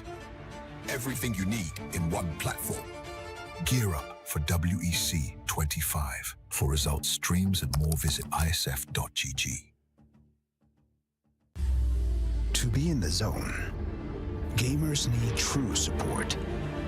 One that's in sync with your body at every angle. Takes your weight without pressure. Fully adjustable to cradle your spine and adapts as you shift in your seat. True ergonomic alignment to achieve your perfect gaming form.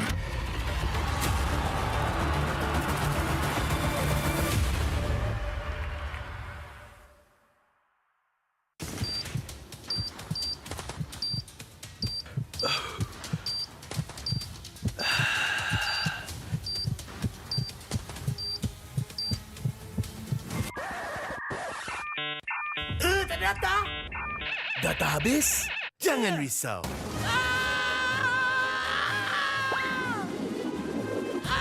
Tukar ke Red One Mobile untuk data pantas 5G Extra. Nak peran data telefon? Red One Mobile kan ada.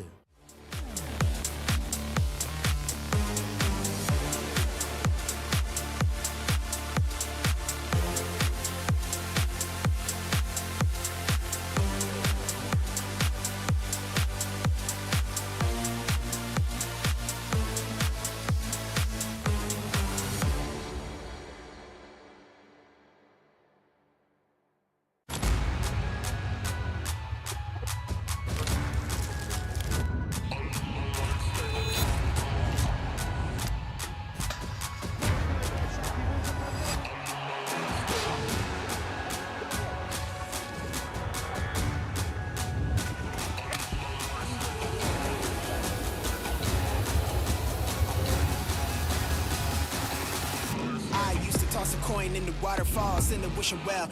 Now I get plenty coin, but I'm self-made. You ain't gotta wish me well. You ain't like me then, but I guess it's past tense, cause you tapped in.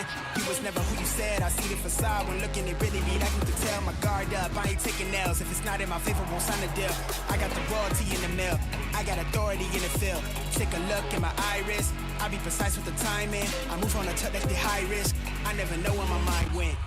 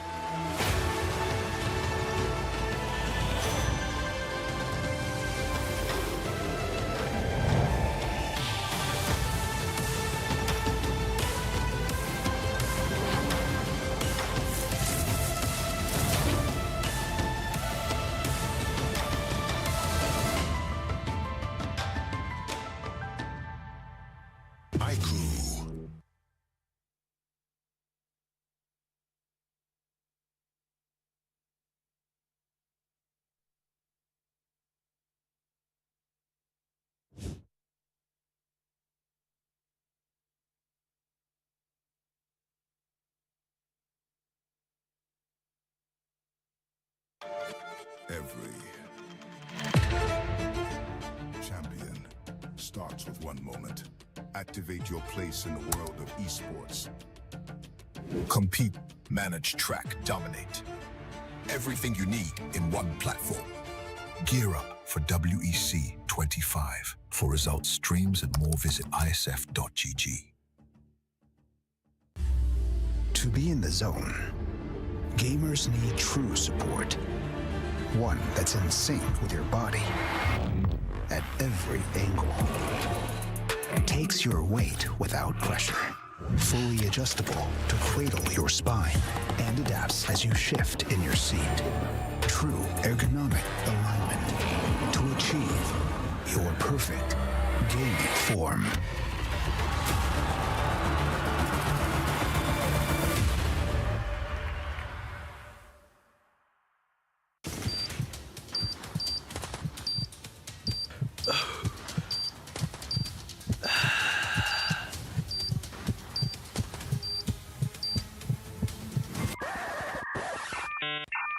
Tak ada data? Data habis? Jangan risau.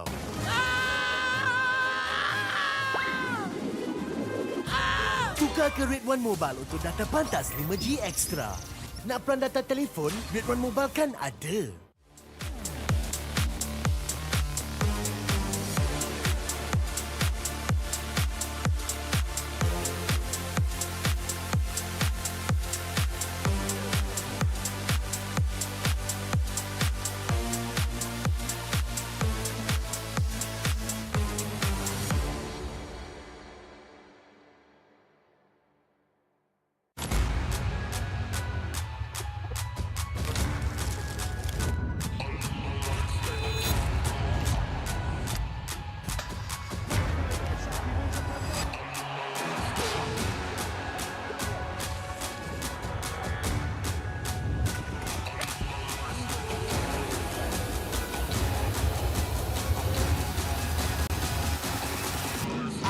Toss a coin in the waterfalls, in the wishing well. Now I get plenty coin, but I'm self-made. You ain't gotta wish me well. You ain't like me then, but I guess it's past tense, cause you tapped in. You was never who you said. I see the facade when looking, it really be like you could tell. My guard up, I ain't taking nails. If it's not in my favor, won't sign a deal. I got the royalty in the mail. I got authority in the field. Take a look in my iris. I be precise with the timing. I move on a touch that's the high risk. I never know where my mind went.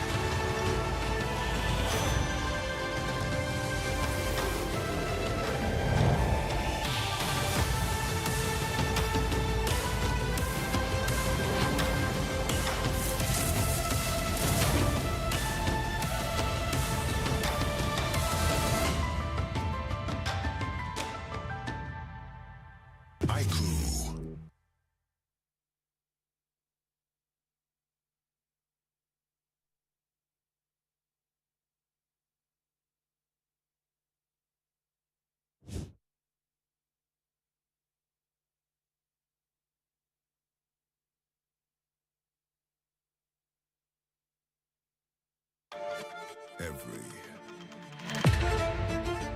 champion starts with one moment. Activate your place in the world of esports. Compete, manage, track, dominate. Everything you need in one platform. Gear up for WEC25. For results, streams, and more, visit ISF.gg. To be in the zone, gamers need true support. One that's in sync with your body at every angle. Takes your weight without pressure. Fully adjustable to cradle your spine and adapts as you shift in your seat. True ergonomic alignment to achieve your perfect gaming form.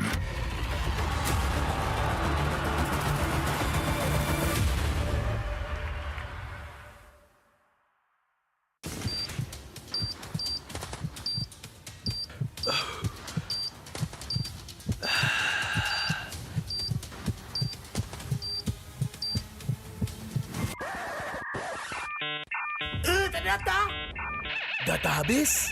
Jangan risau.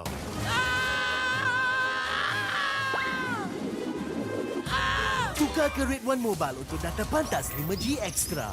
Nak peran data telefon, Red One Mobile kan ada.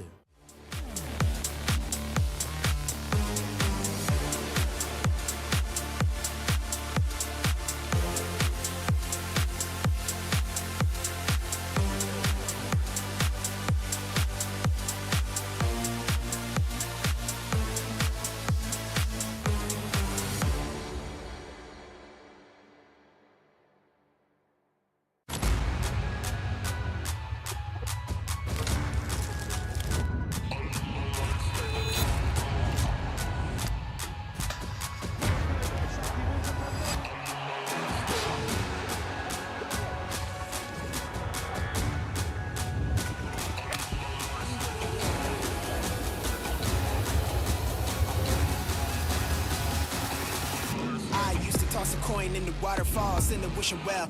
Now I get plenty coin, but I'm self-made. You ain't gotta wish me well. You ain't like me then, but I guess it's past tense, cause you tapped in.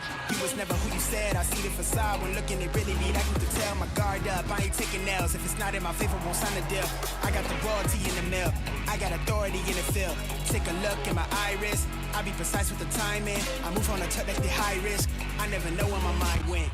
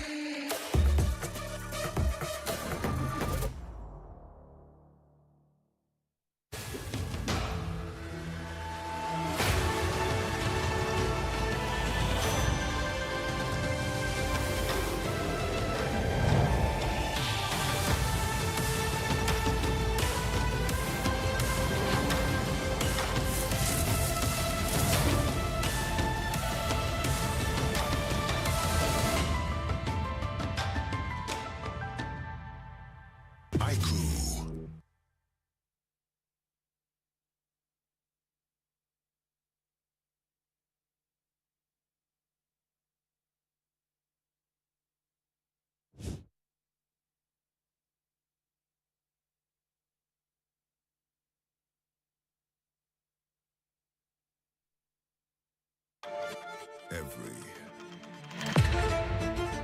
champion starts with one moment. Activate your place in the world of esports. Compete, manage, track, dominate. Everything you need in one platform. Gear up for WEC25. For results, streams, and more, visit ISF.gg. To be in the zone, gamers need true support. One that's in sync with your body at every angle. Takes your weight without pressure. Fully adjustable to cradle your spine and adapts as you shift in your seat. True ergonomic alignment to achieve your perfect gaming form.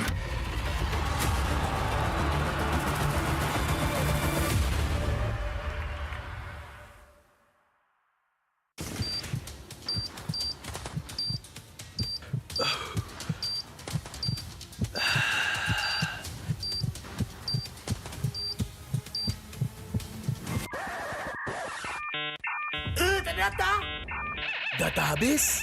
Jangan risau.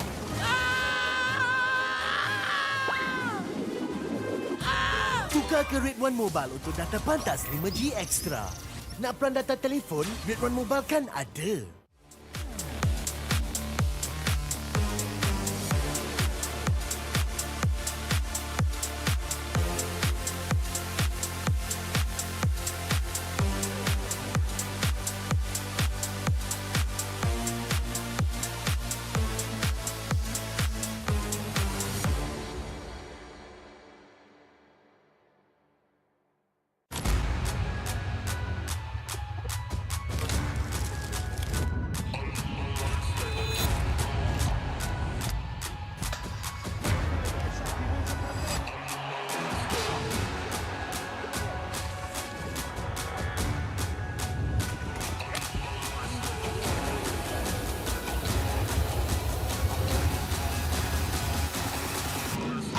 Toss a coin in the waterfall, send a wishing well. Now I get plenty coin, but I'm self-made. You ain't gotta wish me well. You ain't like me then, but I guess it's past tense, cause you tapped in. You was never who you said. I see the facade when looking, it really need acting to tell. My guard up, I ain't taking nails. If it's not in my favor, won't sign the deal. I got the royalty in the mill. I got authority in the field. Take a look in my iris. I be precise with the timing. I move on a touch that's the high risk. I never know where my mind went.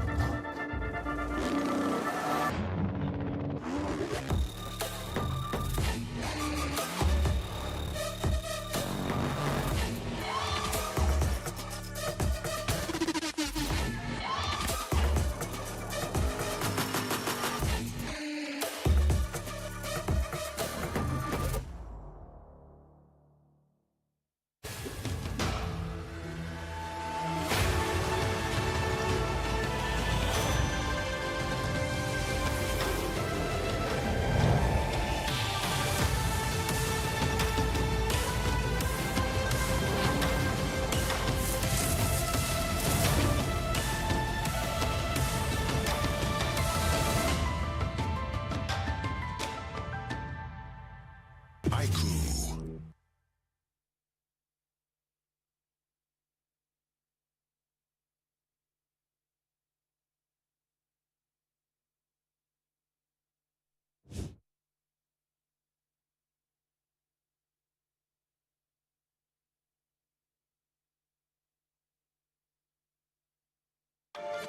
Every champion starts with one moment. Activate your place in the world of esports. Compete, manage, track, dominate. Everything you need in one platform. Gear up for WEC25. For results, streams, and more, visit ISF.gg. To be in the zone, gamers need true support. One that's in sync with your body at every angle. Takes your weight without pressure.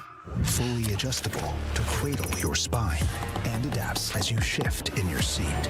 True ergonomic alignment to achieve your perfect gaming form.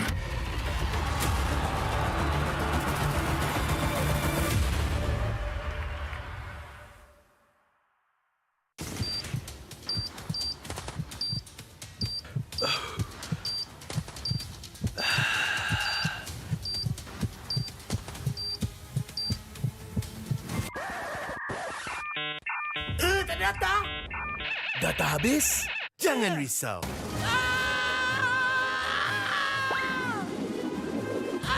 Tukar ke Red One Mobile untuk data pantas 5G Extra.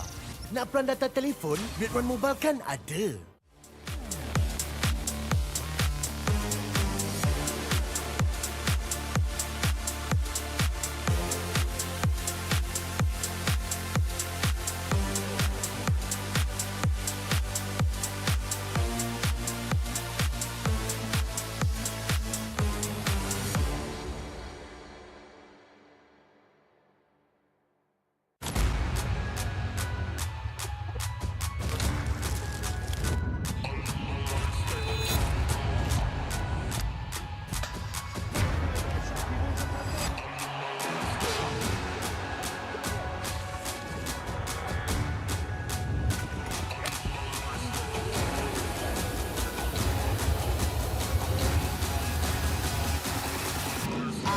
Toss a coin in the waterfalls, in the wishing well. Now I get plenty coin, but I'm self-made. You ain't gotta wish me well. You ain't like me then, but I guess it's past tense, cause you tapped in. You was never who you said. I see the facade when looking, it really be like you could tell. My guard up, I ain't taking nails. If it's not in my favor, won't sign a deal.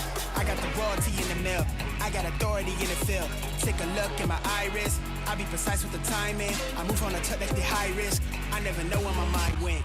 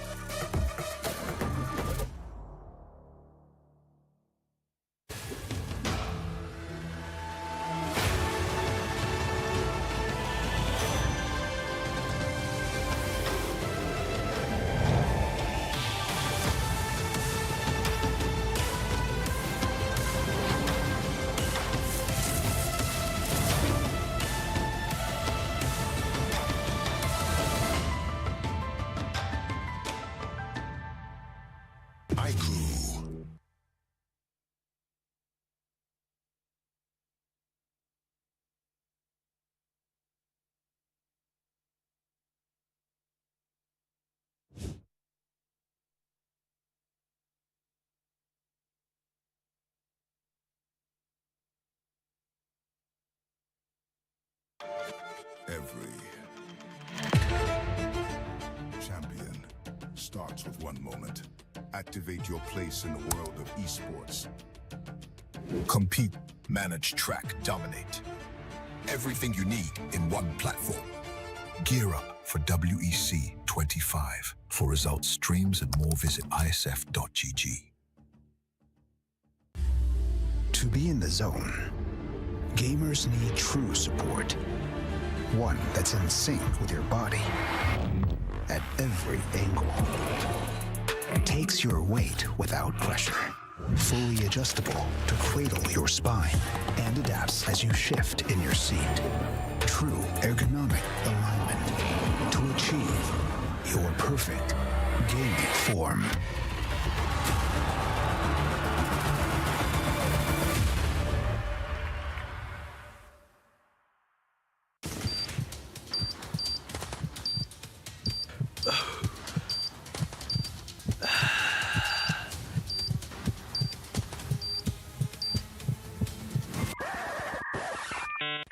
Ternyata data habis?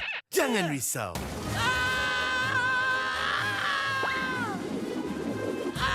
Tukar ke Red One Mobile untuk data pantas 5G Extra. Nak peran data telefon? Red One Mobile kan ada.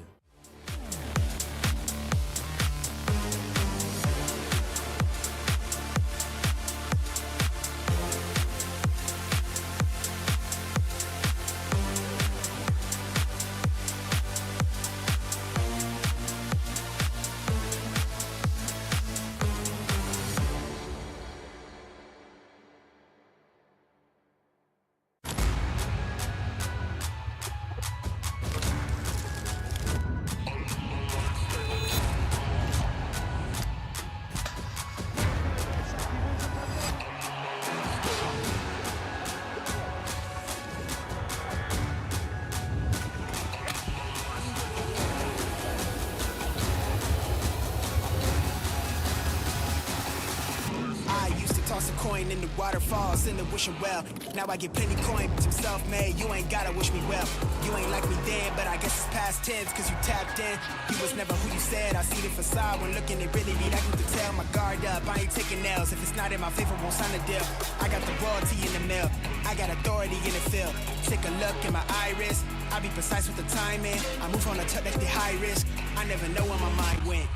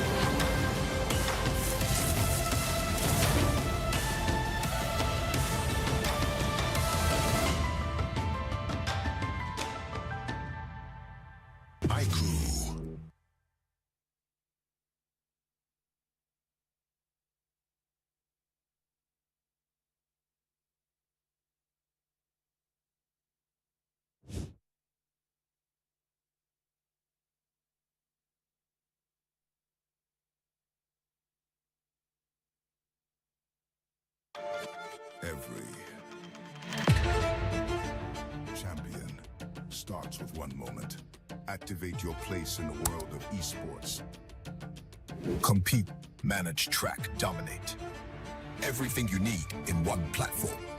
Gear up for WEC25. For results, streams, and more, visit IESF.gg. To be in the zone, gamers need true support. One that's in sync with your body at every angle. Takes your weight without pressure. Fully adjustable to cradle your spine and adapts as you shift in your seat. True ergonomic alignment to achieve your perfect gaming form.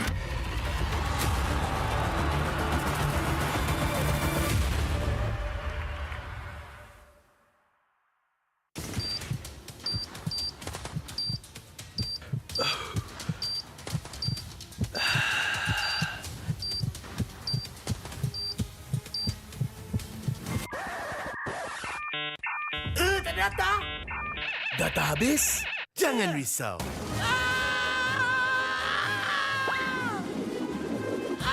Tukar ke Red One Mobile untuk data pantas 5G Extra. Nak peran data telefon, Red One Mobile kan ada.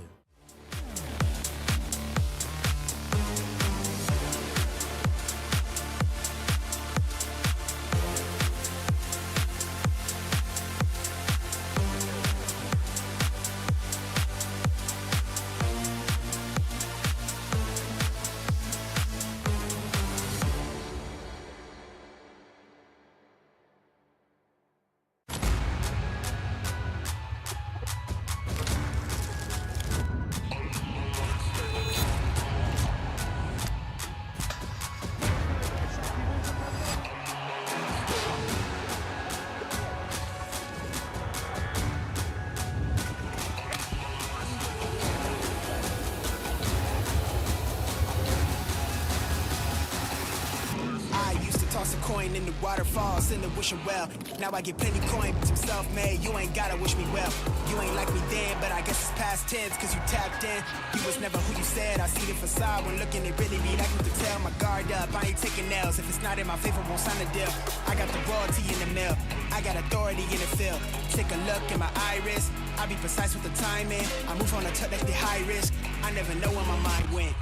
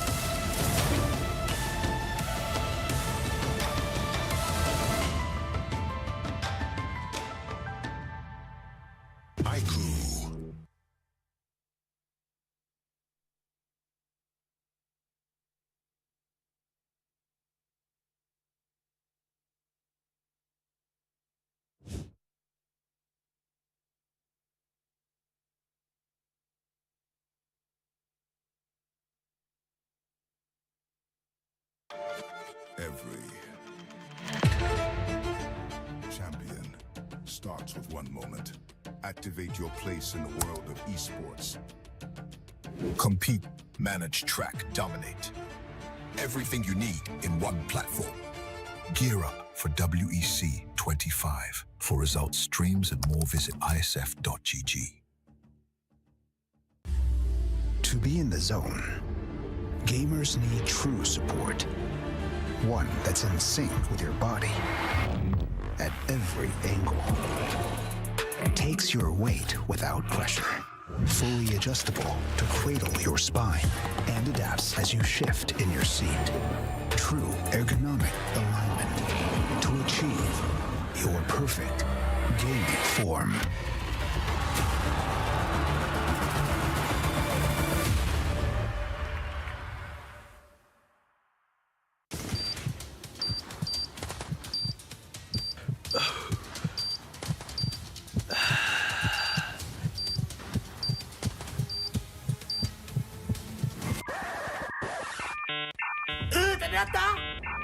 Data habis? Jangan risau.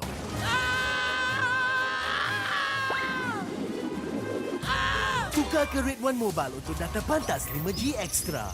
Nak peran data telefon, Red One Mobile kan ada.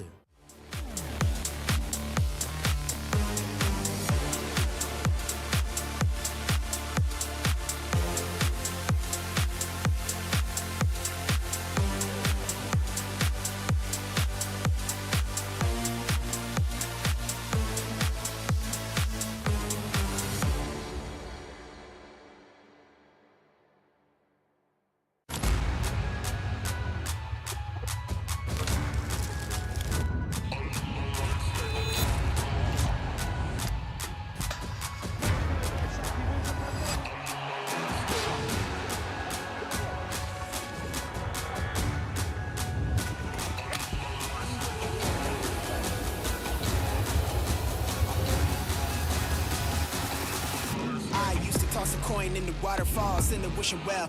Now I get plenty coin, I'm self-made, you ain't gotta wish me well. You ain't like me then, but I guess it's past tense, cause you tapped in. You was never who you said, I see the facade when looking it really be like you could tell. My guard up, I ain't taking nails, if it's not in my favor, won't sign a deal. I got the royalty in the mail, I got authority in the field.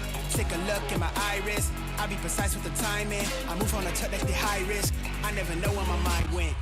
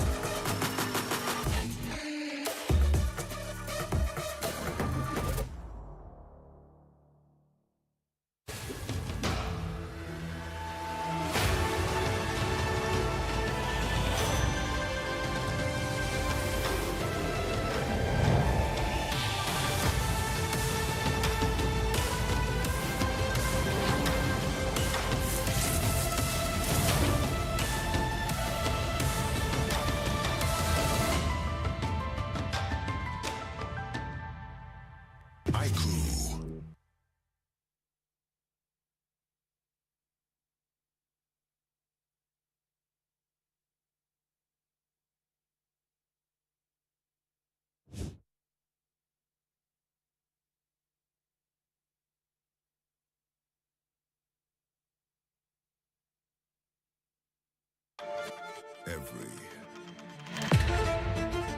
champion starts with one moment. Activate your place in the world of esports. Compete, manage, track, dominate. Everything you need in one platform. Gear up for WEC25. For results, streams, and more, visit IESF.gg. To be in the zone, gamers need true support. One that's in sync with your body at every angle. Takes your weight without pressure. Fully adjustable to cradle your spine and adapts as you shift in your seat. True ergonomic alignment to achieve your perfect gaming form.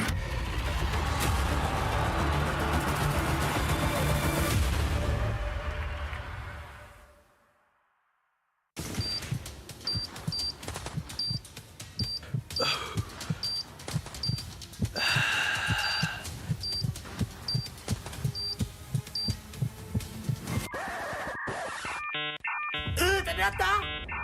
Data habis? Jangan risau.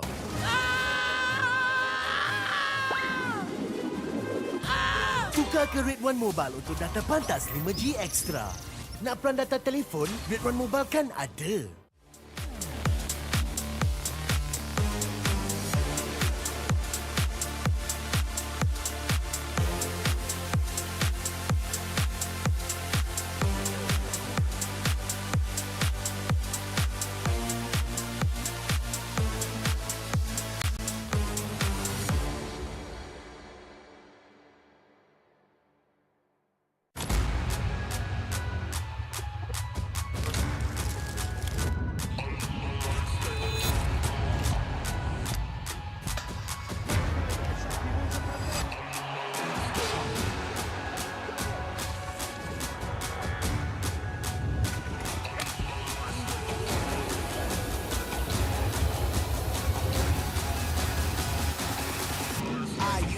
Coin in the waterfalls in the wishing well.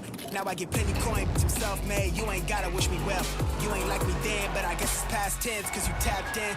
You was never who you said, I see the facade when looking it really be like you could tell. My guard up, I ain't taking nails, if it's not in my favor, won't sign a deal. I got the royalty in the mail, I got authority in the field. Take a look in my iris, I be precise with the timing. I move on a touch that's the high risk, I never know where my mind went.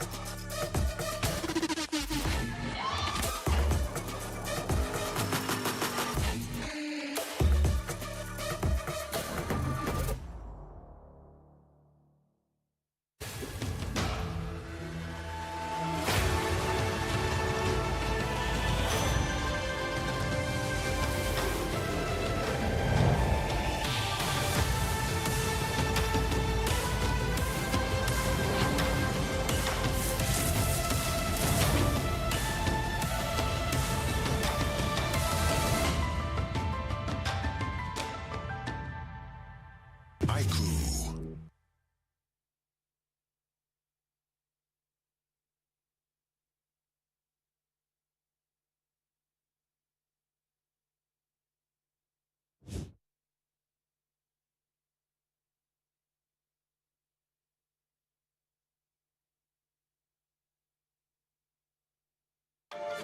Every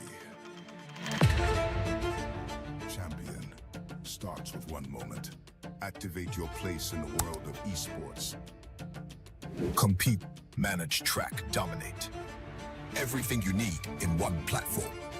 Gear up for WEC25. For results, streams, and more, visit ISF.gg. To be in the zone, gamers need true support. One that's in sync with your body at every angle. Takes your weight without pressure.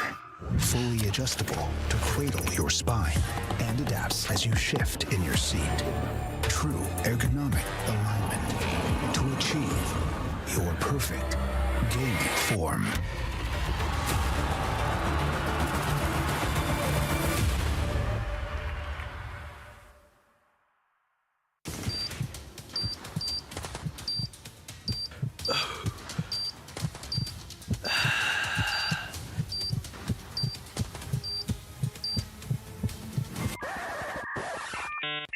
Ternyata data habis? Jangan risau.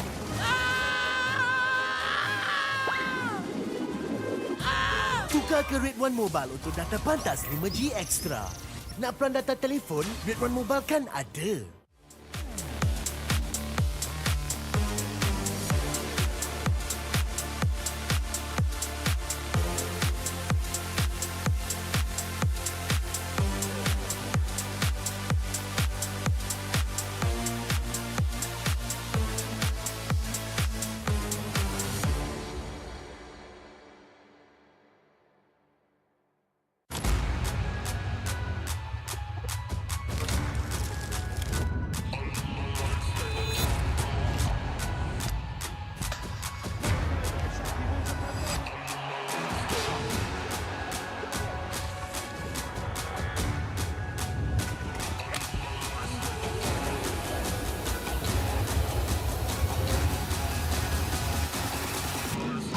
Toss a coin in the waterfalls, in the wishing well.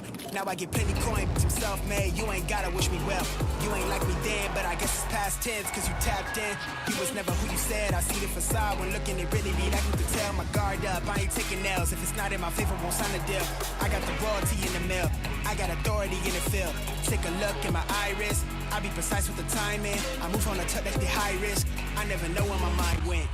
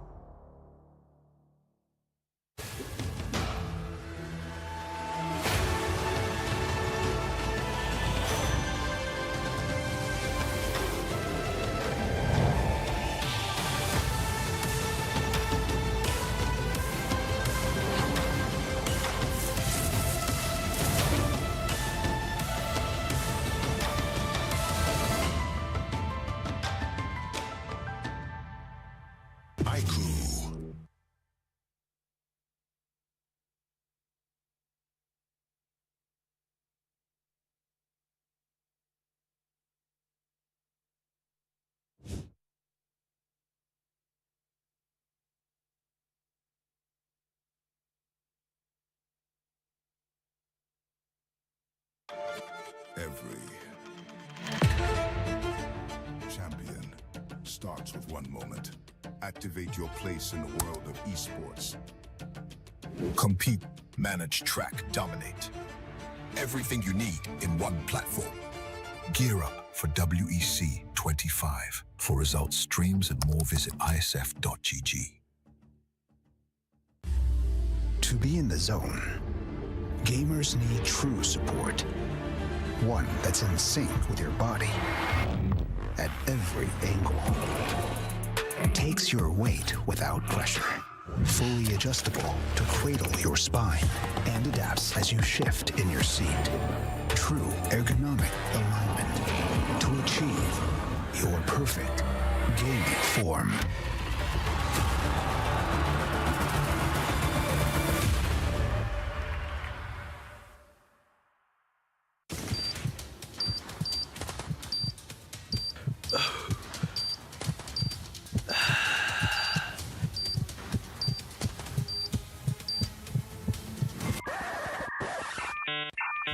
Data? Data habis? Jangan risau.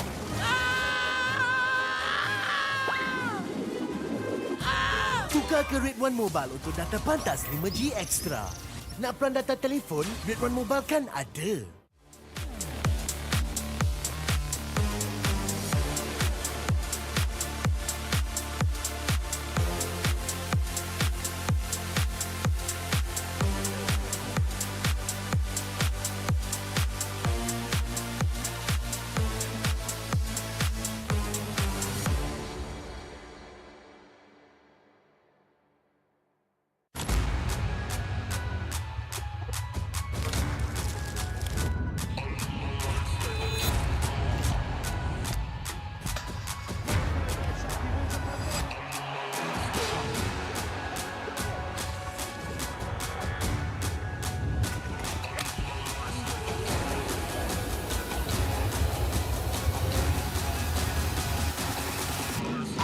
Toss a coin in the waterfalls, in the wishing well.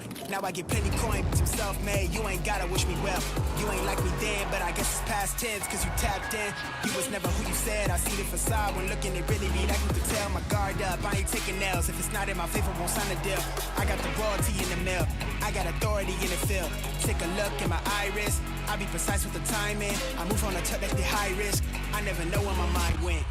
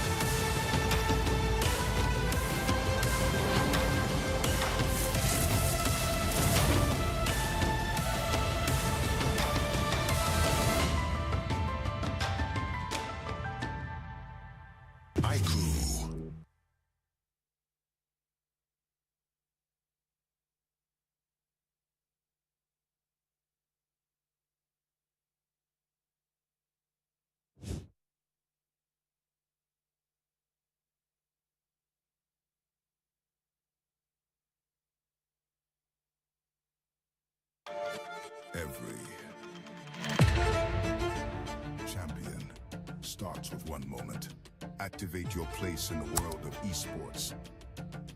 Compete, manage, track, dominate. Everything you need in one platform. Gear up for WEC 25. For results, streams, and more, visit IESF.gg. To be in the zone, gamers need true support. One that's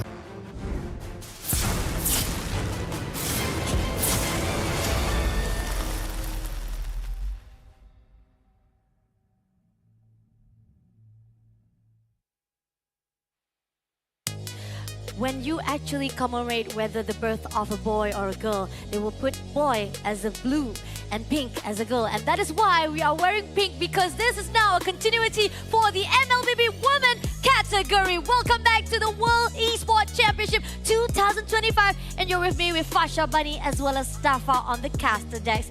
2 more series to go, but before that, we want to say thank you first for everyone who made this happen. Started out as this global event is actually provided or even organized by the one and only ISF as well as MESF, and we also have ESI as our strategic partner. And not only that, we are also supported by our KBS, Rakan Muda, and Rakan Digital. And of course, we all cannot forget our official partners as well. We've got Red One, IQ, Solos Merch, Monster Energy, CK Music, and of course, our trusty official chair partner, Razer, right here.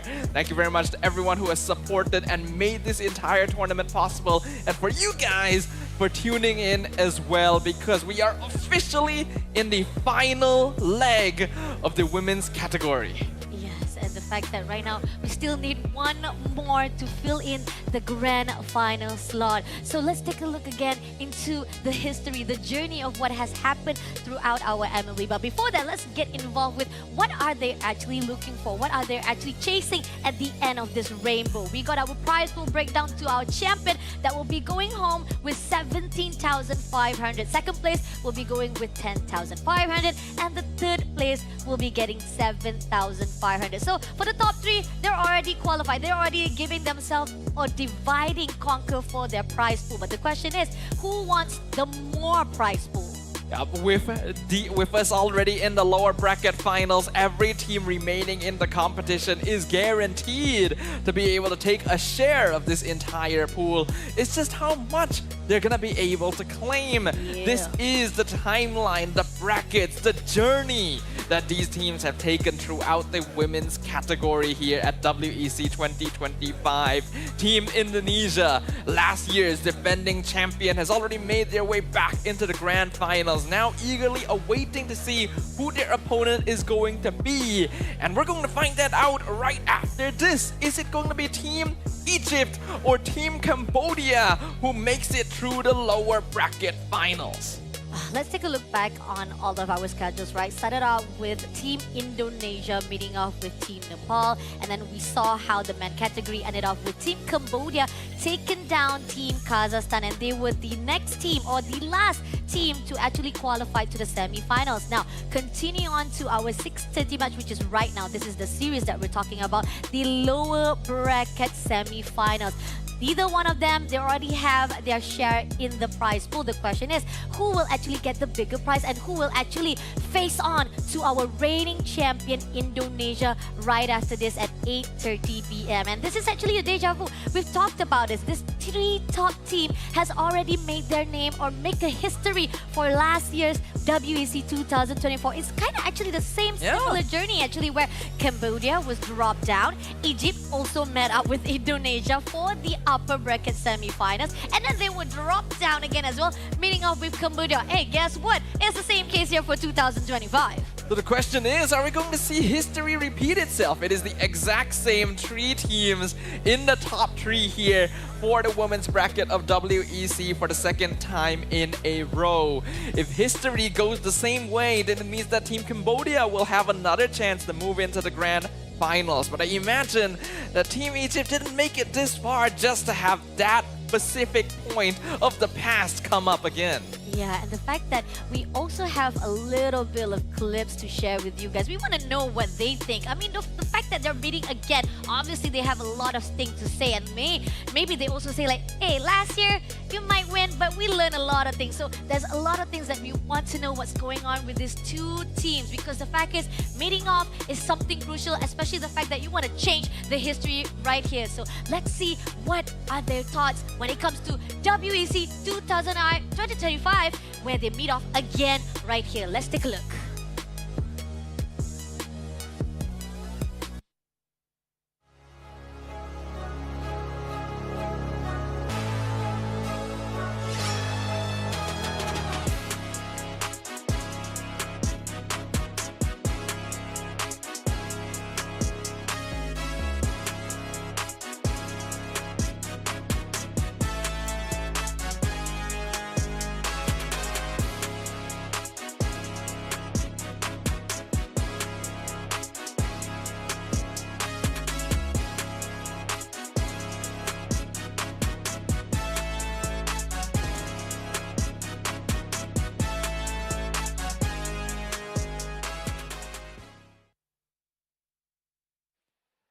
The first team walking up onto the stage for our lower bracket finals is our defending second place team.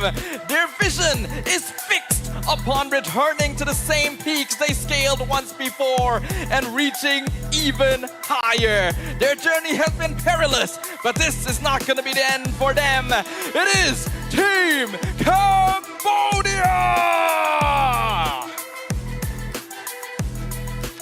This team, they keep on meeting with Cambodia again and again throughout every single global event. But maybe here at the World Esports Championship is where everything started out to be the best highlight for this team. Give it up for the one and only Team Egypt!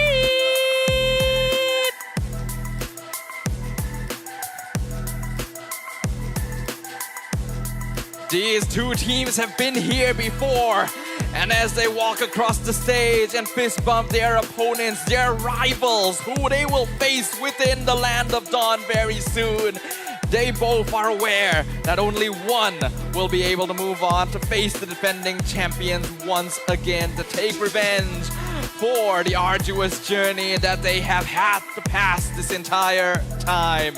Let's kick things off by talking about our rosters, starting with Team Egypt. We got Velvet, Nana, Nucci, Names, as well as Feven. And the fact that we've talked about how started out with MWI, they actually present us with such a phenomenal show, or even a very unorthodox gameplay that has been proven very well on the starting round. But then when it comes to the metas, when it comes to how honest, direct our own gameplay right now, it doesn't actually have much of the movement. I'm kind of wondering, would they actually do a little bit of surprise here for their last moment to go into the grand finals? But risky it is. They are going to meet with this team, Cambodia, who has been doing phenomenal throughout the group stage. This is a very bombastic lineup consisting of Moshi, Tegami, Alan, Baobei, and Uwe. Every single player here has had the chance to show their stuff, to strut their step.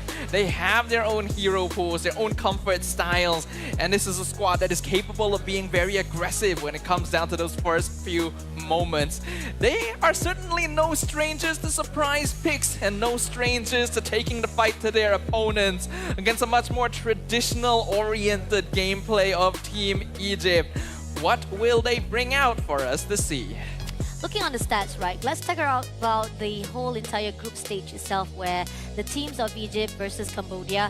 Egypt somehow had a better run compared to Cambodia when they fought off with Mongolia as well as Colombia, and they actually lost one of the map against Mongolia, and that shows how is it possible that they actually had a little bit of struggle or trouble when they met up with Mongolia, even though Mongolia didn't even manage to qualify after they actually joined into the play-ins. And looking at the Egypt side, they didn't have enough time to actually meet up with the rest of the teams at the play-in because they had a good run from the quarter, or even from the upper bracket itself, when they meet off right at the top, and they had to meet with Indonesia, one of the powerhouse in WEC. Yeah, Team Egypt definitely had a smoother journey once they were able to take down Team Malaysia and face off against Team Indonesia in the upper bracket finals. It is actually a very similar position to what they had in WEC 2024, where they faced off Indonesia in the UBF, fell to the lower brackets, and then lost 2-1 to Team Cambodia, ending up in 3rd place. They've returned this year, and I'm sure they want to rise above the bottom standings of the podium. I think that their gameplay overall still leans a bit more to the old style of MLBB. They do prefer going marksman over double fighter side lane, and that could be one disadvantage. But hey, if you've practiced one punch 100 times, it can still be pretty scary. Dangerous Grass going to be the map for game number 1. Ooh, interesting. And looking on the signature heroes, or even the top priorities coming up from Team Cambodia, right? And we talked about how when it comes to Team Cambodia, one of the rising stars from themselves, it has to be Tegami. We've already put a lot of highlights on her. She is one of the jungler that is very massive. You talked about how they are aggressive, and this is where the fine line, how Tegami, great diving composition, can actually set up a very good motion for Cambodia. On the other note, when we talk about how Team Egypt-wise, we've seen how it was when they fought off with their opponents. They like to actually play a little bit of counter-attack. Reactive is mostly how they are when it comes to their strategy. strategies. So the question is, who will be actually the one to first pick? Seems like it's going to be Egypt who actually has the first pick. Seems like they also take down a lot of hero pools coming from Tegami. Lancelot, Yi Sunshun, even we talked about how Cambodia was able to actually win it against Malaysia with that 2 Yi Sunshun draft. When we compare the history of these two teams, Team Egypt likes to play a more standard lineup. They prefer marksmen, they like playing front to back, and that means that they value heroes like Gatot Kacha, got a little bit twisted there. Gatot Kacha and Grok that can hold frontline easily, as well as tank junglers like Baxia, which is why we're seeing those heroes banned out by Team Cambodia. On the flip side, Team Cambodia has a slightly larger hero pool with more bombastic potential gameplay. Tegami in particular prefers playing assassin heroes, which is why you see that archetype being taken out by Egypt. And the fact that Esmeralda was also being taken out by Team Egypt, and a lot of the sustain heroes, a lot of the heroes pools coming out from Cambodia that has been taken out, even Hilda itself. It shows how much they want to make sure that not much of the frontliners can actually hold out their position if they want to go for the aggression. Now Egypt, Grok is still open if you want to actually take for yourself, because we know how when it comes to Grok, positioning wise, Vivian has been doing well with the tectonic charge as well. So this is a setup that Egypt can actually take for themselves. Yeah, they can go Grok here, it would be pretty safe, but the Eve, also a very high priority hero throughout the entirety of WEC, is open here. And going for Grok means giving it away. You are going to need to make that decision. It's like Grok will be the priority. Cambodia now going to have the ability to choose. They can grab Eve, but what will they pair with it? Let's see, and we do see that one of the wins coming up from Cambodia, they actually go up against Malaysia. They've also prioritized on Jushin as well. So let's see what combination they want to actually put out right here for Team Cambodia. Even Lapu Lapu was actually one of the top priorities on the side of Cambodia. So is it going to be the same? Yep, this is going to be Lapu Lapu with the Yves to be paired up. Very safe opening here for Team Cambodia. Both are very strong heroes, among the top picks in their respective roles. Doesn't get very notably countered either. Looks like Team Egypt already has an idea of how they want to approach this. Lunox going to be their choice in the mid lane. Now this is probably where they'll have to consider grabbing their jungler, since there seems to be a pretty notable focus towards getting rid of those heroes right now in the ban phase. And rather, it's either jungler or gold lane, I would imagine, but a slight preference for jungler. If they still want to play front to back, then they should probably go Fredrin, but if they want to play something different, here the Fanny making an appearance for Team Egypt. I mean, we did saw them fighting off with Malaysia, but that kind of cost them a game though for that upper bracket semi-finals. But maybe there's a possibility that they're kind of actually more confident coming in right now, especially the fact that with Egypt having a little bit of leeway coming from the front line as well to go to the back. But Fredrin picks up by Cambodia. I feel like more of the high ground as well as control-wise will be on the side of Cambodia. And Glue been taken off as well. Such a really good idea as well. Right, so that means that Team Cambodia going to be playing more of the tank jungle this time around. Getting rid of Glue makes a lot of sense. That is a hero that causes a lot of trouble for Fredrin. Once you get caught with that grab, it makes your life very difficult. And Fredrin, we've already pointed out in previous series, pairs up fairly well with the Eve, allows for Team Cambodia to play a very control-oriented front-to-back style. That means that they probably are the ones that want to lean towards a more typical marksman. Main choices are going to be Granger and Harif. I lean slightly more for Harif in the favor of Team Cambodia, since Granger is going to be vulnerable to Fanny. Oh, definitely. And the fact that right now Team Egypt already taking out Moskov, so that could be one of the heroes that they can actually take a look. On the side of Cambodia, they took out Alice, and we know for a fact that this is also one of the top priorities on our MLBB scene. It does gives a lot of opportunity for you to just sustain on the ground, and you'll also be able to actually just execute within the circle for your team fight as well. So it's not something that they want to actually let go to Egypt as well. See what Team Egypt wants to ban last here. They're still going to be looking for a gold laner and a roamer on the side of Team Cambodia. You might want to get rid of things like Cho, but looks like Badang is going to be a higher priority, since we haven't seen a lot of Cho in general from the women's bracket. So it looks like Cambodia is still going to prefer Granger over Harif, which is a little riskier into a hero like Fanny, but we've already seen there are a lot of solid Granger players. Oh, I think pretty much Granger is okay to be used as a MM as well, because we know for a fact that Sonata can be actually be good spam skills as well. And I think pretty much on the mobility wise, we can see that Cambodia has a really good rotation from the past games itself. Now, Team Egypt, here's the thing. When it comes to sustainability, they need a little bit more. So they're gonna actually pick up Chi-Chi. Yeah, actually Chi-Chi was quite open just now. Yep. Great choice coming up from Team I was Egypt. thinking either CC or Xborg basically for Egypt. Xborg would be good against Fredrin and Lapu. CC is just kind of good against the whole comp, so that's definitely the winning pick. They can still go Xborg depending on whether they want to go double fighter, but looks like they prefer the marksman, and that is classic of Team Egypt. So they're gonna pick up the Iritel to counter Granger in lane. Oh, pretty much. This is going to be a really good, direct, straightforward, honest response coming from Team Egypt itself. Team Cambodia, I feel like there's still a lot of heroes that they can actually play around with this. They already have a good structure for their front line, great burst damage as well. So what are the heroes that you're thinking about right now? I would like Cho. Kalea's not as good No, since it's please against a Grok and a Lunox. Kaja is also possible, but not quite as effective this time around. You do need a hero that is capable of doing a good amount of frontline catch. It doesn't need to be as tanky, so you could actually go for like Minotaur or Atlas here if you're feeling like going for full team fight. But I would prefer single target pickoff. Looks like it is going to be the Kalea. Not really my first choice. I would have preferred Cho or even Guinevere. But looks like Cambodia wants to stick to what they're comfortable with. Okay, looking good so far for both sides of Team Egypt as well as Cambodia. Setting up, I do think that that would be in the favor of Team Egypt for the draft-wise. I do have a feeling that control for their movement has that kind of potential to up their game compared to how Cambodia is. But let's see how it is, because right now the key for their success of Team Cambodia is all comes down to that Kalea, how they set things up, how they're going to actually divide the players of Egypt, getting them to steal from that Tsunami Slam. So going back to the basic right here between Team Egypt as well as Cambodia.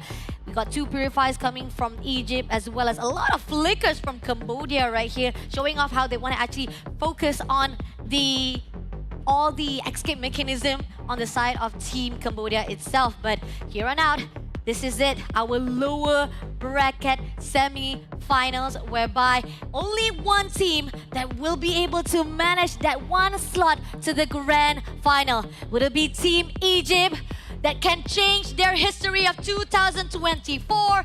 Or will it be Cambodia again to challenge Indonesia? Welcome to the World Esports Championship 2025. Give it up to Egypt versus Cambodia. Both these teams have had a bit of a switcheroo here, with Team Egypt actually playing a more bombastic skirmish-style lineup with the Fanny jungle, and Team Cambodia leading towards the typical front-to-back with the Granger late-game scaling. Looks like Baobei has already done a good job of poking out Names in lane, but naturally Names should have advantage as long as she plays this well. Let's see. So far, I do think when it comes to the early aggression, it might actually comes down to Team Cambodia, even though they know for a fact they cannot actually put down. And this is where the fine line Baobei pushing forward even more further to Names. Names will be caught up for the first blood in the hands of Baobei. And at the same time, Elan just caught off guard just a little bit. Managed to go away, but with the Wavebreaker, Yue comes through to back things up. Excellent title strike coming in there from Ue. I like the aggression coming in, but it looks like Team Cambodia is coming out on top right now. Names being taken out by the Granger really should not have happened, and it's really smart of Baobei to be able to make use of the Granger's level 1-2 power spike before the Iritel actually hits the point where she outpokes the hero. And means that Cambodia is going to be sitting on a pretty comfortable 600 gold lead before the first hurdle. The fact that right now moving on, Wavebreaker comes through, Nana will be able to move away quickly, and this is why the steel cable can be a little bit slippery to actually catch up against Nana. So not a problem for her as a Fanny, but then again, she got to pace herself as well. And Names again been caught off guard. Baobei just getting another kill for herself. This is going to open the door. Ursa Dapper been put up right there. Nana takes the turtle for herself, but at the same time, at what cost with Velvet comes through, goes in. RWM been picked up, but that's going to be only one, not two kills in the hands of Cambodia. If we're talking about straight up team fighting, then Team Cambodia's lineup just has the straight up advantage. And if you add on the fact that Bao Bei is dominating the goal lane right now when she's supposed to be in a losing matchup, Team Cambodia have come to play here in the lower bracket. Oh, Tsunami Sam doesn't do anything, unfortunately. Will be able to steal Vivian, immediately shutting down Team Egypt even more.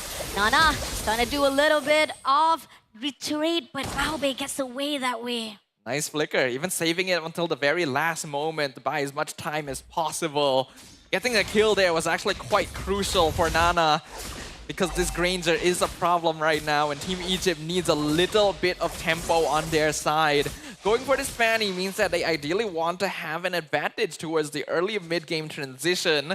Team Cambodia's aggressive movements is not allowing that to happen. They're making use of their rotation. They're maximizing this Kalea, which is actually used as a bit more of a counterplay to the Fanny rather than the direct catcher. They know that they can rely on Tegami to be the front line. The fact that right now names keep on getting down by Bao Bei shows how much that she needs to at least create some safe space. Gap it a little bit for the side so that it doesn't actually cost the life for Team Egypt. Team Cambodia somehow, again, we talked about early aggression. So far, they are putting a lot of pressure to Egypt so that they don't roam that freely again. Names, that is a little bit too careful for the side of Team Egypt. But Cambodia, they're already moving on to control every movement of Team Egypt. Team Egypt does need to put a little bit more pressure onto the gold lane. Their EXP is perfectly fine. Velvet has been able to handle the Lapu, but hold on. Goes in for the Tsunami Slam. Vivin, unfortunately, will be caught off guard by Wei immediately. Great job coming from Cambodia, stealing one more, but at the same time, Crucial comes through, trying to actually burst out for that buff. Can they make it through? Unfortunately, that's not really a contest that they want to go in. RWM has already been picked up. Still cables come through. Nana make it through for the survivor, but Tegami steals away. With Nana tucked down away, but Names, will she survive? Unfortunately, will not do so. With a swing comes through, Bao Bei takes down Names. Names really should have turned around the moment that Nucci went down. There's no reason for her to show up since the damage is just not going to be sufficient to actually warrant it in the first place. Cambodia in a really good spot. Cambodia, unfortunately, every corner will be caught off guard. Moshi takes down immediately Velvet, and this is where the fine line that even with Nana just roaming around with the steel cable, it's not enough. All the movement is being controlled by Cambodia. Bao Bei is locking in right now. She was able to nearly win out that 1v1 against Nana. And Granger is supposed to be food for this Fanny. Cambodia now making sure that the jungler on Team Egypt is not going to be allowed to play the game, stealing away camps, invading, making full use of this Fredrin in the jungle. And here on out, no matter how much Team Egypt try to defend their area, trying to actually counter-attack, it's still not going to be enough. 4K right here in the hands of Team Cambodia, having the upper hand for their goal difference. And this is giving even more opportunity to stack things up for Bao Bei. Even Nana right now trying to do a little bit of invasion. Names again caught off guard. Will be taken out by Bao Bei before Nana comes through, but is it going to be enough? Nana a little bit too slow for the follow-up. Instead, they will cost the life of their own goal lane. And again, coming through right now, Mushi goes in for the Brilliance. Can she survive it out? Nucci had to actually take out that Brilliance just to survive it. And with Vivid, tried to back things up. But no, Nana been caught off guard. Trying to survive it out with the steel cable. But no, gonna actually go off with the Tsunami set by Wei. Cambodia is looking for blood right now. This team is clearly playing on a different level than all the previous matches we've seen so far. They have their eyes on the prize, their eyes on the grand finals. 11 kill score to 1, catching people off every single part of the map. They have already taken full control. Take Tony touch. Elan just gets on like that. Great win, just a small win for the team of Egypt. Just overextension by Elan though, but still, that small win might actually do a little bit of help for Team Egypt. Bit of a caster curse right there. Talking very positively about Team Cambodia, and then that happened. Definitely a mistake in positioning from Elan, not respecting Vivin's ability It's not to your fault, Staff. throw It's a not your wall. fault. Actually could have flickered. Kind of surprised that she didn't do that, but it's still perfectly fine. Cambodia is in a very comfortable spot regardless, and now the next turtle is coming up. Next, the Soul is already setting up right here with Tegami as well as Mochi. I don't think Egypt is going to actually contest it out. They're just going to make sure that at least they have that split push coming in. And it seems that Name so far are able to actually push into that top turret clearly without any calls, you see whatsoever. But Baobei comes in, do some little bit of spamming with RWM, who's out right at the mid. Tegami takes down Nucci. Now Pivin trying to go for the mighty swing, trying to survive it out. Gone dragged by Tegami instead, but they also go for the invasion of the buff. Now Nana been caught off guard, will be shut down by Mochi as well. Now living off only 2 players, but at the same time Names, oh my god, she wants to get into that information, but unfortunately will be taken out by Baobei as well, living off Pivin all by herself. Baobei literally personifying the phrase of taking names this game, not giving a single point of mercy to their opposition. 5-0-3 on the Granger. Pivin, you really should not be here right now. And she will get out, gives up the mid tier 1. This game is out of control. They feel like they want to actually try to sacrifice or try to actually drag someone with that kill, you know, because the fact is, at least if somebody goes down, at least they can actually drag one person for their own turret. But this is not the case. No matter how much you try to do it, the team of Cambodia sticking together like glues is causing a lot of trouble. But here, Raptor Rapid comes through. The holding and charge comes in with AoE takes down, but RWM comes in. It's going to be just 1 kill for now, but Bevan will be traded up by Baobei, and now leaving the door open for them to just crush even more the spawn on the side for the top. All things considered though, not that bad for Egypt. They were able to trade 1-for-1. Good spacing to punish Uwe for trying to go for the flicker tsunami slam play. They were just far enough that they couldn't get the grab. Then they got the wall off into the tectonic charge to allow Nana to get some tower damage up top. She should be able to get away from Moshi. It's kind of risky to recall there, but I think she should be fine, yes. So Egypt is able to breathe slightly there, but they still have 0 map control basically, and the next Lord is coming up soon. Now they're thinking about just a little bit of micro gaming in the hands right now. If they actually lost a lot of the team fights, at least they can actually push those waves, and maybe that could actually be a winning condition, at least in the hands of Egypt, even though they have been losing a lot of those team fights, even been grabbed or been stolen by Team Cambodia. But still, the question is, all the movement, all the motion are still being controlled by Cambodia, especially with the fact that the Lord is already been contested right here. And Team Egypt, they're just far off saying that, you know what, let's just hold off all the positioning, all the waves right now, and it's going to give an opening for Team Cambodia to get this Lord. Yeah, unfortunately for Team Egypt, they are already in a position where they have to play pure defense. There is almost 0 chance of them finding a pickoff on the map, especially with the way Cambodia is rotating. But because they are largely sticking together, there is an opportunity for Nana to continue getting map pressure out by split pushing. And she has been doing that so far. The only issue is with the gold difference, most of the cores on Team Egypt are very far behind in terms of gold. Velvet and Names both have 0 kills right now. And Team Cambodia is not going to continue giving them time to scale. Let's see, so far they are going to push into the mid turret. And again, this is the last layer for them, trying to actually drag on Velvet. But Velvet will be trying to push with the yo-yo, making sure that Team Cambodia doesn't get too close. But here, Nana, just a little bit too danger zone right there. Try to go past through 3 players. But here with the tectonic charge, they stick Tegami, but doesn't have enough follow-up for the rest of the players. So now they're going to stick together, making sure that at least the Lord doesn't come in. But here's the thing, the Lord just crashing on into that top and comes in with a wavebreaker. RWM also comes through. Now Elan touched and Velvet as well. Now pushing in with the mighty swing. Vivid doesn't get anyone. Names takes down Tegami for the trade, but is it enough? It is already enough to at least defend themselves for a while. But Nana wants to go in even more. A little danger zone there. Right now, they're still trying to see it, but they no longer have their main front line. Vivid gonna go down. Baobei with the godlike streak. The Sky Piercer stacks on this Granger are insane right now. No one, Nana can actually lock on right now. Oh, my goodness. Barely surviving that. Again, time to time again, Team Egypt, they're doing all this massive counter-attacks or even try to actually trade it off. It is too risky. In the end, Cambodia just takes advantage of it. The goal difference is already way too high. Team Egypt needs to pick off this Granger. That's the only way they can find their way back into this game. If the shutdown goal can go to Names or Velvet, that would actually be excellent for Egypt. Even if Nucci takes it, it would be nice. You can see the Lunox has already been forced to go into a Wishing Lantern second item, which is not the most ideal, but it will at least help against the more tanky frontliners on the side of Cambodia. Team Egypt is going to need to delay this game until at least the 18-minute mark if they want a chance to win. We give credit to the defense-wise. We are seeing that Team Egypt still holding strong for their base, even though it is open on the top one.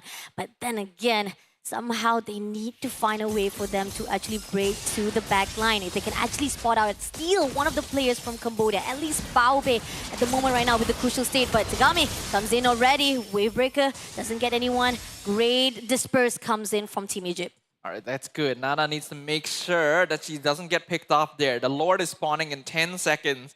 And even if Egypt is not going to be able to contest it, at least with the Fanny alive, there is a chance to steal. I think they will have to play for that. Even if they have to sacrifice Nana to pick up the Lord, I think that's a risk that Team Egypt has to take.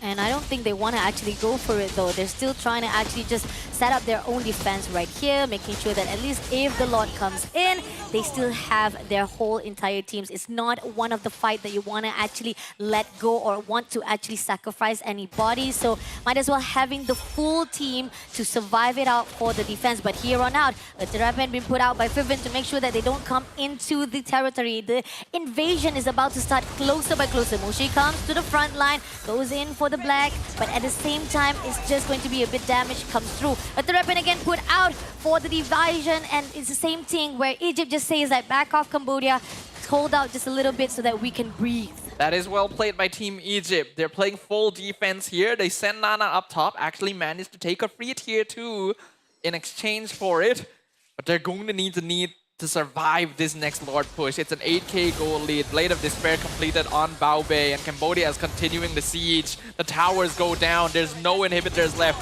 and the Lord is still making its journey. Team Egypt needs to hold this. Team Cambodia, if they can end this now, there will be no chance of a reversal. Base are bare. Lord coming in. This is the second Lord. If Egypt can actually hold their defense properly, they might actually can hold the game a little bit longer. Put out the Utter Rapid for the division, but at the same time, right here, Nana doesn't want to actually be in spot off guard. RWM already been picked up. Nana goes into the front line, but doesn't actually get anyone for the lock-in. Velvet just throw out all the yo-yo, but doesn't actually get any damage in the rhymes. As it seems, we go for the Crystal with the half-life comes through. All the division of the kills. Bobby takes down Nochi, but at the same time, Crystal will be in the hands of Team Cambodia for the first round. Very skillfully played right there from Team Cambodia. I saw the attempts being made by Team Egypt. They were actually doing things correctly when that Lord pushed in, but the goal difference was already too big. The snowball was too out of control for them, which meant that Team Cambodia was able to break their way straight to the end and claim game number 1.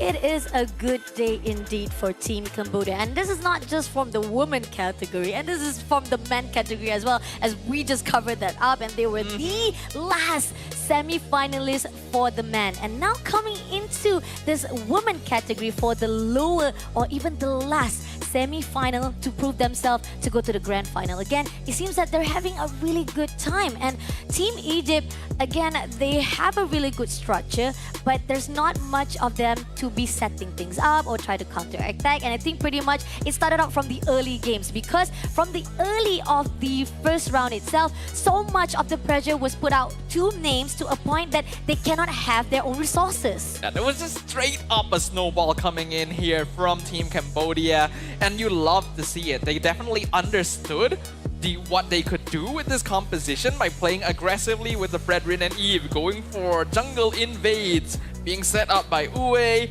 and just generally disrespecting the positionings from Team Egypt because they're aware they're going to be stronger in the early game. What caught me by surprise, though, was how dominant Baobe was in her lane. This Granger killed the Iritel twice before the first turtle, and then after that started racking up kills for Skypiercer stacks like crazy. The damage being done by the Death Sonatas during the final base push was like a cannon being shot right into the faces of Team Egypt, and there was really nothing they could do about it unless they were somehow able to find this Granger. Bao Bei's positioning was clean. I have no doubts that she is the MVP of this game. Oh, agreed, definitely. And I think pretty much Name's kind of a little bit underestimated what Bao Bei could do for her own lane, and that is why most of the time we see that Name's easily be taken down by Bao Bei itself. But looking on the damage itself, look at that. From the highest damage we are seeing right now is by none other, the one and only Bao Bei with 68,173. So much of the team fight itself, the damage is also been provided by her. So that proves how much that no matter how much they want to actually fight it off, we have Bao Bei from the backline, doesn't actually been taken out by anyone from the Team Egypt. They will do as much of shredding to all of the front lines of Egypt. I wish that Team Egypt tried to play a little bit more off of their EXP lane here, when it was clear that playing off the gold lane wouldn't really work out for them. Because Velvet was actually doing pretty well into Moshi initially, actually managing to pressure her out of lane, but didn't really rotate to the fights that assist much. By the time that she joined, she was already getting picked off by Elan and Bao Bei because the damage had scaled up too much at that point. Because of that, the key players here, Bao Bei, of course, is going to be our Gold Hunter and GOAT with highest DPM and damage done. Vivin tried their best to tank as much as possible, but was never really able to find the setups necessary because the rest of her team was being forced out of position most of the time. And Tegami just muscling her way into the half of the map of Team Egypt on this Fredrin. Oh, definitely. And the fact that we are seeing that Tegami, usually we see her popping off with Assassin Jungler, right? But this is where the fine line that we are seeing that Tegami even more covering grounds for all of the heroes. And now we are going to see a little bit of flexibility from Team Cambodia. And Tegami getting the MVP for the first round with a KDA of 219, 646 GPM with a damage of total 1,474 per minute. That's actually a bit of a surprise for me. Tegami played well for sure, but I definitely think Bao Bei deserved this title for actually winning out a losing lane so hard. But you cannot deny that Tegami's ability to open up the map, to make use of her general bulk in the early game, to punish Team Egypt for going for a more mid-late game-oriented draft was very, very well done. Team Cambodia recognized that they had the advantage early on, and they pushed it as hard as they possibly could to not allow their opponents to play the game.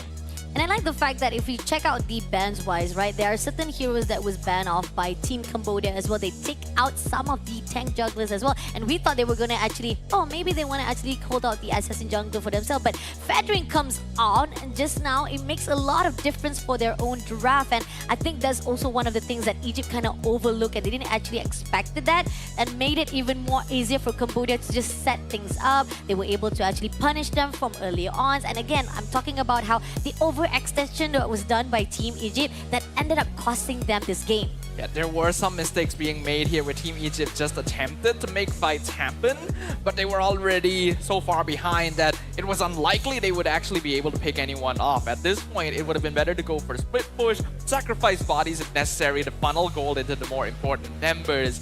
But rather, they wanted to play it traditionally. They wanted to keep it standard and see if they could win fights the usual way. But Team Cambodia were too dominant. Oh, definitely too dominant indeed. But this is just the first round, and they have one more game to go for them to actually be the last grand final here at the women category. If Cambodia keep it clean sweep right here, it shows so much potential for them to meet off with Indonesia at the end of line. It would be a really good demonstration of the growth from this team, because this is already a slight variation from the history that we know. Yes, Team Cambodia faced off against Team Egypt in the lower bracket finals during WEC 2024. But when that happened, Egypt actually won game number 1. And Team Cambodia came out on top after a reversal. Now that they've taken game 1, it shows that they have learned from their past. They have evolved beyond the mistakes they used to do.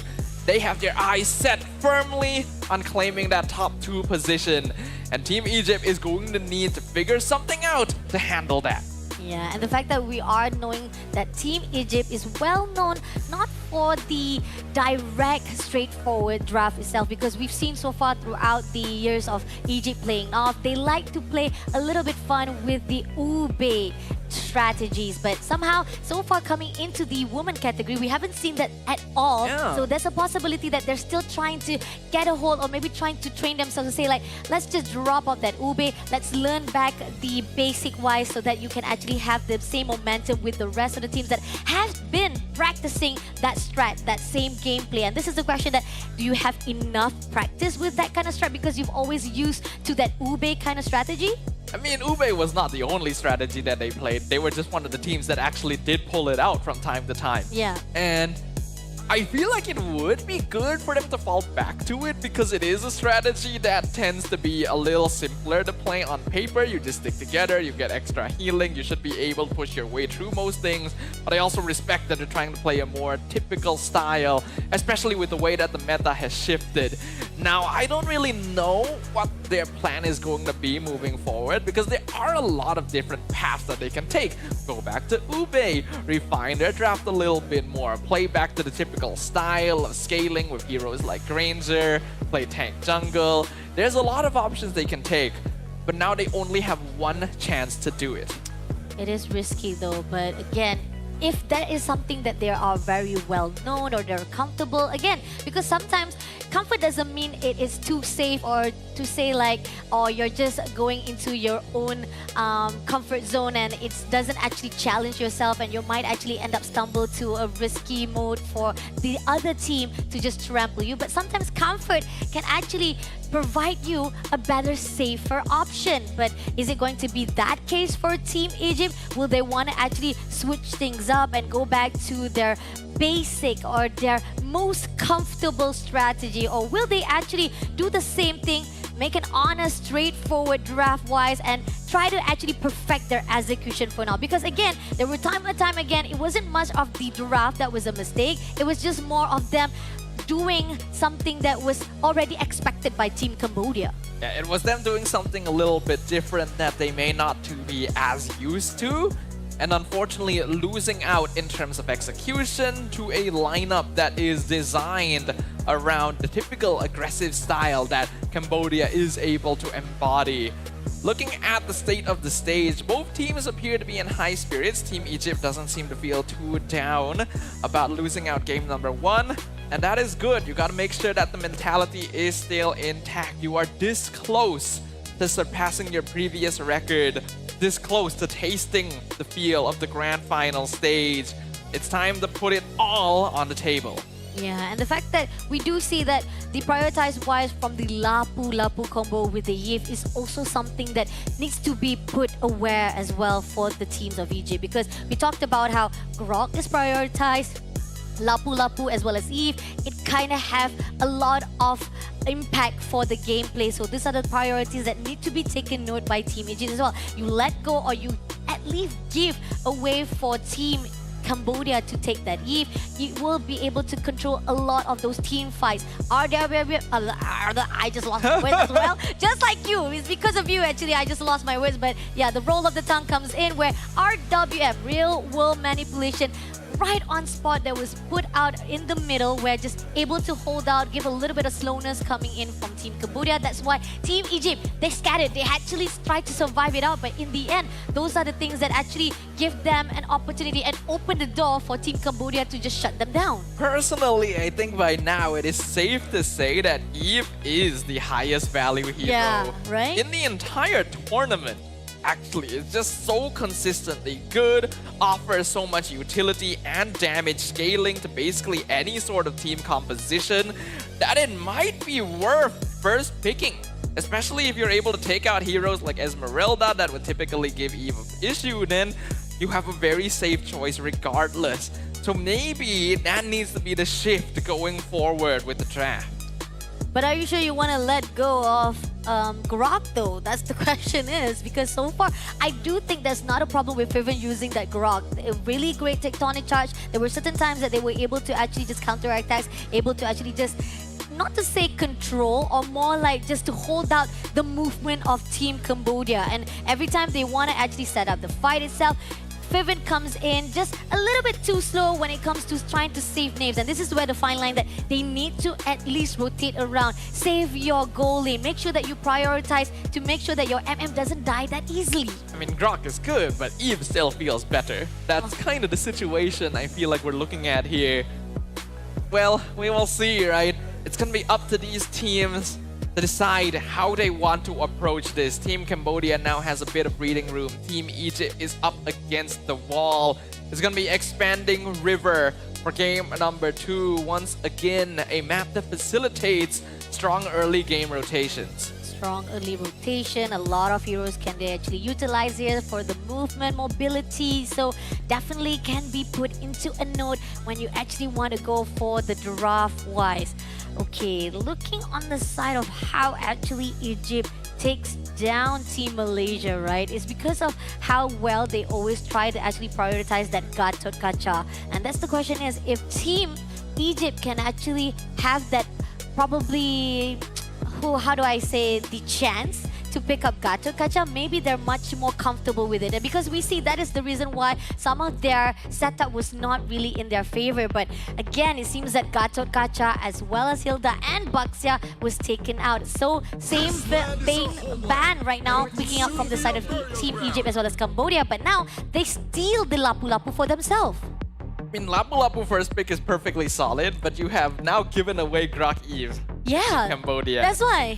That's a bit scary. I feel like it should just be D pick for Team Cambodia right now. Or is it a bait though? No, I don't think so. It's just Grok Eve. Like, this is one of the best team fight combos in the entire tournament.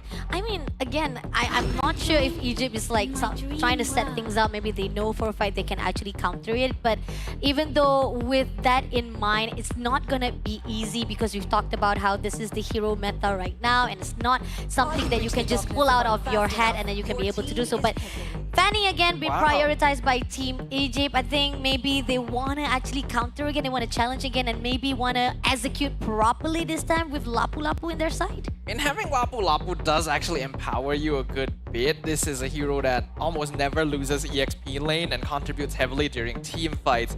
But going for Fanny a second time is very risky. I feel like Team Egypt could have actually left Fanny for the second phase if they still really wanted to lock her in, because then at least they can bait out more picks from Cambodia.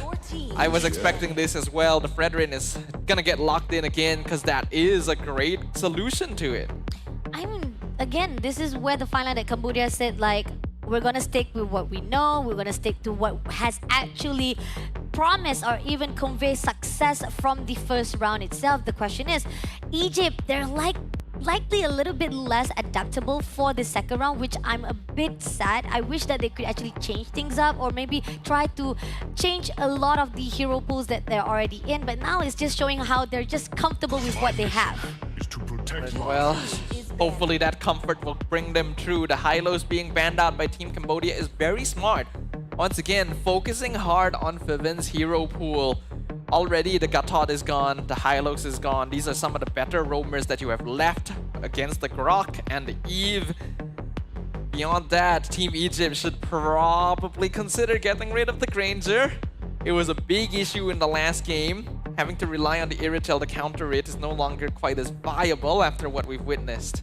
Yeah, taking out at least one of the hero pools of Bao Bei, and it kind of actually give a lot of pressure just now. If you actually doesn't actually do a little bit of respect ban, it's not gonna be good. But they take out Chi Chi instead, when the fact is they were the one who actually picked themselves.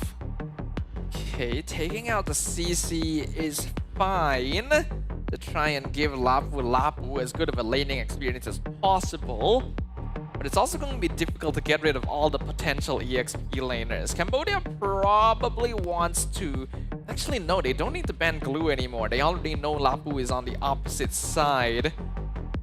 It's up to what they want to prioritize first. Cambodia can actually first pick Granger once we enter the second phase, but there is actually a logic in letting it go first. I was thinking they might want to prioritize the Kalea for themselves, but it looks like they will just get rid of that. That is immediately telling me their fourth pick is Granger. The forfeit his Ranger, and not only that, they pretty much not like a little bit of denying of the single lockdown coming up from Team Egypt. I think that's pretty much what we saw from the first round as well. But Moskov been taken out from the proportion of Team Egypt as well. I think, again, it's not really reading up to what Cambodia has already put out. Why did you take down Moskov when you know for a fact that they're already comfortable with Granger? So yeah, a little bit of question, you know, like why? Why Egypt? Why? Egypt is going to need to look at some solid lockdown now. I think Kaja is actually not bad for them here to deal with Eve and Fredrin. Again, it's not ideal, but it's something. Guinevere is also not bad as a roamer if they're capable of pulling it out. If they want to fall back to Iritel, it still makes sense on paper. But after what happened in Game 1, it's a bit hard to put confidence into that. So maybe going into Harif is a little safer. But it looks like they will go into Iritel and Badang. Interesting, but I mean, yeah, when it comes to Fist Crack and Fist Break, you will be able to set things up, lock some of the players from Cambodia. So I think when it comes to the initiation, Egypt does have what it takes to actually cover things up. The question is, I'm not sure if it's going to be enough though. So far, I do feel like more of the, how do I say, sustainability is not as much as desired, because when it comes to Cambodia, they have so much damage that they can actually just shred every single lifeline that is right on the front end of Egypt. Yeah, the lineup from Team Egypt is still going to be a little harder to play in general. Lapu Lapu helps make it a little bit better. But Team Cambodia still have so many possible EXP laners they can pick here. Alice, Uranus, Glue, Arlet. Let's see what it's going to be. It is the Arlet coming in. Great pair up with the Eve as well. This is an incredible team fight composition from Cambodia. If it's played correctly, no one is touching this Granger. No one is touching Granger. No one is actually going to be able to touch either one of the players from Team Cambodia. So far on the draft-wise, I do have to say I'm liking a little bit from Cambodia's side instead of Egypt. I agree with you. It's just straight up a better draft. Team Egypt's lineup can work, but it requires more finesse to execute. They need to make sure they're winning out in lane priority, giving away rotations with the Fanny, and preventing invades from the Fredrin, which is already going to be difficult on paper. Then once the mid game comes around, even if they've managed to scale up, direct death ball, front to back team fighting, which is something that Team Egypt tends to do, is just at their disadvantage. So they have to change it up. Let's see, let's see. Again, this is the last chance for Team Egypt to go into the best of one if they can actually drag up this last semi-final bracket. Can Egypt make the difference? Even though at this side right now, we are seeing that Names is actually prioritizing on sprint, so they are required to actually say like, I want to do a little bit of fast-paced movement, mobility-wise, but is it going to be enough though with Cambodia, who has so much potential to do a lot of setting ups? Welcome to the World Esports Championship 2025. Last chance for Team Egypt. Can they make it or will they break it? Give it up to Cambodia versus Egypt. Both of these teams have had the opportunity to face off against the defending champion waiting for them in the grand finals. And now both of them are going head to head for a chance to do it again. Cambodia is this close. Team Egypt are the only ones that can stop them in their dominating path. Ooh, Fishbreak books up right there. Early Rapid been picked up as well. So far, Team Cambodia, they also respond very goodly to the side of Team Egypt. They want to pressure each other at the same time. But for me, at least for the early game-wise, yes, Team Egypt has some of the damage-wise, but they need to slow things down because previously, they kind of underestimate how a good setup comes in from Team Cambodia. At least this time around, it looks like Team Cambodia isn't going for a very early jungle invade. So Nana has been able to farm pretty well by sticking to the default path. They are definitely respecting Fivin on the Badang, this time able to do a little bit more in the first couple of levels. But that first turtle is going to be coming up soon, and we can see that Cambodia and Egypt both going to be pathing up there to prepare for it. And the fact that Moshi is trying to do a lot of damage, but Names again been caught off guard by Baobei, doing a lot of damage, but still, she can still hold herself very wisely. But Nana try to go for the invasion. The rabbit been put up, fist crack also open at the moment right now, goes in for the final slash, but Nana gets away easily, but RWM has already been picked up. Moshi still wants to go in all out, but does manage to pull through, but Nuchi is going to be the victim for the first blood of Moshi. Moshi doing a great job right now. Baobei even picking up Names again in the gold lane. And Nana has been poked out too much. She's gonna try and rush back to the turtle. It's dropping low. Oh, she's dropping low indeed. Ultra Rapid be put out by Wei again. Nana gets away, but here on out, this is going to be a turtle. Moshi again, final slash, comes through and say, no, back off. This is our turtle for the win. That's just straight up textbook coming in from Team Cambodia. They knew they wouldn't be able to clear the turtle fast enough before Nana came back. So they actually forced the reset and then poked out the Fanny again before continuing to secure it. And now Wei trying to be annoying as well. Won't be able to steal the buff, but anytime you slow down this Fanny, the more advantageous it becomes for Cambodia. So far, Cambodia, great invasion. Mighty Swing comes through! Wei takes down Nana, completely unaware of that. Oh, and that's just not a good feeling. You thought you had avoided the Grok, but then when your team leaves, you get taken out. Yeah, and Nuchi trying to do a trade, but Wei will be able to move away freely, doesn't even have to worry about, again, Team Egypt, no matter how much trade they want to do, it does not goes into their own hands. And the purple buff is stolen by Tegami as well. The Fredrin now a full level up on the Fanny, which is never a position you want to be in. This is a hero that is somewhat dependent on snowballing. But Team Egypt's lack of a direct front line that is able to threaten the opposite side means that they will consistently have to play defense on their half of the map. And they don't really have the best tools for that. Let's see, Moshi comes in, final slash. Gonna try to drag Nuchi and Fivin, but still, it's just going to be a little bit of poking coming in from the team of Cambodia. Team Egypt trying to make sure they create a lot of the safe gap between them so that they don't easily be taken out. And this is where I want it to be even more firm, because Team Egypt so far, they kind of actually overextend or they kind of underestimate all the powers that can be done by Team Cambodia. And Team Cambodia is definitely taking advantage of that right now. You can see they're putting a lot of pressure once again on Names' lane.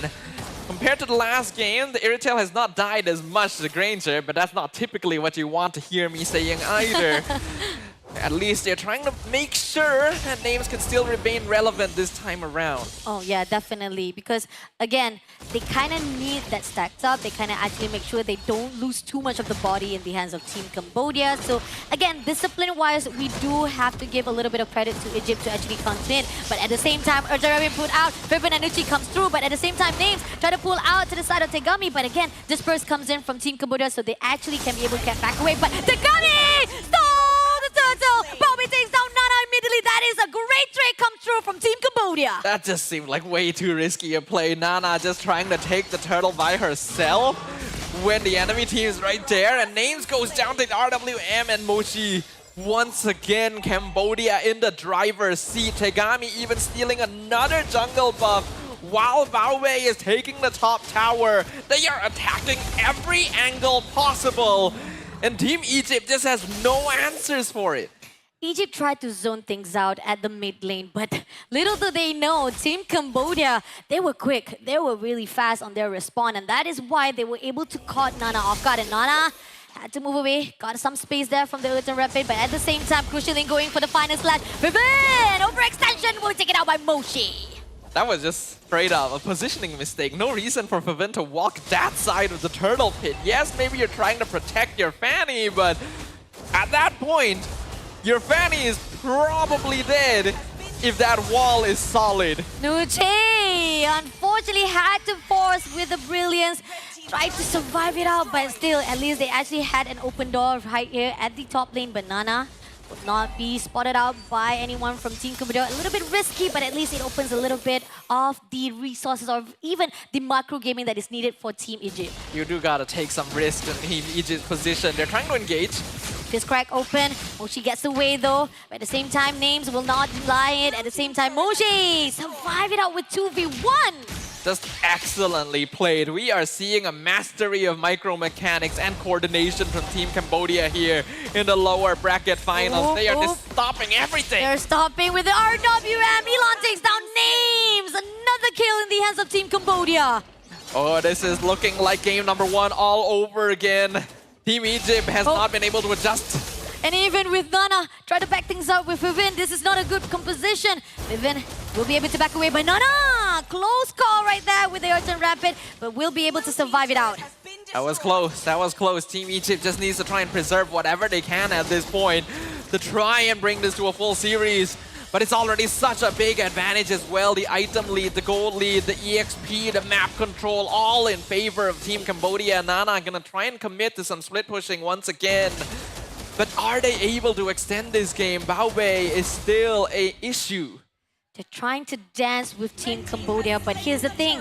Cambodia is leading the dance. They are the one who control every single movement of Team Egypt. Yes, they have Nana, try to do a little bit of split push, but they will deny it immediately, no matter how much. And here again, Earth and Rapid, Uwe just denies every movement of Nana, and that steel cable is getting closer and closer, going to actually deplete, but managed to survive it out. But Moshi on the other note, as tension comes through, goes in for the vengeance, but will be shut down by Nuchi for the trade of devastation. And Tegami overlooking. They're not gonna actually sacrifice anybody for the trade though. Little bit too over-aggressive there from Team Cambodia. Losing Moshi, not ideal, especially since she did actually have some shutdown gold. But the gold advantage right now, still 5k in their favor. Looking at the itemization, already 2 items complete on many of their cores. While Team Egypt still struggling on completing their second in general. Purple buff being contested away almost every single time. Nana actually did manage to get that back this time. Okay, good. Still comes in. At least they don't allow that invasion too long here for the team of Cambodia though.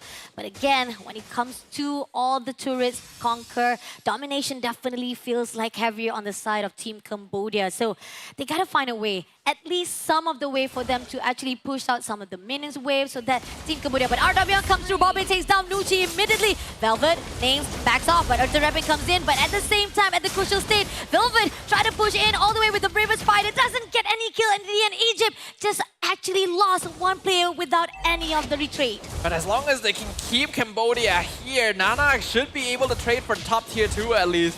Cambodia is aware of this. They're willing to trade the tower for more kills. Earth Rapid pushed out, Baobei takes down Names. Survive it out only for one player to be shut down. But here's the thing, they try to zone out things, making sure that at least that split push will be successful. But here, the mid turret might actually will be caught in the hands of Team Cambodia. Earth Rapid been put out again. Not a really good composure, but Velvet will be able to survive it out. It's a good decision here from Team Cambodia to stay even with the split push happening up top. They got 2 tier 2 towers, mid and bottom, as well as a kill on the enemy gold laner.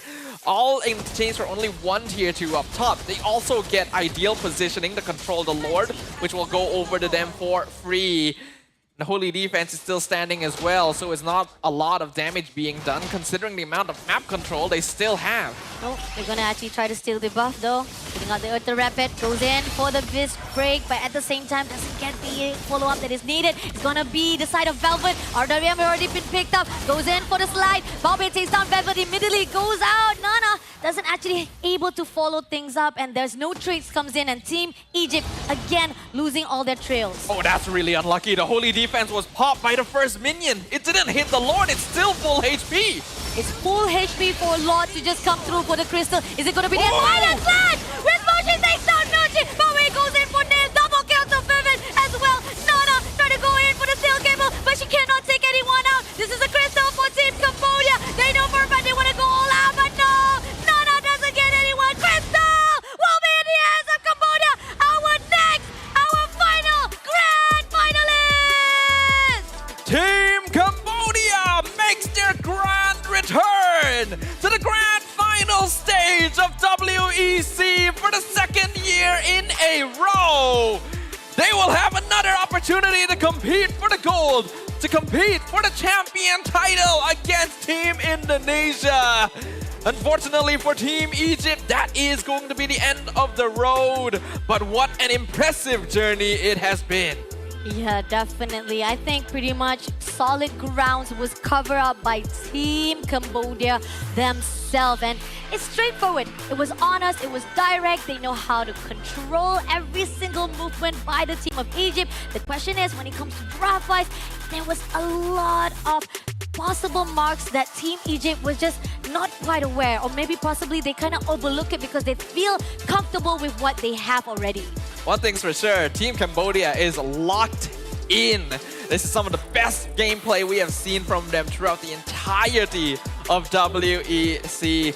So I'm kind of curious how it came about, right? We got an interview happening up on stage with Rose as per usual, so we'll go ahead and throw it over to her. Ladies and gentlemen, there you have it. Your last grand finalist for the WEC 2025 Women's Team Cambodia. And with me here from Team Cambodia, we have Tagami. Congratulations. How are you feeling being back on the grand finals? I'm feeling good. You're feeling good. I love that energy. I won't keep you here long because I know you guys have a match to prepare for. So how is the preparation going on to fight Indonesia once again in the grand finals? តើមានអីត្រៀមសម្រាប់ទៅវាយ Indonesia ពួកយើងបានត្រៀមពួកយើងអត់សង្ឃឹមថាពួកយើងអាចនឹងមកដល់ចំណុចហ្នឹងឯងហើយពួកយើងនឹងត្រៀមខ្លួនក្នុងការជួបពួកគាត់ម្ដងទៀត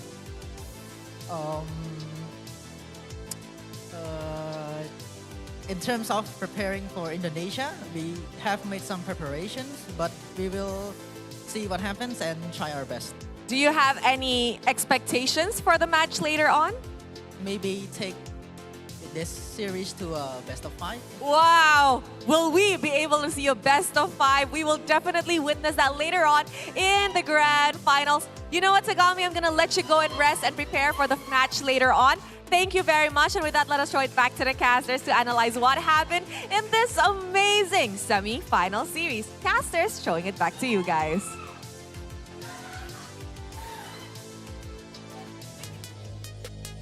Thank you, Rose, and congratulations again to Team Cambodia. It has come to a full circle again here for WEC 2025. Indonesia meeting Cambodia. That's deja vu indeed. A rematch in the grand finals, and I think that many of us may have seen this one coming. But Team Egypt definitely put up a valiant effort, and we cannot downplay the journey that they have taken to make it this far. Hopefully, we'll get to see them come back stronger next time around. But let's focus on what allowed Team Cambodia to secure this clean sweep here, because they look to be at another level of performance right now. Yeah, and exactly the fact that we even heard about them talking how they're confident to face off with Team Indonesia. But looking on the stats, even from the first round and coming into the second round with 11-minute play time, perfect 11:00 right there, with 13 kills overthrown to the side of Team Cambodia itself. I know there's a little bit of wrong names coming in from the graphic. Mind you guys, don't worry, we understand it, don't worry. But on this side of Team Cambodia, right, the fact that they are doing so well for this first round, not even any movement coming in from Team Egypt was able to actually go out of the way. Yeah, we did have to honor or even have to recognize the effort that was done by Nana, right? The fact that she was trying her best to do that split push, but it wasn't enough because no matter how you try to go in for the split push, Team Cambodia, they were just untouchable. I really do wonder what the thought process was here coming in from the side of Team Egypt, because we were really hoping we would see some kind of adjustment after what happened in game number 1. Yeah. And I do like the idea of taking away the Lapu Lapu, because this is still one of the best heroes in the meta, but you give away Grok and Eve in exchange for it. That can work if you have some kind of plan. But it didn't really feel that way. They just went back to the Fanny Lunox again, which we know is going to be weak to the Fredrin, which also works well with the Eve and the Grok. It's almost as if Team Egypt didn't really think this through, unfortunately. But I also do understand that after the whole journey they've taken, things can be a lot trickier than you'd expect. Team Cambodia, though, can be dominating the key player screen.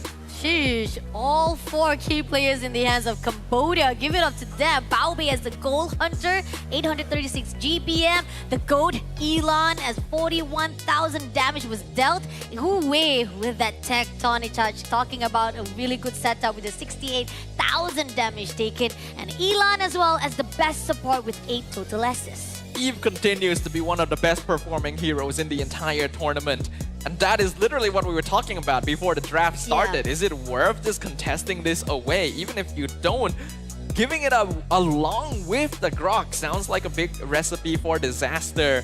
And then Bao Bei as well, continuously proving to us that Granger is capable of matching up in this 1v1 against a hero that should be its counter. This time though, Elon gonna be coming out as our match MVP. Sheesh, 108 KDA with 668 GPM. Damage per minute is 3,777. Again, lucky number right there. A lucky number indeed, and a lucky pick for the side of Team Cambodia.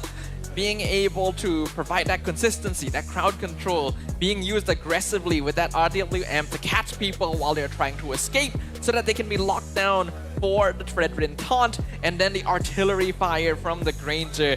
This hero once again provides so much utility for almost any sort of team composition that it needs to be respected regardless. And the fact that we are seeing a lot of times that Team Egypt, they want to actually go for the trade. This first blood was just beautiful coming from Team Cambodia. Moshi was able to actually have a lot of invasion to the side of Egypt. And even so, Nana, I think pretty much she was not aware of it. She probably thought that she was safe on guard, but then it was easy for just Team Cambodia. Uwe just comes in with the mighty swings, and most of the time we do see they want to contest for that turtle. It doesn't go well, and this is why the final that at least Team Egypt, they were trying to adapt with the movement of Team Cambodia, but again, the adaptability was not fast enough to a point that Team Cambodia just have a lot of upper hand. The AoE as well, there was just too much. They were able to counter it, but that final slash just covers things up for them to just go in for the crystal.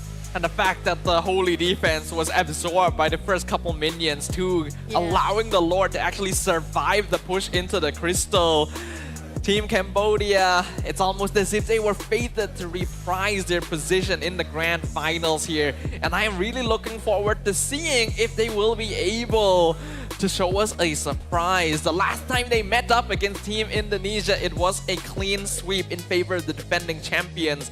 But this looks to be a brand new iteration, a new evolution of Cambodia. And I think they might have what it takes to give it a fair shot.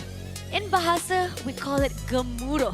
But in English, we say nervous. Anxiety is going to build up right this instance because we are preparing ourselves for the grand final women category MLBB. But before that, we're gonna have a short break, obviously, because we don't want to actually just jump into it. A lot of suspense and tension has to build up, so don't go anywhere. Please stay tuned to the World Esports Championship because this is the last fight, the last eternity fight for the teams to actually prove themselves here at WEC 2025. To be in the zone, gamers need true support. One that's in sync with your body at every angle.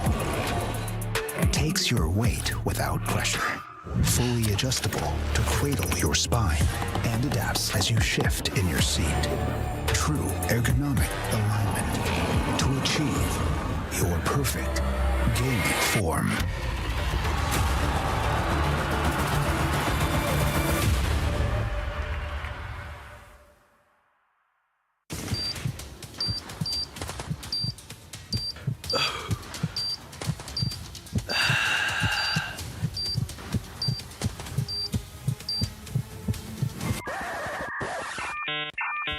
Data? Data habis? Jangan risau.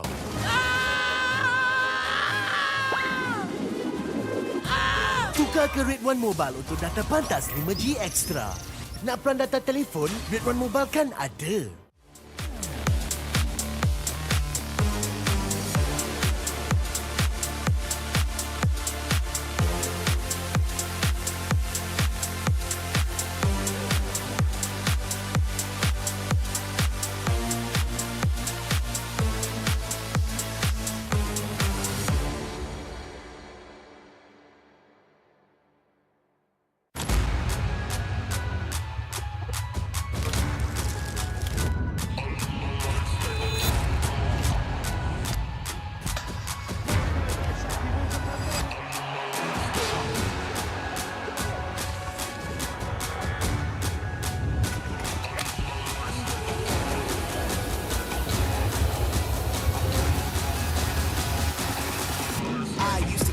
coin in the waterfalls in the wishing well. Now I get plenty coin, but I'm self-made. You ain't gotta wish me well. You ain't like me then, but I guess it's past tense, cause you tapped in. You was never who you said. I see the facade when looking at really me. That to tell my guard up. I ain't taking nails. If it's not in my favor, won't sign a deal. I got the royalty in the mail. I got authority in the field. Take a look in my iris. I be precise with the timing. I move on a touch that's the high risk. I never know where my mind went.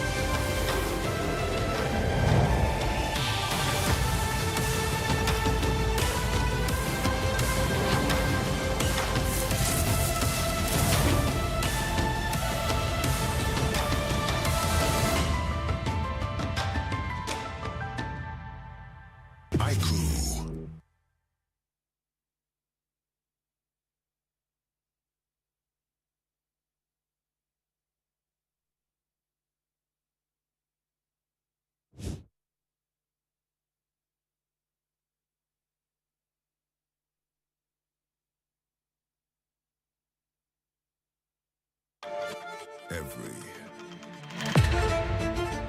champion starts with one moment.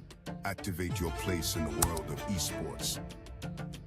Compete, manage, track, dominate. Everything you need in one platform. Gear up for WEC25. For results, streams, and more, visit IESF.gg. To be in the zone, gamers need true support. One that's in sync with your body at every angle. Takes your weight without pressure. Fully adjustable to cradle your spine and adapts as you shift in your seat. True ergonomic alignment to achieve your perfect gaming form.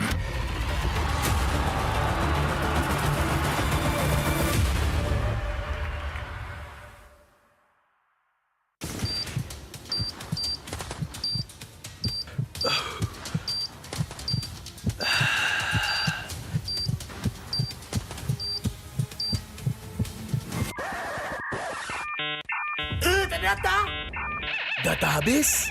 Jangan risau.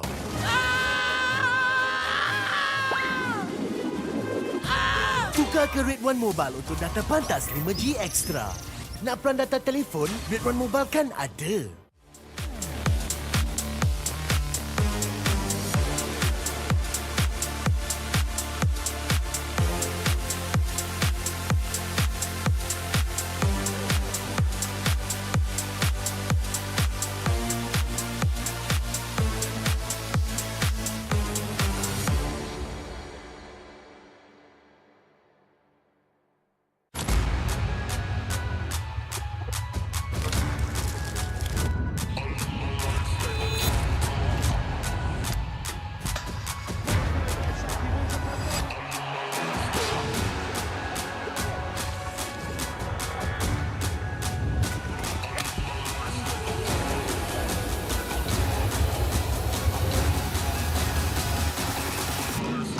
Toss a coin in the waterfalls in the wishing well. Now I get plenty coin, but I'm self-made. You ain't gotta wish me well. You ain't like me then, but I guess it's past tense, cause you tapped in. You was never who you said. I see the facade when looking at really me. That to tell my guard up. I ain't taking nails. If it's not in my favor, won't sign a deal. I got the royalty in the mail. I got authority in the field. Take a look in my iris. I be precise with the timing. I move on a touch that's the high risk. I never know where my mind went.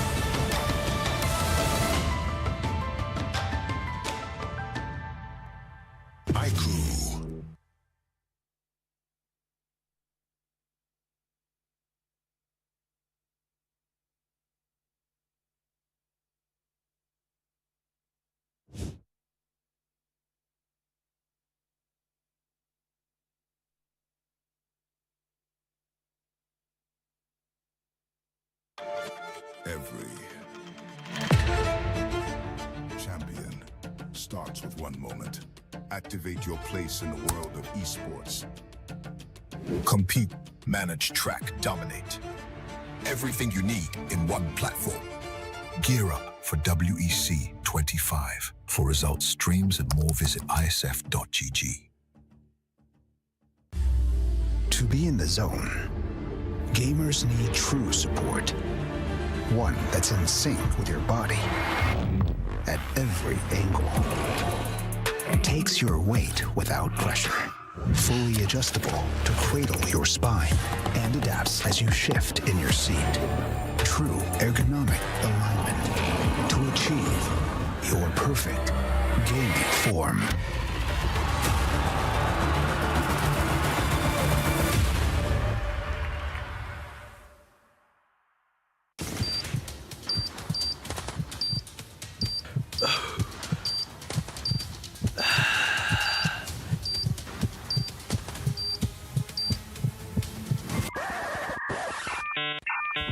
Data?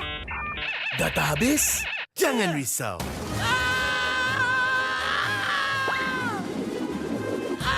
Tukar ke Red One Mobile untuk data pantas 5G Extra. Nak peran data telefon? Red One Mobile kan ada.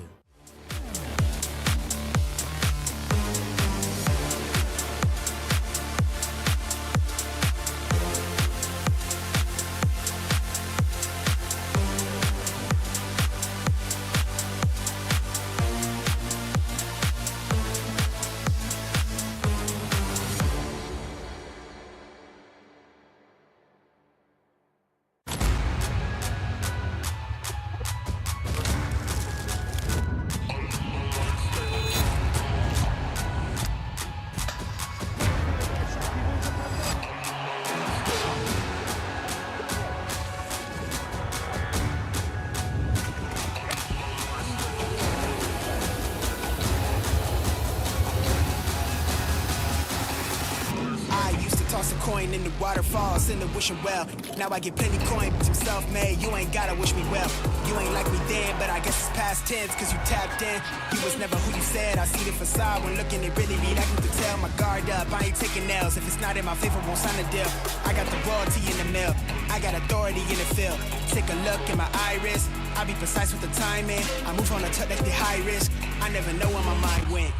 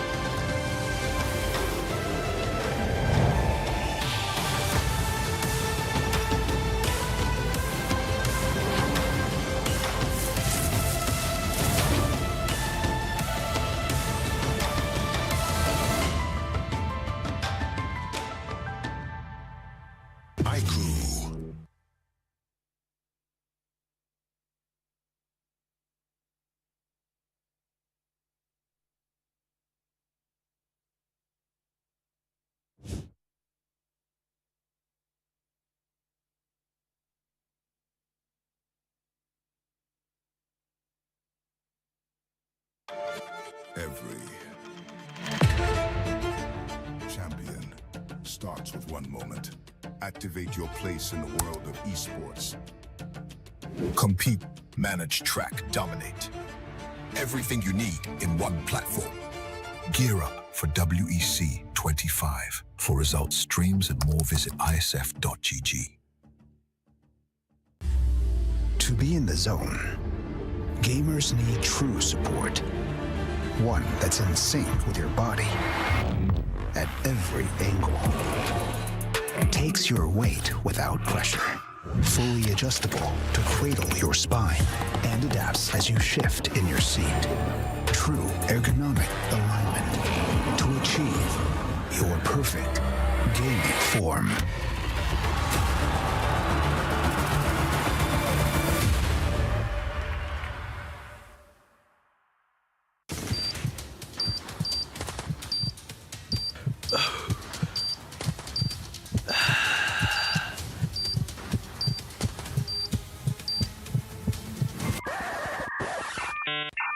Tak ada data? Data habis? Jangan risau.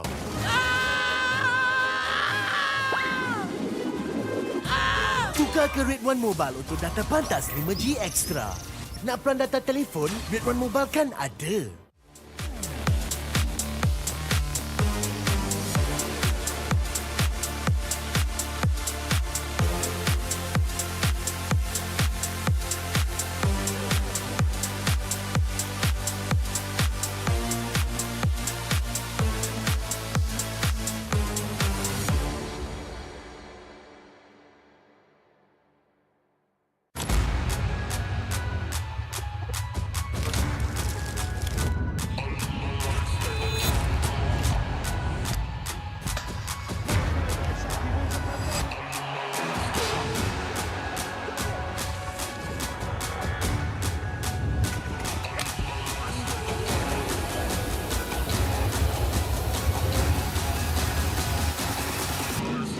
Toss a coin in the waterfalls, in the wishing well.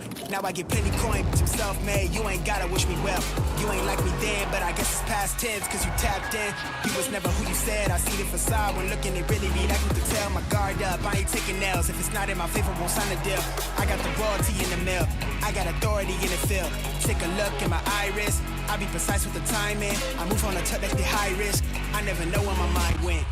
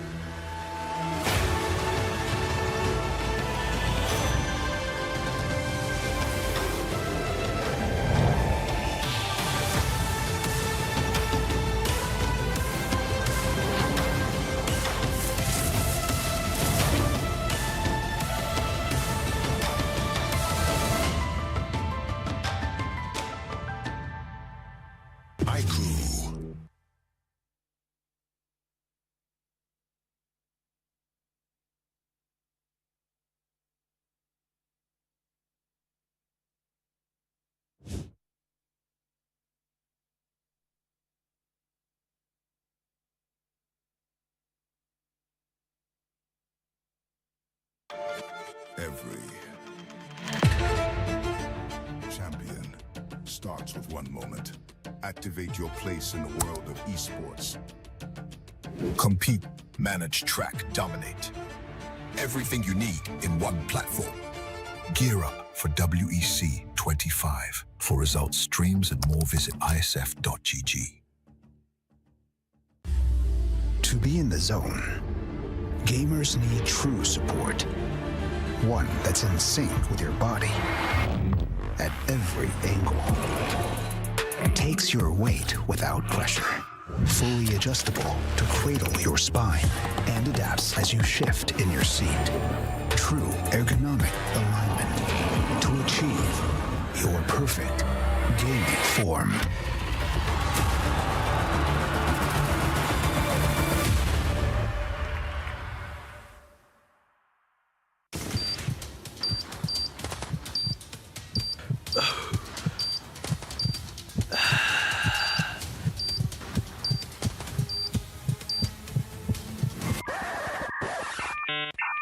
Tak ada data? Data habis? Jangan risau.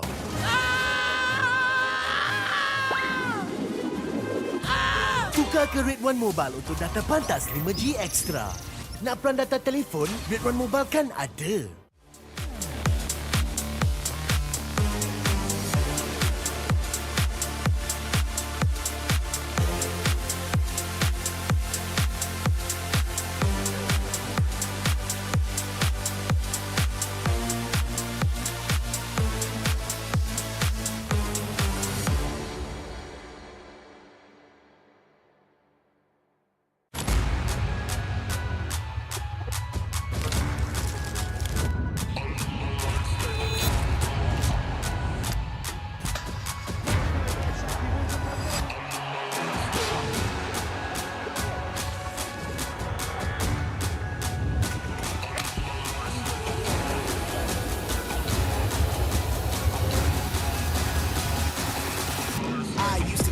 coin in the waterfall, send a wishing well. Now I get plenty coin, I'm self-made, you ain't gotta wish me well. You ain't like me then, but I guess it's past tense, cause you tapped in. You was never who you said, I see the facade when looking it really be like you could tell. My guard up, I ain't taking nails, if it's not in my favor, won't sign a deal. I got the royalty in the mail, I got authority in the field. Take a look in my iris, I be precise with the timing. I move on a tuck like the high risk, I never know where my mind went.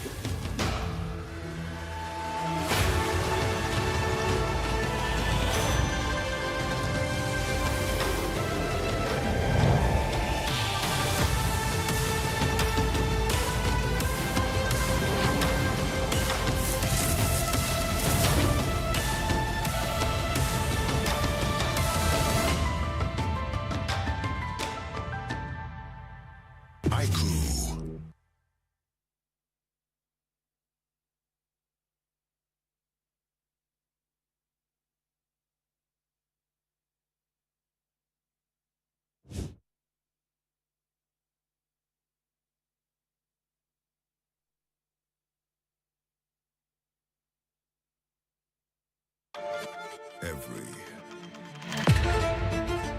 champion starts with one moment.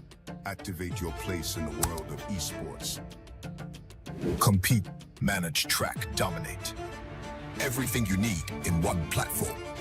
Gear up for WEC25. For results, streams, and more, visit ISF.gg. To be in the zone, gamers need true support. One that's in sync with your body at every angle. Takes your weight without pressure. Fully adjustable to cradle your spine and adapts as you shift in your seat. True ergonomic alignment to achieve your perfect gaming form.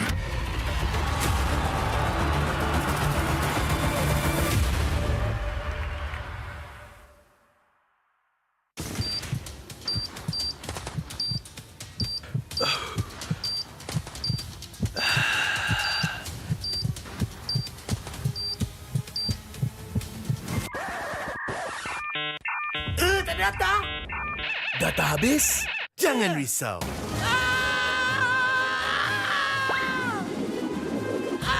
Tukar ke Red One Mobile untuk data pantas 5G Extra.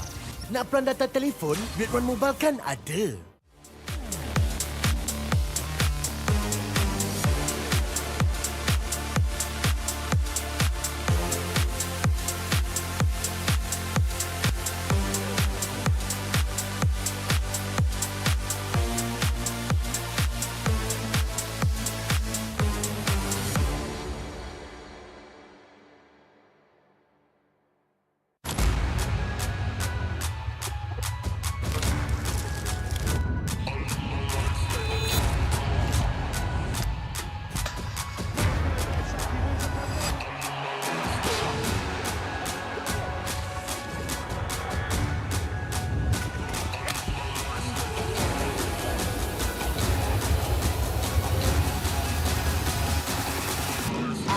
Toss a coin in the waterfall, send a wishing well. Now I get plenty coin, I'm self-made, you ain't gotta wish me well. You ain't like me then, but I guess it's past tense, cause you tapped in. You was never who you said, I see the facade when looking it really be like you could tell. My guard up, I ain't taking nails, if it's not in my favor, won't sign a deal. I got the royalty in the mail, I got authority in the field. Take a look in my iris, I be precise with the timing. I move on a tuck like the high risk, I never know where my mind went.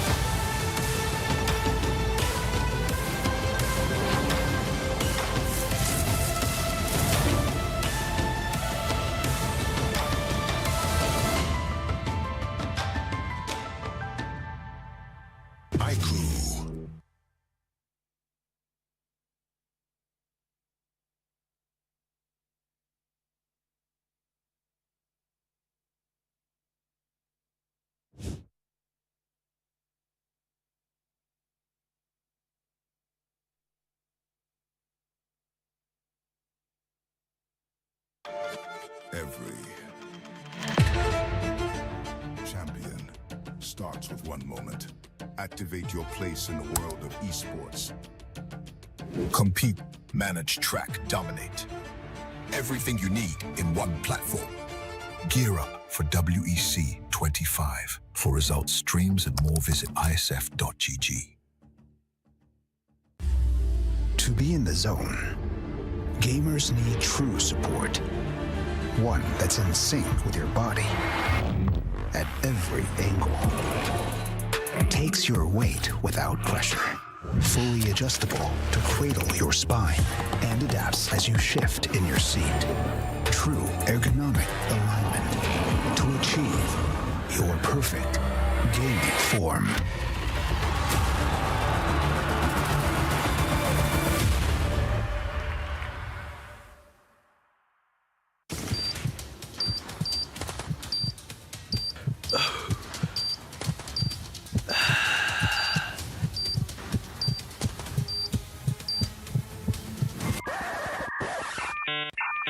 Ternyata data habis? Jangan risau.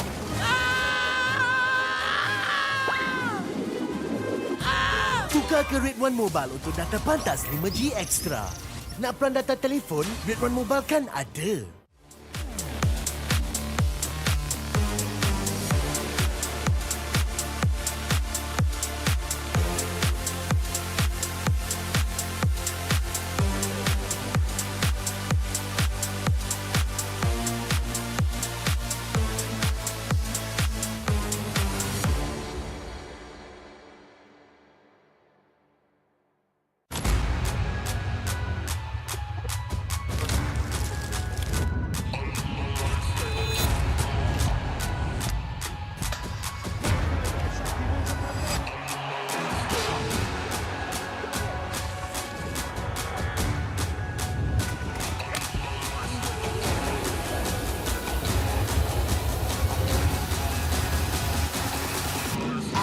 Toss a coin in the waterfalls, in the wishing well.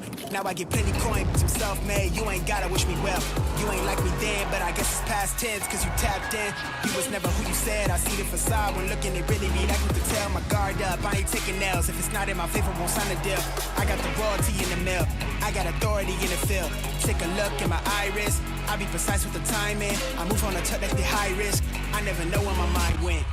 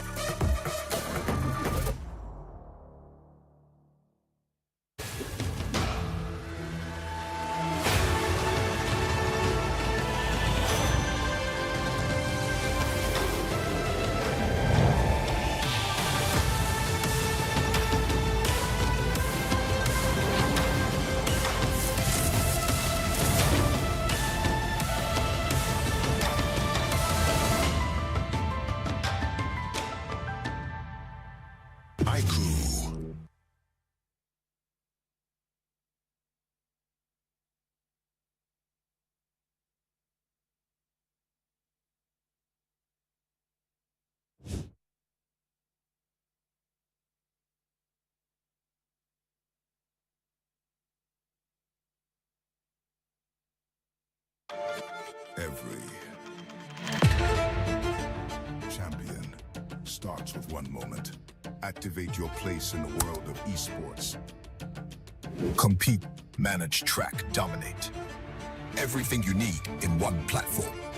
Gear up for WEC25. For results, streams, and more, visit IESF.gg. To be in the zone, gamers need true support. One that's in sync with your body at every angle. Takes your weight without pressure. Fully adjustable to cradle your spine and adapts as you shift in your seat. True ergonomic alignment to achieve your perfect gaming form.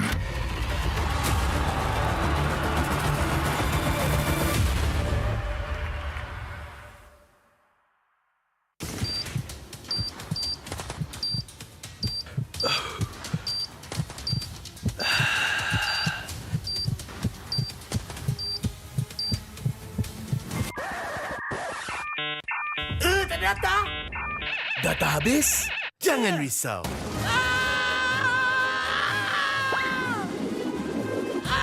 Tukar ke Red One Mobile untuk data pantas 5G Extra.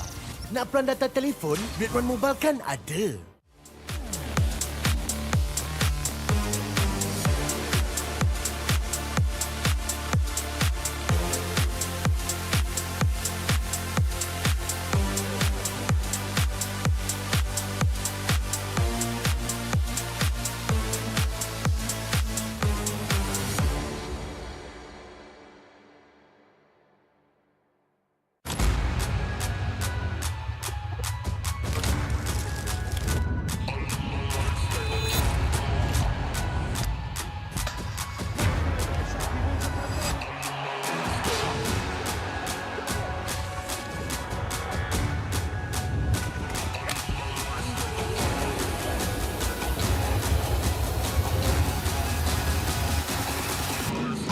Toss a coin in the waterfalls, in the wishing well. Now I get plenty coin, I'm self-made. You ain't gotta wish me well. You ain't like me then, but I guess it's past tense, cause you tapped in. You was never who you said. I see the facade when looking, it really be like you could tell. My guard up, I ain't taking L's. If it's not in my favor, won't sign a deal. I got the royalty in the mail. I got authority in the field. Take a look in my iris. I be precise with the timing. I move on a tuck like the high risk. I never know where my mind went.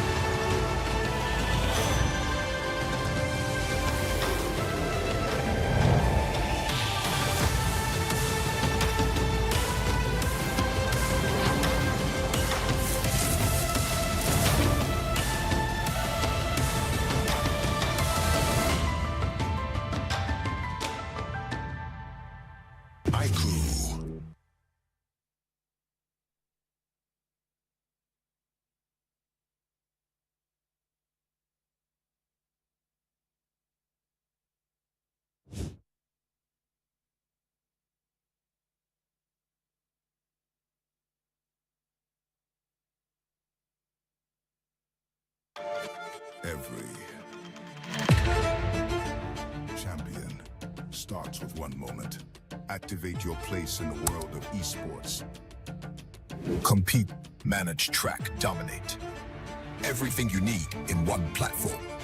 Gear up for WEC25. For results, streams, and more, visit IESF.gg. To be in the zone, gamers need true support. One that's in sync with your body at every angle. Takes your weight without pressure. Fully adjustable to cradle your spine and adapts as you shift in your seat. True ergonomic alignment to achieve your perfect gaming form.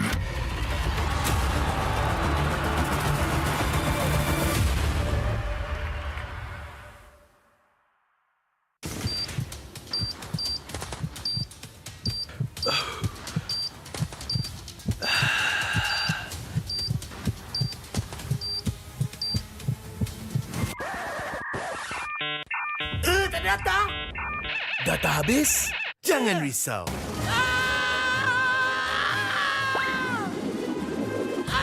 Tukar ke Red One Mobile untuk data pantas 5G Extra. Nak peran data telefon, Red One Mobile kan ada.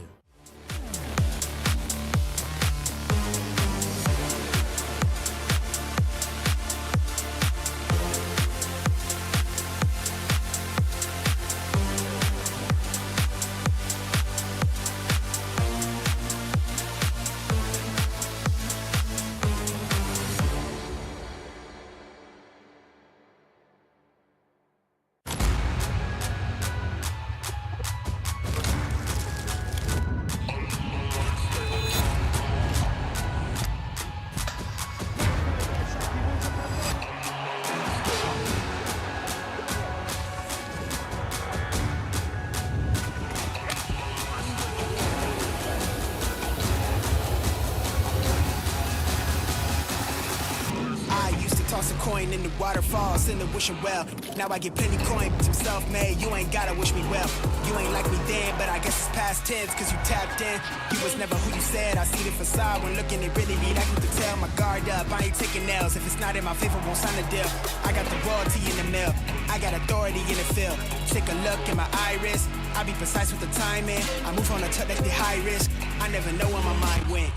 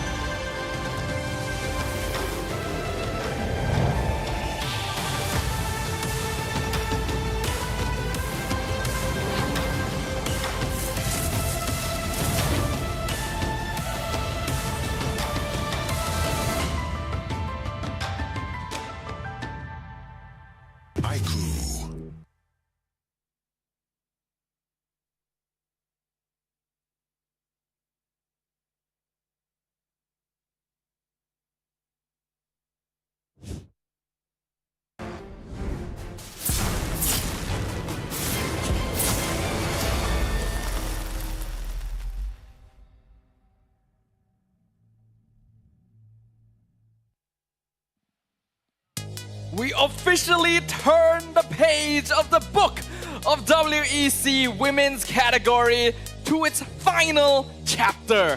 A single match, a single clash is what separates these two teams and a chance for glory, representing their respective regions at the World Esports Championship 2025. Ladies and gentlemen, it is time for the grand finals! My name's Safa alongside Fasha, and we're very excited to bring you this memorable event, which of course is proudly organized by the IESF and MESF, with ESI as our strategic partner, and generously supported by KBS, Rakan Muda, and Rakan Digital. And not to forget our official partners, Red One, EQ, Solos merch, as well as to give boost for your Monster Energy. It has to be the Monster Energy drink. And if you want to have a great sound system, or even you want to hear clearly when you are playing games, go for CK Music. And our official chair partner, it has to be Razer. Indeed, all of these are what has made this entire tournament possible. Make sure to show them some love. And we are back for the final time on day 4 of the World Esports Championship. The grand finals of the women's category for 2025 is officially upon us, and we know of the two teams who will be competing. Yes, they have been going on and on. The circle has already come into a complete section where the fact is, we are back to 2024. Who would have thought this is a deja vu to repeat itself? But the question is, can Cambodia break that history? This is what is meant for WEC 2025. But here's the thing, there's a pot of gold that is waiting at the end of that rainbow, and what they are looking for is whether they can get that $17,500, and it is US dollars we're talking about. But if they didn't manage to get the championship, they'd still be able to actually go home with 10,500. Third place already been given to the team of Egypt. Shukran for being able to actually survive here for the WEC, and you made it to the top 3. But however, you fumble into the hands of Cambodia, who wants to prove themselves they can face off with Indonesia. Now that we are this deep, this far into the competition, the prize pool is no longer a question. It is about pride. It is about making it all the way to that finish line, to stand in the top spot of the podium, to have the confetti rain down upon you as you lift that trophy. Team Indonesia shall take on Team Cambodia in a best-of-5 series to determine who shall be the World Esports Championship 2025 Women's MLBB category champion. And this is a position we have seen before. In fact, these are the exact same two teams that made it to the final stage last year. And the fact that from the MWI, this is 6 months before we coming into the World Esports Championship. See, the team of Cambodia hasn't actually had a great run for themselves. So this is something within that 6 months, were they able to actually change themselves or improve themselves from that defeat that they couldn't even qualify to the playoff of MWI. Again, it was a world stage. It is a global event that already shows that you have the potential. You were able to qualify from your Cambodia qualifier. The problem is, experience-wise, you are fighting with a lot of powerhouse Philippines, Indonesia, Malaysia, and that's the struggle coming in when it comes to MWI. But here on WEC, all eyes is always, we've talked about it, all eyes is on Indonesia team. They have been keeping the clean record. Not even one map can be dropped by this team. This entire time we've been introducing Team Indonesia as the defending champions of WEC. But that is not even sufficient to do their journey justice. This is a team that has dominated women's MLBB regardless of title, regardless of tournament, regardless of home ground. No matter the challenge, they have overcome it, and they have stood tall as the final bosses of women's MLBB for years upon end. A role that they do not intend on dropping here and now. Definitely, and Team Indonesia, they want more. Definitely, they are very confident they can actually protect that title, adding even more of the championship under their belts. But Cambodia-wise, we cannot look a blind eyes to them because they have been phenomenal as well here for the WEC. Straightening all the records, doing well even though they had to be dropped down from that upper bracket, but they made it through again and again. When it comes to long journey, it is Cambodia who has been pulling through. And we have to remember that the team that sent them down to the lower bracket in the first place was Team Indonesia during the upper bracket semi-finals. Now, during their last meeting, Team Indonesia took a 2-0 clean sweep. So imagine a lot of people are coming into this thinking it's probably going to just be a repeat once again. But earlier, during their match against Team Egypt, I feel like we saw a new glimpse of Team Cambodia, a fire that has ignited within their soul that wants to chase that goal, chase that title, and take down the team that they could not last year around. Especially since it's going to be different this time. Last year's Grand Finals was a best of 3. But this time, it is going to be a best of 5. A lot at stakes right now for both of these teams. Cambodia, yes, they struggle because of the upper bracket. They would drop down. A lot of massive questions when it comes to the second round draft-wise because they would push because of the mind games that was done by Indonesia team. Ended up, they actually had to pick Tamus for the last pick, which questioned to the point that there was a lot of things that was not be able to sustain in the gameplay. But now, coming up like literally fresh from the win against Egypt, it shows how much improvement that was done by Team Cambodia. It seems that they are much more all-rounded. They know how to actually cover their baseline. The question is, does Indonesia spot out some of the weakness from that game itself? Because so far, I feel like there was a lot of clean fight that was done by Team Cambodia. Team Cambodia was very directed when they took down Team Egypt. Their drafting was good. They knew exactly what they were attempting to achieve. But Team Egypt didn't really manage to push them into a corner because they tried to stick to the same strategy twice in a row. So because of that, that's actually less information that Team Cambodia ends up giving over to their opponents. Now, you could say that one disadvantage that Cambodia will have to deal with is the fact that they did just come off of playing the lower bracket finals, which means that they have already played some games today, and so stamina might come into question. But in the same way, you could argue that it is an advantage as well, because they have literally had a warm-up right before this. They're coming into this fresh and hot off the heels of their previous victory, and perhaps that could be enough for them to push Indonesia against the wall.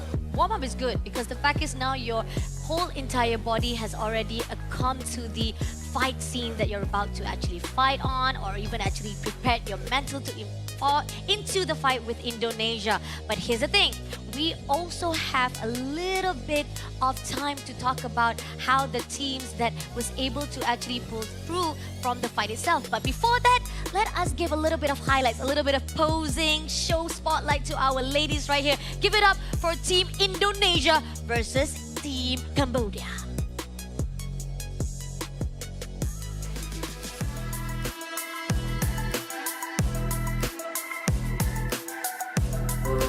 This is more than a victory. This is a legacy.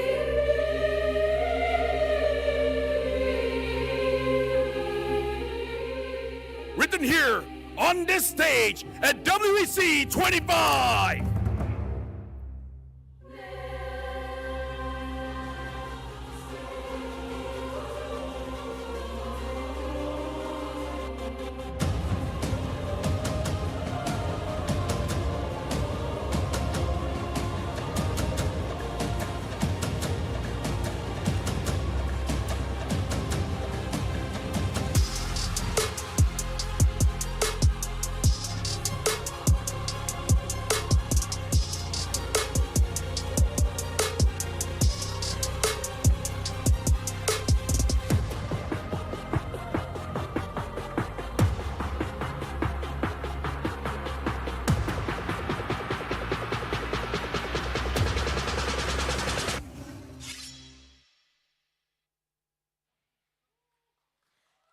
Tick tock, tick tock. This is it. Team that is rising from the lower bracket, trying to prove themselves that they can face off again with the devil that dropped them from last year, 2024. Can they make a difference here for a new history? Give it up for Team Cambodia!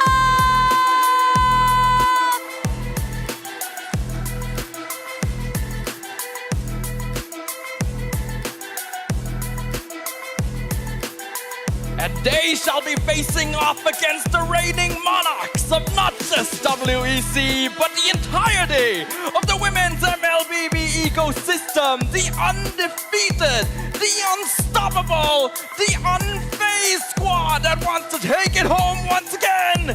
Team Indonesia!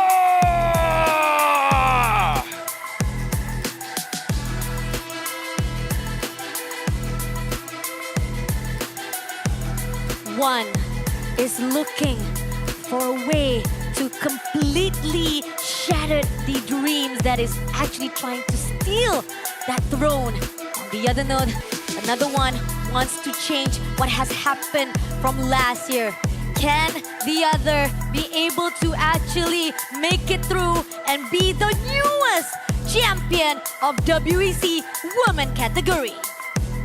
Years worth of history has passed since the last time these two squads have faced off on the same stage.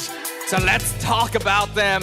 Starting off, we've got Team Indonesia on the screen. It is Fumi Echo, Vival, Sunny, Shell, and Vivian.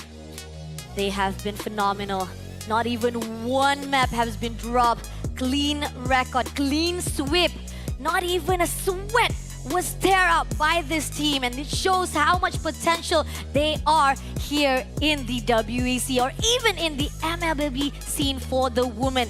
Like Stafar has been talking about, they are the final boss that has to be faced up against the one and only Team Cambodia. Can they make it? They have been proving them well after the lower bracket. We got Moshi, Tegami, Ilan, Baube, as well as Wei. In their last meeting in the upper bracket semis, Team Cambodia unfortunately faltered to the draft manipulation posed against them by Indonesia. But today, they arrive at the WEC stage with a brand new, renewed spirit and energy. They were able to take down Team Egypt in the lower bracket finals earlier without breaking a sweat.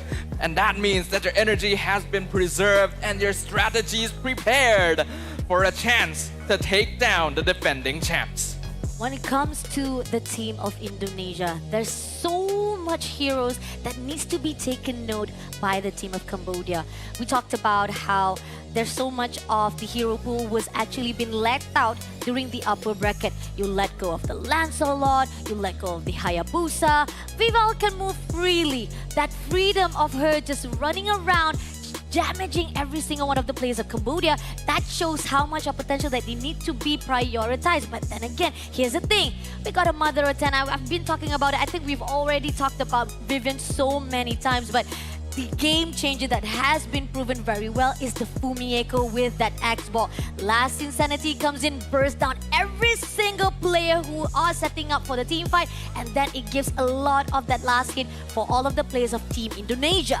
One thing is clear, we've already gotten to witness the hero pools of both these teams so far. We know that they're flexible, we know that they have solutions for a wide variety of situations. And now that it is going to be a best of 5 series, there is going to be a unique advantage of this format where you have a little bit more leeway than usual. It is time to bring out secret strategies that you may have been hiding, time to test certain limits that you may have not been willing to risk on your journey to this peak. Now that you have a chance to face off against the best of the best, it is time to bring it all to bear. We saw how Tegami very goodly monitoring as well as doing a great haul with that Frederick. Those are the things that maybe Indonesia is also on the lookout. They're watching out and see, hey, Tegami is not that bad as a tank jungler, because we saw how it was when she was at the MWI. Last 6 months ago, she was doing well as a Lancelot, great assassin mobility-wise on her hand. So the question is that something that Indonesia is looking out? But going into our map for the first game, it is going to be Flying Cloud, a map that definitely has the least impact for most of the team fights. But again, it does pulls a good weight when it comes to going into the Land of Dawn, trying to actually clear the wave even much more faster. So those are the things that are very good when it comes to this map of Flying Cloud. It enables in general a little bit more lane aggression. If you are the one who wins up the matchup, then you want to trade as much as possible to keep forcing your opponent back and ideally get kills so that they can not take advantage of the Cloud bringing them back to the lane. Whereas if you do happen to have a bad matchup in the side lane, then this does make up for it somewhat. And it allows you to play a little bit on the safer side without risking losing too many minions. The draft officially will now commence for game number 1. Team Indonesia will have first pick. Zuchin, Yves, as well as Chichi already been taken out. We know for a fact that this is our top priorities heroes. You don't want to mess around with it. So definitely Indonesia already making a really good move. On the side of Team Cambodia, they took out not just Baxia, Grok as well for the meta heroes as well, and the Lancelot. So definitely still gives an opening for the Hayabusa to be picked if they want to actually pick up. But earlier on, Indonesia just picked out Kimi first of all. Now, Kimi first pick has not really been seen throughout the WEC so far, but this is actually one of the safer meta strategies of just opening up with Kimi because she fills a very flexible role. You can tell that Indonesia is already kind of locked in for this one, but going in that direction means that Team Cambodia can respond with a very safe opening of their own with the Lapu Lapu and Gatot. Yeah, the Gatot as well as Lapu Lapu is definitely one of the great picks coming up from Team Cambodia. It's kind of actually a waste if they didn't actually pick it up early on. But here's the thing, Team Indonesia, are they looking forward to actually get the assassins right now, or they're actually looking forward to get even YSS is quite open right now? It's definitely one of the top picks can be picked up by Team Indonesia. What are the strats they are looking for right now for this first game? Well, what you pointed out, Hayabusa or Isan Shin will most likely be one of the picks of Indonesia. And it does look to be the Yisan Shin. This actually pairs up incredibly well with the Kimi because it opens you up for a lot of different strats. Triple marksman with the Granger, double fighter side lane, which is most likely what they're leaning into. They grab the Esmeralda as well in advance. This has a pretty solid matchup into a lot of EXP laners. Oh, definitely. Looking on the side of Indonesia, a lot of prioritize from the side of damage is really good. I like the cover up for the team of Indonesia for now. Team Cambodia, they pretty much prioritize on the sustainability. They want to make sure that at least they have that ground for them for the CC. And Granger being picked up, also a good smooth combination from the side of Gatot Kaca as well as Lapu Lapu. Definitely we saw how Baobabers, she was amazing with the damage wise, and if they be able to actually guard her very well, she might be able to do some of the late game's damage. Considering how well Baobei did earlier with the Granger, and I feel like that is an understatement for anyone who did not watch the previous match. I think it's a really good idea to just go into the Granger again to make use of the momentum that may have been carried over from their previous victory.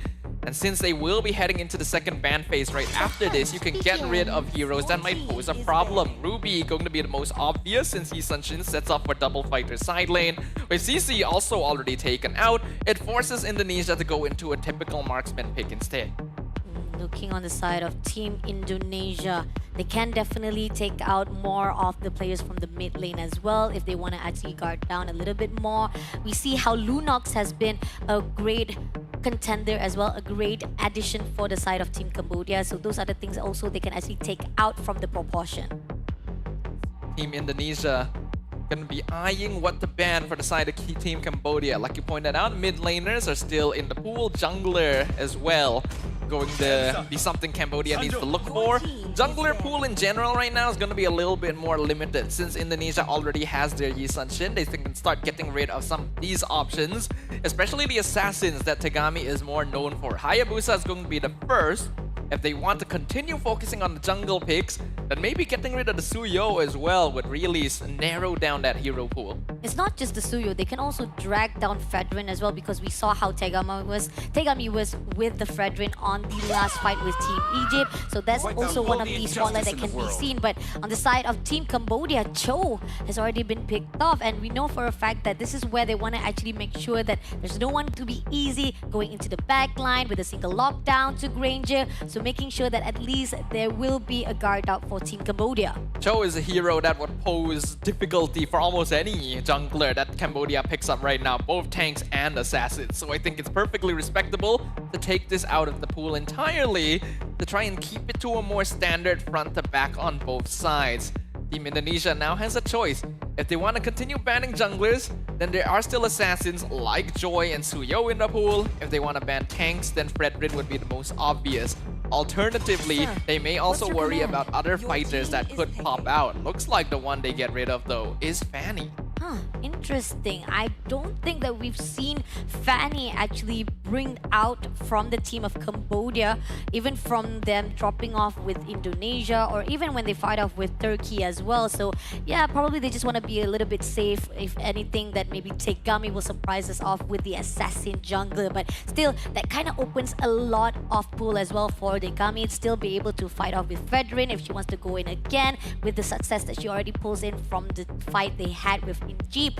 But again, that is going to be the prioritize, or they're just gonna hold up a little bit for that assassin, or they want to actually go for the mid lane instead. This should be the jungle pickup, yep. The Fredrin going to get locked in. I think it's very smart of Team Cambodia to leave their mid laner for last, because they don't have a lot of jungle options left anyway, so they may as well lock in the Fredrin since it doesn't get countered by all that much anymore compared to a mid laner where if they showed like Farsa, for example, you could still go into a Yuzong on the side of Indonesia and really mess with that gameplay. So Cambodia is going to keep that on the down low. Indonesia still have the option to go for double fighter side lane, but the typical gold lane fighters are already taken out. Besides Xborg, I get the feeling they'll be looking at that, and then they'll still be looking for a roamer as well. Let's see if that's going to be the case though. We did see Yuzong has already been picked out earlier on by Indonesia from the past days, but it's going to be Kalea to be paired up with Sun. Sun been picked up by Indonesia. Team Indonesia up to a little bit of monkey business right now. Sun making his debut in the WEC stage on Game 1 of the Grand Finals is very interesting. Now, during the recent MPLM, this is actually a gold lane pickup that was shown and oftentimes banned because it does provide good split pushing pressure, and he surprisingly does a good amount of damage to tankier front lines as well. It's actually not a bad time for this hero to show up.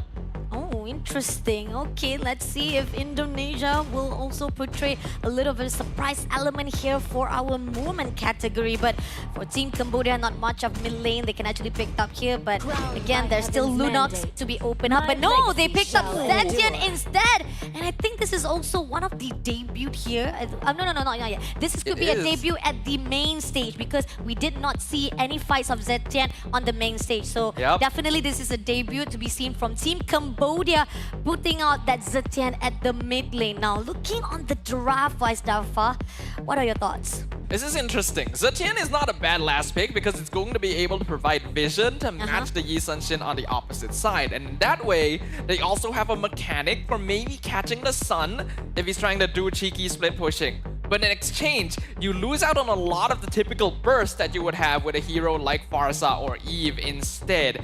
So in exchange on that, they're going to be putting a lot of pressure on Bao Bei to perform this time around. It's going to be a Granger versus Sun in the gold lane. Interesting matchup. Don't get to see that very often. And it is going to be Petrify as well. So Bao Bei has to be quite careful here. Bao Bei definitely needs to be aware of the whole surrounding, especially again, we talked about how when it comes to Egypt just now, they didn't actually create a lot of the safe gap between them with Team Cambodia. So this is something that Cambodia also needs to adapt as well, fighting off with Team Indonesia. Very interesting draft indeed from both sides, but I think when it comes to the honest straightforward, we do have from Team Cambodia. The question is, when Indonesia-wise, a lot of the escape mobility-wise is on their side. So those are the crucial things that Team Cambodia has to be aware of.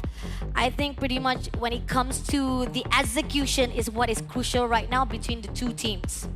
And looking at the case, if we dive into the more specifics, level 1 mid lane is going to be in favor of Team Indonesia. Kalea Kimi will definitely outtrade Zetian Gatot, so Cambodia needs to avoid going too aggressive there to avoid giving Sini too early of a kill. Once we come around the first turtle timing, first to second turtle, Cambodia will have the advantage because they are just generally more sustainable, more bulky, and they have good artillery fire. But once we get into the later stages of the game, when we are starting to look at full item builds from nose to the cores, Indonesia will have the natural lead because they have split push pressure, they have more heroes that are able to output consistent DPS, and that means Cambodia cannot afford for this to last too long unless they can guarantee that Bao Bei is snowballing. Let's see if Team Cambodia can control the movement like they did before compared to how Indonesia is. They're gonna go all out aggression earlier on, and this is what they want to do to put on so much tension to a point that Cambodia cannot skip any beat.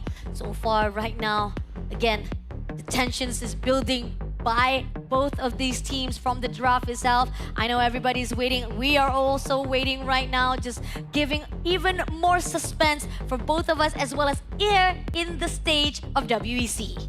This is going to be game 1 of the grand finals after all. While it may not matter too much in the grand scheme of things, since it is going to be the first of 3 wins, being able to set yourself up with that foundation is going to be crucial. And if Cambodia can actually put a point on the board, that is going to do wonders for their morale, considering that not a single other team thus far has been able to secure even a single game from Team Indonesia. Oh, this is tough. And I don't think that we've ever seen flying clouds in the maps of Team Indonesia as well. Even though, yeah, we talked about how it's not really that impactful when it comes to most of the maps that are in the Land of Dawn. So it really doesn't matter because we always see that they are performing very well in the rest of the 3 maps itself, whether or not it is Dangerous Grass, Expanding Rivers, or even on the side of where we see the teams that did fight at the flying clouds, they do not really have much of the impact of using that flying cloud for their teleportation, flying into the lane phase as well. So again, this is pretty much all up to these 2 teams, whether or not they can actually execute properly, get their guards up, find a way for them to actually just hold up the positioning. And even so, like you talked about how Cambodia-wise, earlier games definitely not gonna be on their side, especially for the burst-wise of Team Cambodia. If Bao Bei can hold her own lane just finely, they might be able to actually pull through, but I don't think Indonesia will allow that. Yeah, Team Indonesia has already proven that they are capable of adapting on the fly. They have really good strategies, and the fact that they have saved this sun all the way until the grand finals itself is a very intimidating feeling. Cambodia have also revealed this Zetian, which can help deal with split pushes and match up to the Yi Sun-shin, so it looks like they are prepared somewhat for these fringe cases. Now, just to give a little bit of information for the peeps who are watching at home, we are fixing a small technical issue right now on the stage, so hopefully you guys will be patient with us for a little bit. Our marshals are hard at work making sure that everything is a-okay to ensure that everything is going to be fine for this grand finals. I mean, come on, this is the serious deal, man. This is the grand finals, the redemption, revenge after revenge between these two teams. Who will make a new history, or who will keep their championship title under their belt? Give it up to the World Esports Championship 2025 Grand Final Women, Indonesia versus Cambodia! A return to history from 2024, where both these teams have met up once before. Who will be able to take game number 1 this time around? And thank you very much to our marshals for their hard work, making sure that we are able to jump into the land of dawn here. So, as we've already pointed out, mid lane is going to be important here because Team Indonesia has the natural advantage with the Kimi Kalea. Cambodia needs to play safe around this, but also ensure that they're not going to be able to easily rotate and affect the other side lanes. Let's see. So far right now, they are doing some of the rotation to invade all of the rotation that was done. And even I feel like there is some sort of the rotation-wise coming from Team Indonesia to move around and setting things up for the turtle pit. So this is where the fine line that I feel like Team Indonesia, they're just trying to play it a little bit faster compared to Cambodia. The Sun versus Granger matchup is going to be an interesting one. Sun is a fighter and he will naturally have a little bit more bulk and damage early on in comparison, which means that if Shell wants to go for a dive, Bao Bei will need to be careful. But Granger is also one of the Hold On. Hold On comes in, ooh, able to actually pull through with the pulse. But at the same time, Team Cambodia, a little bit ambitious right there. Now back to what I was saying, Granger is one of the few marksman heroes that actually clears Sun clones very quickly. So if Bao Bei plays this safe and keeps getting those, then that's actually a lot of extra farm going to the goal lane of Cambodia.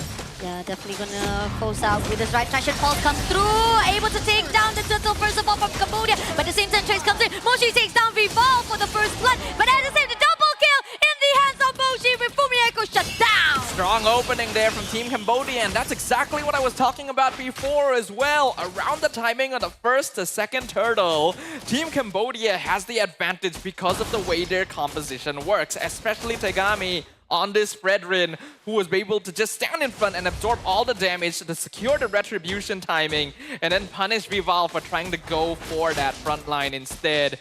The Team Cambodia already drawing first blood and even picking up a second for a comfortable 1k goal lead against Team Indonesia.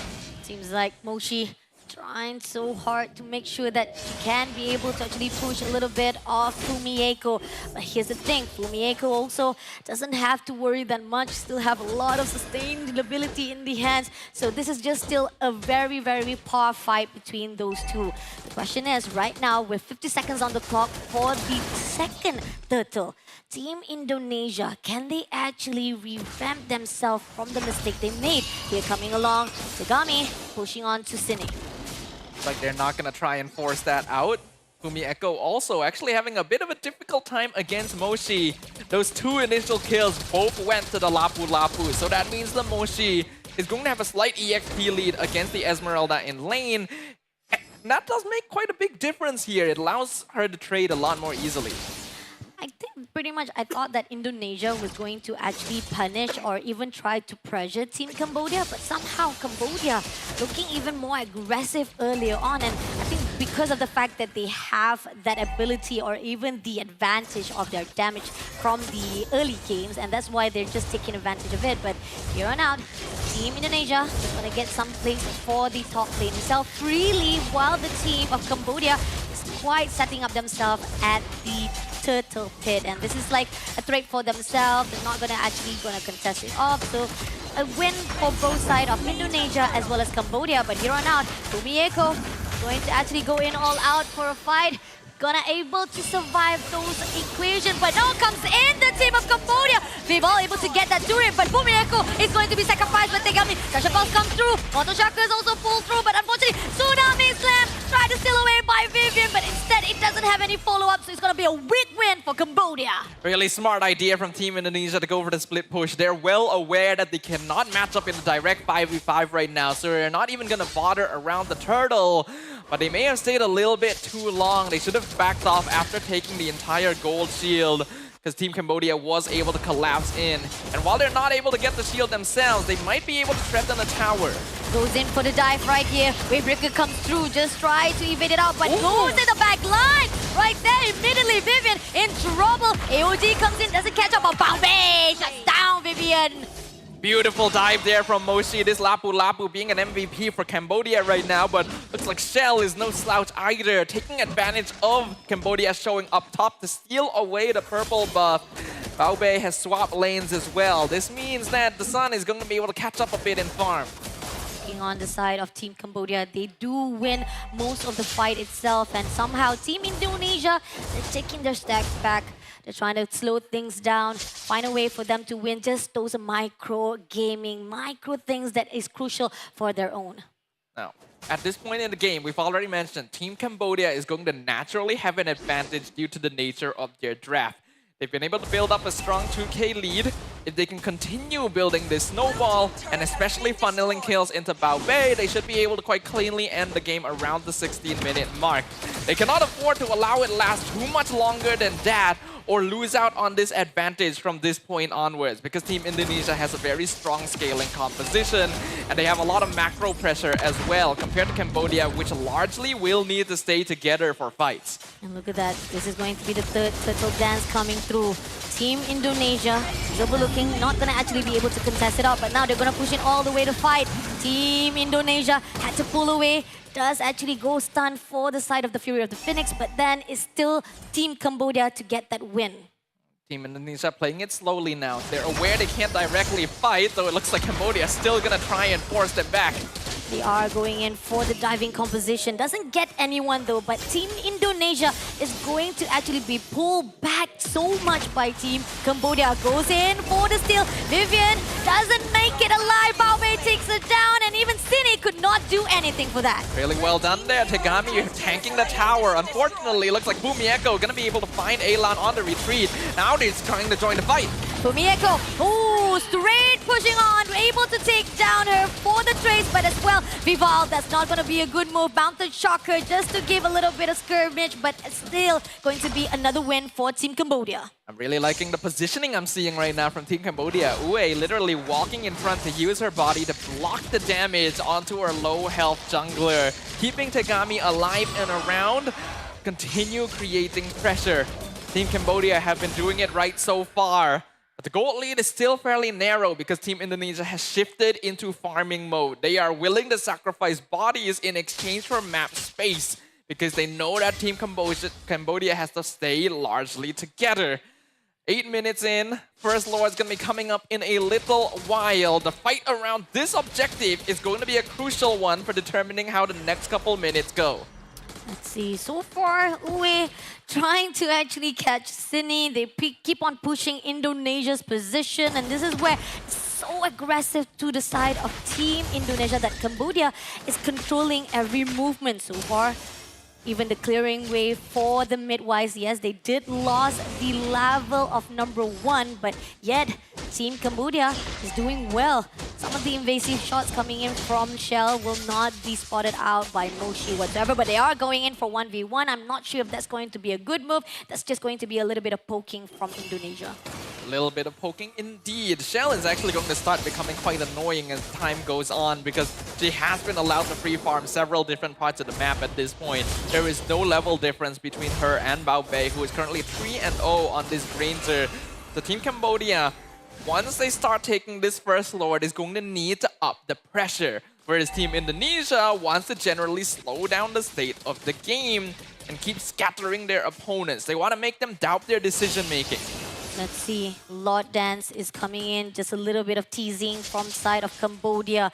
Vivian and Sini trying to find a way for them to set things up, even though we know Fumieko is going to join in just in time. This half lifeline at Viva right at behind side. Wavebreaker comes through. They will be able to steal. Bao Bei takes down Vivian first of all with Trash and Pulse as well. Fumieko trying to survive it out. Will not be able to do so with double kill in the hands of Bao Bei. This Lord will be in the hands of Team Cambodia. Gets it in the hands of Tagami. Sini doing all the best here. That will still motion by Vivol, but it's not going to be enough as this is already a win in the hands of Cambodia.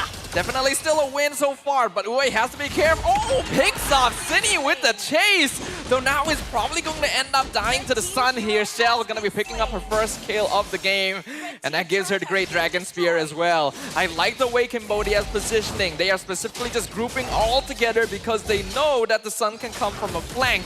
Shell actually did a very good job of identifying Bao Bei in the midst of everything, but was just a little bit short of getting the kill on the Granger. And because of that, Cambodia still does come out on top from that trade.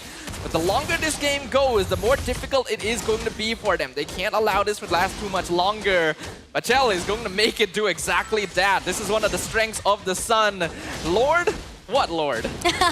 Exactly. This is what the fighter is all about. Definitely will be able to take it off. But Sini shuts down Iran immediately. Even with the Wavebreaker able to actually pass through. But is it going to be enough though? Team Cambodia. Bao Bei takes down Sini. Goes in for the double kill with Vival. Now one more. Vivian managed to break through with the Wavebreaker. But still, this is going to be a turret. Comes into the hands of Cambodia. And they had to back off because Cambodia is getting into it. This is the time for Cambodia to just get as much damage on the map done as possible. Bao Bei has hit a rolling hit right now on this Granger. 7-0. That is easily 5 Skypiercer stacks at least.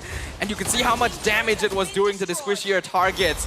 Cambodia needs to continue doing this. Up the ante. Yup, 60 stacks right there. That is a lot of damage to worry about. And we know Indonesia is generally going to be fighting 4v5 because Shell is on a mission. Shell is definitely trying to at least do a little bit of the split push, but again, it's not going to be enough though. All this solo fight that is done by her still have a lot of things that needs to be catch up because Team Cambodia, as one, they will be able to actually just trample one after another of Team Indonesia. So Team Indonesia needs to find a way how they want to actually control every single damage that was done by Bao Bei itself. But coming in right now, Wavebreaker Vivian! Just a little bit slow, but she will be able to survive it out, only to be taken out by Bao Bei. Yue comes in with City to be shut down. Oh no, Bao Bei! Been caught out by Fumieko instead! And now Cambodia trying to do a little bit of damage, but Elon with Shell shutting her down immediately. This is a comeback comes through from Indonesia team. They're gonna have to make up for their losses right there. They're gonna try and chase down Shell, but one of the annoying things about Sun is it's so difficult to catch. Shell escaping from 3 members all by her lonesome, and while this is happening, Indonesia is already spreading their influence to the other parts of the map. The moment that Bao Bei went down once, Team Cambodia's entire lineup falls apart. Oh, Team Indonesia finally get their feet on the ground, able to actually break that back line, and this is what is needed for them to return all of the fight that was done by Team Cambodia. Now looking on the lot that is coming through already, this is where how they want to actually set things up first. Somehow, Team Cambodia doesn't spot out Shell in the midst of the grass though, so this could be a very, very scary situation if they don't realize it. I think if that was any ordinary player, they would have 100% tried jumping on Bao Bei, but instead Cambodia's jumping. AOG comes in. Oh, Sini managed to back away, but at the same time here, Tegami try to pull in with the Vivian side, but it's going to be Bao Bei to shut down Sini with that Death Sonata. But at the same time right here, it's going to be Shell. Shell spotted out, goes in for the Wavebreaker, still away Bao Bei right instant. Vivian shutting down Israel, and this is where the fine line at Cambodia falls, crumble in the hands of Indonesia. Fuji immediately double kill in the hands of Shell with the side of Tegami as well as Uwe, committing every single move, leaving only one player. Can they actually go for the team wipeout? It seems that Tegami doesn't want to actually contest, but no! Tegami comes back for the double kill! Tegami with the slam right in the face of Team Indonesia holding it together for Team Cambodia.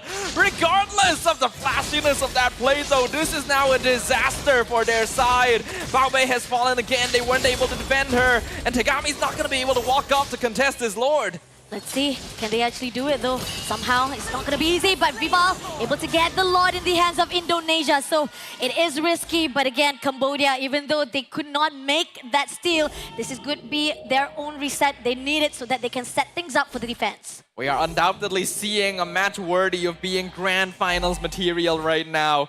Team Cambodia, their entire lead has been taken out. The goal difference now is minuscule. Bao Bei has been able to complete a Wind of Nature. That's going to be a very important item for this Granger if she wants to continue playing aggressively, since it will buy her precious seconds against the dive of this Sun. But Indonesia has the Lord on their side. They've been split pushing the map the entire time, so there's only 2 external towers remaining.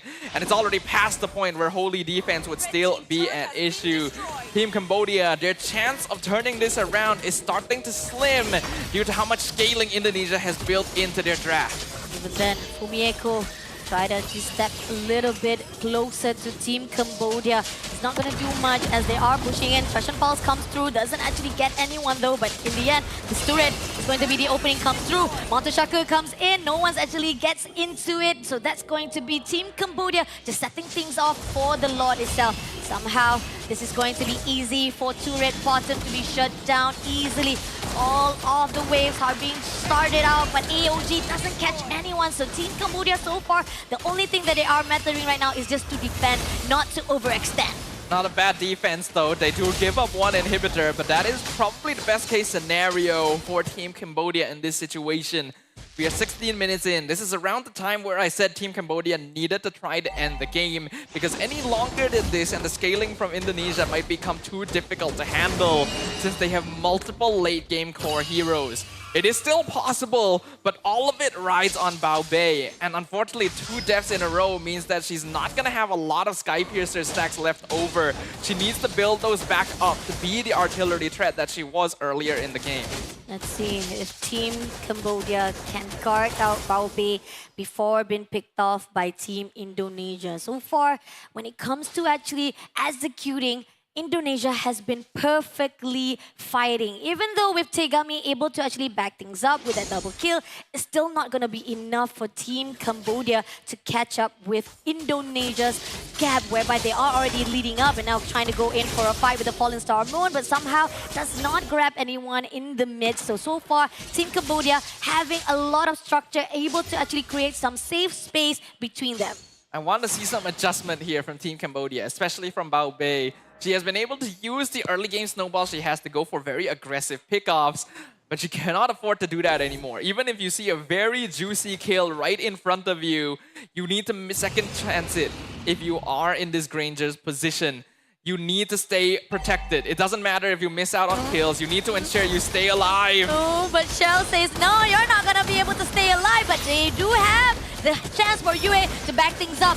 Shell still managed to survive it out, but no, goes away with the clone. That's how powerful it is, but that is going to be a zoning for them. Here, right here, Vival able to take down Moshi. Right here, at the moment right now, they are going in for a fight, but no, they are pushing into Cambodia just to shoo them away as they are going to focus for the Lord to be taken by Vival. In the moment right now, Fumieko try to actually scurry away to the side of Team Cambodia. Bao Bei barely scraping alive by Yue. Immortality right in the hands, but they're not going to deny it because Vival will shut him down for good. It's a 3v5 defense situation now. The Lord is still very far away, but Indonesia might just be able to muscle their way in. Bao Bei is the only one that's going to be able to do notable damage, but the minions are so tanky right now that it's even taking her a while to clear them up. Slowly but surely, the waves are sinking in, and Ue is not going to be available for this base defense. Last turret for them to just bear open this space. At the side of Cine takes him down. Both go in for the waves of breaker. Tegami barely surviving, goes for the Imperial Wrath, but does manage managed to go for the defense wise. So Team Indonesia still had to move away, but 5-0 takes down Moshi immediately. Lord coming in. It's a great defense mechanism come through for the side of Cambodia. They managed to actually shoo away the side of Indonesia, but is it going to be enough though? Fumieko, Distraction Pulse doesn't get anyone just yet. So far, Cambodia is desperate, but at least their desperation can still hold out the situation. Really good composure there from Team Cambodia. Considering the odds, it would not have been difficult for Indonesia to just muscle their way in with that Lord. But since Baobei was able to keep herself alive, it meant that they couldn't just walk in without risking having themselves wiped off the map. Even without the Gatot Kacha in that fight, Cambodia keeps themselves in game number 1. But now their base is going to be empty, and the scaling is still ramping up for their opponent. So far, we are seeing they have been taking care of Baobei, denying anyone from the team of Indonesia to steal her. And this is where the position that we are asking from them. But the thing is, not much of Baobei will be able to stack things up. Michelle, again, try to tease a little bit of Baobei. This is where the fine line, they just want to bait her out. And Team Indonesia knows that if only Cambodia eat up those bait, they might be able to set things good. This is the part of the game now where it is very annoying to deal with this monkey. And Shell is well aware of it. She is constantly going to be a nuisance, poke clones out, get vision, find catches if necessary, and exert consistent macro pressure that is not going to allow Team Cambodia to group together. We can see that Elan is basically forced on housekeeping duty permanently now because Fumieko as well is going to be able to split push the map on the other side.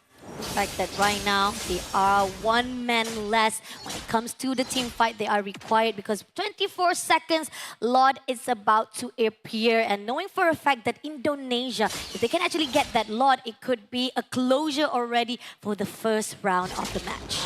This is a very difficult decision to make in the position of Team Cambodia. They need to basically send their entire team if they want to have a solid chance of contesting the Lord. But there is always the possibility of a backdoor. And Elan is not going to be able to defend against Shell or Fumieko by herself, which means you need at least 2 people staying in base, keeping the waves in check. But there is no way they can contest Lord with 3. So Cambodia might be forced to give this up. But Wave Breaker as well as Tsunami Slam stealing away Moshi. Moshi barely surviving that, but at the same time, Tegami comes in for a fight. Doesn't manage to actually pull through with a pistol round. Now coming in with the traction pulse, moving straight forward to the side of Cambodia. They will be able to take down Baobei first of all. Now going in all out to Uwe. Uwe barely alive, will be shut down by Vival. Now Tegami is going to be the next victim. Barely surviving with all the base there. Succeeding, shuts them down for good. Elon, the housekeeper, will be also terminated. Moshi tries to survive it, but no! Fumieko says no to you, and this is going to be an opening for them to get team wiped out in the hands of Team Indonesia. No! Moshi barely survived that mountain shocker, but the crystal is already in the hands of Indonesia for the first win. In a very sneaky way, Team Indonesia finds their way into the base of their opponent and turns the entire game around on its head.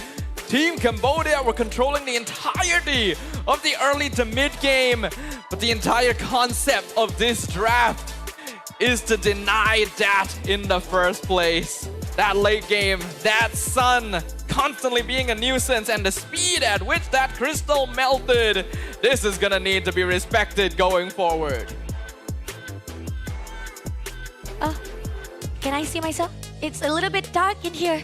I can't see myself because I was just blinded by the success of Indonesia for the first round. Thank you so much for the FM. Really appreciate Marshall. Yeah, just a little bit late, but it's okay. We will have the light here for ourselves. But congratulations again for Team Indonesia for a beautiful win of the first round. We thought that Cambodia had it in the bag. They are really good for the draft. They really managed to actually pressurize Team Indonesia from the start. But somehow, in the midst of it all, once they actually give up or even allow Baobei to be shut down, this is where the fine line that Team Cambodia suddenly falter a little bit.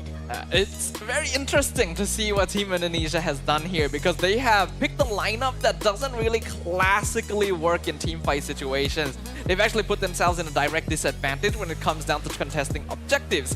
And that's why I said, and it was proven, that Team Cambodia would have the direct advantage when it came to the first, second turtle timings. But I also said that they could not afford to lose their lead. they could not afford to let the game last too long because the scaling kicks in, the sun becomes way too annoying to handle, and that, unfortunately for the side of Team Cambodia, became true. I think pretty much it was close enough for them to actually just get that team wipe out early on, but because of how Mochi was, we do have to give a credit for her, right? Because how Mochi was able to survive all of the fights, all of the attacks that was done by Team Indonesia shows how much that they want to actually control. But here's the thing, no matter how much you want to control the movement of the side of Team Indonesia, they did manage to actually just steal away that crystal because there was not much of a defense. So going back into 21 minute 53 second, this is just the first round and we are seeing a really good fight by both of these two girls team with 16, 17 kills. Not much, there's not really a big gap between them because started out really good for Team Cambodia. It's just sometimes when it comes to the execution as well as the moment where they actually hesitate and give so much time for Team Indonesia, this is where Indonesia just comes back alive. Indonesia was well aware that this lineup might have difficulty in the mid-game and were willing to throw bodies at their opponents, sacrificing people as resources if necessary to get space on the map and to pressure with the use of this Esmeralda and Sun. With how long this game went, most of the players in this game were already full build, with many of them even selling out their shoes in order to remain relevant. But there are risks to both sides. For the side of Indonesia, if the game ends too early, then you never really get to execute on the strategy. And for the side of Cambodia, they are basically playing hyper carry. Bao Bei is the only source of reliable, consistent damage, since Zetian is more of a support mid laner as well, which means that once the Granger is taken out of the fight, doesn't matter how tanky the rest of you are, Indonesia can slowly whittle you down. Somehow we are seeing a lot of times that Fumi Eiko as the tanker to be surviving with 197,500 Eiko. Sorry, her name is Fumi Eiko, but it's 197,580,000 damage taken. And this is where the fine line that we say, when it comes to the frontline team Indonesia, they can cover a really good ground. Just making sure that nobody steps behind them, making sure that nobody touches their goal laner or even Sini, who actually gives a lot of damage from backline. It shows how much potential they can actually cover things up. Now going into the key play, it has to be Shell as the goal hunter. Again, beautiful lucky number from the side of GPM 777. The GOAT as with 100,471 will be in the hands of Sini. Fumieko as the tanker, again as the powerful domination of making sure that they will be able to secure all the safety net for the team of Indonesia. But Tegami, nonetheless, she was doing well. She was amazing with that Fredrin as with 11 total assists. We've seen a lot of different teams actually attempt this sort of skirmish-style draft throughout WEC. But I think this is the most successful execution of it. Being willing to take risks, to trade resources, which may very well be your lives themselves, to create map pressure, and thereby distracting both sides so that you are able to attack from different angles. Under normal circumstances, you would never be able to break through the front line to get to this Granger. But because you have so much map pressure, you can come from anywhere. Yeah, definitely. Started out really good for Team Cambodia. Root pressure for the side of the early games itself because they know they can actually control, they can be able to actually maneuver every single situation. Even the diving composition that was done by Bao Bei was very fruitful. But when it comes to the team of Indonesia, they know how to pace themselves. They know when to strike back. And when it comes to Shell, she just knows that it is going to not be easy for Team Cambodia to catch her as she just throw all her clones. She can just zip out of nowhere, and she even barely surviving that three players was just chasing after her, and with her body just surviving it out shows how much it's slippery to catch her off guard. I feel like if there's one thing that Cambodia may have been able to do better, it was better utilizing the vision that was provided by the Zetian ultimate. It was popped oftentimes in fights, but I think it was used more as a stun and damage mechanic rather than making use of the information it would get. In the earlier fight we've seen, it was popped. They could have actually seen that Shell was coming from the bot lane, but didn't really register that information, instead focusing on the fight in front of them. These lapses in judgment make it so that they escape in the wrong directions, running into places where your opponent is going to be able to meet up with you instead, and eventually losing out on people that needed to stay alive. Indonesia were able to come out on top this time. But I do think we still have to give props. Team Cambodia looks to be in a very solid fighting form, and if not for the interactions of this draft, this could have been a lot closer.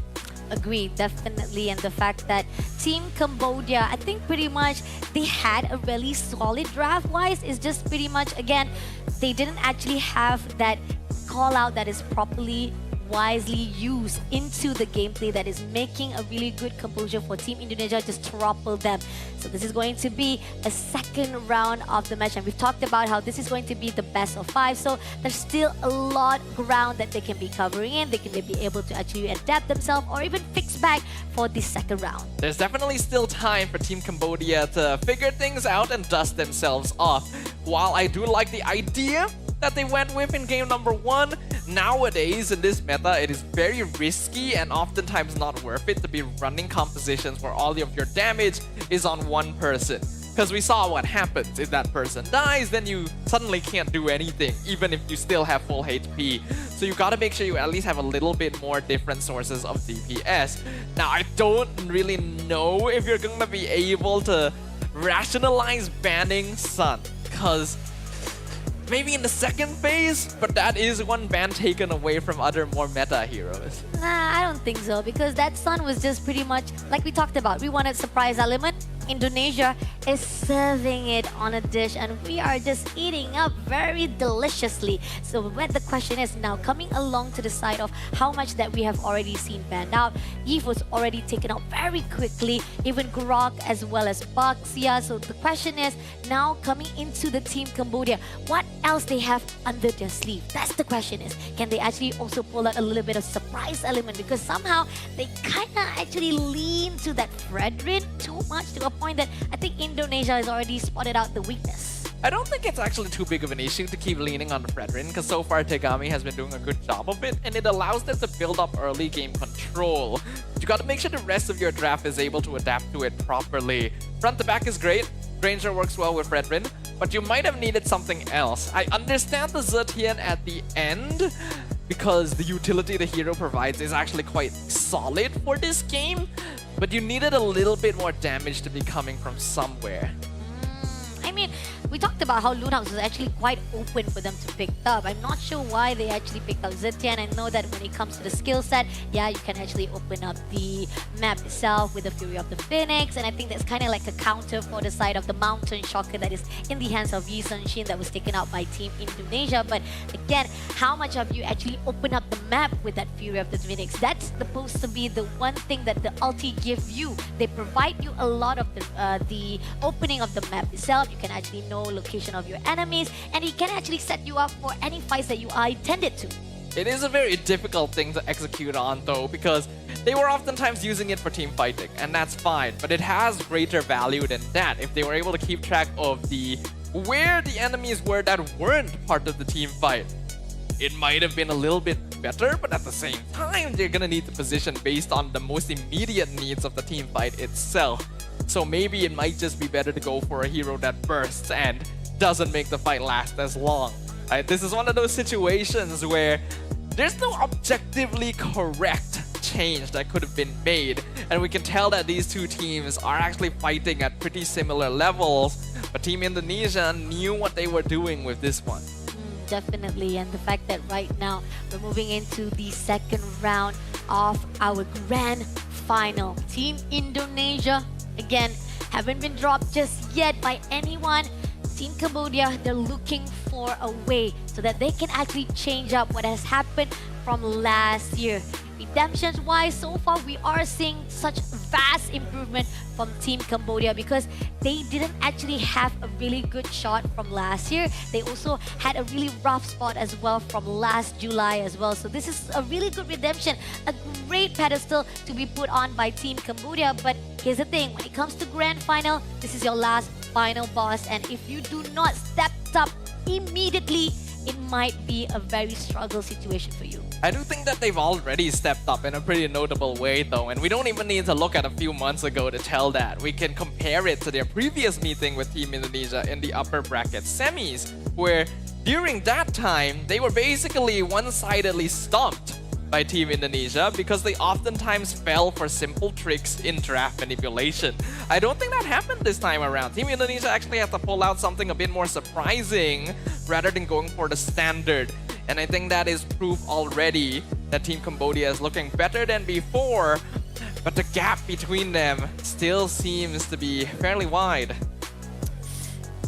Somehow I feel like because of the fact that there's a lot of heroes that's already been taken out from the portion, it kind of actually limits what Team Cambodia can do. Even though, yeah, we do agree that they have been showing a lot of the improvement, but again, the adaptability that has been seen by Team Indonesia is just on another level.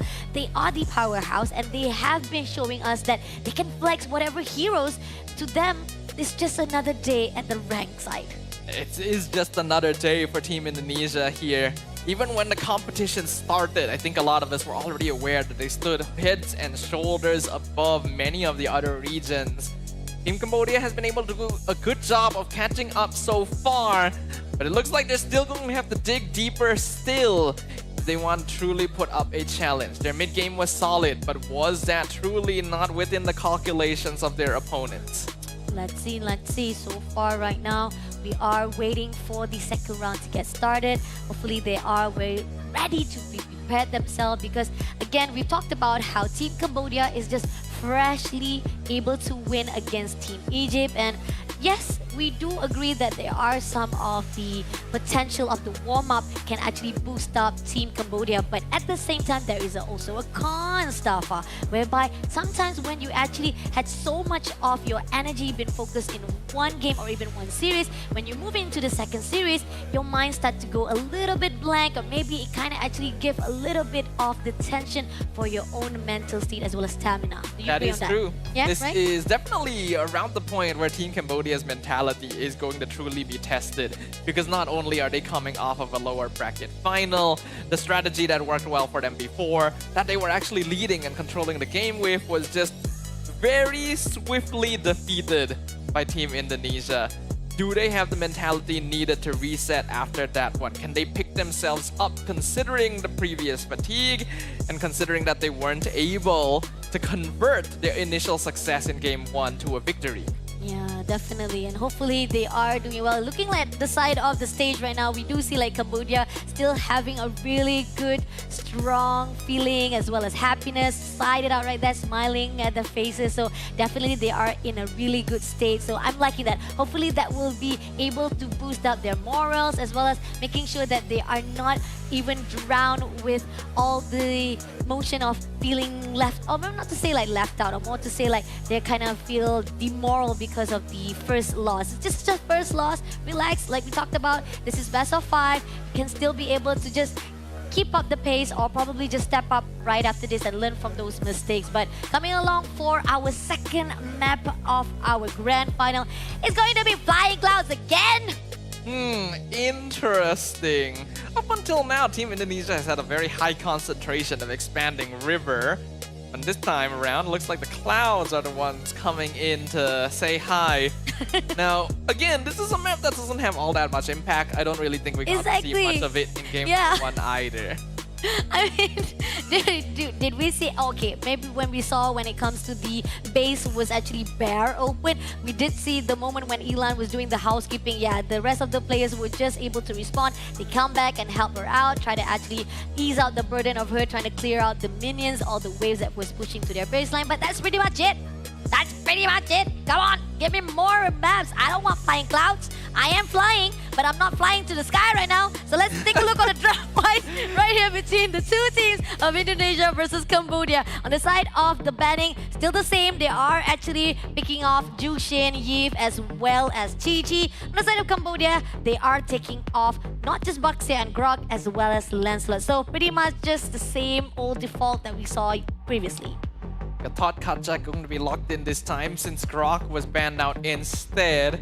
So these are the two roamers that have high success rates overall. Team Cambodia still keeping it pretty standard. Lapu Lapu first with the Kimmy to keep their draft as open as possible.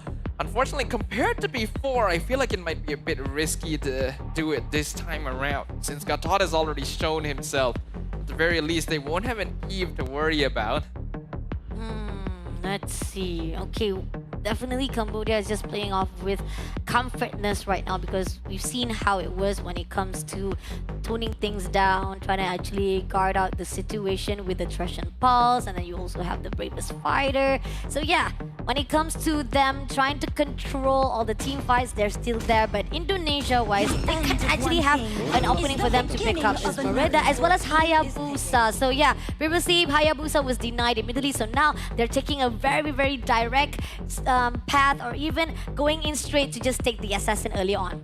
We already know that Vival plays a pretty mean Hayabusa. Both these junglers are quite known for their ability to perform on assassins. Cambodia probably needs to respond with their jungler now. Yisun Jin going to be the next best pick, but Brethren still going to be the pick of choice. They're sticking with the tank jungle. Again, this is what I'm saying. They are playing with a comfort. Not much of a change, not much of an adaptability, but the question is it because they are confident they can actually redeem themselves for the mistake they've done? Maybe because they saw how they were able to control from the early games, but now they are going to actually tone down a little bit for the mid lane. They take out Lunox. If they are also thinking about picking off as well the mid laners that they want to actually guard out, but I don't think there's pretty much any mid laners they want to actually take down, and maybe even Farsa if they want to actually just shut down, but I think that's not going to be the focus right now though. Yeah, I don't think Farsa is worth banning. It's very easy to cancel, especially since you Lunox, already have maybe Lapu Lunox. Lapu. Lunox was just banned. Oh wait, Lunox, yeah. That's literally what we were talking about. Never mind.